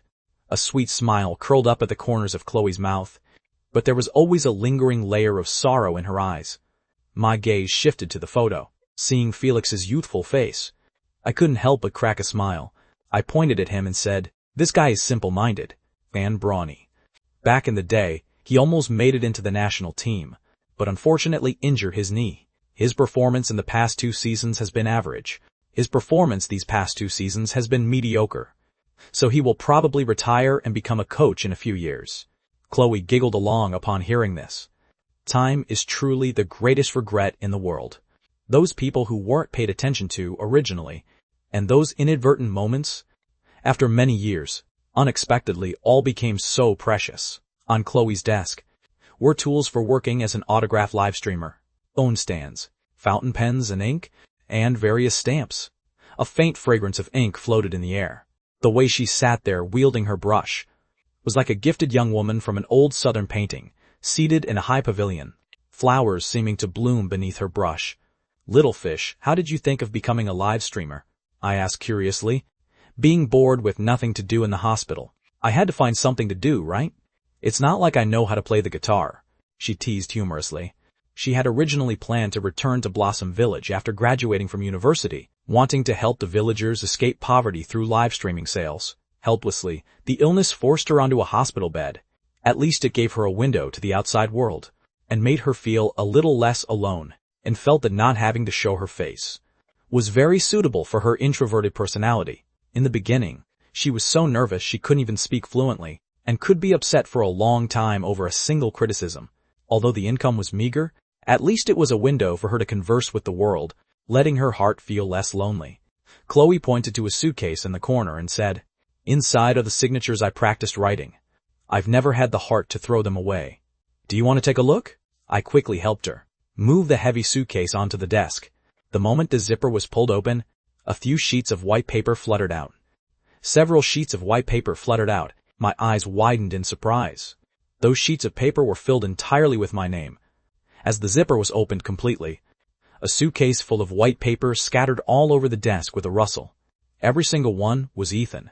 Stroke by stroke, agile and elegant, neat and structured, sweeping strokes forming distinct styles, thousands of ways of writing in various fonts, every imaginable style and script. Yet the affection behind them never changed.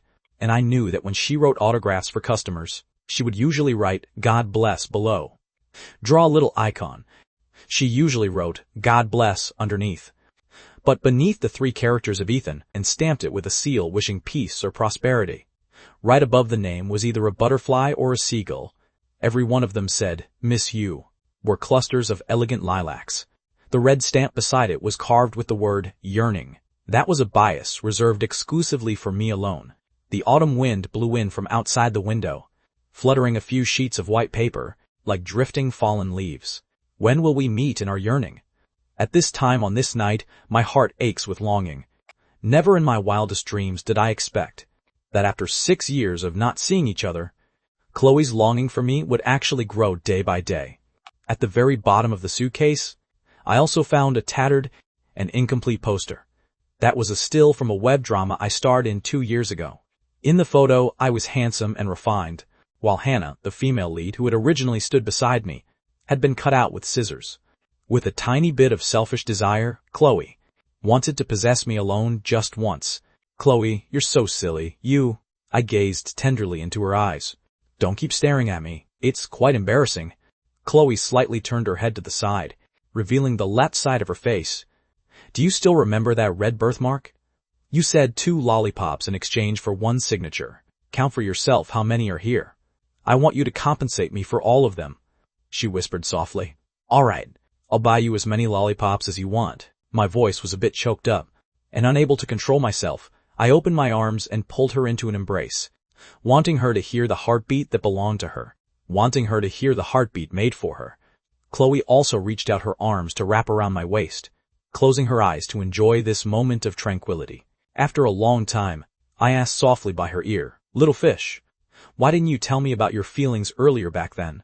Chloe opened her eyes, took my hand, and placed it on her lusterless wig, saying softly, "Because I could die at any moment." The next day in the afternoon, I pleaded with Chloe to take me for a walk around River City University. I wanted to see with my own eyes the place where she had lived during the 6 years we had lost. River City University was famous for its cherry blossoms, but unfortunately, the blossoming season had already passed. The air was filled with the scent of tree leaves and green grass. With graduation season approaching, the students on campus were always in a hurry. Chloe wore a floral print dress, revealing her well-proportioned lower legs. if not for the faint trace of illness in her face and clear eyes. If not for the faint trace of illness on her face, she really looked like a college student brimming with youth. I was here on and off for 5 years, always running back and forth between the hospital and school, she said softly. She majored in resources and environmental science, which was quite an unpopular major. When she applied for this major back then, she wanted to realize her dream, to return and give back to her hometown after completing her studies. Unfortunately, this heart full of ambition was ultimately delayed by her illness after all, I could have gone to the same university as you. I lamented with no small amount of regret. Chloe smiled. That wouldn't do. River City University doesn't lack one student like you, but the music industry right now really needs a singer like you. Indeed, at this moment, I was at the peak of my popularity. 11 episodes of The Voice had aired. I had taken the stage 5 times and presented 5 songs. Every song was like a blockbuster bomb, blowing the lifeless music scene into full bloom everywhere. On music platforms, my songs were consistently dominating the charts. In the comment sections with over 100,000 posts, the tears of the listeners gathered together, enough to fill the entire Pacific Ocean. Everyone truly had a love-hate relationship with my name. What they loved was that my songs could always touch people's hearts. What they hated was that I was too cruel, always taking that little bit of beauty people hoped for and shattering it to pieces. I was simply too popular right now and had to be fully armed whenever I went out. Hat, sunglasses, and a mask that concealed almost every inch of my face. Perhaps this is a law of conservation. When you gain certain things, you will always lose other things. Walking on campus, I could hear people singing my songs everywhere. Even if they were out of tune, they still sounded very captivating to the heart. Chloe, you came back to school? A short-haired girl brushed past us, then suddenly turned around and grabbed Chloe by the arm. Megan, you're so pretty now, I almost couldn't recognize you. Chloe recognized her, appearing exceptionally pleasantly surprised. The two girls happily caught up on old times, leaving me out in the cold for a moment. Her name was Megan, Chloe's college roommate, who had now gotten into graduate school at this university, and was about to stay on campus to teach. The three of us found a cafe with a quiet and elegant environment. When I removed my sunglasses and mask, Megan nearly screamed with excitement. Ethan Parker, I'm your fan. No, wait, you're my idol. Looking at her incoherent state, Chloe took a sip of her latte, smiling sweetly. I acted very friendly, fulfilling her requests for autographs and photos one by one. In exchange, I asked Megan to tell me how Chloe had been doing all these years. She was loved by everyone at school. How Chloe had lived during those years. Everyone at school adored her, and there was not a single person in her class who disliked her. I raised my eyebrows, feeling a bit jealous in my heart. Of course, she had so many suitors. Megan wrapped an arm around Chloe's shoulders, as if showing off. I originally was just teasing, but hearing this didn't feel good at all. Deeply afraid I'd hear more romance gossip and swallow a whole bucket of jealousy, Megan continued enthusiastically. Although there were many guys pursuing her, she didn't care for a single one. She always said her heart belonged to someone. She just wouldn't tell anyone who it was. Everyone almost doubted her sexual orientation. Going through college without even dating once, isn't that practically a waste of life? Why, Chloe neither accepted new relationships, nor proactively contacted me. The reason she had already explained last night. After contracting a brain tumor, she could leave at any time. She had once thought that if she were to head straight toward death, in this lifetime she had only ever loved one boy. It could be considered clean and pure after all, pure like a lilac flower, like the moon in the sky. Megan blinked at me. Don't be fooled by how gentle Chloe is. She actually got into a fight with someone before. I felt a bit ashamed. I've argued with her before too. That's not the same. Megan chuckled with her hand over her mouth. In all the time I've known her, the only time I've seen her lose her temper was because of you. 2 years ago, when the web drama you acted in premiered, a boy casually said your singing sounded terrible. Though she was usually soft and weak, she actually argued with him fiercely, like an angry kitten, insisting he listen to your songs a few more times. She even discussed things like breath resonance and vocal turns with him, making it seem like she was a mentor on a music show. Megan mercilessly exposed Chloe's secrets. She'd also been curious back then. Chloe had defended a rookie singer she had only just discovered. Chloe would defend a newly debuted rookie. Today she finally had the answer. It turned out Ethan was the one her heart belonged to. Throughout our conversation, Chloe held her coffee cup the whole time, a gentle smile resting on her face. She didn't chime in, nor was she shy, as if she too were an outsider. Quietly listening to someone else's story, Megan's stories wandered from topic to topic, jumping wherever her thoughts led. She told me about Chloe's college life, in painstaking detail. So as not to make the atmosphere too sad, she deliberately avoided those days of running back and forth to the hospital. The rest was actually quite ordinary. Just the daily life of an ordinary female college student. Classroom, dorm, library, and various off-campus part-time jobs. Over these past 2 months or so, I had also heard bits and pieces from Chloe, and now these fragments were finally pieced together completely. Little fish, you really worked so hard all these years. I sighed with deep emotion. Chloe just shook her head softly. It wasn't hard. I was working hard to realize my dream. Indeed, how could a dream be bitter? Warm yellow sunlight streamed in diagonally through the French windows, stretching the shadows of the coffee cups on the table longer and longer. We had agreed early on to have dinner at River City University's cafeteria. Megan had planned to excuse herself and leave us alone, but was dragged along by us anyway. After all, being able to spend a bit more time with the big star, she was naturally happy to do so in her heart, and it was also a good chance to catch up on classmate friendship. Earlier in the cafe, Chloe hadn't spoken much. Even though the conversation revolved around her the whole time, she herself seemed to have little sense of participation. The cafeteria over by the graduate dorms tasted much better than the one in the old campus. Megan looked far more excited about the food than either of us. Having been away from campus for a long time, seeing the scene of crowds moving in the cafeteria once again, a wave of nostalgia unexpectedly washed over my heart, making me unable to help recalling the first day we became deskmates, when I took Chloe to eat at the cafeteria. Back then, she was always quietly nibbling on vegetable leaves, really like a cute little rabbit. The cafeteria had a wide variety of dishes. Besides the common stir-fries, there were also quite a few specialty stalls. An aroma of noodles with soybean paste drifted from the noodle window. I glanced over, an inexplicable wave of sadness surging in my heart. Megan followed my gaze, saying with a smile, the cafeteria's noodles with soybean paste actually don't taste good. The ones Chloe makes are the ultimate delicacy. So delicious, they make you want to cry. My heart tightened, and I immediately pressed, You've also eaten the noodles with soybean paste she made? Megan nodded. During the holiday, I was lucky enough to eat them once at a classmate's home. Though strange enough, she herself was also eating while crying that day. I fell silent. When I first heard this saying from Little Duo, I thought it was just an exaggeration. But, looking at it now, that was a feeling deep in her heart she couldn't erase. I couldn't bear to let Chloe squeeze through the crowd, so I had her go find a seat first, while Megan and I lined up to get food. Passing by the snack window, looking at the glossy, stinky tofu, I asked casually, Does Little Fish eat this? She does, Megan answered at once, and she asks for a lot of chili peppers too. Actually, she can't handle spicy food at all, and her whole face turns red from the heat every time. Does she eat sweet potatoes then?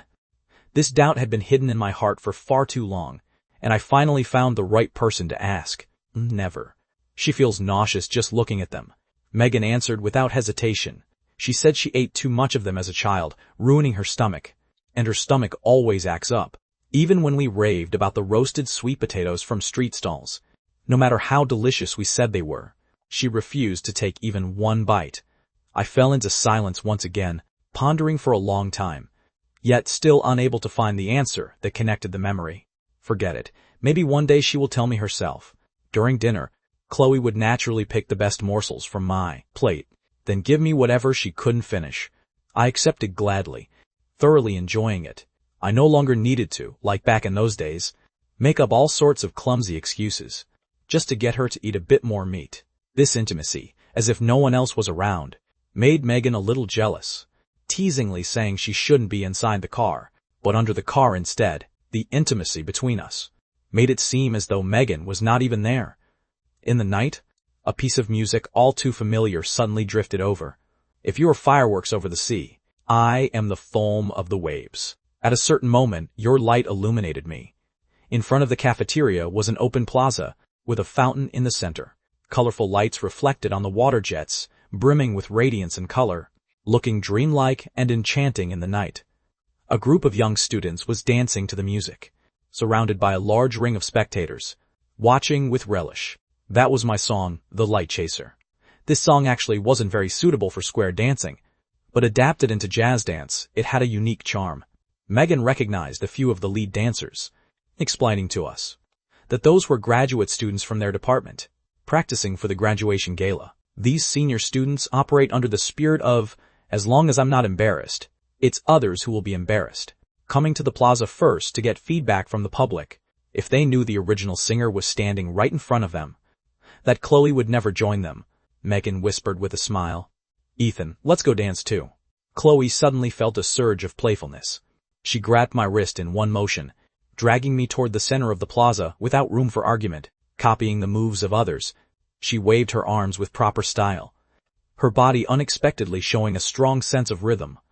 Being a singer by trade, dancing this kind of simple jazz was naturally a breeze for me.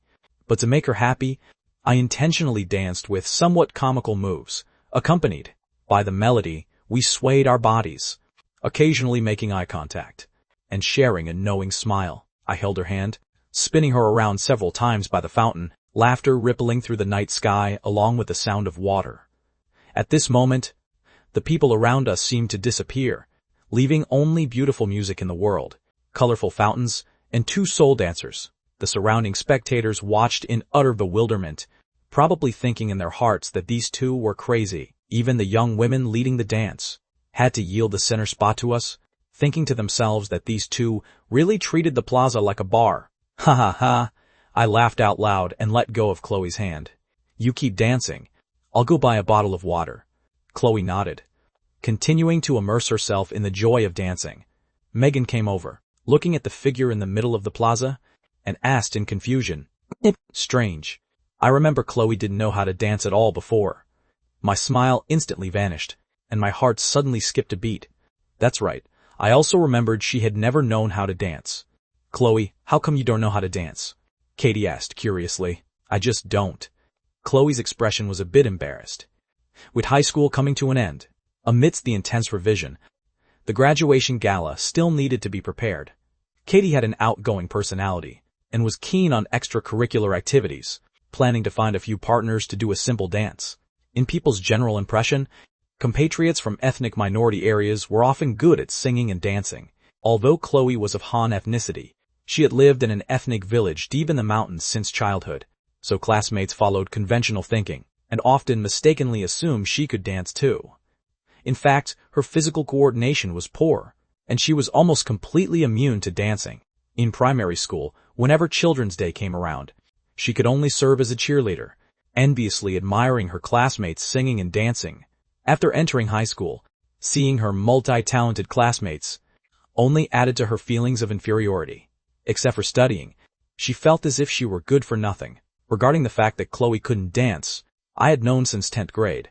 As the musical genius of the class, whenever school anniversary events came up, it was naturally up to me to organize things. I knew all the talents of everyone in class like the back of my hand. My biggest impression of Chloe back then was that she had zero artistic bone in her body, unable to even clap in rhythm. During the 10-minute break, Katie came to the cleaning corner. Felix looked up excitedly. Looking for me? Katie showed a smile. Yeah. I have something to trouble you with. What is it? Trouble you to walk away. Katie pulled Felix up from his seat, telling him to go outside and cool off for a bit. Felix went to the restroom with a dejected face. Katie sat down and asked me, for the graduation gala, we can't do without you. You have to sing. I lay on the desk motionless, answering without even raising my head, not singing. Not in the mood. Stingy. Isn't it just that you two had an argument? Katie rolled her eyes at me, knowing I was still upset about Chloe. Rare are soulmates who will listen when the string breaks. I showed off a fancy poetic quote. It's just a broken guitar. How much can it be worth? Katie asked as if casually. This isn't a problem of money. It was with me for several years, and we witnessed honor and laughter together. There were feelings attached. I said solemnly, it's worth 2,000 yuan at most. Please be precise. It was 1,908. Katie smiled proudly, pleased that she had found out so easily. Why would I need to bother that useless Felix? She tossed out a few more casual comments, and stood up to return to the front row. Wait, I called after her. Katie stopped, then waved her hand. Forget it. Nothing. I had wanted to ask her, during these final days, to look after Chloe a little more, but once the words reached my lips, they felt unnecessary. They were both 18, neither of them needed someone else to look after her. Today was Saturday, and after the last class ended, it was a rare chance to rest for a day. Chloe and Katie packed their backpacks, leaving the classroom chatting and laughing. In the last row, two big guys were feeling dejected and sad. Ethan, after being classmates for 2 years. This is the first time I find you so annoying. Felix, immensely missed the days of being deskmates with Katie. Even if I got scolded, I was happy. Look at your miserable face. As if I want to treasure you, I retorted. For so long, I had gotten used to Saturdays after class, going home together with Chloe. Now being alone felt uncomfortable all over, as if I had lice on me. Felix invited me to go play internet games, but I turned it down, lacking interest. Doing anything felt uninteresting. Walking out of the school gate, I bought a bowl of my favorite stinky tofu, but it tasted tasteless in my mouth. Boss, this isn't stinky enough. After I walked far away, the vendor grumbled in a low voice behind me. Such a picky mouth. Soak it in slop water yourself, and it'll be stinky enough. When I reached Oak Street, I passed by Moonlight Bistro, then unconsciously turned back. Even if I just got a glimpse of Little Fish from afar, it would make my heart feel at ease. As it turned out, I didn't see Little Fish, but instead saw Little Fish's mother. Helen was originally mopping the floor at the doorway, and recognized me, coming out to greet me. Hello, ma'am. Is Chloe not here? I asked with some nervousness. She went shopping with a classmate, and will be here in a little while. Are you looking for her for something? I shook my head, my tone somewhat mournful. Ma'am, I did as you asked. Now the two of us are no longer deskmates. Helen was somewhat surprised, staring at me blankly for a good while. The corners of her eyes and brows bore a few resemblances to Chloe, yet because of overwork, her face looked haggard, and her eyes were somewhat cloudy. Good child, thank you. Tears flickered in her eyes, and her voice was slightly choked up. I don't have much education, and I'm not good at speaking. Don't take it to heart. When the college entrance exam is over, if you're willing to continue being friends with Little Fish, I won't say anything to stop you. She didn't know how to handle her daughter's delicate emotions, only knowing that at this critical juncture, nothing was more important than the college entrance exam. My being so sensible moved her deeply. Ma'am, Mom, is Chloe doing okay physically? She should be fine. Don't worry about her. Focus on revising for your exam. Helen didn't say a single word about the possibility of Chloe having a brain tumor, because I also had to take the college entrance exam, which was likewise a crucial moment in my life. Making someone worry about her daughter for no reason seemed far too selfish in her view. Bidding farewell to Helen, I walked home despondently, the exquisite sunset view, holding no appeal for appreciation at this moment. Meanwhile, on another street, Katie was holding Chloe's arm. Look quick! What a beautiful sunset glow. Chloe, however, was solely focused on hurrying along, urging, I don't have much time. If I stroll around for a bit and the restaurant gets busy, I'll have to go back to help. She'd asked the store manager for a 1-hour break, specifically to visit musical instrument stores. She wanted to get a feel for the prices first, before deciding whether to buy on the spot or place an order online later. After all, with a budget of only 2,000 yuan, she was indeed stretched tight. Chloe, have you thought this through? Are you really going to give that guy such an expensive gift? Katie still couldn't understand. They'd only been deskmates for a little over 2 months. How could there be such a deep bond? 2,000 yuan didn't sound like much, but it was all of Chloe's net worth. Just this alone made Katie think it was mind-boggling. If she knew the original purpose of this money, she would definitely think Chloe had gone crazy. It's possible we might never see each other again in the future. I want something to stay with him in my place. Chloe expressed her feelings for me to someone else for the very first time. Her cheeks warmed as she finished speaking, and her heart began to beat faster. Katie said hesitantly, Chloe, I don't know if I should say this or not. Chloe tried her best to relax her expression. When someone uses this phrase, they are reminding the other person to brace themselves, as what comes next might not be very pleasant. Katie took a deep breath. and finally blurted out, "Felix once told me that Ethan had secretly loved Hannah from class 3 for years. It's not worth you doing all this for him. Buying such an expensive gift is a complete waste of money."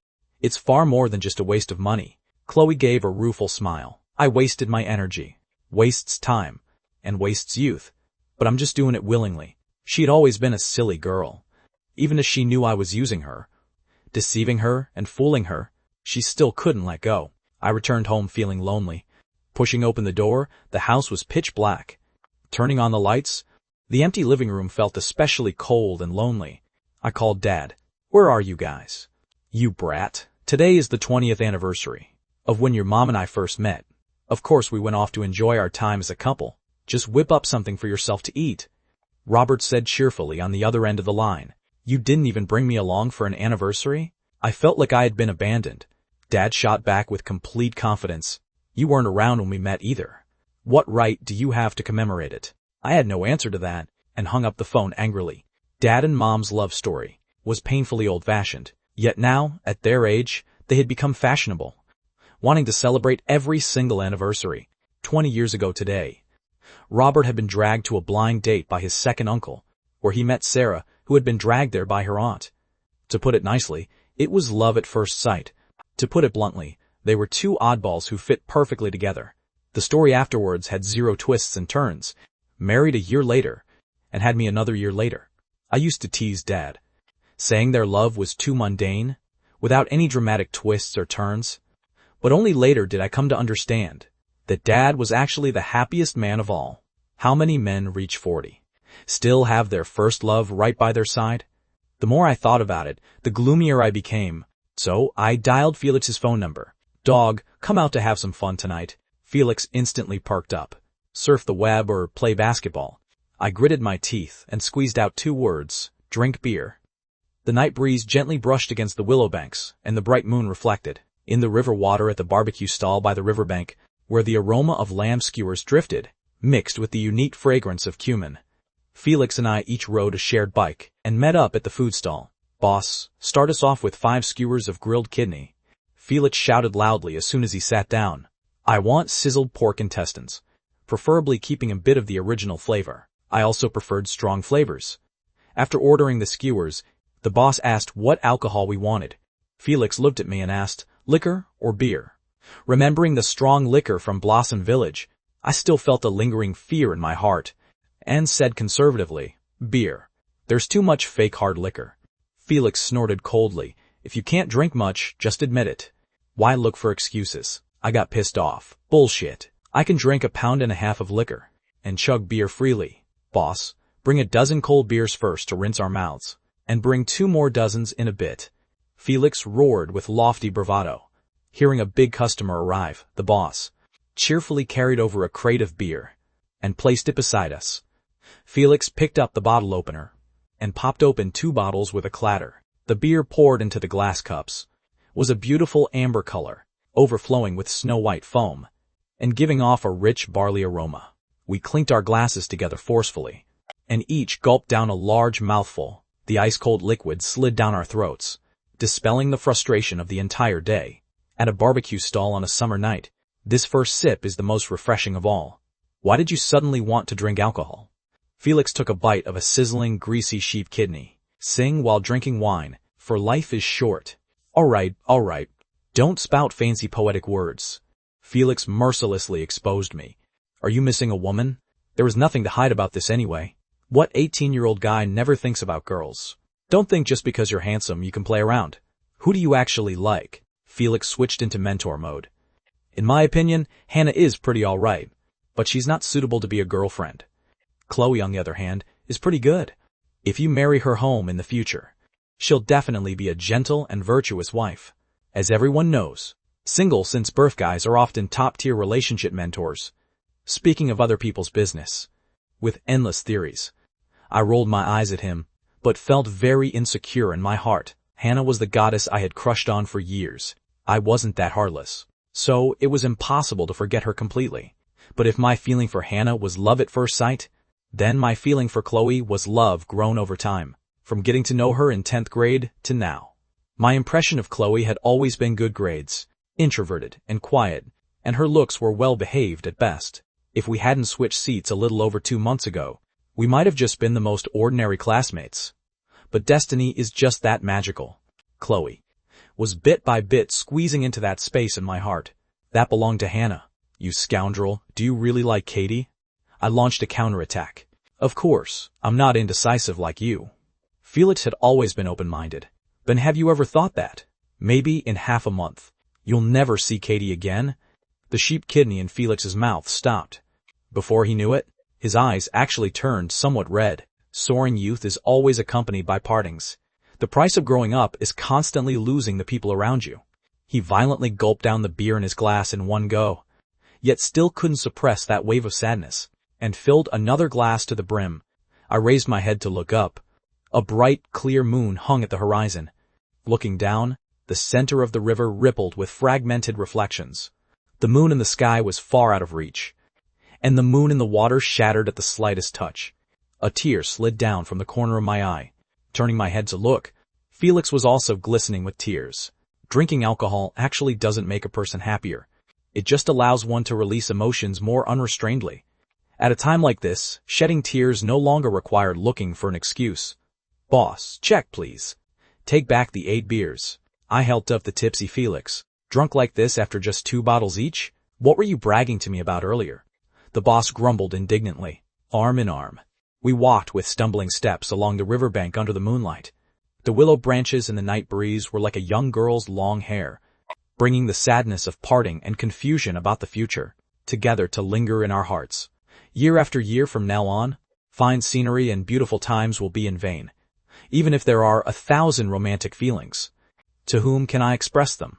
Why did you drink so much alcohol? Chloe supported me, her tone full of dissatisfaction. Slurring my words a bit, I answered, I was having fun. Tomorrow night is the semifinals. Take it a bit more seriously. Lowering my head, I whispered softly, I'm sorry. I won't do it again.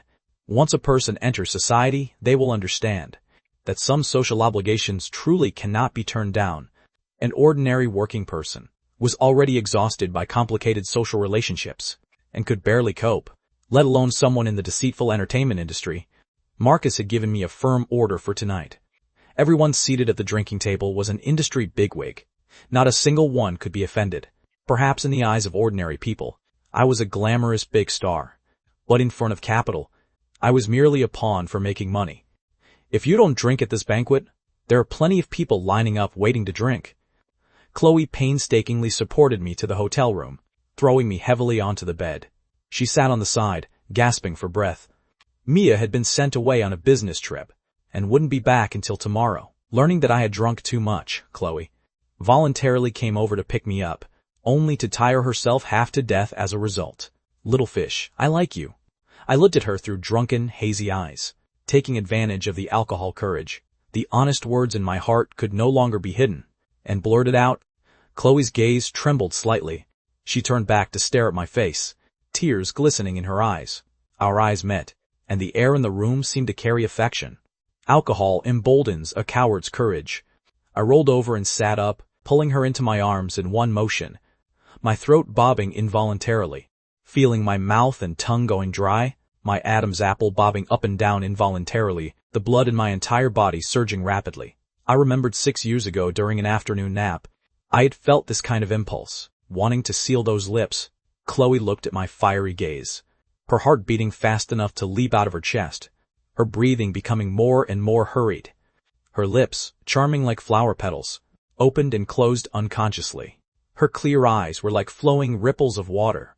The arrow was on the string and had to be shot. Unable to suppress the bursting desire, I instinctively leaned down and gently kissed her. Just at the moment when our lips were about to touch, a hand blocked the middle.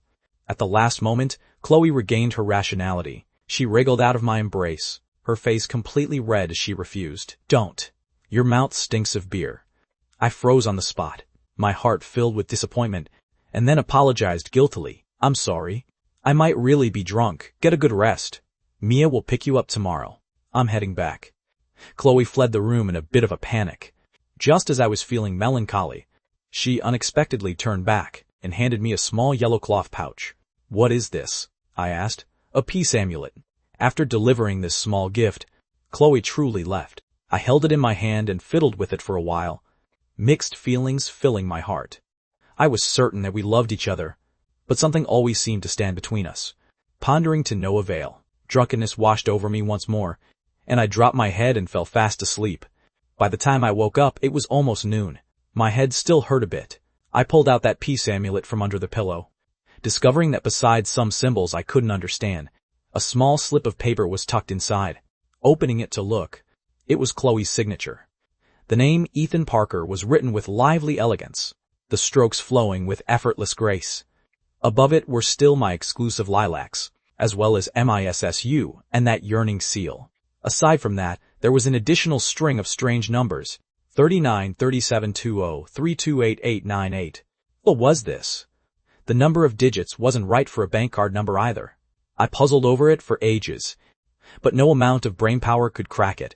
Then a knock sounded at the door, and Mia appeared at the doorway covered in dust. "Bro, can I come in? There's nobody else in the room, right?" I gave her a sharp glare. "What kind of person do you take me for? I've always kept myself clean and chaste." Mia had brought lunch, and we communicated about the competition while eating. Tonight was the semifinals, and the audience's expectations were extremely high.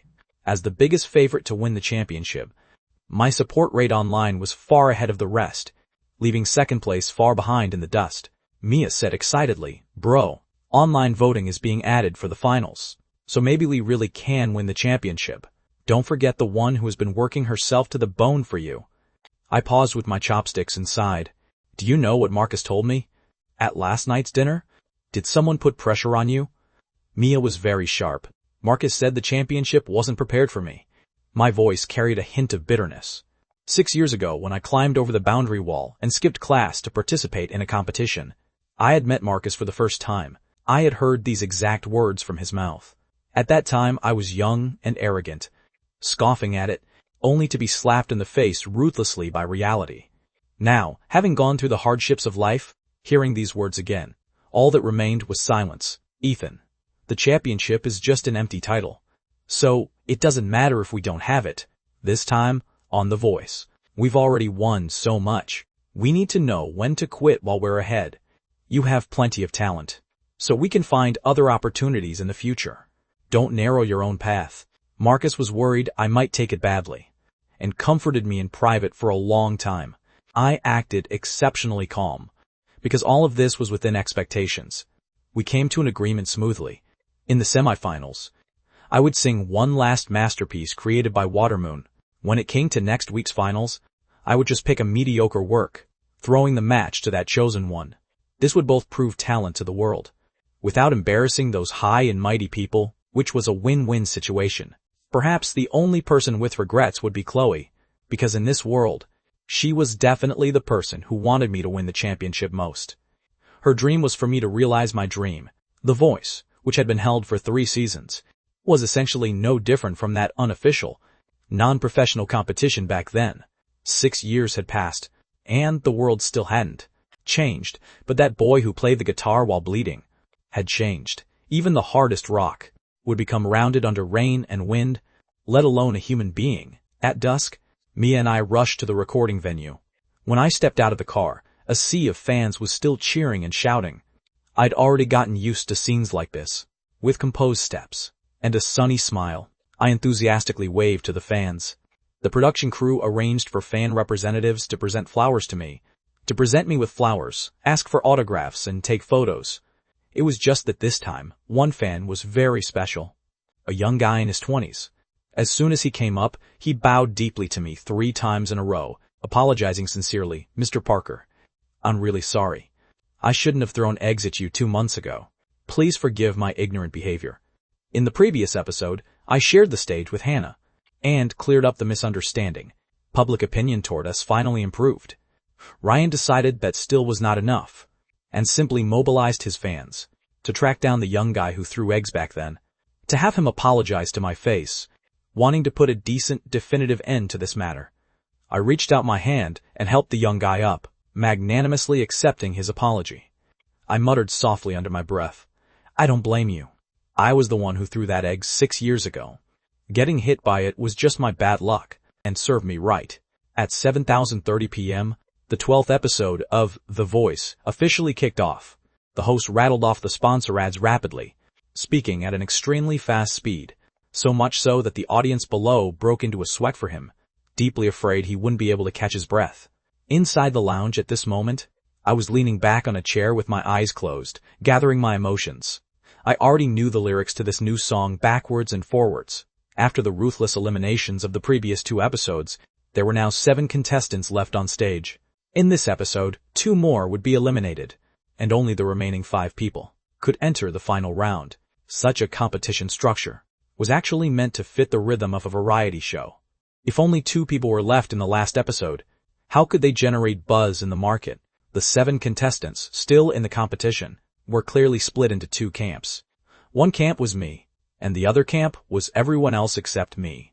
I was the sole contestant, remaining on Lucas's team, because my performance was simply too eye-catching. The other contestants automatically formed an alliance. Backstage, they even started joking. I'll put up 50. Which one of you can take him down? Look at how stingy you are. Whoever can eliminate him, I'll give 100. Of course, someone sensible poured cold water on the idea. Do none of you understand how this industry works? How could the production team, before the finals, let Mr. Lucas reach the final with only 1 contestant? After all, The Voice is a show first, and a competition second. The netizens in the livestream room didn't care about any of this. They only wanted to listen to songs. My fan base had grown enormous. Wherever I went, even Ryan's fans knew better than to pick a fight with mine. The screen was densely flooded with comments. I've already completely given up hope on him. He definitely won't sing a sweet love song. Just lie back and accept it, bro. If you can't resist, just enjoy it. It's not a bad thing to have a good cry tonight. My performing order was 4th, right in the middle. After the first 3 contestants finished performing, their scores were all middle of the road. Not failing, but not brilliant either. The mentors were quietly organizing their words in their minds, pondering how to praise me in a moment, to win the netizens' favor. Especially Cynthia, whose reputation had recently declined, was sweating nervously at that moment. Next, please welcome our 4th contestant. The song he'll perform is called Waste. The host's voice suddenly rose, and thunderous cheers erupted throughout the venue. Glow sticks flashed so brightly that people could barely keep their eyes open, while the live stream's viewer count soared instantly, breaking past the 10 million mark. The stage suddenly dimmed, with only a hazy silhouette projected onto the curtain. The piano intro slowly sounded, as a mournful atmosphere spread along with it. The lights gradually brightened, and my outline became clear. I was wearing a casual, bathrobe-like shirt, with my bangs covering half of my eyes, exuding a sense of weary laziness. I opened my mouth, somewhat feebly, as the lyrics surfaced on the big screen. How long has it been? I haven't changed. Loving you has gone on for a full 6 years. I had never thought before that a girl I hadn't seen for a full 6 years would actually still be silently loving me. Even while suffering under the torment of illness, she still took loving me as the sole hope of her life. Even if there was no chance to see each other again, she never intended to give up. For an impossible person, she maintained an almost suicidal singlehood.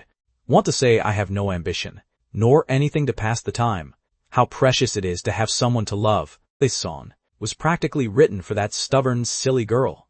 When loving someone has to be described as a waste, that is a heartache that penetrates deep into the bones. It doesn't matter. You don't need to give me a chance.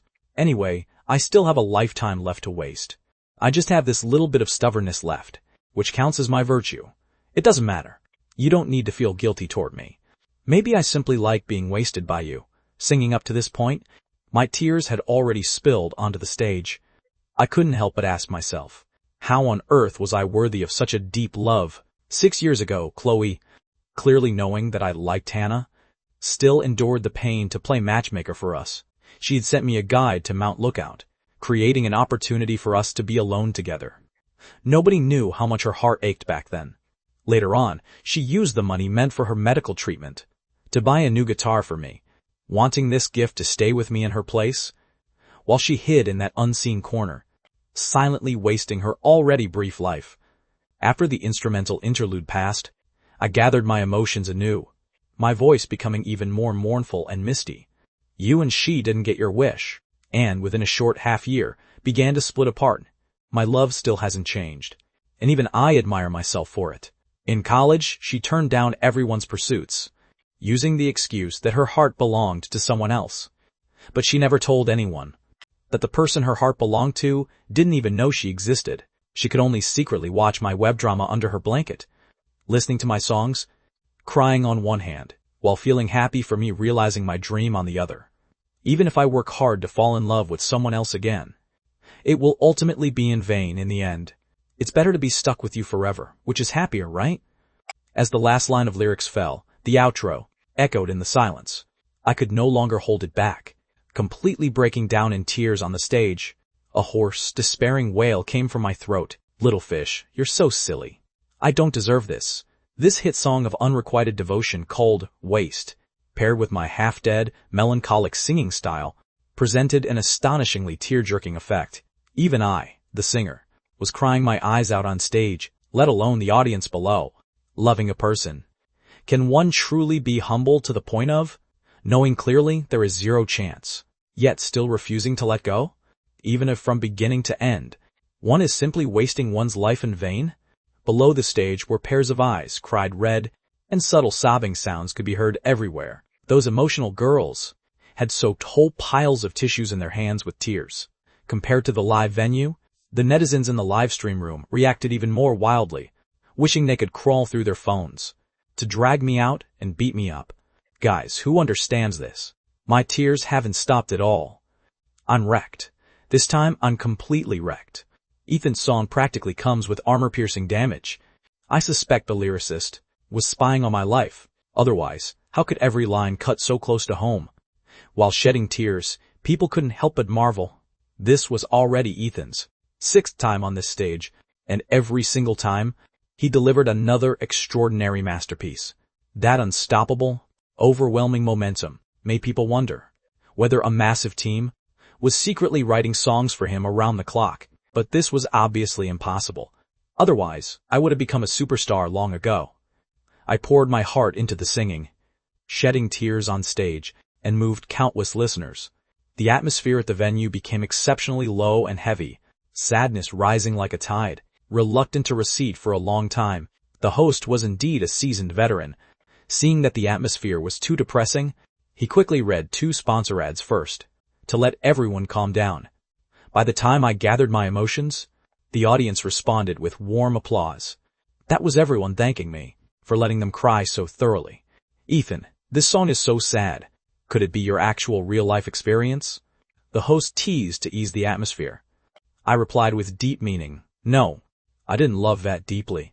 Then I hope every one of us won't love so humbly. The host wrapped up and handed the floor to the mentors. Arthur was currently taking off his glasses, quietly wiping tears right there. Most people who do music are emotional. This music industry godfather had a few well-known romantic histories in his youth. He probably heard my song and thought of a missed loved one. Ethan, you really went a bit too far this time. I didn't expect that at my age I could still be moved to tears like this by a song. If there really is someone like this by your side, cherish her well, and don't break her heart. Arthur changed his usual style, putting on no air of a mentor at all, nor evaluating it from musical techniques. Instead, like an elder, he advised us young people not to be reckless in relationships, nor to be humble. If a sincere love is in front of you, you must learn to cherish it. After all, not everyone has a lifetime to waste. In Arthur's eyes, this song deserved a perfect 10. Cynthia had also learned her lesson. In order not to pit herself against the netizens, she blew a string of extravagant praise, and also raised the 10-point placard high. It was Paige's turn. Her brows were deeply furrowed, and she said with great deliberation, "Your voice today carried a hint of laziness and melancholy. Interpreting a story that wasn't very complete, that almost obsessive stubbornness and morbid persistence were expressed very well, but I personally do not agree with such a relationship. I hope everyone can reap a love between equals." Paige considered carefully before giving me a 9. The single point deducted came from her disagreement with the view of love expressed in the lyrics. It was really too depressing, and she feared it might set a bad example for younger listeners. I bowed to Paige in thanks. The netizens in the livestream room also expressed understanding toward this decision. After all, life was already very hard, and listening to a song just to take a heavy hit indeed wasn't worth it. Lucas was the most uninhibited one. Before it was even his turn to speak, his 10-point placard was already raised above his head. As my mentor, he was full of confidence right now. Ethan, could you tone it down a little? Bringing out songs of this level every time. What are the other friends supposed to do? Even if we have strength, we should save it up a bit. When you get older, when you go years without producing a new song, you'll understand me. Lucas's banter brought a wave of laughter, and the gloomy atmosphere at the venue finally eased a lot. When it came to the audience voting segment, I received an unbelievable 59 votes. The only person who didn't vote for me was probably a relative of a certain contestant. This brought my total score to 98 points, an almost absurdly high score. Entering the finals was already a done deal. A chorus of wails rose from the lounge. No more competing. What kind of monster is this? It's not that we aren't good. It's just bad luck running into this guy. The so-called chosen one was sweating even harder. To step on my shoulders to win the championship, this act was becoming harder and harder to play. Sitting in the car on the way home, Mia drove while teasing. Bro, your performance tonight was truly beyond reproach. If someone hadn't been a simp for 8 or 10 years, they definitely couldn't sing with that flavor of yours. I reached out and yanked her braid. You're getting bolder and bolder. Daring to tease me. Mia pouted and said seriously, it's the last week now, since we won't win the championship anyway. Just relax well.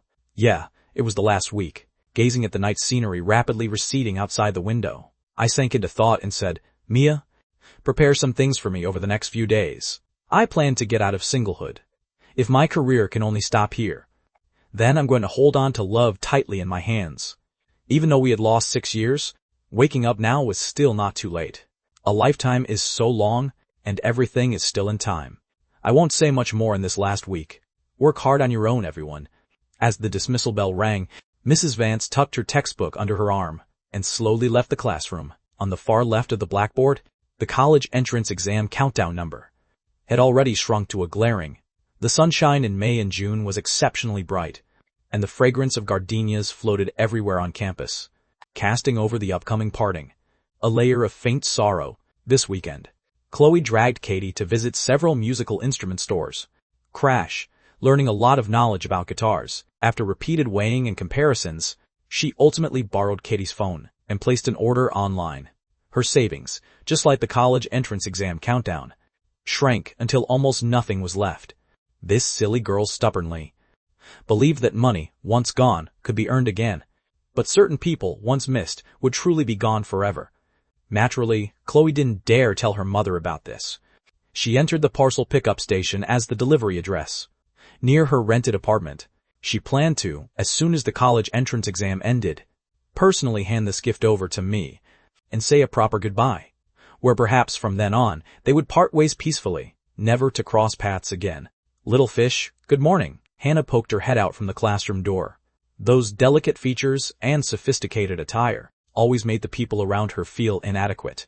She indeed seemed like the type of person who, wherever she went, could become the center of attention. Chloe rummaged through her desk, asking softly, Hannah, are you here to borrow notes again?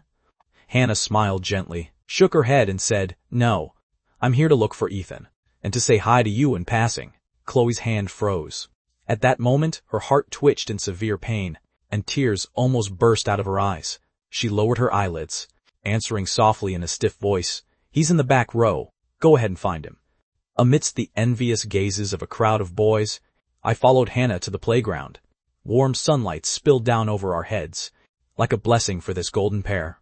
But the chatter in the classroom hadn't stopped. What's going on?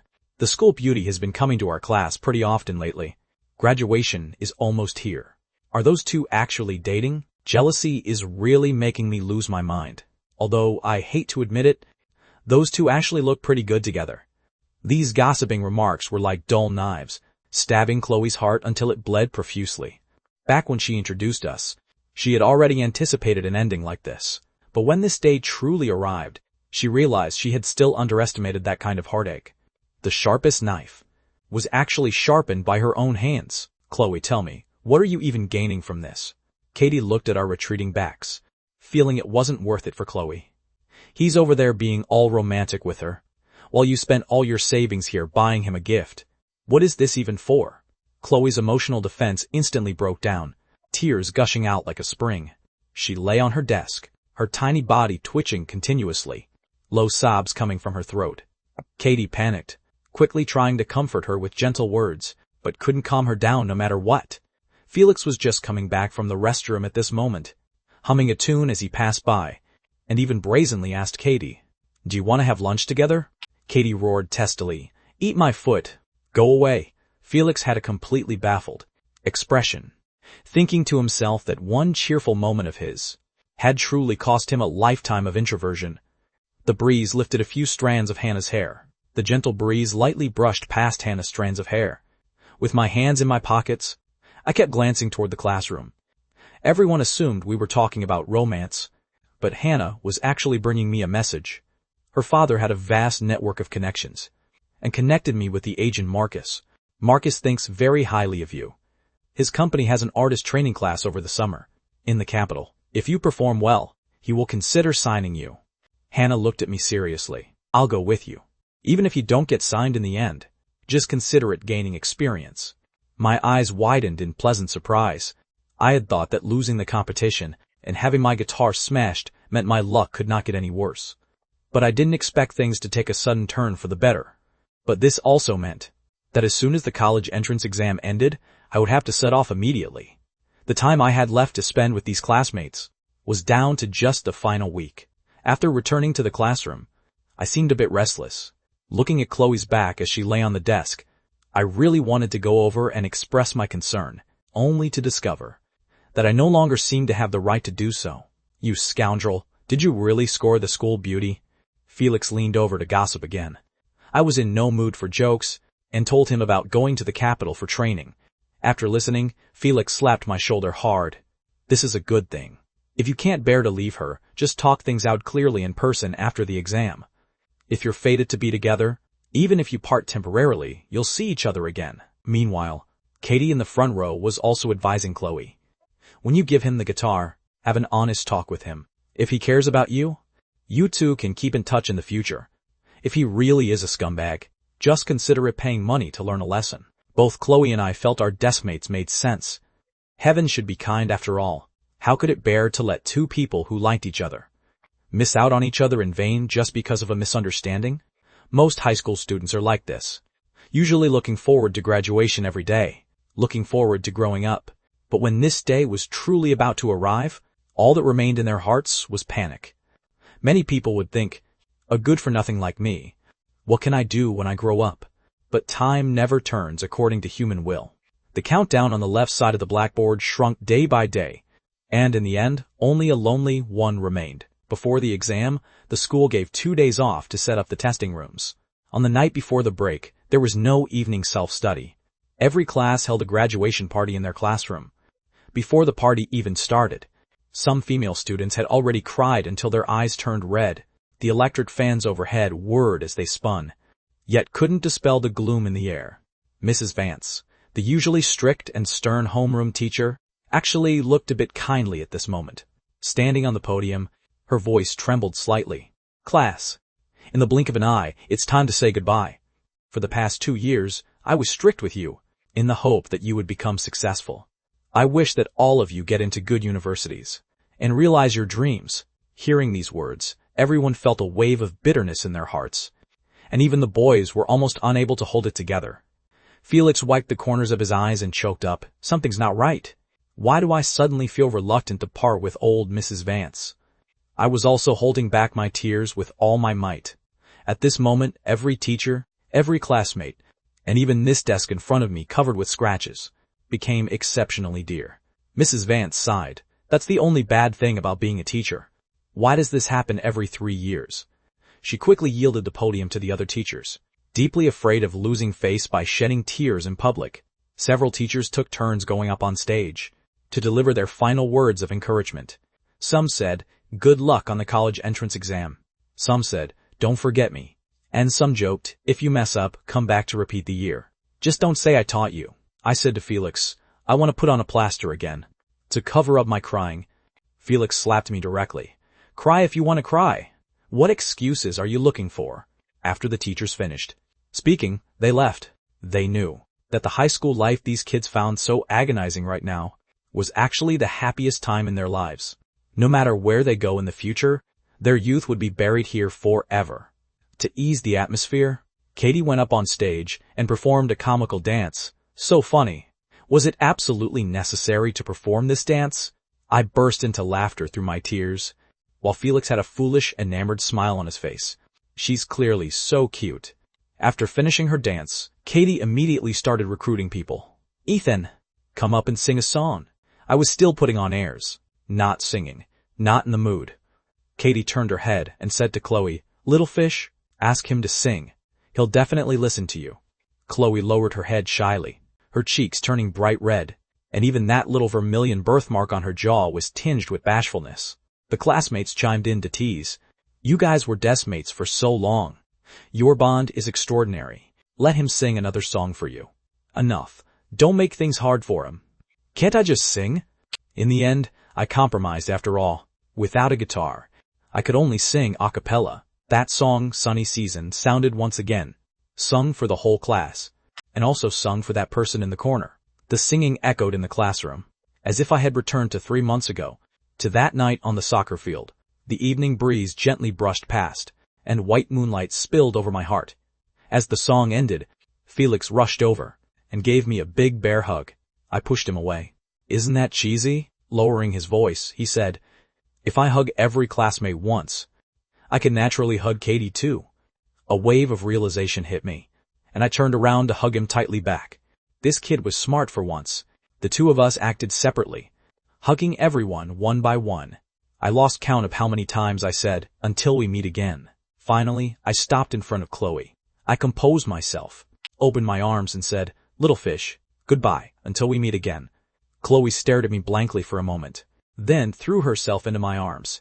With the previous groundwork laid, this hug seemed so reasonable and natural. She leaned against my shoulder. I truly wished time could stand still forever at this very second. "Don't go anywhere the morning after the college entrance exam. Wait for me at home," I instructed her softly in her ear. "I have something very important to tell you." Saying this, I held back the stinging in my nose and let go of her. Walking toward the next classmate with a smile, the scorching sun baked the earth, and the gentle breeze was mixed with bursts of cicadas chirping. The annual college entrance exam event thus kicked off its curtain call. Chloe and I were assigned to different test centers, so there was no chance to meet during these 2 days. This wasn't a bad thing either. It saved us from distracting each other, allowing everyone to take the exam with peace of mind. While the kids were inside the venue, outside the exam center, there were always many parents holding umbrellas, standing under the sun for a full 2 hours straight. Could this make the kids perform better on the exam? Obviously not. But this seemingly futile gesture was actually moms and dads using action to express "I love you," which was the exact same logic as personally stewing a pot of loving chicken soup. Just like how many people tie diamonds and love together. A cold piece of stone can't be eaten or worn, and is insanely expensive. But if you don't buy it, it's as if you don't love them anymore. It was ridiculous that such a transparent marketing trick could fool the entire world. My mom was the clear-headed one, though. She certainly wasn't going to suffer under the sun. She was nervous about her son's exam, too. So she invited a few longtime friends over to play mahjong, saying it was to relax a bit. My dad was the more responsible one. He specially drove over in the afternoon to pick me up. Father and son silently agreed. Not to mention the exam papers during the drive home. Anyway, I was an art student, so the pressure wasn't that big. I ate and drank as usual. I had already told my parents about the training program. They hated to see me leave. They also knew it was a good thing. The thought that her son might become a star made Mom beam, because she imagined how proud she would feel. When she told all her friends, when the car passed by Oak Street, I rolled down the car window early on. Even though I knew Chloe could not possibly be at the bistro, I still could not resist looking. "Ethan, which university does Little Fish plan to apply to?" My dad asked casually, pretending to be unfazed. I answered with a dejected expression, "I don't know." "Anyway, it's unlikely she'll end up at the same school as me." He's comforted me. "Even if you aren't at the same university, can't you still be in the same city? I heard you say you made an appointment to meet her the day after tomorrow. When the time comes, have a good talk with the girl." Dad left it at that, saying no more. Back then, Dad chose the name Ethan for me, because he hoped I would cherish the bonds fate gave me. Few things in this world are more mysterious than fate. If fated, people meet across 1,000 miles. If not fated, they do not meet even when facing each other.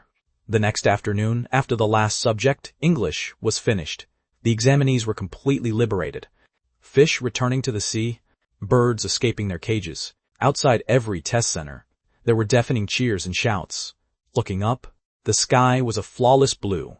It was the boundless sky of our 18th year. But right at this moment, Hannah's phone call came through, like a bucket of cold water, instantly dousing the passion in my heart. She told me I had to go to the talent agency for a meeting tonight, and that we would leave for the capital the next afternoon. I felt very helpless. On this night after the exam ended, the whole class would definitely have a farewell dinner. I could only make a phone call to Felix, asking him to propose a toast to our classmates on my behalf. Felix swore loudly over the phone, saying I was cold, heartless, and unreasonable, but I had no choice either. Everyone has to head toward the future. Some people, however, were destined to remain in yesterday.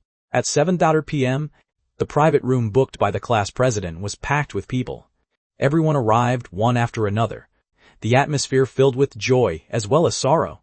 Katie noticed Chloe's state wasn't right, her complexion terribly pale. Chloe forced a smile and said, "Maybe I was too nervous about the exam." In fact, during the 2 days of the exam, a dull pain had been throbbing deep inside her brain. It was very hard to focus while answering the questions, but she had been gritting her teeth and persevering, telling herself that she must not faint and must not let down her hard-working mother. "How about you go back to rest first?" Katie asked with concern. Chloe looked toward the door, expectancy showing in her eyes. She shook her head. "No, I don't know when we can see each other again in the future." But though she waited eagerly, in the end, she still didn't wait for that person. To make matters worse, classmates were still gossiping, saying they saw Hannah and me get into the same car. "Chloe, he's a scumbag.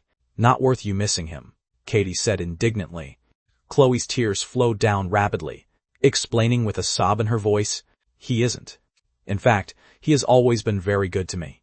At 9:30 p.m., I finally walked out of the talent agency.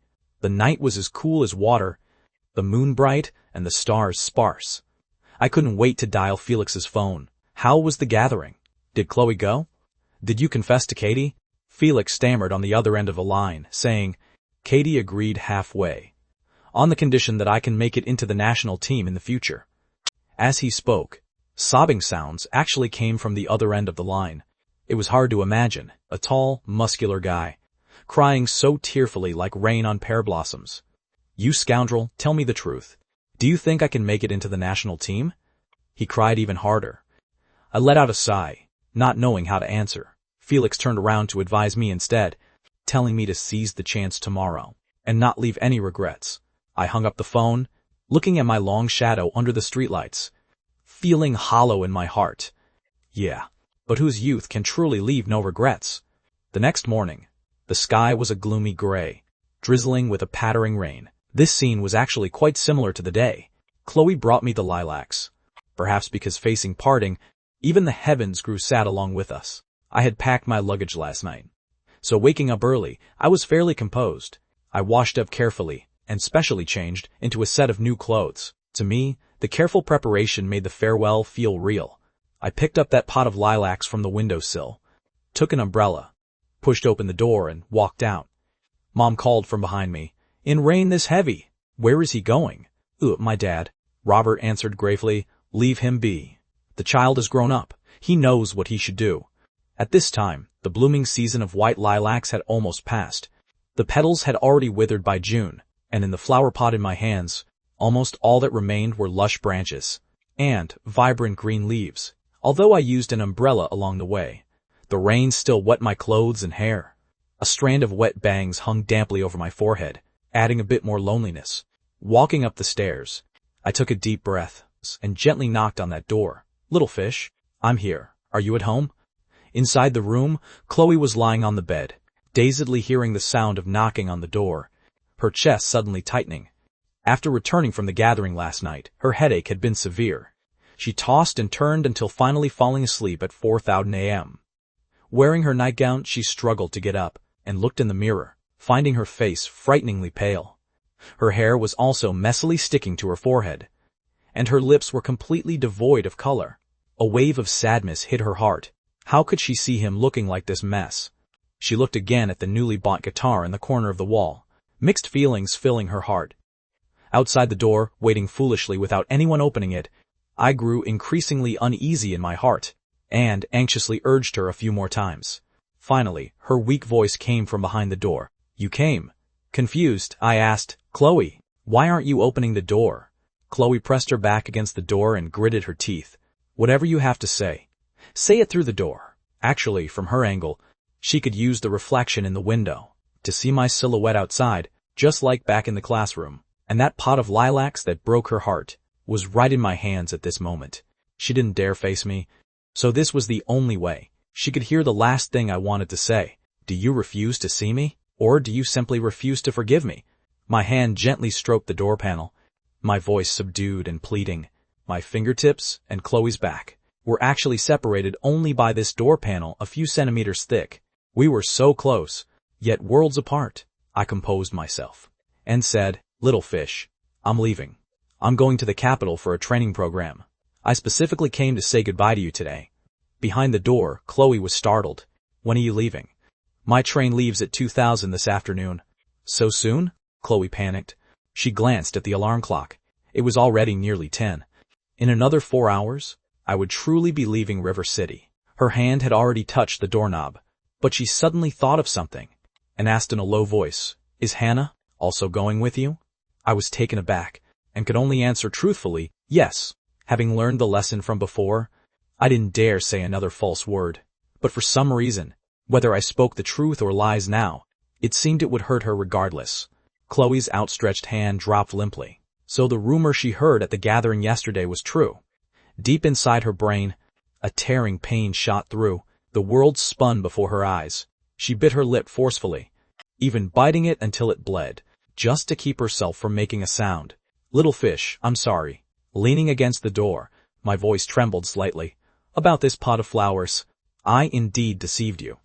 At first, I just wanted to please Hannah. So I casually said I liked lilacs. But I really didn't know you would take it seriously, and didn't know you would give up so much, just to buy flowers for me." I had rehearsed this apology in my heart countless times. I had originally thought of many phrases, but now I forgot them all, leaving only the most direct confession. Chloe secretly watched the reflection on the window glass, tears flowing silently down her cheeks. Every bit of their 3 months together flashed back in her mind, only to realize that, in the end, even taking a single glance at him could only be done through a mirror. "I don't blame you." Her voice carried self-deprecation. "It was me flattering myself. I'm really leaving now. Are you still unwilling to open the door to see me once?" My tears fell too. I decided to say all the true words in my heart, whether about Hannah or about her. "Little fish, I admit that I'm a very shallow person. Any guy would like a girl like Hannah. My initial purpose in getting close to you was indeed to get to know her. You should know all of this." As I spoke, my throat choked up a bit. Before, I thought this was nothing, but looking back now, only then did I realize how much harm I had unwittingly caused you. I gathered my emotions and continued, "But later, being able to be friends with you, I felt so lucky. Your kindness and gentleness are truly contagious. After coming back from Blossom Village, I even felt like I had fallen for you." I use the word "felt like," Axe, because my thoughts are a mess. Young love is always uncertain and confused. I couldn't tell whether that was pure liking or a confession tangled up with guilt. I didn't want to lie to her anymore, so I chose to tell the truth. But inside the room, there was still no response. "You're still unwilling to see me?" I checked my phone. "I'll wait here for 5 minutes. If you still don't open the door, I'll leave, and I'll never bother you again." The rain grew heavier, blurring the space between heaven and earth. That pot of lilacs had long since withered, its former whiteness and beauty gone. Time passed second by second, and my heart sank to the bottom little by little. These 5 minutes were my punishment. But that door ultimately didn't open. My disappointment finally hardened into despair. I gently bent over and placed that pot of lilacs at her doorstep, returning it to her. I'm leaving." After a few steps, I suddenly turned my head back and called back desperately, I'm really leaving. Still, there was no answer. I stepped into the rain, without holding an umbrella, letting the icy rain mix with tears flowing down my face. The sorrow in my heart was like this misty rain filling the sky, impossible to dissolve. Chloe opened her eyes abruptly. All around was a piercing snow white. In the air floated that smell of disinfectant that made her chest feel tight. The IV drip bottle above her head was dripping tick-tock, tick-tock. She sat up blankly, somewhat dazed for a moment. Just a moment ago, she seemed to still be inside that old room, separated by a door, listening to him speaking outside the door, listening to him say how much since childhood he had liked Hannah. Little fish, you're finally awake. You scared Mom to death. Helen tightly grabbed her daughter's hand, her tears long having burst like a broken dam. When she came home from work at noon, she found a pot of withered lilacs at the doorway. When pushing open the door to enter, she was blocked by something. Turns out her daughter had fainted right on the floor, not knowing how long she had been lying there. Chloe gradually regained full consciousness. Her eyes widened and she asked urgently, Mom, what time is it now? Tages, 20. These words smashed onto her heart like a heavy hammer. Chloe's eyes turned red in an instant. She ripped the needle off the back of her hand, tightly pressing down on the gushing blood, jumped off the bed and rushed outside. Helen was scared out of her wits, chasing behind her and shouting, Chloe, where are you going? Mom, I'll be back very soon. Don't worry, it's too late. It's really going to be too late. Outside, rain was still drizzling down from the sky. Foggy mist obscured her vision. Chloe recklessly charged out of the hospital entrance, letting the icy rain pour over her body. Wet hair stuck to her pale cheeks, making it impossible to tell if tears or rain flowed down her face. She hailed a taxi, needing to go home first, to fetch that newly bought guitar.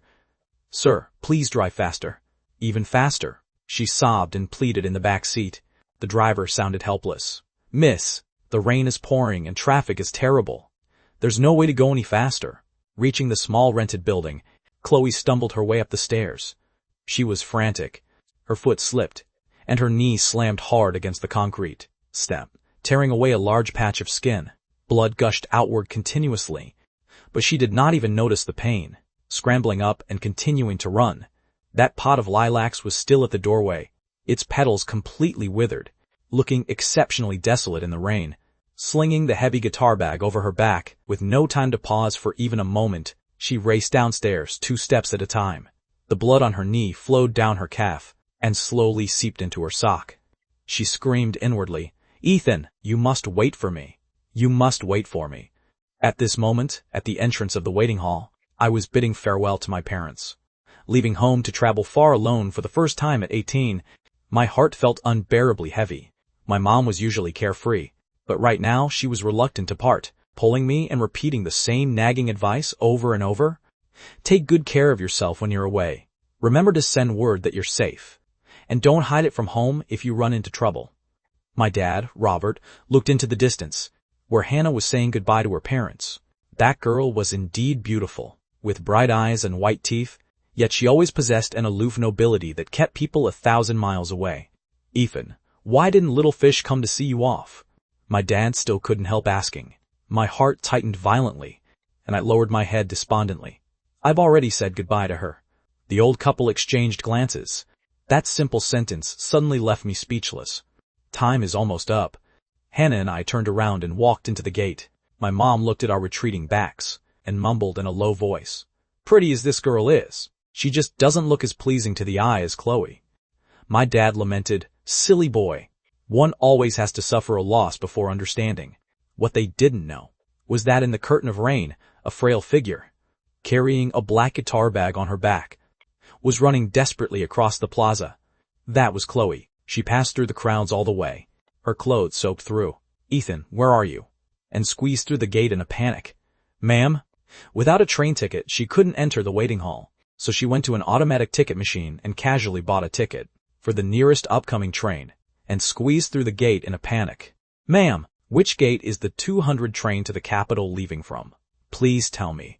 She grabbed the security inspector's hand, her voice shaking. The time was 1053. The big screen displayed that train G38 bound for the capital had already begun ticket inspection. In front of the ticket gate, Hannah urged, "Ethan, it's time to go, okay?" Ward nodded, dragged my suitcase, scanned my ID card, and passed through the gate. Before leaving, I still couldn't help but glance back one last time. The crowd surged in the waiting hall, but that figure I wanted to see wasn't there. Shortly after I stepped onto the platform, Chloe finally stumbled her way up to the second floor, but ticket gate number 8 was already empty. She collapsed to her knees on the cold floor. "Ethan, Ethan." She called out the name of the boy she loved at the top of her lungs. All the strength in her body drained in an instant. She sank to her knees on the cold floor, tears mixing together with rainwater. "I don't blame you anymore. Can you please come back and let me look at you just one more time?" The high-speed train slowly set in motion. Hannah bought 2 bowls of noodles with soybean paste and handed one to me. "I heard your mom say you barely ate at noon. Try a bite." Finally burst free, looking at that clump of bright green cilantro in the bowl. Those feelings I had suppressed deep in my heart all along, that grief stemming from regret, finally erupted completely at this moment. Sitting on the speeding train, by hearing both my account and Chloe's, not until this very moment did I truly understand who the person I deeply loved in my heart really was. Through the recountings from both my perspective and Chloe's, the story of those 6 years finally became complete. Tears shone in both our eyes. This was love, and also missing out, and, above all, 6 years of regret. The setting sun was like a painting, the river water flowing leisurely. Mia sat off to the side with a lollipop in her mouth, listening till her eyes filled with tears. "Bro!" "So when you met Marcus back then, on that day, you entered that contest to earn money for Chloe's treatment, and as a result, your guitar got smashed by someone," she sniffled, turning her head to look toward Chloe. "Chloe, you used the money for your medical exam. Just to buy a new guitar for him?" Chloe lowered her head and shed tears without speaking. 6 years ago, at the high-speed rail station, she collapsed on the floor and cried for half an hour, until her tears ran dry, before slinging that heavy guitar over her back, and leaving despondently. When the college entrance exam results came out, she performed below her usual level due to illness. Although her score cleared the threshold for a top-tier university, she could not make it into one of the capital's top universities. She enrolled at River City University, wanting to stay by her mother's side, but the nightmare had only just begun. During her freshman year, she was diagnosed with a brain tumor. From then on, her life became pitch black and sunless. She felt that she could leave the world at any moment, and was no longer worthy of having love. Thus, she completely nipped the thought of contacting me in the bud. That guitar she had kept hidden from her mother and left at her hometown, silently gathering dust in a corner for 6 years. Even when she later fell deeply into debt, she never once considered selling it. It was the keepsake she had hoped would remain beside me in her place. Meanwhile, I signed with a company in the capital and entered an art school. By the time I returned to River City once again, it was already deep winter. Moonlight Bistro had already gone out of business, and the rented apartment from before had also changed owners.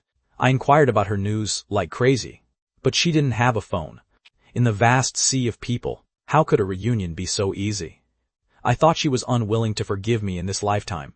That changed only 3 months ago, when we unexpectedly reunited in a livestream room. She rewrote my destiny with those masterpieces one after another. Now, winning the championship was just one step away, and she was waiting with full expectation to witness my crowning. "Ethan, you will definitely be able to win the championship," she said softly. My expression changed slightly. Mia also turned her face aside and let out a sigh. Chloe sensed something wasn't right and asked in confusion, "What's wrong with you two?" "Little fish. Actually, I don't really want to win the championship," I stammered. "That's right. Bro is already famous, and the championship is just an empty title." Mia chimed in quickly. Chloe stared straight at me. "What on earth is going on? Explain it clearly to me."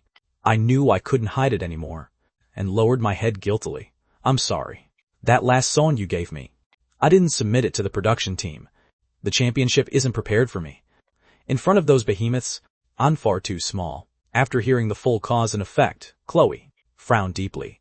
"Ethan, but I still want to see you win the championship." I shook my head helplessly. "I can't. The price is too high." Just then, Marcus called. I glanced at Chloe and stepped aside to answer. I was still by the river watching the sunset. I made a few perfunctory remarks and hung up, spreading my hands out to Chloe. The setting sun gradually sank behind the mountaintops. As a bright moon rose, sunlight gave way as moonlight spilled over Chloe's face, making her look unrealistically beautiful. I shot a glance at Mia, and she immediately sneaked to the side to set up the camera. We had already missed 6 years, and I didn't want to miss a second time. I wanted to use love to make up for the regret of not winning the championship. I had rehearsed it in my heart countless times, but when this moment truly arrived, my mind went completely blank. Little fish, that day at Mount Lookout, and when I was drunk at the hotel. What I said to you was all from my heart. Chloe asked intentionally, "What words?" Summoning my courage, I said solemnly, "I like you." "No, I love you." With a click, the trunk of the SUV beside us popped open, revealing a car full of red roses, with multicolored fairy lights flashing back and forth, and background music starting up as well. Although this confession method was a bit cheesy, I still bit the bullet and continued, "Little fish, I love you." Before, I was too foolish to miss out on you for so many years. Luckily, heaven gave me another chance. Let's be together, never to be separated for a lifetime. Chloe's tears poured out in surges, appearing exceptionally mournful and beautiful in the moonlight. She said with a trembling voice, "No, I don't want you to say you love me. I want you to say you love Chloe." I froze. "You are Chloe. Is there any difference?" "Yes, of course there is," she sobbed uncontrollably. Looking at her tear-stained face, my expression darkened. That mystery that I kept suppressed in my heart finally surfaced once again. Episode 13 of The Voice, the finals, officially kicked off at 7:30 p.m. All the mentors were dressed in formal attire, looking forward to witnessing that most glorious moment. Strange as it may sound, my popularity as a single contestant was actually higher than the 4 mentors on stage combined. Lightboards with my name written on them were everywhere at the venue, and fans were rhythmically chanting slogans. Less than 3 minutes after the live stream started, just to watch Ethan Parker take the music world by storm. In the densely packed comments, my name could be seen everywhere. "One last knife, let me die completely. Tonight, for nothing else." I was still several miles away on the riverbank. Don't ask me why I'm watching on my knees. This is the power of an Ethan Parker love song. And as the male lead of all this, I was still a few kilometers away by the riverbank, confessing my love to the girl I loved. I looked forward to growing old together, looked forward to staying together for a lifetime. The bright moon in the sky was pure and clear, but the reflection in the water, because of tiny ripples, appeared somewhat fragmented. Under Chloe's insistence, I had no choice but to change my words, shouting, "Ethan Parker loves Chloe, loves her for a lifetime, loves her until the end of time, until the seas run dry and rocks decay." Such solemn vows brought Chloe to tears. Under the moonlight, her tears were like sparkling pearls. "Ethan, I promise you," she answered crying, her voice trembling in the river breeze. My throat choked up with excitement. "Ethan, but I have one condition," her tone shifting suddenly, as she looked at me seriously. "I want you to win the championship tonight." I froze, my expression stiffening on my face. "Why?" "Because, before Chloe died, her greatest wish was to see you win the championship, to see you become a big star." These words were like a bolt from the blue, shaking my soul to pieces. Staring at her, I desperately tried to decipher what "before dying" meant. The river breeze blew her hair wild, and on her thin, pale cheeks, there was always a lingering trace of illness. "Ethan, 3 months ago, you asked me where those songs came from. I said back then I'd tell you later. Now is the time for the truth to come out." After Chloe said these words, as if exerting immense effort, her body unexpectedly fell limply into my arms. I held her in panic, but she only shook her head slightly, looking up at the night sky and saying, "Do you still remember? Last time we came to the riverbank, I asked if you liked the moon in the sky or the moon in the water. Actually, she is your moon in the sky, and I am just her reflection in the water." Those absurd words from back then surfaced in my ears once again. If I tell you that in some corner of the universe, there is another identical planet, with just a slight cultural deviation, my voice began to tremble. "You mean you came from another planet?" Chloe nodded weakly. "That place is called Earth. The psalms I gave you are already cliché over there. I don't write original psalms at all. I am just a shameful plagiarist." This sounded like a fairy tale. But apart from this, there seemed to be no other explanation that made sense. Frightened out of my wits, I asked the deepest fear in my heart. Then what about the original little fish? She died. Died on that cold operating table 3 months ago. She didn't mince words, tearing open the naked truth right before my eyes. My tears burst like a broken dam in an instant. That panic and helplessness made me not dare look her in the eye at all. So the reunion 3 months ago was actually a final farewell. That surgery failed, ending Chloe's life at only 24. But the soul from Earth unexpectedly awoke, and the memories of 2 lives merged, giving birth to her present self. She had an outgoing personality. No longer hid her birthmark, wasn't a picky eater, and could eat roasted sweet potatoes with relish. But she also inherited that original silly girl's deepest love. Ethan. She dreamed of seeing the rainbow with you at Mount Lookout, wanted to watch a movie alone with you, and wanted to bring you back to Blossom Village once. Chloe cried until her whole body twitched, her voice raspy. In the end, I am not her. I shouldn't have stolen the love that belonged to her. That's why I didn't dare kiss you in the hotel that day. Holding her, I couldn't utter a single word. Our parting 6 years ago was like flowers glimpsed in a mirror. My confession 6 years later was like reaching for the moon reflected in water. Ethan, I love you. She used all her strength to say these words. This was what that girl wanted to say most before going into surgery, yet failed to say out loud. Grabbing my collar, her gaze burning hot. Even if that surgery had succeeded, she would have lived only 3 more months. Her final wish was to see you win the championship. Ethan Parker, just for those so-called industry rules. Are you really choosing to give up? I lowered my head, looking at this girl in my arms whose face was pale, yet whose gaze was incomparably firm.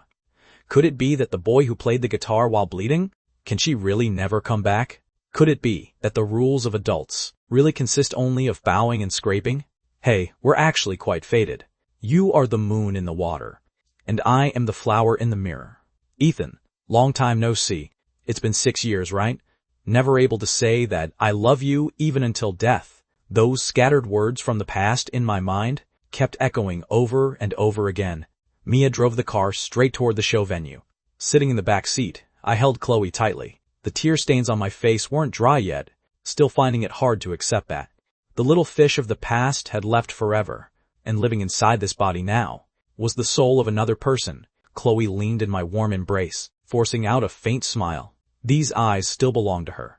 If she could see you raise the championship trophy with her own eyes, she would rest in peace in the afterlife too. I looked at her, a look of determination mixed within my grief. Little fish, I promise you, I will win the championship, no matter the cost.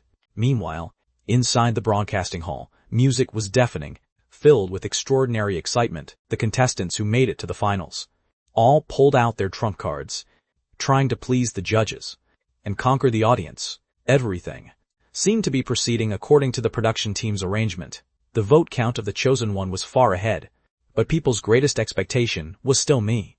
In the online bullet comments, netizens asked 10,000 times when I would take the stage. If not for him, I wouldn't watch this lousy show.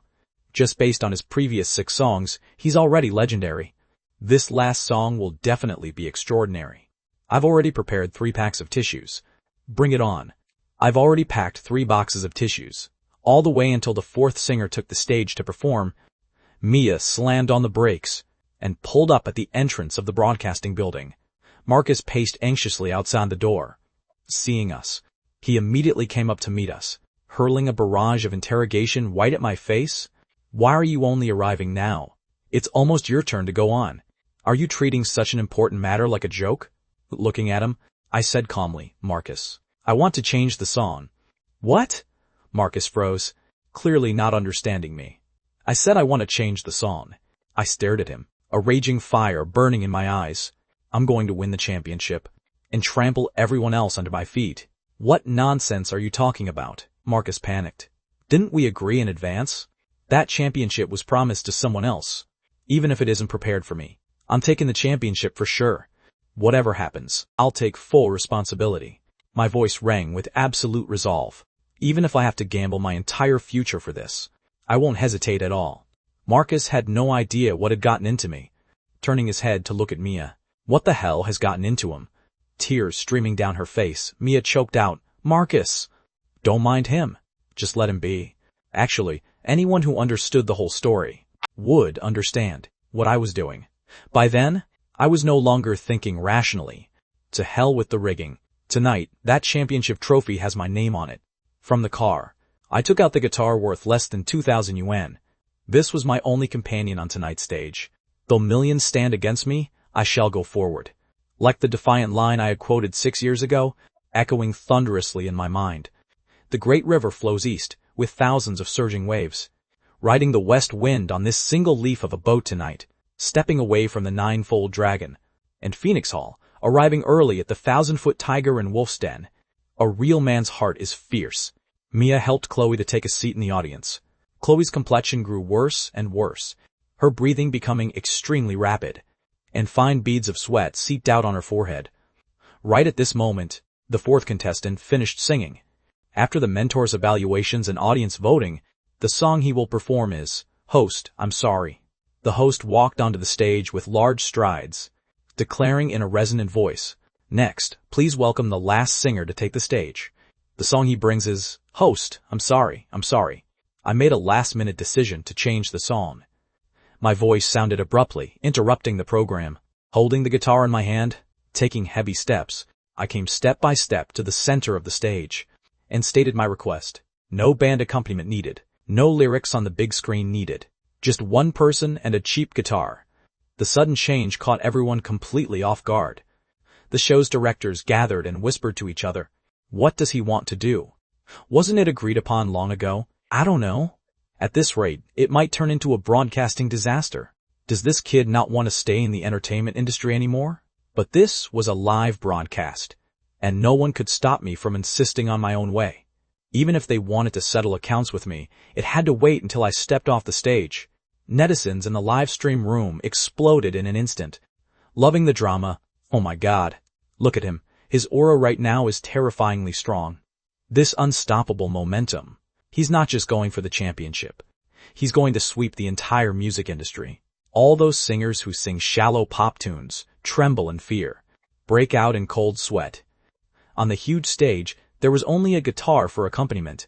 Although the intro seemed thin, this mournful melody still firmly gripped people's hearts.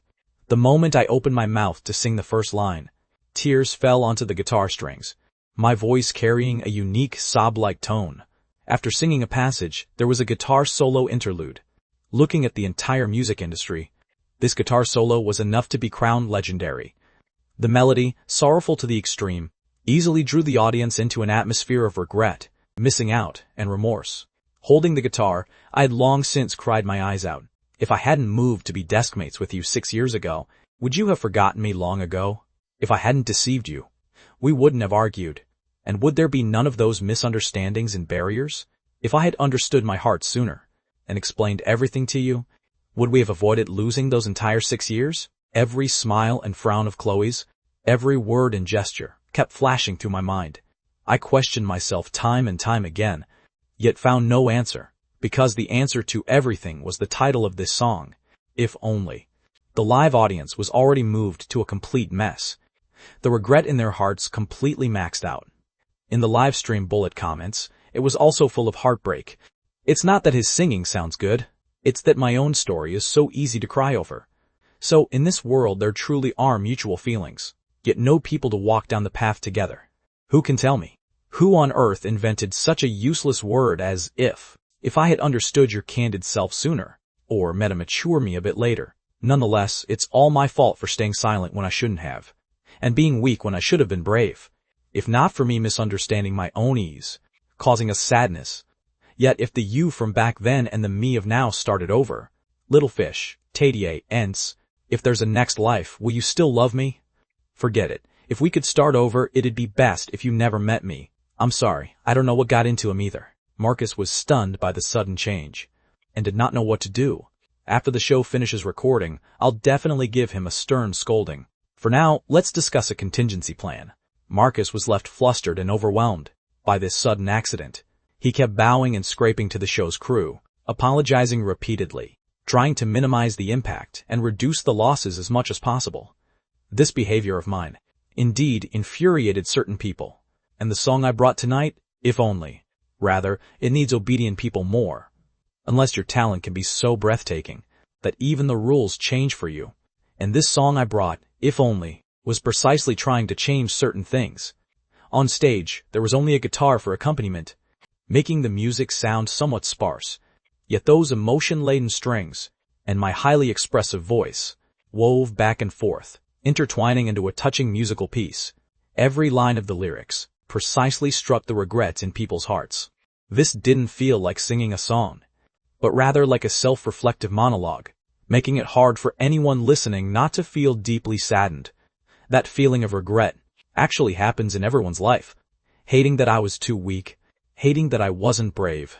My passionate and sorrowful voice was like tear gas. The audience below the stage shed tears one after another, the glow sticks in their hands forgotten to be waved. Everyone sank into their own past regrets. Throughout the entire broadcasting hall, Ethan Parker, I knew I was right about you. There was no other sound. The online view count in the livestream room was climbing wildly, bullet comments surging like a tide. Ethan Parker, I really didn't judge you wrong. You didn't make me wait in vain all night. I beg you on my knees, stop singing. A friend of mine has had his mental health destroyed by your singing. If only I had been brave back then. If only I hadn't backed down back then. If only, haha. The audience outside the screen was also infected by my emotion. Yet the overwhelming sadness in my heart was actually truly understood by no one. The 3 short months we shared 6 years ago made me fall in love with Chloe. But back then, I was still a boy who knew nothing of the world, unsure of my own heart, and ultimately missed out in regret amidst layers of misunderstandings. I originally thought we were destined never to meet again in this life. Yet fate made us meet anew. 6 years later, another 3 months of spending time together. We made up for the regrets, found back the past, and loved more deeply than at any time before. Chloe held my hand and helped me out of the trough, to embrace my dream. Yet just when happiness was within arm's reach, only then did I find out she was already no longer in this world. In the end, flowers and a mirror and the moon and water all came to naught. Little fish, I won't be a big star anymore. Can you please come back? If only I had said what needed to be said properly that day, and hadn't been persistent about what should have been forgiven. If I hadn't been swayed by my emotions that day, what would you have done, with so many if-onlys? There might be an if, but what a pity there's no if-only, only results remain. What a pity there's no if-only. After singing the last chorus, I softly played the outro, tears dropping down my cheeks one by one. I stood alone in the center of the stage, spotlights spilling down from overhead, illuminating my whole body brightly, clearly being the center of everyone's attention, yet appearing so lonely. In the front row of the audience seats, those eyes were still as clear as ever, yet it was already the soul of another person. As the outro was about to end, the music suddenly came to an abrupt halt. The guitar hadn't been used for too long. Coupled with my overly agitated emotions, the thinnest first string snapped. Life is full of regrets everywhere. Even a single song couldn't achieve perfection. I stared solemnly at the guitar in my hands, and suddenly fell sitting on the ground, wailing out loud. Little fish, let the whole world hear the sound of this guitar. Yet you can't hear it, even if I move the whole world. I will still recall that line, rare are soulmates, who will listen when the string breaks. In the 3 seasons of The Voice, this was the first time such a strange sight appeared, the contestant crying heart-wrenchingly on stage, and the audience below crying tears like rain. Low sobs and choking sounds filled the entire hall, so he simply let everyone cry for a few minutes first. Was somewhat at a loss at this moment. Under such a heavy atmosphere, reading ads was clearly inappropriate, so he simply let everyone cry freely for a few minutes first. How great a regret must one have had to write such a tragic song? After hearing 6 of my songs, I thought I was immune, but with this song, I really couldn't hold it together. At this moment, Ethan Parker was already the obvious champion. Tonight was destined to be a legendary night. The contestants scoring for the final episode introduced online voting. Backstage data showed that my support rate was far ahead. Those contestants who were originally default winners felt like they had needles in their backs right now. Under this kind of situation, if anyone stepped on me to win the championship belongs to Ethan Parker. The production crew held an emergency meeting. What should we do? Still proceed as originally planned? No way. Look at the current situation. that the championship could only go to Ethan Parker. But he broke the rules. We can't encourage this kind of behavior. Rules? The strong make the rules, and only the weak follow them. The audience below the stage gradually came back to their senses and began to shout that name loudly. Ethan Parker, Ethan Parker. Mia also excitedly shouted along with the crowd, only then noticing that Chloe beside her was becoming weaker and weaker. She asked in panic, "Chloe, are you feeling unwell? I'll take you to the hospital." Chloe shook her head weakly. "Don't mind me for now. I want to use these eyes to witness the moment he holds up the championship trophy." As the atmosphere at the venue cooled down slightly, the host quickly pushed the process forward, asking the four mentors to give their comments in turn. Arthur was already streaming with old tears, and said through a trembling voice, "I cannot judge a performance like that. 10 points. This music industry godfather was a man of passion, and his tears were the highest praise. Then I give 10 points too." Cynthia didn't dare go against the crowd anymore. Finding fault at a time like this, millions of netizens wouldn't agree to it. Paige had always been a musician with an attitude. Her comments were detailed and methodical. "Well, Ethan, it's been a long time since I've heard such an excellent work.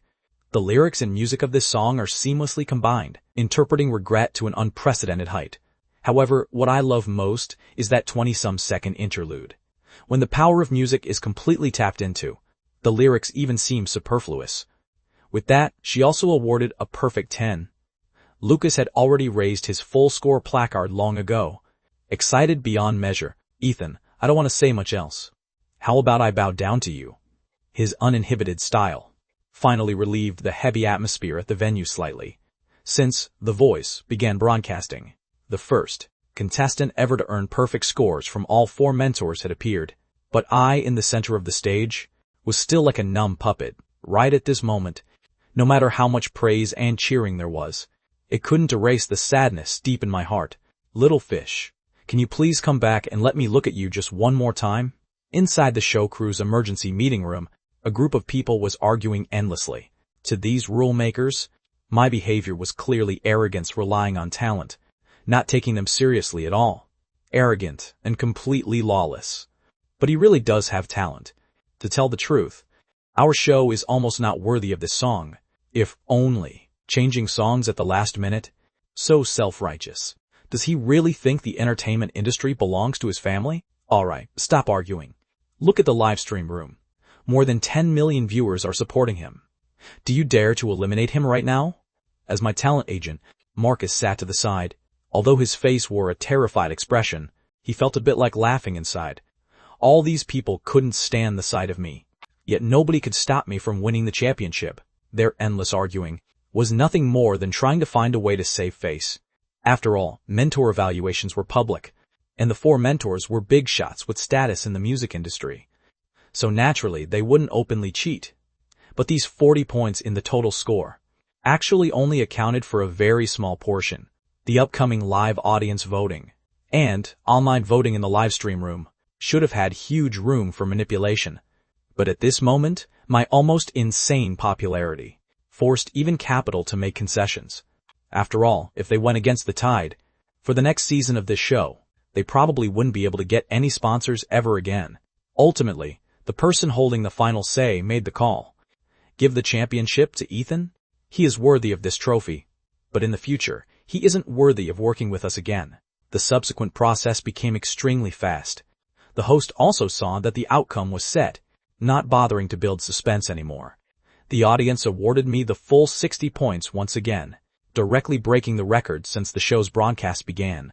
After calculating the online votes, I received 98 points. Out of 200 possible points, I had scored 198. When this astonishing number appeared on the big screen, not a single person in the entire venue felt surprised. It was where people's hearts lay. Well deserved. The other four contestants rose and applauded. And even that chosen one, who was originally the default winner, at this moment not only felt no disappointment, but felt a wave of relief instead. If the show crew had just now actually forced the championship on him, tonight he would probably be drowned by the netizens, flying spit, and forced directly to quit the industry. Thunderous applause filled the venue, and the livestream room was filled with joy and celebration. Only I remained like a walking corpse, immersed in mourning. Chloe, unable to pull myself out. Congratulations to Ethan Parker for becoming the overall champion of this season's The Voice. As the host announced with fiery passion, streamer cannons roared, and ribbons fluttered all over the sky. Multicolored lights flashed frantically on my body, pushing the sense of ceremony to the extreme. Standing in the center of the stage, in my hands, I held that broken wooden guitar with a snapped string, like a lonely king. Countless times before, I had fantasized about the scenario of me winning the championship, yet never thought that this moment would actually be so heart-wrenchingly painful. The price of winning the championship was too heavy. I couldn't bear it. In the first row of the audience seats, Chloe looked at me with tear-filled, hazy eyes. She shouted loudly in her heart, "Silly girl, look, he realized his dream. He won the championship. He became a big star. Can you rest in peace now?" At this moment, the pain deep in Chloe's brain was surging wave after wave, as if there were some invisible force trying to forcibly pull her soul away from this physical shell. She had to desperately focus her mind, so her consciousness wouldn't blur and scatter. When it came to the award presentation segment, Teacher Arthur took the stage representing the mentor group. He held my hand and instructed with heartfelt earnestness, "Ethan, keep pushing forward. Ethan, say a few words about winning the championship." I woodenly said a thank you, receiving that glittering golden trophy. It was much heavier than I had imagined. "Ethan, share a few championship-winning remarks." The host smiled and handed over the microphone. I stared blankly at the camera, my mind a complete blank. Suddenly, I caught a glimpse, in the front row, of several new phone models placed on the display table, which were prizes provided by the sponsor. "Can you give me one of those?" Who would keep staring at an ordinary phone worth a few thousand yuan? The host froze. At a divine moment like this, who wasn't thanking their parents? And thanking their company? Who would stare at a phone worth a few thousand yuan? The brand representative reacted extremely fast. This was a fantastic promotional opportunity. A staff member walked gracefully onto the stage, bringing the phone right before me. I said, "Thank you," in a raspy voice. Then, holding the trophy and phone, I descended the stage one step at a time beneath everyone's gaze, walking toward Chloe. Even if her soul right now was no longer her, I wanted to make up for the regret of 6 years ago. I wanted to personally bring the championship, trophy, and the gift to her. "Little fish, I won the championship. This is a gift for you." Chloe, supported by Mia, rose unsteadily to her feet. She looked at me, a pale smile blossoming on her face. "Okay, since you won the championship, Little Fish agrees to be your girlfriend, and let you take care of her for a lifetime." She knew that the real Chloe had waited for this moment for far, far too long, and she wanted to use this physical body to fulfill their love once. The surrounding audience was deeply moved by this scene, yet no one noticed how terrible Chloe's condition was at this moment. She tried hard to reach out her hand to pull me, but right at the moment when their fingertips were about to touch, all the strength in her body seemed to be drained in an instant. Her whole body pitched violently backward. "Little Fish." I rushed forward in panic and caught her in a tight hug. Lying in my arms, her voice was so weak it was almost inaudible. "Didn't I tell you? Even if the surgery succeeds, I will live only 3 more months." With a clatter, that brand new phone crashed onto the ground, its screen shattering into countless pieces on the concrete ground, just as our love had only just begun, yet was already shattered to pieces. She said she wanted me to take care of her for a lifetime, yet didn't say how long this lifetime actually was. The finale battle of The Voice. I bravely took the championship, well deserved. The venue was originally filled with excitement and harmony, but the sudden turn of events broke the atmosphere completely, ignoring everything. I picked up Chloe and rushed out of the broadcasting hall, leaving behind a venue full of bewildered audience members, as well as netizens in the livestream room caught completely off guard. "What's going on? The newly crowned champion ran off?" I suddenly somewhat understood why he could sing such sad songs. As it turned out, this championship trophy was obtained by sacrificing a life. What a tragically beautiful story. I placed Chloe on the back seat of the car, and had Mia drive to the hospital at top speed. Inside my heart, my endurance had been pushed to the absolute limit, ready to collapse at any moment. "Little Fish, don't go to sleep. Look at me. Listen to me talk." I shouted at the top of my lungs. "Ethan, who are your tears right now falling for?" Chloe's voice was faint. My mind was in complete turmoil, left speechless. "Howard to Awe? That's right. Who were my tears falling for? Was it for the present her, or the her from the past? Chloe didn't press for an answer, her brow relaxing more and more, a smile gracing the corners of her mouth. When she woke up in this body, she knew clearly that she could exist in this world for only 3 months. All of her actions were to make up for Little Fish's regrets. Ethan, I helped you realize your dream and become a big star. I'll leave the remaining things to you. Go help Little Fish realize her dreams. Let Little Fish have a father. Let Little Duo have a mother. And let all the children in the mountains realize their dreams. Listening to this earnest entrustment, hot tears rolled down my face. I promise you, I will definitely do it. Chloe slowly raised her hand and stroked my cheek. Thank you. Thank you all for letting me see what love looks like. I grabbed her hand in one motion. Little Fish, don't go. Don't leave me. Chloe shook her head. Don't be sad, I'm not her anyway. At this moment, my heart felt incredibly conflicted and torn.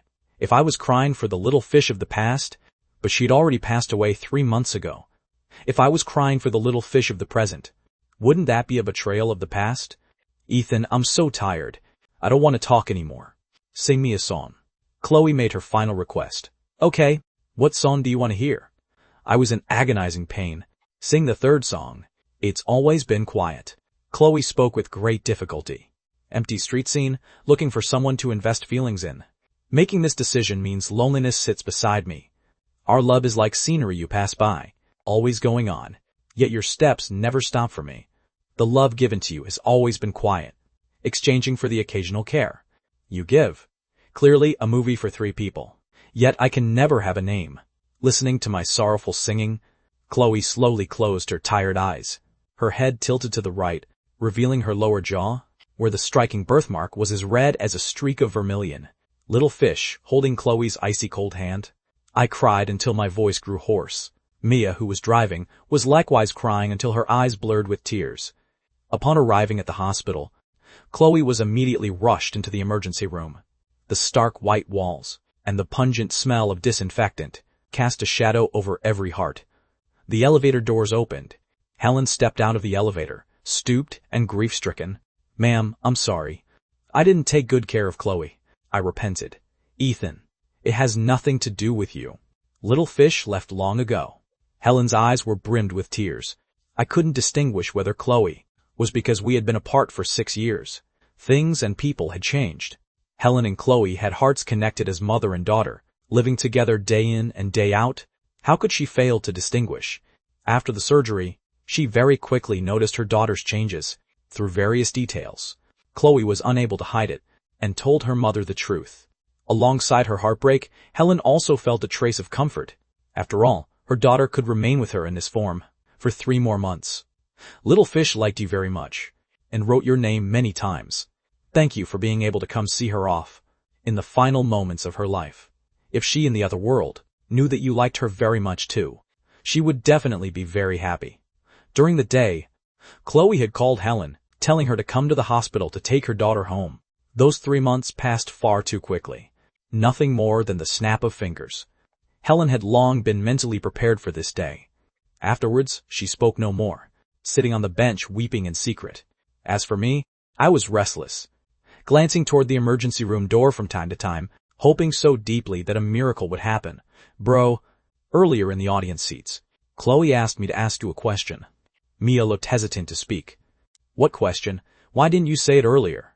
I pressed anxiously. She wanted to ask you, if you could choose, to make her die right away, in exchange for bringing the previous Chloe back. Would you be willing? Mia said stammeringly. I was struck as if by lightning, standing frozen in place, like a statue, almost forgetting even to breathe. Thinking carefully about this question, it was deeply cruel, making one's spine chill. 6 years ago, I spent 3 months with Chloe, developing mutual feelings, yet missing out due to misunderstandings. 6 years later, another soul living as Chloe spent another 3 months by my side, making up for all the regrets completely, and pushing me to the peak of my career. Did one really have to be weighed heavier or lighter than the other? If Chloe's face was the white moonlight, the birthmark on her jaw was the vermilion mole. These two things could actually appear on the exact same person. I'm not choosing. There is no if. I roared helplessly. This question shouldn't have an answer at all. Rage left me unbearably hot and restless. I yanked at the buttons on my collar, accidentally pulling out a yellow cloth pouch, revealing a folded sheet of white paper. That was the peace amulet Chloe gave me last time, with the signature she had written for me inside, along with the strange number 39033720328898. Bro, what does this mean? Mia asked curiously. I don't know. I haven't had time to ask her yet.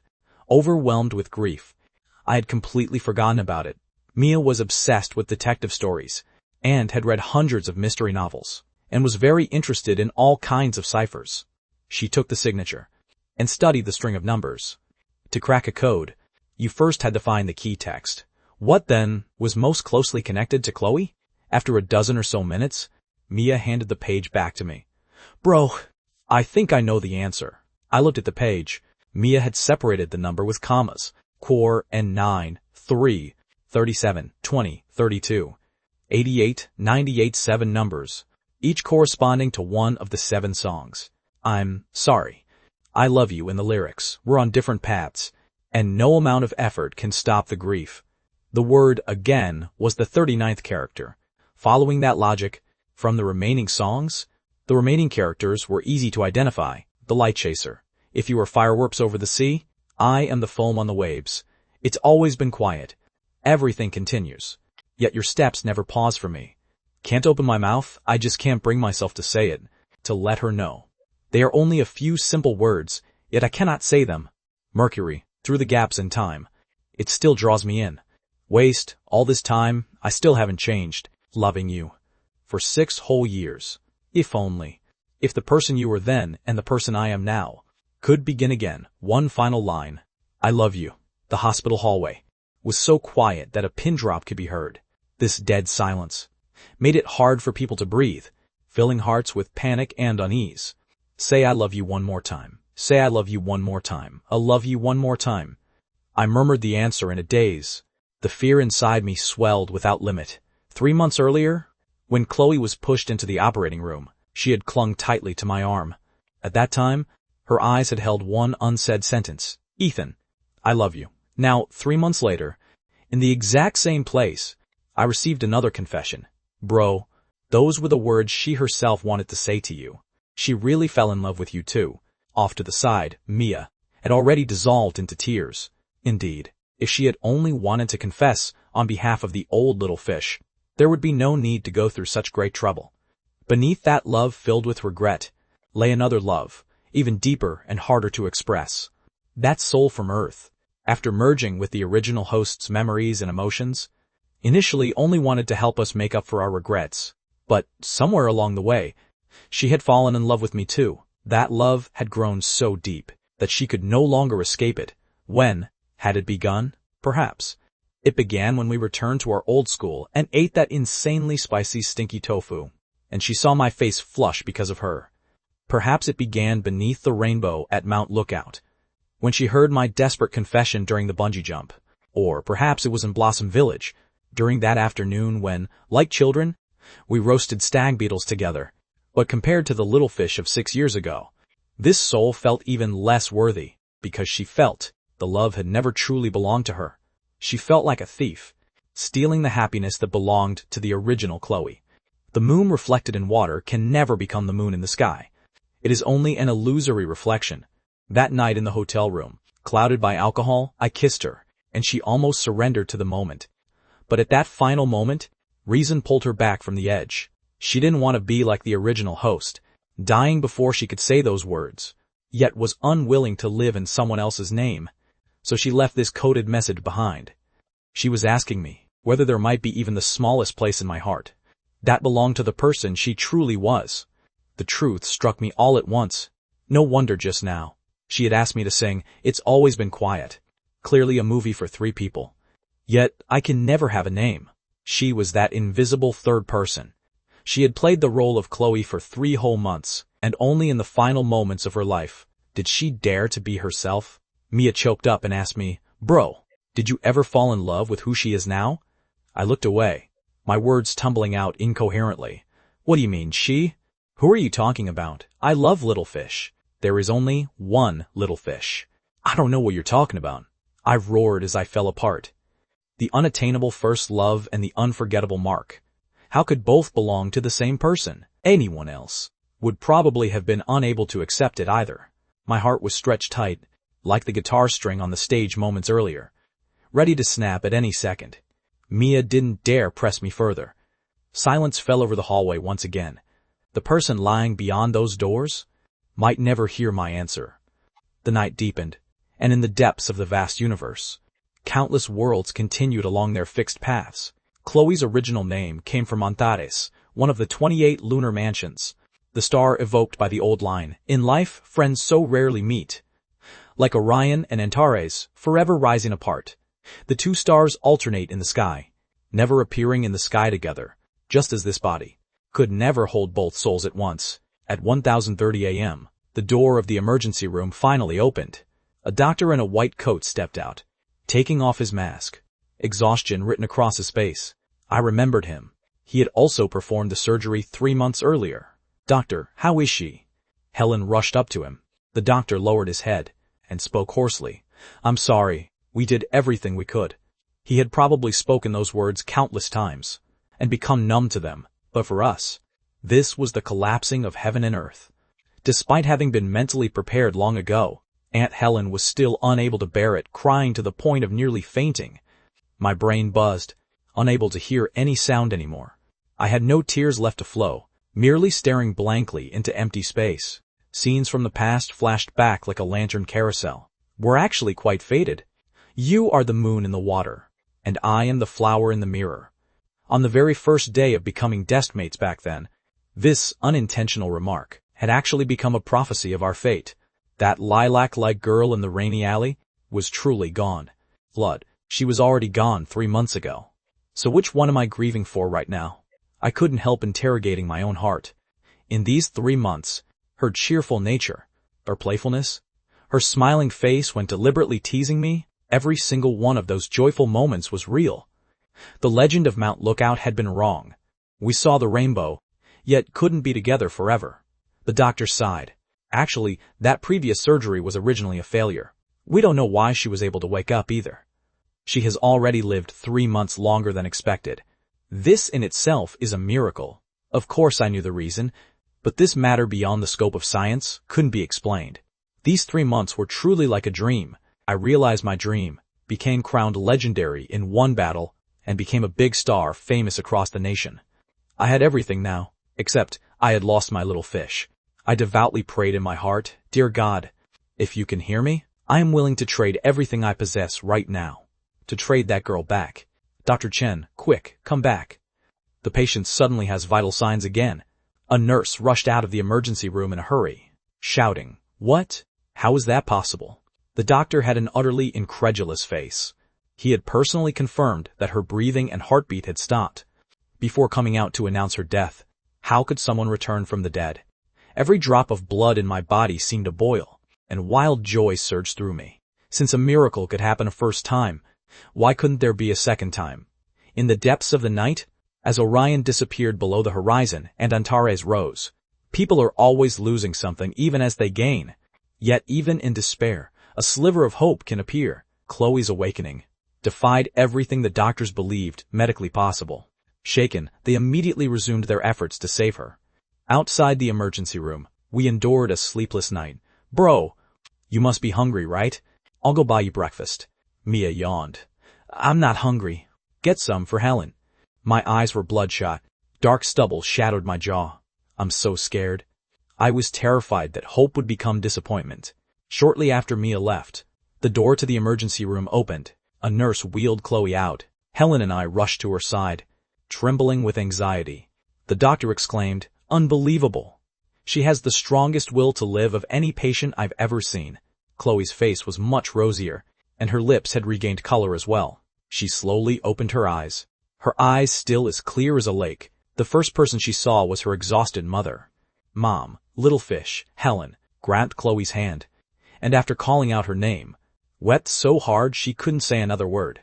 The joy of regaining someone thought lost can be understood only by someone who has lived through it. The weight on my heart finally lifted. Silently thanking heaven, "Thank you for returning her to me." After she was transferred to the ward, the doctor gave a few instructions, telling the patient to rest well before leaving with the nurse. Only then did I find a chance to whisper, "Little fish."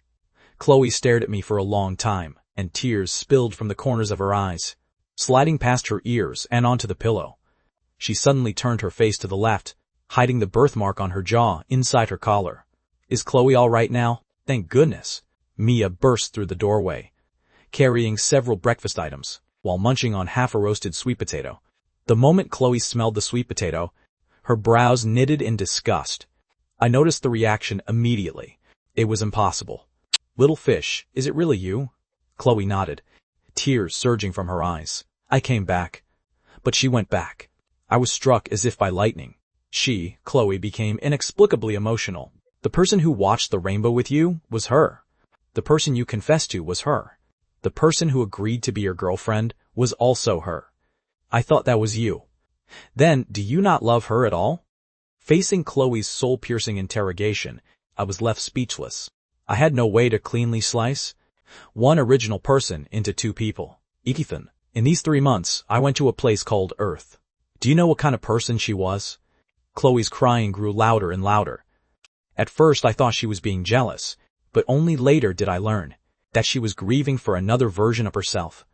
That Chloe on Earth was born into an unfortunate family, old-fashioned in thinking, favoring sons over daughters. Her father was an alcoholic domestic abuser, and her mother was submissive and meek. She grew up amidst disdain and beatings, spending a sunless childhood, but she possessed a natural artistic talent, good at singing and dancing, and even self-taught in composing. Her biggest dream was to be a musician, letting the whole world hear her songs. Her family of origin couldn't possibly support her chasing her dream, so she could only work while studying. Later, while singing at a bar, she met a handsome male singer. The same musical dream gave them a lot of common topics, and they quickly fell in love. She naively thought she possessed love, looking forward to a beautiful tomorrow, until one day 3 months earlier, all her savings were stolen by her boyfriend, driven into a dead end. Having never received family affection or romantic love, she grew completely desperate about life, attempting to end her life with a bottle of sleeping pills. Fate plays tricks on people. She came to Blue Heart, and with a girl suffering from a brain tumor, swapped souls. Opening her eyes once again, she became Chloe. Even though she had such a terrible life, after merging with Chloe's memories and emotions, she still chose to believe in love, believe in hope, and believe in dreams. Her helping me win the championship was also realizing her own musical dream. Her fulfilling Chloe and me stemmed from the kindness and gentleness in her heart. She admired and even envied Chloe for having such a pure and beautiful love. Even though she had fallen in love with me too, she was unwilling to claim me for herself, and even felt ashamed because of it, enduring the torment of her conscience. 3 months passed in the blink of an eye. Having done all of this, she quietly left, without even leaving a name, leaving only one phrase: "Say I love you one more time, Ethan." She gave heaven back to me, and returned to hell herself. Chloe was heartbroken. Then can she still come back? My heart was thoroughly shocked. "Do you wish for her to come back?" Chloe asked back.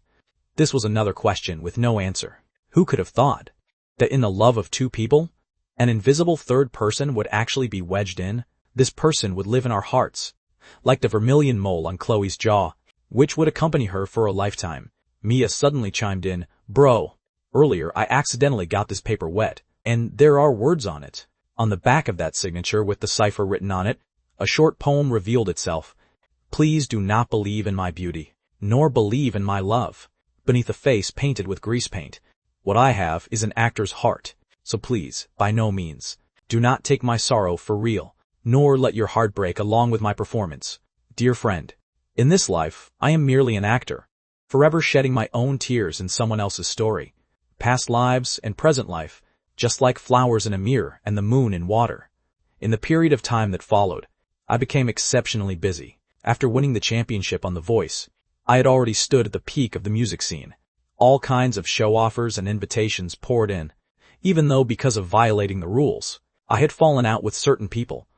In this era where traffic is king, independent ones are never in short supply. I worked like crazy in order to help Chloe realize her dream, and also for that invisible person. Chloe's condition miraculously improved, her body recovering health day by day, until one day, She quietly went through the discharge procedures and sent me a text message. Ethan, I've gone back to Blossom Village. When you figure out one day whether the one you love is me or her, come look for me again. Receiving the text message was playing the current hit, If Only, but the automated voice prompted that her phone was off. Like crazy, I immediately rushed to the station.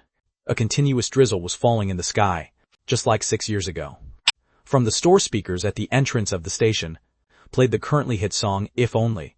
If only I had said what needed to be said properly that day, and hadn't been persistent about what should have been forgiven.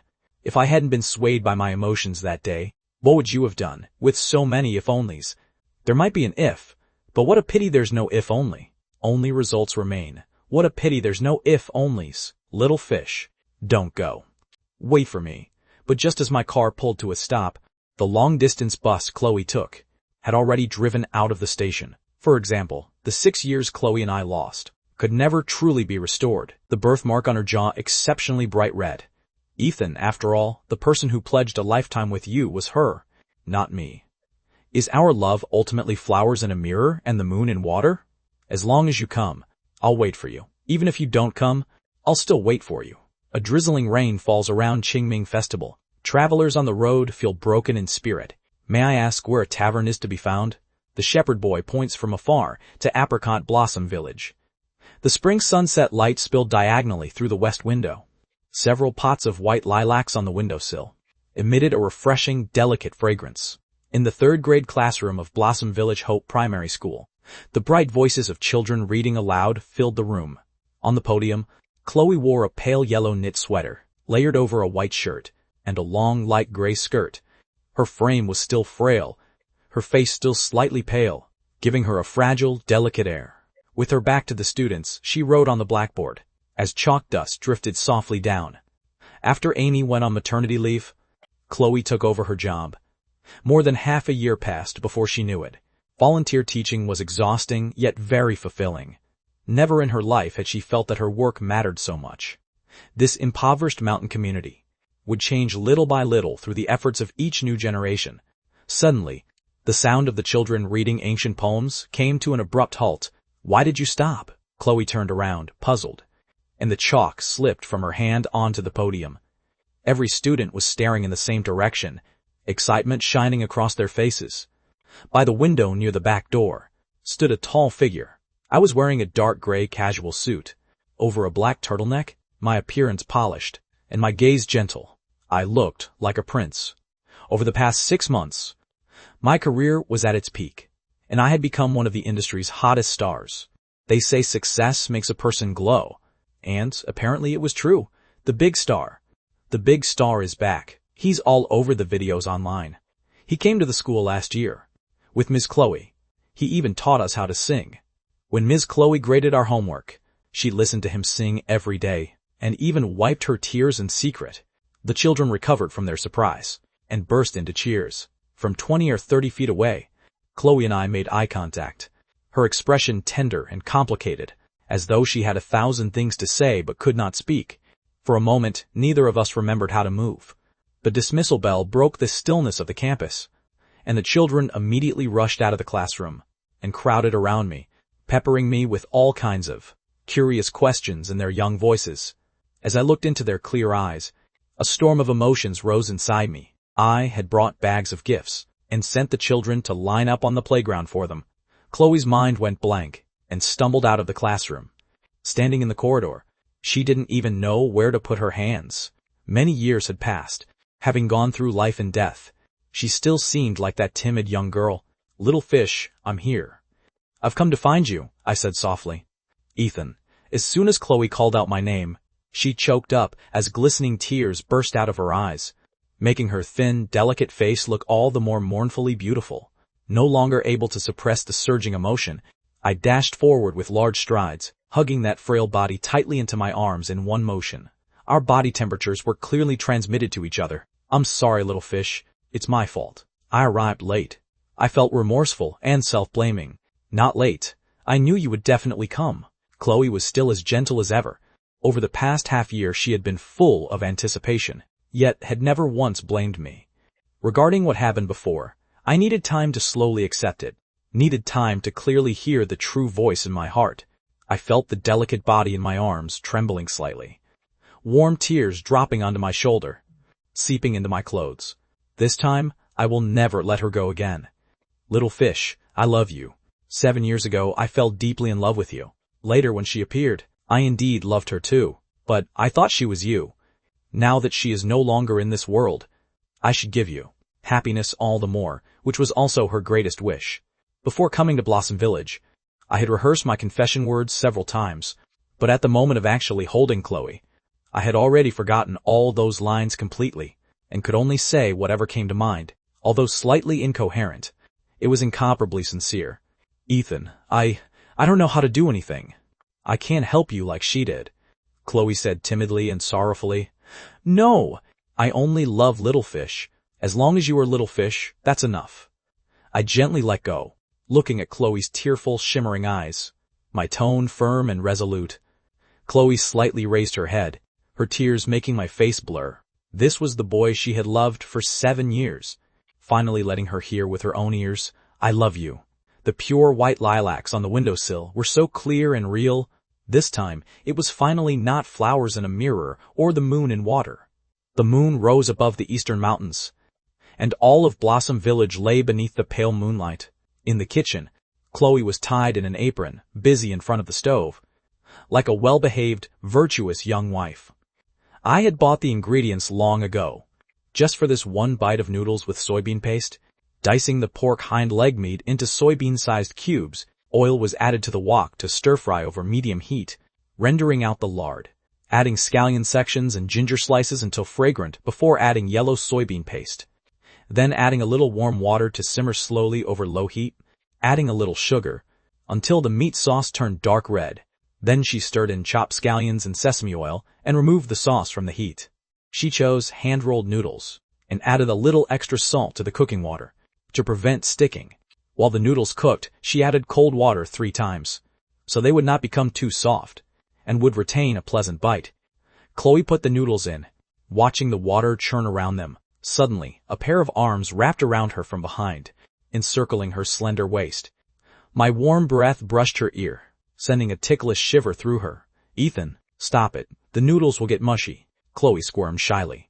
Little fish, how much longer do your noodles need to boil? My lips were almost touching Chloe's ear. About 2 minutes. Chloe suddenly grew flustered. The arms around her waist suddenly let go. With a click, I popped open a can of beer, tilting my neck and chugging it down, my throat working with every swallow, the motion unexpectedly alluring. Chloe urged, Ethan, slow down. What are you doing?